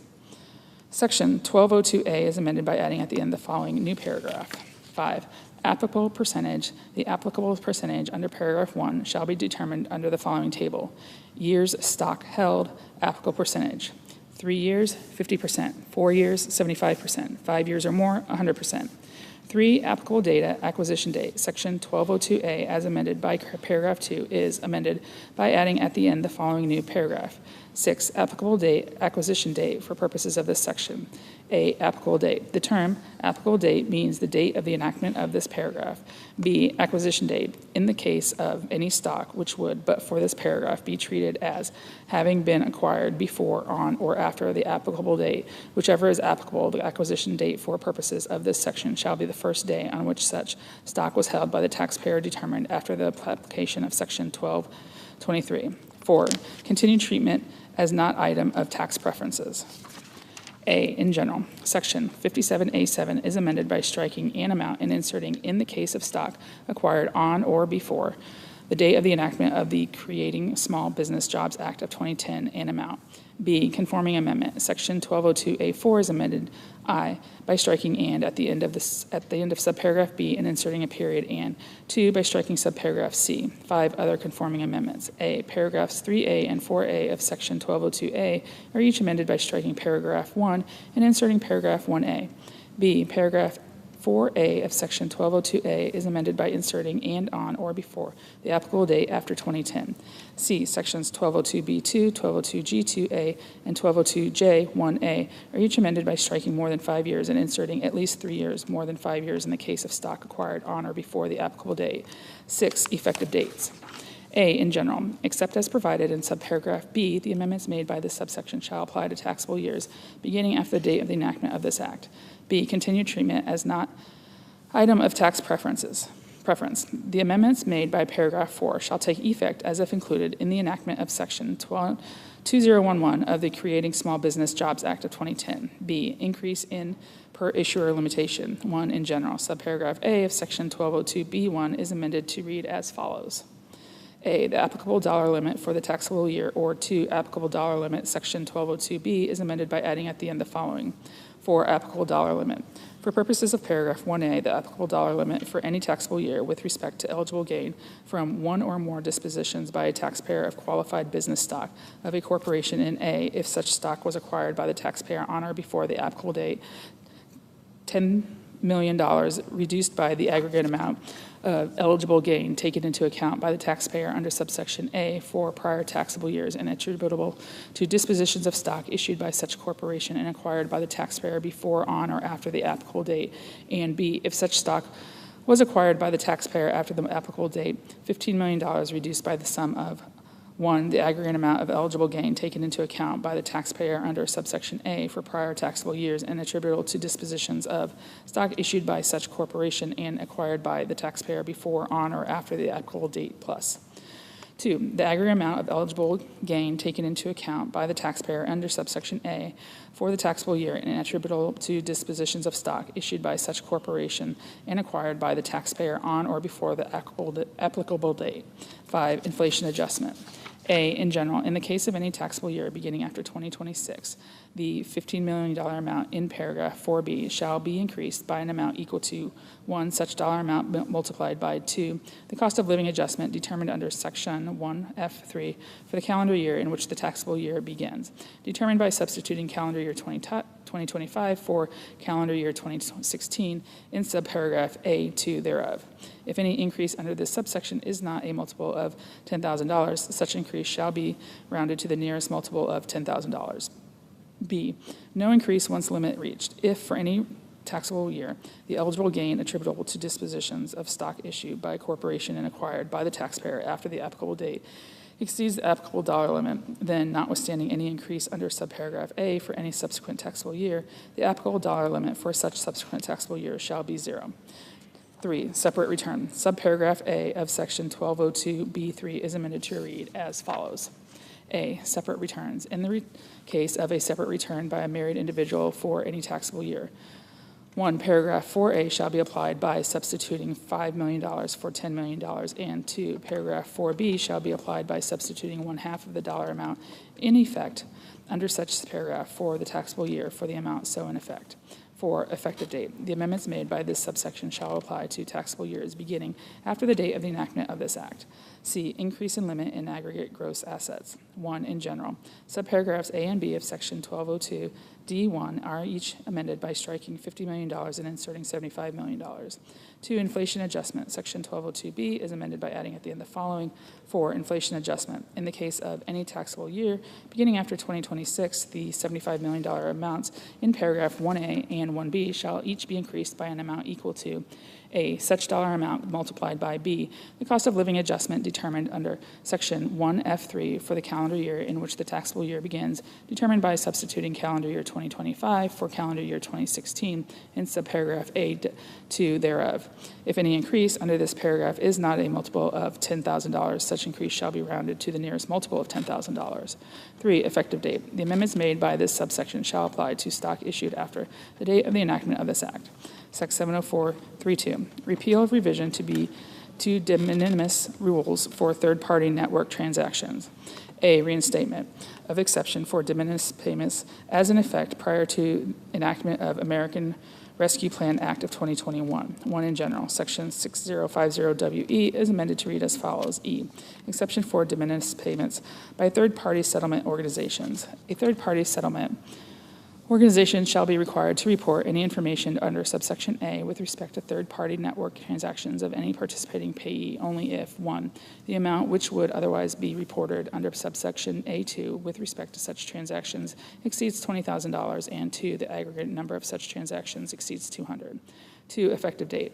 The amendment made by this subsection shall take effect as if included in section 9674 of the American Rescue Plan Act. B, application of de minimis rule for third-party network transactions to back up withholding. 1, in general, Section 3406B is amended by adding at the end the following new paragraph. 8, other reportable payments, including payments in settlement of third-party network transactions, only where aggregate transactions exceed reporting threshold for the calendar year. A, in general, any payment in settlement for a third-party network transaction required to be shown on a return required under Section 6050W, which is made during any calendar year, shall be treated as a reportable payment only if, 1, the aggregate number of transactions with respect to the participating payee during such calendar year exceeds the number of transactions specified in Section 6050WE2, and 2, the aggregate amount of transactions with respect to the participating payee under such calendar year exceeds the dollar amount specified in Section 6050 WE1 at the end of each such payment. I got it. Thanks.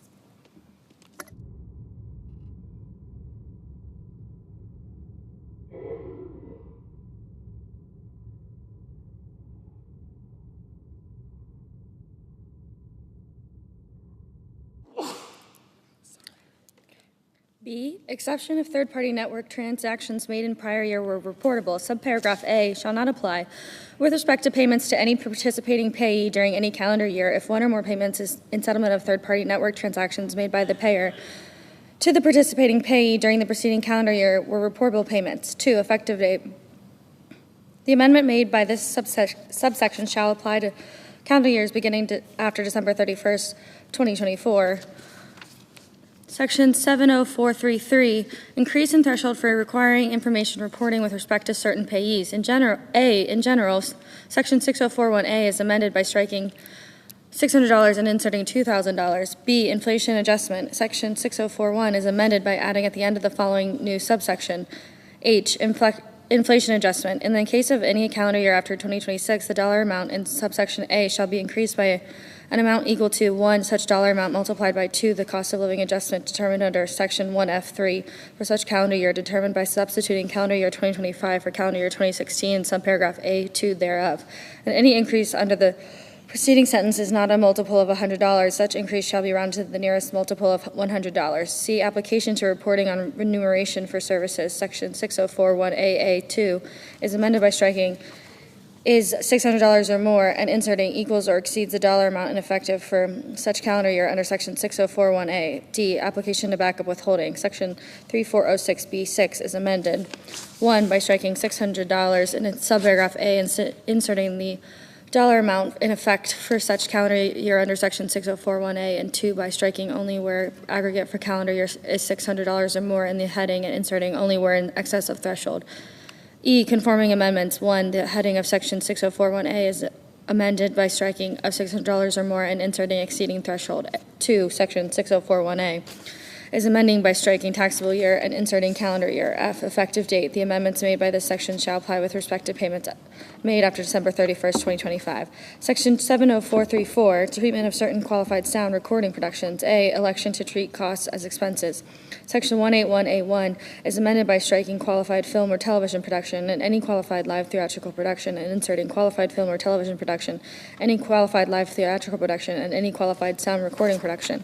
B, dollar limitation. Section 181A2 is amended by adding to the end of the following new subparagraph. C, qualified sound recording production. Paragraph 1 shall not apply to so much of the aggregate cost of any qualified sound recording production or to so much of the aggregate cumulative costs of all such qualified sound recording productions in the taxable year as exceeds $150,000. C, no other deduction or amortization deduction allowable. Section 181B is amended by striking qualified film or television production or any qualified live theatrical production and inserting qualified film or television production, any qualified live theatrical production, or any qualified sound recording production. D, election. Section 181C1 is amended by striking qualified film or television production or any qualified live theatrical production and inserting qualified film or television production, any qualified live theatrical production, or any qualified sound recording production. E, qualified sound recording production defined. Section 181 is amended by redesignated subsections F and G as subsections G and H, respectively, and by inserting after subsection E the following new subsection. F, qualified sound recording production. For purposes of this section, the term qualified sound recording production means a sound recording as defined in Section 101 of Title 17 United States Code produced and recorded in the United States. F, application of termination. Section 181H as redesignated by Section E is amended by striking qualified film and television productions or qualified live theatrical productions and inserting qualified film and television productions, qualified live theatrical productions, or qualified sound recording productions. G, bonus depreciation. 1, qualified sound recording productions is qualified property. Section 168K2A1 is amended. A, by striking or at the end of the subsection Clause 4, by inserting or at the end of Clause 5, and by inserting after subclause 5 the following. 6, which is qualified sound recording production as defined in subsection F of Section 181, for which a deduction would have been allowable under Section 181 without regard to subsections A2 and H of such section or this subsection, and B and subclauses 4 and 5 is so amended by striking without regard to subsections A2 and G, both places it appears in inserting without regard to subsections A2 and H. 2, production placed in service. Section 168K2H is amended by striking and at the end of Clause 1, by striking the period at the end of Clause 2 and inserting and by adding after Clause 2 the following. 3, a qualified sound recording production shall be considered to be placed in service at the time of initial release or broadcast. H, conforming amendments. 1, the heading of Section 181 is amended to read as follows, treatment of certain qualified productions. The table 2, the table of sections for Part 6 of subsection B of Chapter 1 is amended by striking the item relating to Section 181 and inserting the following new item. Section 181, treatment of certain qualified productions. 1, effective date. The amendments made by this section shall apply to productions commencing in taxable years ending after the date of the enactment of this Act. Section 70435, exclusion of interest on loans secured by rural or agricultural real property. A, in general, Part 3 of Subchapter B of Chapter 1, as amended by the preceding provisions of this Act, is amended by inserting after Section 139K the following new section.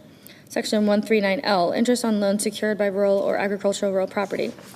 A, in general, gross income shall not include 25% of the interest received by a qualified lender on any qualified real estate loan. B, qualified lender.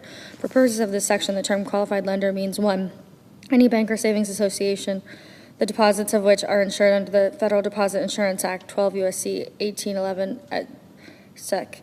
2, any state or federally regulated insurance company. 3, any entity wholly owned directly or indirectly by a company that is treated as a bank holding company for purposes of Section 8 of the International Banking Act of 1978, 12 U.S.C. 3106.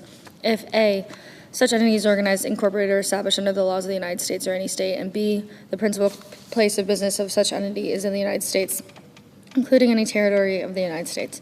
4, any entity wholly owned, directly or indirectly, by a company that is considered an insurance holding company under the laws of any state, if such entity satisfies the requirements described in subparagraphs A and B of paragraph 3. And 5, with respect to interest received on a qualified real estate loan secured by real estate described in subsection C3A, any federally chartered instrumentality of the United States established under Section 8.1A of the Farm Credit Act of 1971, 12 U.S.C. 2279AA-1A. C, qualified real estate loan. For purposes of this section, 1, in general, the term qualified real estate loan means any loan, A, secured by 1, rural or agricultural real estate, or 2, a leasehold mortgage with a status as a lien or on rural or agricultural real estate, B, made to any person other than a specified foreign entity as defined in Section 7701A51, and C, made after the date of the enactment of this section. For purposes of the preceding sentence, the determination of whether property securing such loan is rural or agricultural real estate shall be made as of the time the interest income on such loan is accrued. 2, refinancing. For purposes of subparagraphs A and C of paragraph 1, a loan shall not be treated as made after the date of the enactment of the section to the extent that the proceeds of such loan are used to refinance a loan which was made on or before the date of the enactment of the section, or in the case of any series of refinancings, the original loan was made on or before such date. 3, rural or agricultural real estate. The term rural or agricultural real estate means A, any real property which is substantially used for the production of one or more agricultural products, B, any real property which is substantially used in the trade of business or fishing or seafood processing, and C, any aquaculture facility. Such terms shall not include any property which is not located in a state or possession of the United States. 4, aquacultural facility. The term aquaculture facility means any land, structure, or other appurtenance that is used for aquaculture, including any hatchery, rearing pond, raceway, pen, or incubator. D, in coordination with Section 265. 25% of any qualified real estate loan shall be treated as an obligation described in Section 265A2, the interest on which is wholly exempt from the taxes imposed by the subtitle.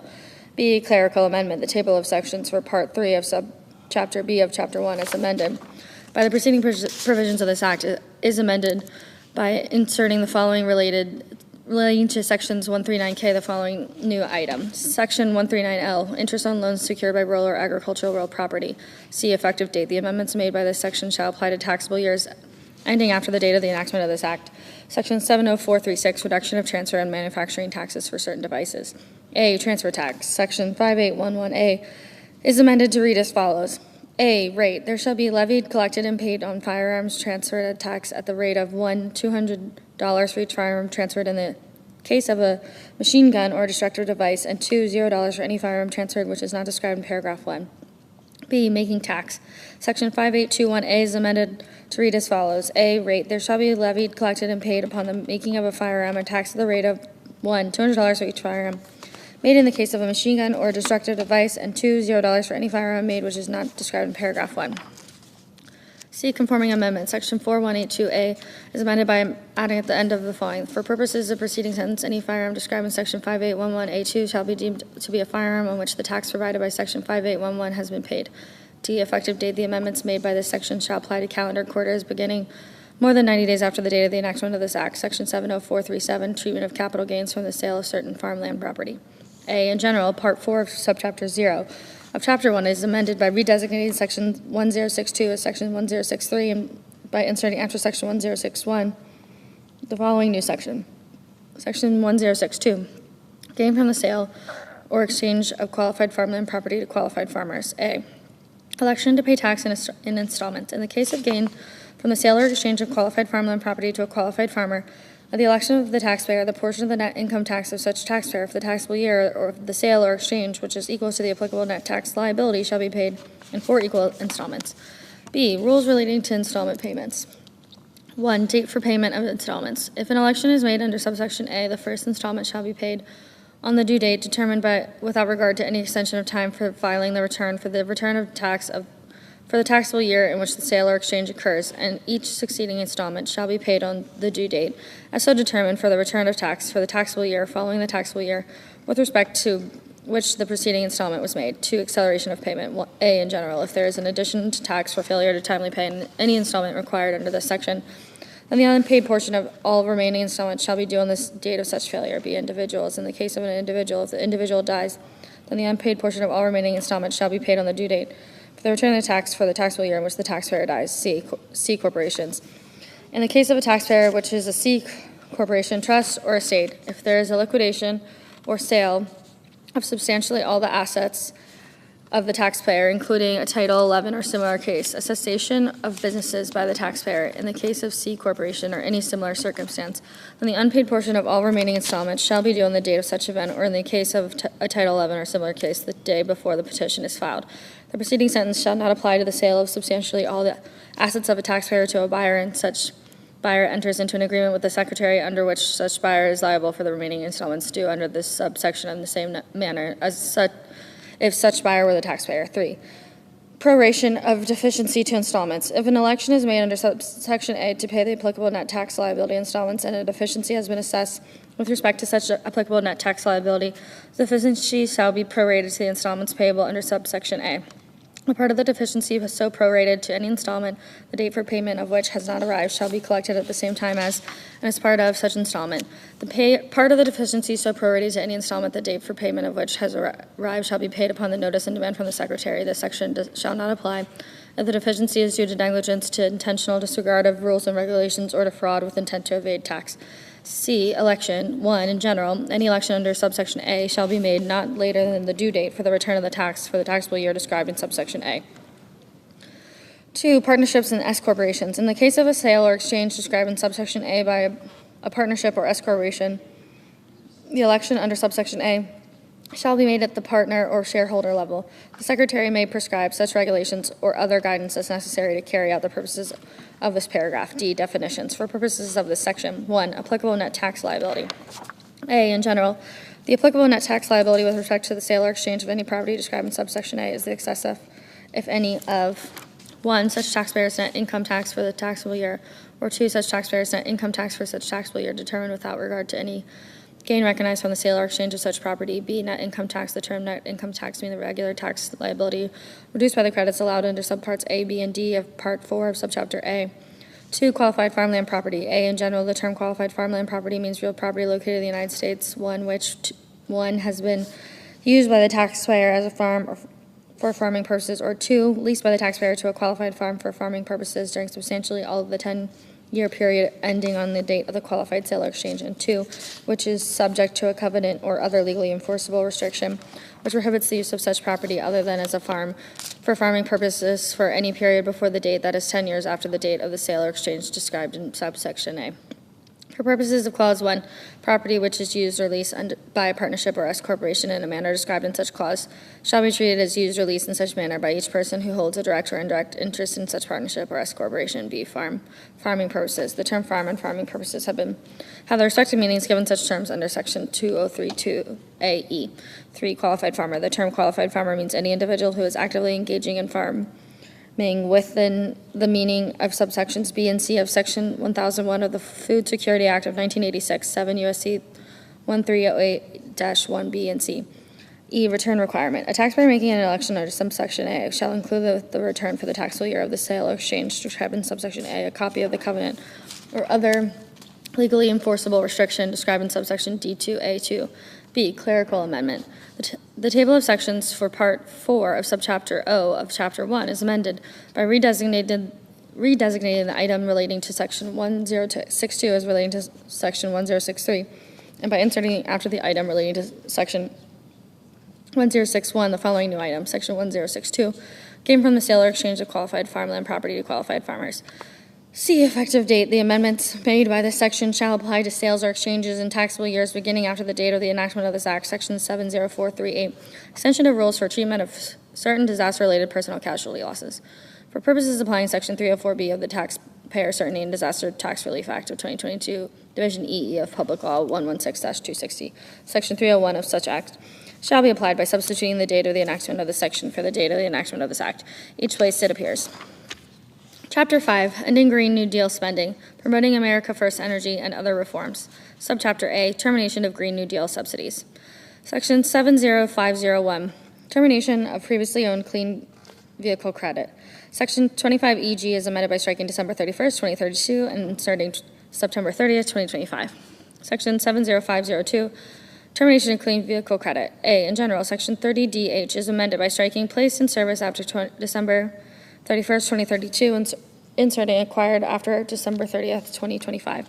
B, conforming amendment, section 30DE is amended, 1, in paragraph 1BA in clause 3 by inserting and after the comma at the end. B, in clause 4 by striking and inserting a period, and C, by striking clause 5, and in 2, in paragraph 2BA in clause 2 by inserting and after the comma at the end. B, in clause 3 by striking the comma at the end and inserting period, and C, by striking clauses 4 through 6. Section 70503, termination of qualified commercial clean vehicle credit. Section 45WG is amended by striking December 31st, 2032 and inserting September 30th, 2025.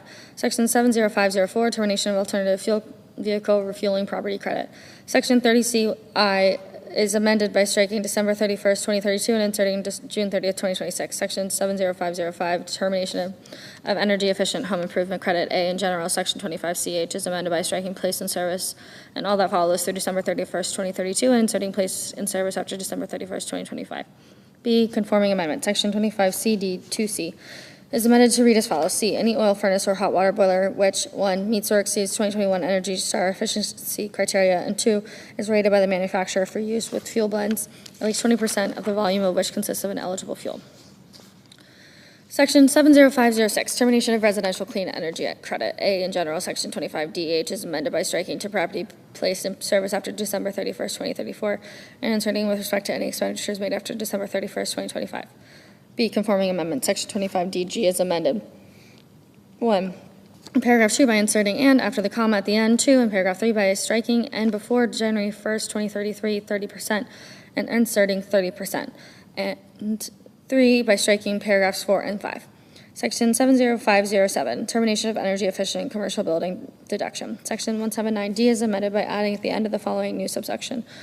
1, termination, the section shall not apply with respect to property, the construction of which begins after June 30th, 2026.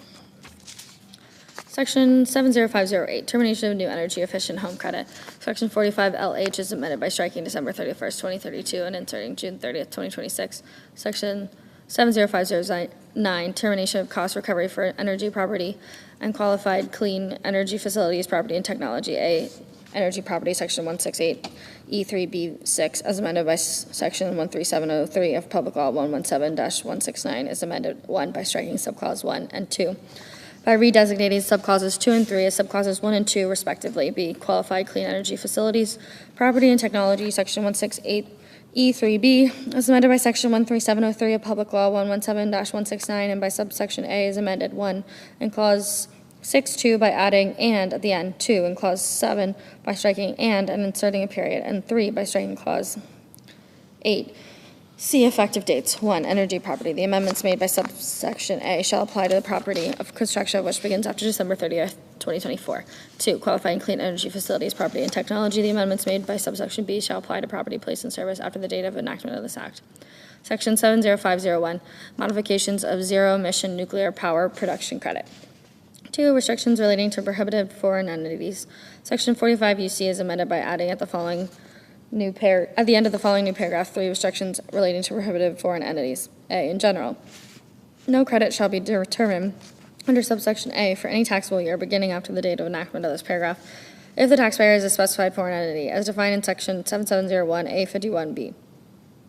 B, other prohibited foreign entities. No credit shall be determined under subsection A for any taxable year beginning after the date, which is 2 years after the date of enactment of this paragraph, if the taxpayer is a foreign influence entity as defined in section 7701A51D without regard to clause 1, 2 thereof. B, prohibition with respect to nuclear power facilities using nuclear fuel producing covered nations or by covered entities. Section 45U is amended by subsection A of this section is amended. 1, subsection B1. A, by redesignating subparagraphs B and C as subparagraphs C and D respectively, and B, by inserting after subparagraph A the following new subparagraph B, which satisfies the requirement determined in subsection C4, and 2, in subsection C by adding at the end of the following new paragraph 4, restrictions relating to use of certain imported nuclear fuel. A, in general, for any taxable year, the requirements described in this paragraph with respect to any nuclear facility are that 1, with respect to any nuclear fuel used by such facility during such taxable year, such fuel was not 1, produced in a covered nation or by a covered entity, 2, exchanged with, traded for, or substituted for nuclear fuel described in Clause 1, or 3, otherwise obtained in lieu of nuclear fuel described in subclause 1, in a manner which is designed to circumvent the purposes of this paragraph. And 2, the taxpayer shall certify to the Secretary at such time, in such form or manner as the Secretary may prescribe, that any fuel used by such facility during such taxable year complies with the requirements described in Clause 1. B, exception, the requirements described in subparagraph A shall not apply with respect to any nuclear fuel which was acquired by the taxpayer pursuant to a binding written contract in effect before January 1st, 2023, and which was not modified in any material respect or on or after such date. See other definitions in this paragraph. 1, covered entity. The term covered entity means any entity organized under the laws of or otherwise subject to the jurisdiction of the government of the covered nation. 2, covered nation. The term covered nation has the same meaning given such term under Section 4872F of Title 10 United States Code. C, effective dates. 1, restrictions relating to prohibited foreign entities. The amendments made by subsection A shall apply to taxable years beginning after the date of enactment of this Act. 2, restrictions relating to use of certain imported nuclear fuel. The amendments made by subsection B shall apply to taxable years beginning after December 31st, 2027. Section 70511, termination of clean hydrogen production credit. Section 45VC3C is amended by striking January 1st, 2033 and inserting January 1st, 2028. Section 70512, termination and restrictions of clean electricity production credit. A, termination for wind and solar facility. Section 45YD is amended. 1, in paragraph 1 by striking the amount of and inserting subject to paragraph 4 the amount of, and 2, by striking paragraph 3 and inserting the following new paragraphs. 3, applicable year. For purposes of the subsection, the term applicable year means calendar year 2032 for termination for and wind and solar facilities. A, in general, this section shall not apply with respect to any applicable facility placed in service after December 31st, 2037. B, applicable facility. For purposes of this paragraph, the term applicable facility means a qualified facility which, 1, uses wind to produce electricity, which means within the meaning of such terms as used in Section 45D1 is determined without regard to any requirement under such section with respect to the date on which construction of property begins, or 2, uses solar energy to produce electricity within the meaning of such terms is used in Section 45D4 as determined without regard to any requirement under such section with respect to the date on which construction of property begins. B, restrictions relating to prohibited foreign entities. Section 45Y is amended once in subsection B1 by adding at the end of the following new subparagraph. E, material assistance from prohibited foreign entities. The term qualified facility shall not include any facility for which construction begins after December 31st, 2025, or in the case of applicable facility as defined in subsection D4B after June 16, 2025, if the construction of such facility includes any material assistance from a prohibited foreign entity as defined in section 7701A52. And 2, in subsection G, by adding at the end of the following new paragraphs, 13 restrictions relating to prohibited foreign entities. In general, no credit shall be determined under subsection A for any taxable year if the taxpayer is 1, a specified foreign entity as defined in section 7701A51B, or 2, a foreign influence entity as defined in section 7701A51D without regard to clause 1, 2 thereof. B, effective control in the case of a taxpayer for which section 7701A51D 1.2 is determined to apply for any taxable year. No credit shall be determined under subsection A for such taxable year if such determination relates to a qualified facility described in section B1. To see definitions relating to prohibited foreign entities. Section 7701A is amended by adding at the end the following new paragraphs. 51. Prohibited foreign entity. A, in general. 1. Definition. The term prohibited foreign entity means specified foreign entity of or a foreign influence entity. 2. Determination. 1. In general, subject to subclause 2. For any taxable year, the determination as to whether any entity is a specified foreign entity or a foreign influence entity shall be made as of the last day of such taxable year. 2. Initial taxable year. For purposes of the first taxable year beginning after the date of enactment of this paragraph, the determination as to whether an entity is a specified foreign entity described in clauses 1 through 4, subparagraph B, shall be made at the first day of such taxable year. B, specified foreign entity. For purposes of this paragraph, the term specified foreign entity means 1. A foreign entity of concern described in subparagraph A, B, D, or E of section 99018 of the William M. Mack Thornberry National Defense Authorization Act for fiscal year 2021, Public Law 116-283, 15 U.S.C.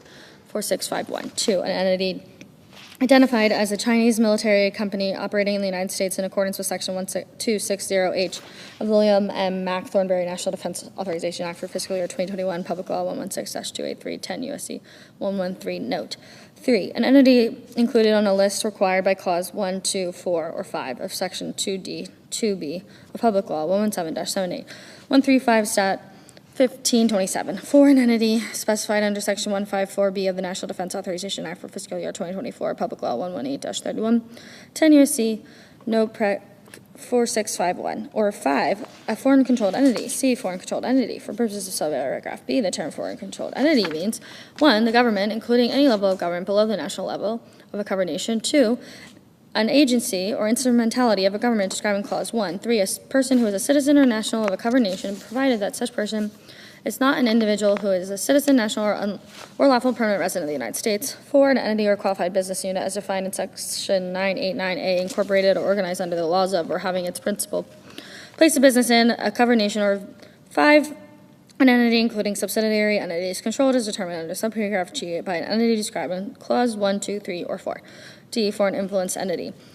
1, in general, for purposes of subparagraph A, the term foreign influence entity means an entity 1, with respect to which, during the taxable year AA, a specified foreign entity that has direct authority to appoint a covered officer of such entity, BB, a single specified foreign entity owns at least 25% of such entity, CC, one or more specified foreign entities own in the aggregate at least 40% of such entity, or DD, at least 15% of the debt of such entity has been issued in the aggregate to one or more specified foreign entities.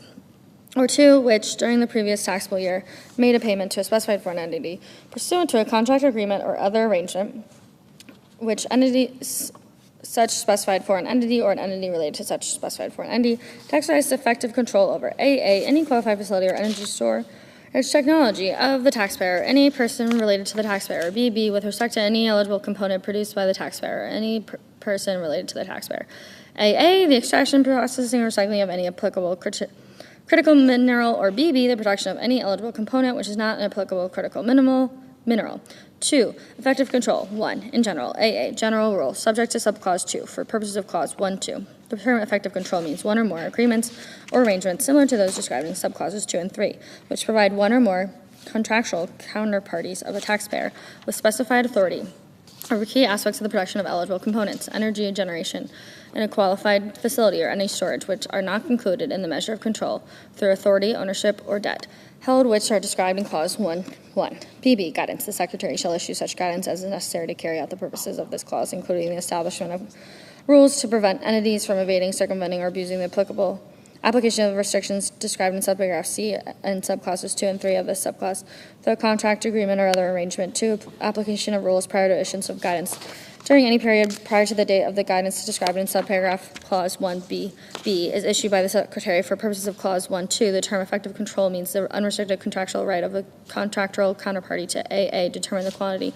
or timing of production of an eligible component produced by the taxpayer. BB, determine the amount of timing of activities related to the production of electricity undertaken of a qualified facility of the taxpayer, the storage of electrical energy, and the energy storage technology of the taxpayer. CC, determine the entity may purchase or use the output of a production unit of the taxpayer that produces eligible components. DD, determine which entity shall produce or use the output of a qualified facility of the taxpayer.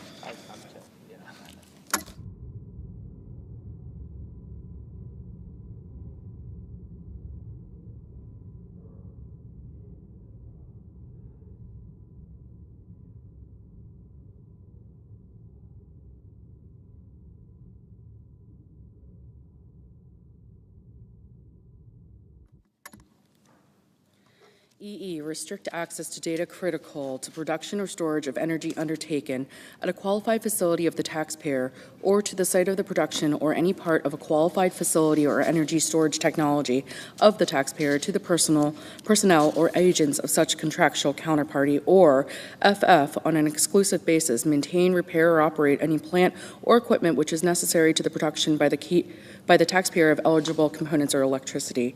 3, licensing and other agreements. AA, in general, in addition to subclause 2, for purposes of clause 1.2, the term effective control means with respect to a licensing agreement for the provision of intellectual property or any other contract agreement or any other arrangement entered into with a contractual counterparty which is related to such licensing agreement and to a qualified facility, energy storage technology, or the production of an eligible component, any of the following.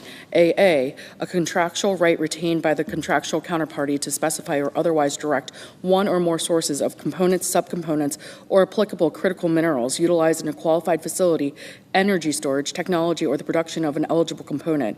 BB, a contractual right retained by the contractual counterparty to correct the operation of any qualified facility, any energy storage technology, or any production unit that produces an eligible component. CC, a contractual right retained by the contractual counterparty to limit the taxpayer's utilization of intellectual property related to the operation of a qualified facility or energy storage technology, or in the production of an eligible component. DD, a contractual right retained by the contractual counterparty to receive royalties under the licensing agreement or any similar agreement, or payments under any related agreement beyond the 10th year of the agreement, including modifications or extensions thereof. EE, a contractual right retained by the contractual counterparty to direct or otherwise require the taxpayer to enter into an agreement for the provision of services for a duration longer than 2 years, including any modifications or extensions thereof. FF, such contract, agreement, or any other arrangement does not provide the licensee with all the technical data, information, and know-how necessary to enable the licensee to produce the eligible component or components subject to the contract, agreement, or other arrangement without further involvement from a contractual counterparty or a specified foreign entity. GG, such contract, agreement, or other arrangement was entered into or modified on or after June 16, 2025. BB, exception. AA, in general. Item AA shall not apply in case of a bona fide purchase or sale of intellectual property. BB, bona fide purchase or sale. For purposes of an item AA, any purchase or sale of intellectual property where the agreement provides that ownership of an intellectual property reverts to the contractual counterparty after a period of time shall not be considered a bona fide purchase or sale. 4, persons related to the taxpayer. For purposes of subclauses 1, 2, and 3, the term taxpayer shall include any person related to the taxpayer. 5, contractual counterparty. For purposes of this clause, the term contractual counterparty means an entity with the taxpayer has entered into a contract, agreement, or other arrangement. 3, guidance. No later than December 31st, 2026, the Secretary shall issue such guidance as is necessary to carry out the purposes of the subparagraph, including establishment of rules to prevent entities from evading, circumventing, or abusing the application of the restrictions against impermissible technology licensing with specified foreign entities, such as through temporary transfers of intellectual property, retention by a specified foreign entity of a reversionary interest in transferred intellectual property or otherwise. E, publicly traded entities. 1, in general. 1, non-application of certain foreign-controlled entity rules. Subparagraph C5 shall not apply in the case of any entity or securities of which are regularly traded on AA, a national securities exchange which is registered with the Securities and Exchange Commission, BB, the national market system established pursuant to Section 11A of the Securities Exchange Act of 1934, or CC, any other exchange or other market which the Secretary has determined in a guidance issued under Section 1296E1A2 has rules adequate to carry out the purposes of Part 6 of Subchapter P of Chapter 1 of Subtitle A. 2, non-application of certain foreign influence entity rules. Subparagraph D11 shall not apply in the case of any entity, AA, the securities of which are regularly traded in a manner described in subclause 1, or BB, for which not less than 80% of the entity securities of such entity are owned directly or indirectly by an entity which is described in an item AA. 3, exclusion of exchanges on or markets covered in nations. Subclause 1 CC shall not apply with respect to any exchange or market which AA is incorporated or organized under the laws of a covered nation, or BB has its principal place of business in a covered nation. 2, additional foreign controlled entity requirements for publicly traded companies.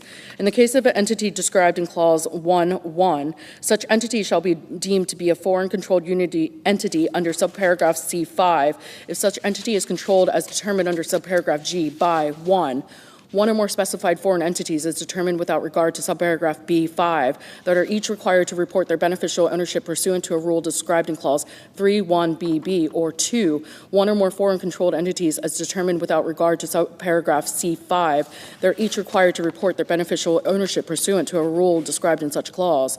3, additional foreign influence entity requirements for publicly traded companies. In the case of an entity described in clause 1.2, such entity shall be deemed to be a foreign influence entity under subparagraph D1.1 if 1, during the taxable year, AA, a specific foreign entity has the authority to appoint a covered officer of such entity, BB, a single specified foreign entity required to report its beneficial ownership under Rule 13D3 of the Securities and Exchange Act of 1934, or in the case of an exchange or market described in Clause 1(1)(cc), an equivalent rule, owns not less than 25% of such entity or CC, one or more specified foreign entities that are each required to report their beneficial ownership under Rule 13D3 of the Securities and Exchange Act of 1934 own in the aggregate not less than 40% of such entity, or 2, such entity has issued debt as a part of an original issuance in excess of 15% of its publicly traded debt to one or more specified foreign entities. F, covered officer. For the purposes of this paragraph, the term covered officer means with respect to an entity, 1, a member of the board of directors, board of supervisors, or equivalent governing body, 2, an executive level officer, including the president, chief executive officer, chief operating officer, chief financial officer, general counsel, or senior vice president, or 3, an individual having powers or responsibilities similar to those of officers or members described in Clause 1 or 2. G, determination of control. For purposes of subparagraph C5, the term control means 1, in the case of a corporation, ownership by vote or value of more than 50% of the stock in such corporation. 2, in the case of a partnership, ownership of more than 50% of the profits, interest, or capital interest in such partnership. Or 3, in any other case, ownership or more than 50% of the beneficial interest in the entity. H, determination of ownership. For purposes of this section, Section 318A2 shall not apply for purposes of determining ownership of stock in a corporation. Similar principles shall apply for purposes of determining ownership of interest of any other entity. 1, for any other definitions, for purposes of the paragraph, 1, applicable control mineral. The term applicable control mineral has the same meaning given such term under Section 45X C6. 2, covered nation. The term covered nation has the same meaning given such term under Section 4872F2 of Title 10 United States Code. 3, eligible component. The term eligible component has the same meaning given such term under Section 45XC1. 4, energy storage technology. The term energy storage technology has the same meaning given such term under Section 48EC2.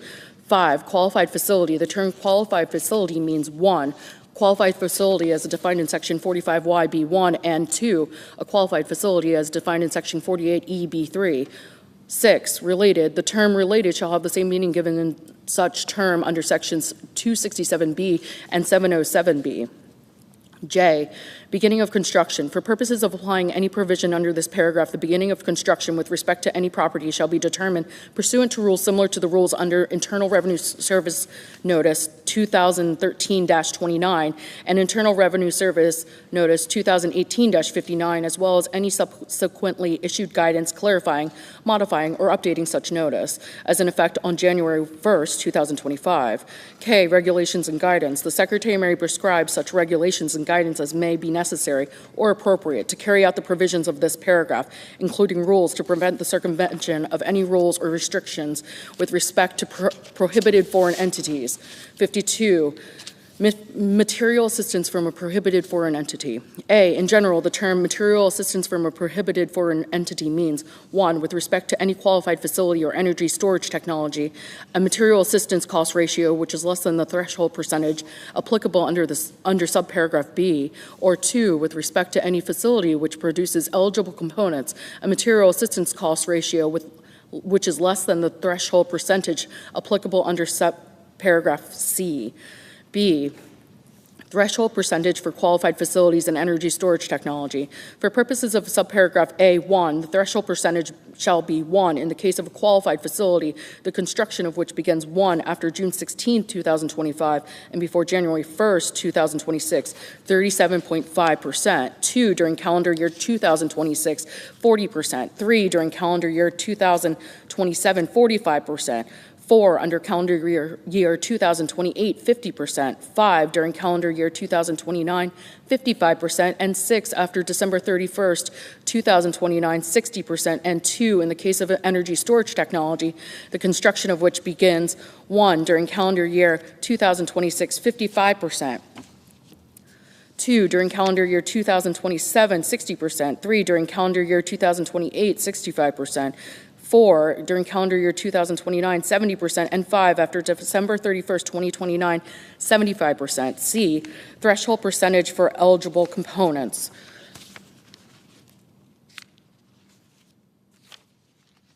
1, in general, for purposes of subparagraph A2, the threshold percentage shall be 1 in the case of any solar energy component such term is defined in section 45XC3A, which is sold AA during calendar year 2026, 50%, BB during calendar year 2027, 60%, CC during calendar year 2028, 70%, DD during calendar year 2029, 80%, and EE after December 31st, 2029, 85%.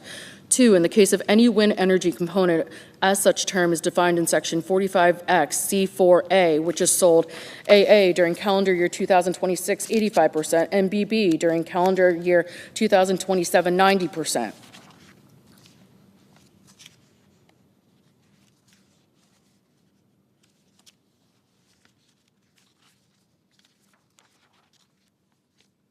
3, in the case of any inverter described in subparagraphs B through G of section 45XC2, which is sold AA during calendar year 2026, 50%, BB during calendar year 2027, 55%, CC during calendar year 2028, 60%, DD during calendar year 2029, 65%, and EE after December 31st, 2029, 70%.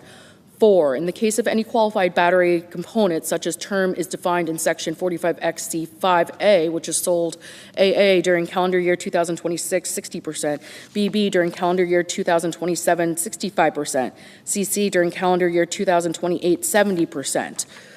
DD during calendar year 2029, 80%, and EE after December 31st, 2029, 85%, and 5, subject to clause 2 in the case of any applicable critical mineral such as such term is defined in section 45XC6, which is sold AA after December 31st, 2025 and before January 1st, 2030, 0%. BB during calendar year 2030, 25%. CC during calendar year 2031, 30%. DD during calendar year 2032, 40%. And EE after December 31st, 2032, 50%. 2, adjusted threshold percentage for applicable critical minerals. Not later than December 31st, 2027, the Secretary shall issue threshold percentages for each of the applicable critical minerals described in Section 45XC6, which shall 1, apply in lieu of the threshold percentage determined under Clause 1.4 of each calendar year, 1.5 of each calendar year, and 2, equal or exceed the threshold percentage which would otherwise apply with respect to such applicable critical minerals under such clause for such calendar year, taking into account AA, domestic geographic ability, BB, supply chain constraints, CC, domestic processing capacity needs, and DD, national security concerns. D, materials assistance cost ratio. 1, qualified facilities and energy storage technology. For purposes of subparagraph A1, the term material assistance cost ratio means the amount expired expresses a percentage equal to the quotient of 1, an amount equal to AA, the total direct cost to the taxpayer attributable to all manufactured products, including components which are incorporated into the qualified facility or energy storage technology upon completion of construction, minus BB, the total direct cost to the taxpayer attributable to all manufactured products, including components which are AA, incorporated into the qualified facility or energy storage technology upon completion of construction, and BB, mined, produced, or manufactured by a foreign prohibited foreign entity divided by 537. 2, the amount described in subclause 1AA. 2, eligible components. For the purposes of subparagraph A, 2, the term material assistance cost ratio means the amount expresses a percentage equal to the quotient of 1, an amount equal to AA with respect to an eligible component, the direct material costs that are paid or incurred within the meaning of Section 461 and any regulations issued under Section 263A by the taxpayer for production of such eligible component, minus BB with respect to an eligible component, the total direct material costs that are paid or incurred within the meaning of Section 461 and any regulations issued under Section 263A by the taxpayer for production of such eligible component that are attributable to a prohibited foreign entity divided by 2, the amount described in subclause 1AA. 3, safe harbor tables. 1, in general, not later than December 31st, 2026, the Secretary shall issue safe harbor tables and such other guidance as deemed necessary to AA, identify the percentage of total direct costs of any manufactured product which is attributable to a prohibited foreign entity. BB, identify the percentage of total direct material costs of any eligible component which is attributable to a prohibited foreign entity. And CC, provide all rules necessary to determine the amount of a taxpayer's material assistance from a prohibited foreign entity within the meaning of this paragraph. 2, safe harbor prior to issuance.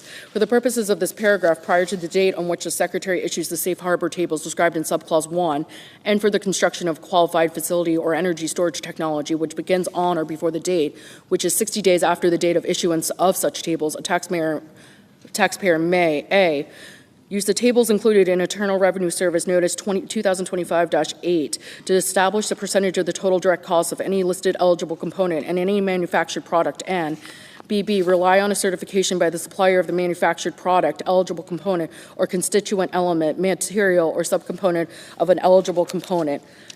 AA, of the total direct cost of the total direct material costs as applicable of such product or component that was not produced or manufactured by a prohibited foreign entity, or BB, that such product or component was not produced or manufactured by a prohibited foreign entity.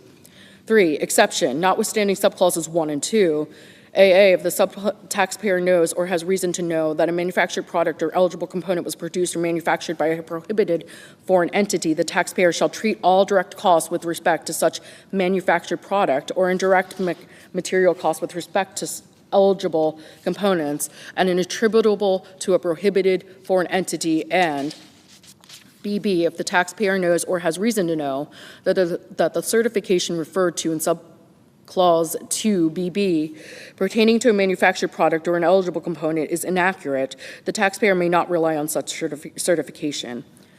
4, certification requirement. In a manner consistent with Treasury Regulation Section 1.45X 4C41 as in effect on the date of the enactment of this paragraph, the certification referred to in subclause 2BB shall AA, include AA, the supplier's employee identification number, or BB, any such similar identification number issued by a foreign government. BB, be signed under penalties of perjury. CC, be retained by the supplier and the taxpayer for a period of not less than 6 years, and shall be provided to the Secretary upon request. And DD, be from the supplier from which the taxpayer purchased any manufactured product, eligible component, or constituent elements, materials, or subcomponents of an eligible component, stating either AA, that such property was not produced or manufactured by a prohibited foreign entity, and that the supplier is not aware that any prior supplier in the chain of production of that property is a prohibited foreign entity.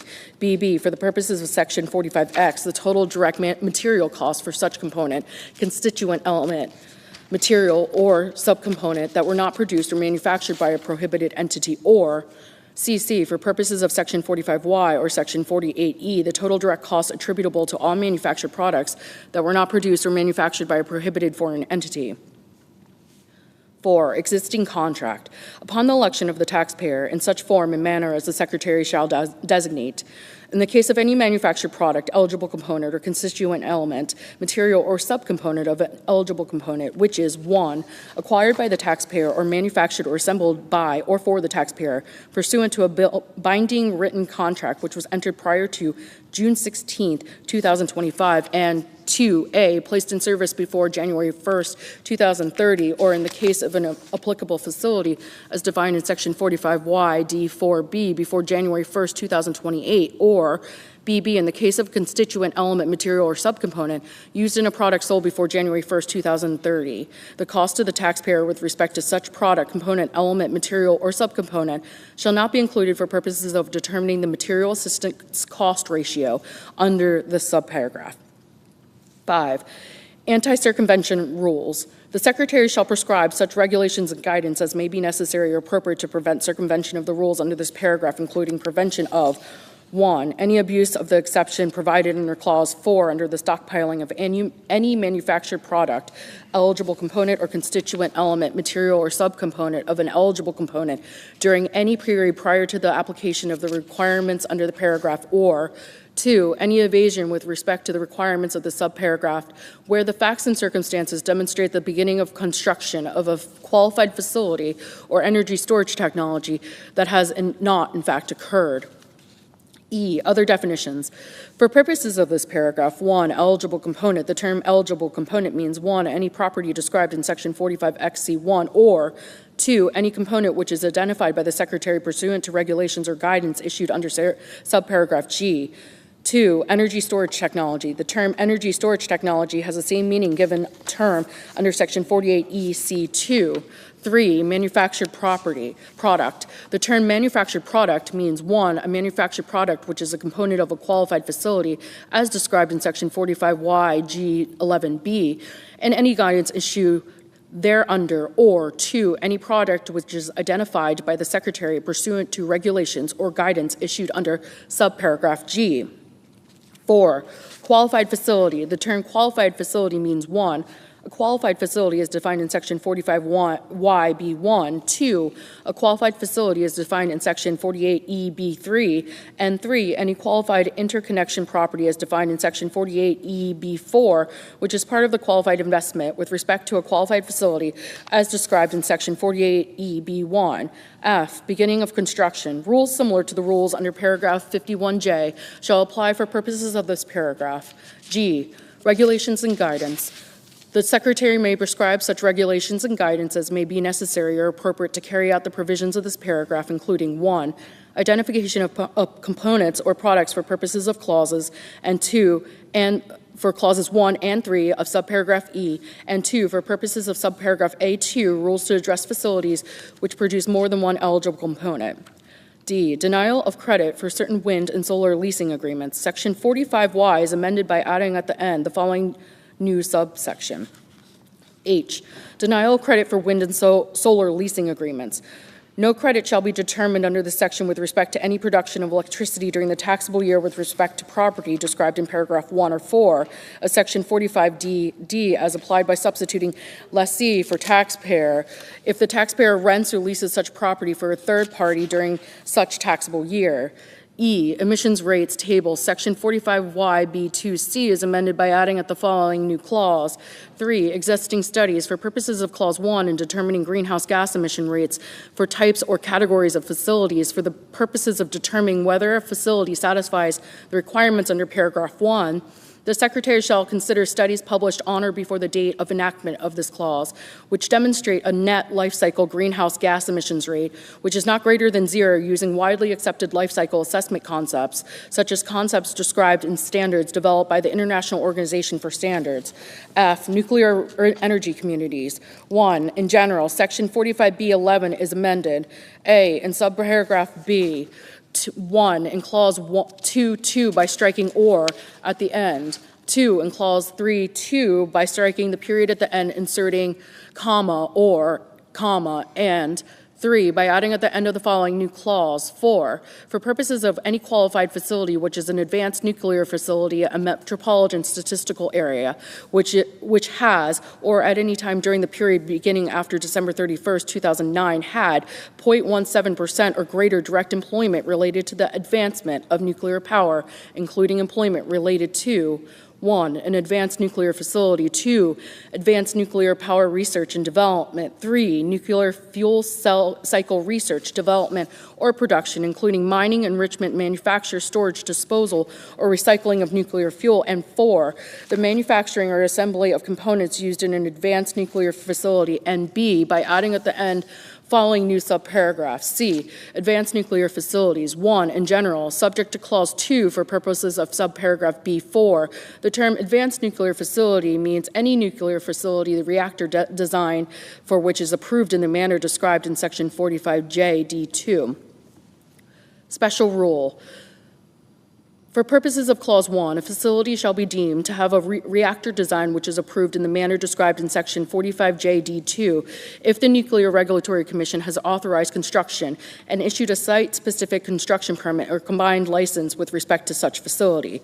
2, Non-application for clean electricity investment credit, Section 48E3A1, is amended by inserting "as applied without regard to" Clause 4 thereof after Section 45B11B, G, conforming amendments. 1. Paragraph 1 of Section 48DC is amended to read as follows.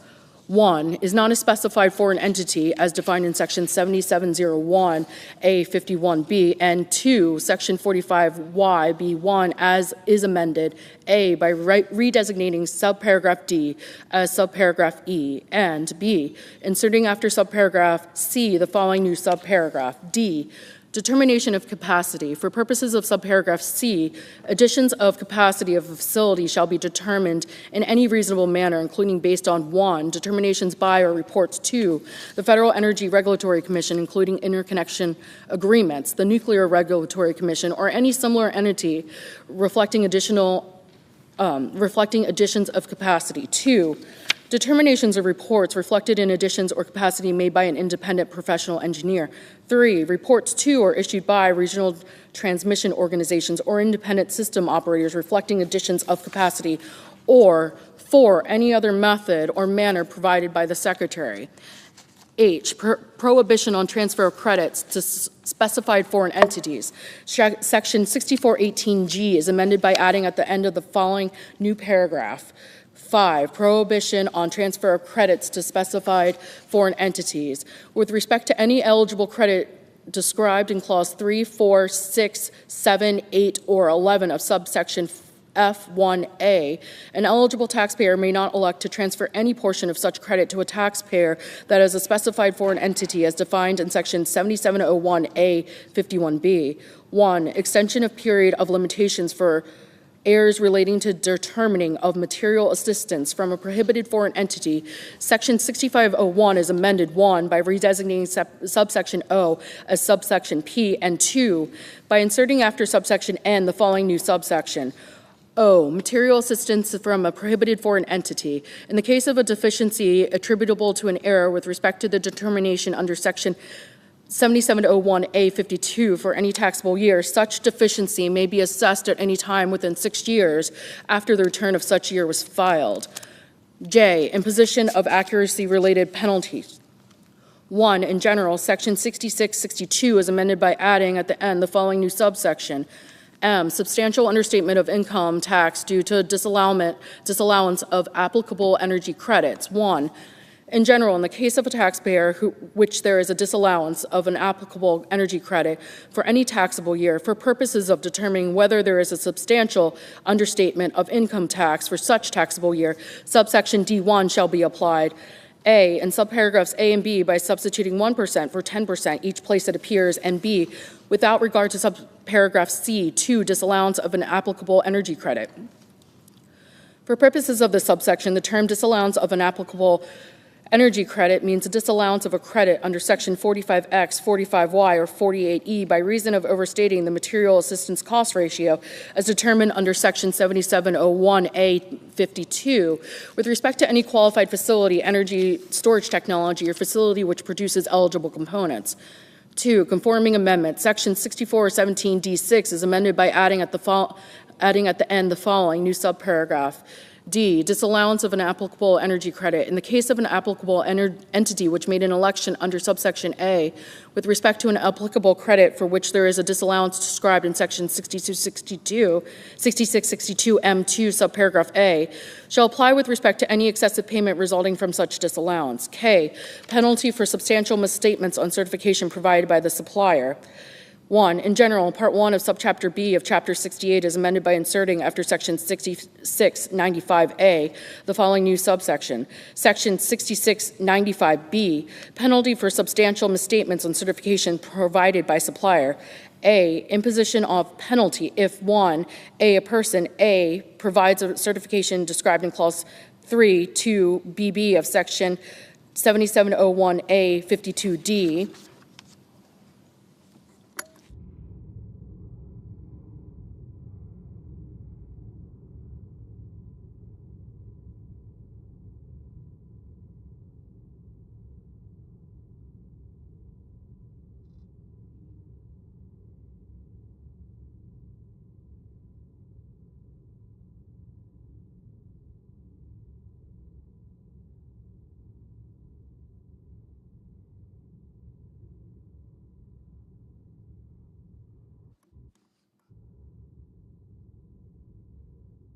With respect to any manufactured product, eligible component, or constituent element, material, or subcomponent of an eligible component, and knows or reasonably should have known that the certification would be used in connection with a determination under such section. Such certification is inaccurate or false with respect to A, whether such property was produced or manufactured by a prohibited foreign entity, or B, the total direct costs or total direct material costs of such property that was not produced or manufactured by a prohibited foreign entity that were provided on such certification, and 3, the inaccuracy or falsity described in paragraph 2 resulted in the disallowance of an applicable energy credit as defined in section 6662 M2 and an understatement of income tax within the meaning of section 6662 D2 for the taxable year in an amount which exceeds the lesser of A, 5% of the tax required to be shown on the return for the taxable year, or B, $100,000. Then such person shall pay a penalty in the amount determined under subsection B.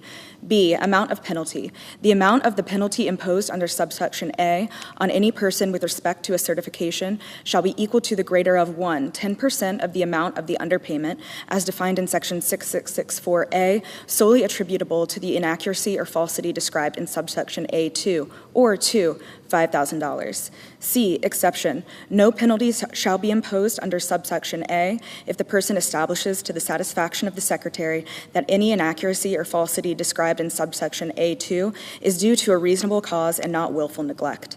D, definitions. Any term used in this section, which is also used in section 7701A 52, shall have the meaning given in such term in such section. 2, clerical amendments.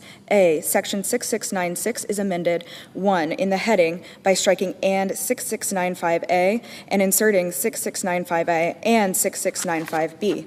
2, in subsections A, B, and C by striking and 6695A, each place it appears, and inserting 6695A and 6695B. 3, in subsection C by striking or 6695A and inserting 6695A or 6695B. And 4, in subsection D, 1, in paragraph 1 by inserting or in the case of any penalty under section 6695B, 6 years, after assessed within 3 years. And 2, in paragraph 2 by inserting or in the case of any claim for refund of an overpayment of any penalty assessed under section 6695B, 6 years, after filed within 3 years. B, the table of sections for Part 1 of Subchapter B of Chapter 68 is amended by inserting, after item related to Section 6695A, the following new item. Section 6695B, penalty for substantial misstatements on certification provided by supplier. 1, excise tax on facilities that receive material assistance from prohibited foreign entities. 1, in general, Subtitle D is amended by adding at the end of the following new chapter, Chapter 50B, Material Assistance from Prohibited Foreign Entities, Section 5000E-1, Imposition of Tax, Section 5000E-1, Imposition of Tax. A, in general, in the case of an applicable facility for which there is a material assistance cost ratio violation, a tax is hereby imposed for the taxable year in which such facility is placed in service in the amount determined under subsection D with respect to such facility. B, applicable facility. For purposes of this section, the term applicable facility means a facility owned by the taxpayer, one which, A, uses wind to produce electricity, within the meaning of such term as used in Section 45D1, as determined without regard to any requirement under such section with respect to the date on which construction of property begins, or B, uses solar energy to produce electricity, within the meaning of such term as used in Section 45D4, as determined without regard to any requirement under such section with respect to the date on which construction of property begins, and 2, either A, the construction of which begins after the date of the enactment of this section and before January 1st, 2028, and which is placed in service after December 31st, 2027, or B, the construction of which begins after December 31st, 2027, and before January 1st, 2036. C, material assistance cost ratio violation.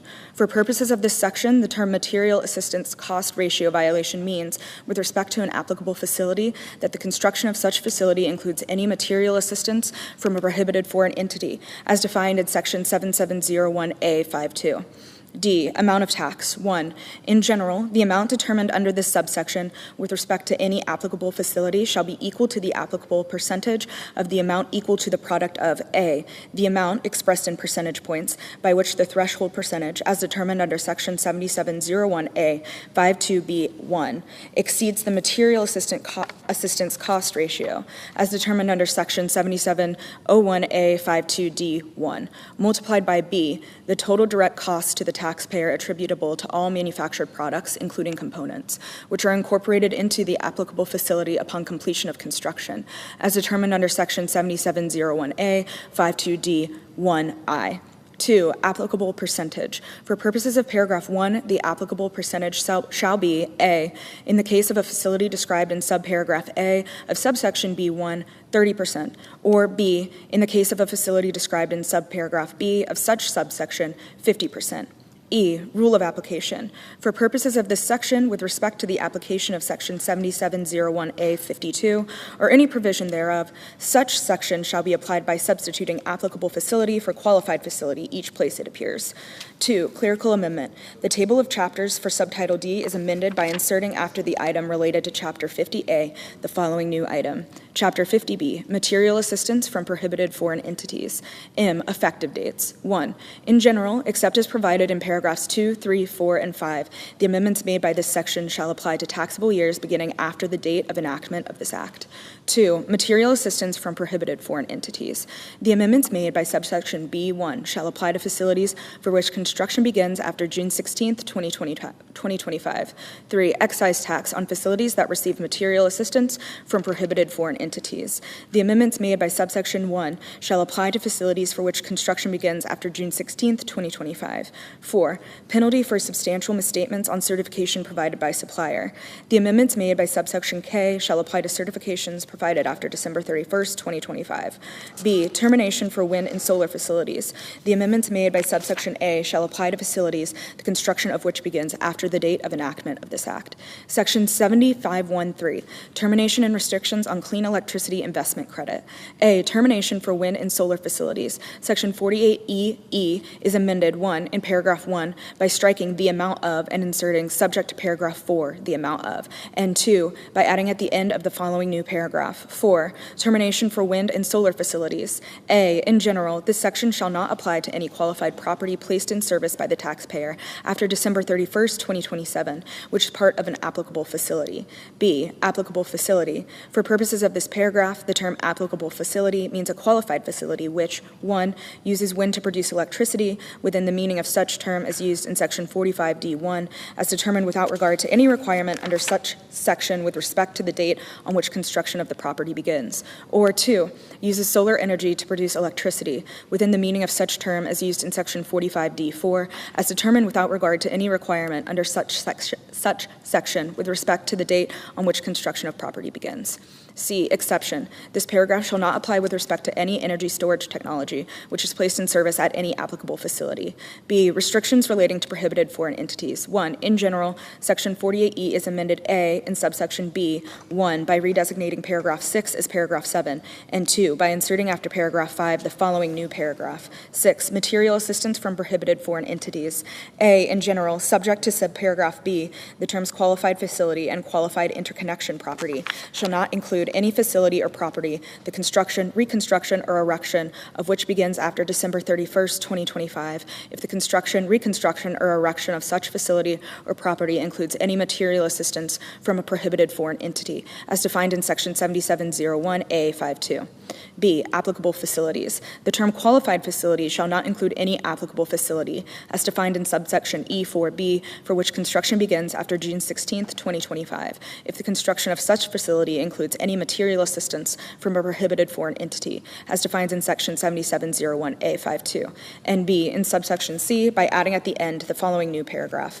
3, material assistance from prohibited foreign entities. The term energy storage technology shall not include any property, the construction of which begins after December 31st, 2025, if the construction of such property includes any material assistance from a prohibited foreign entity, as defined in Section 7701A52.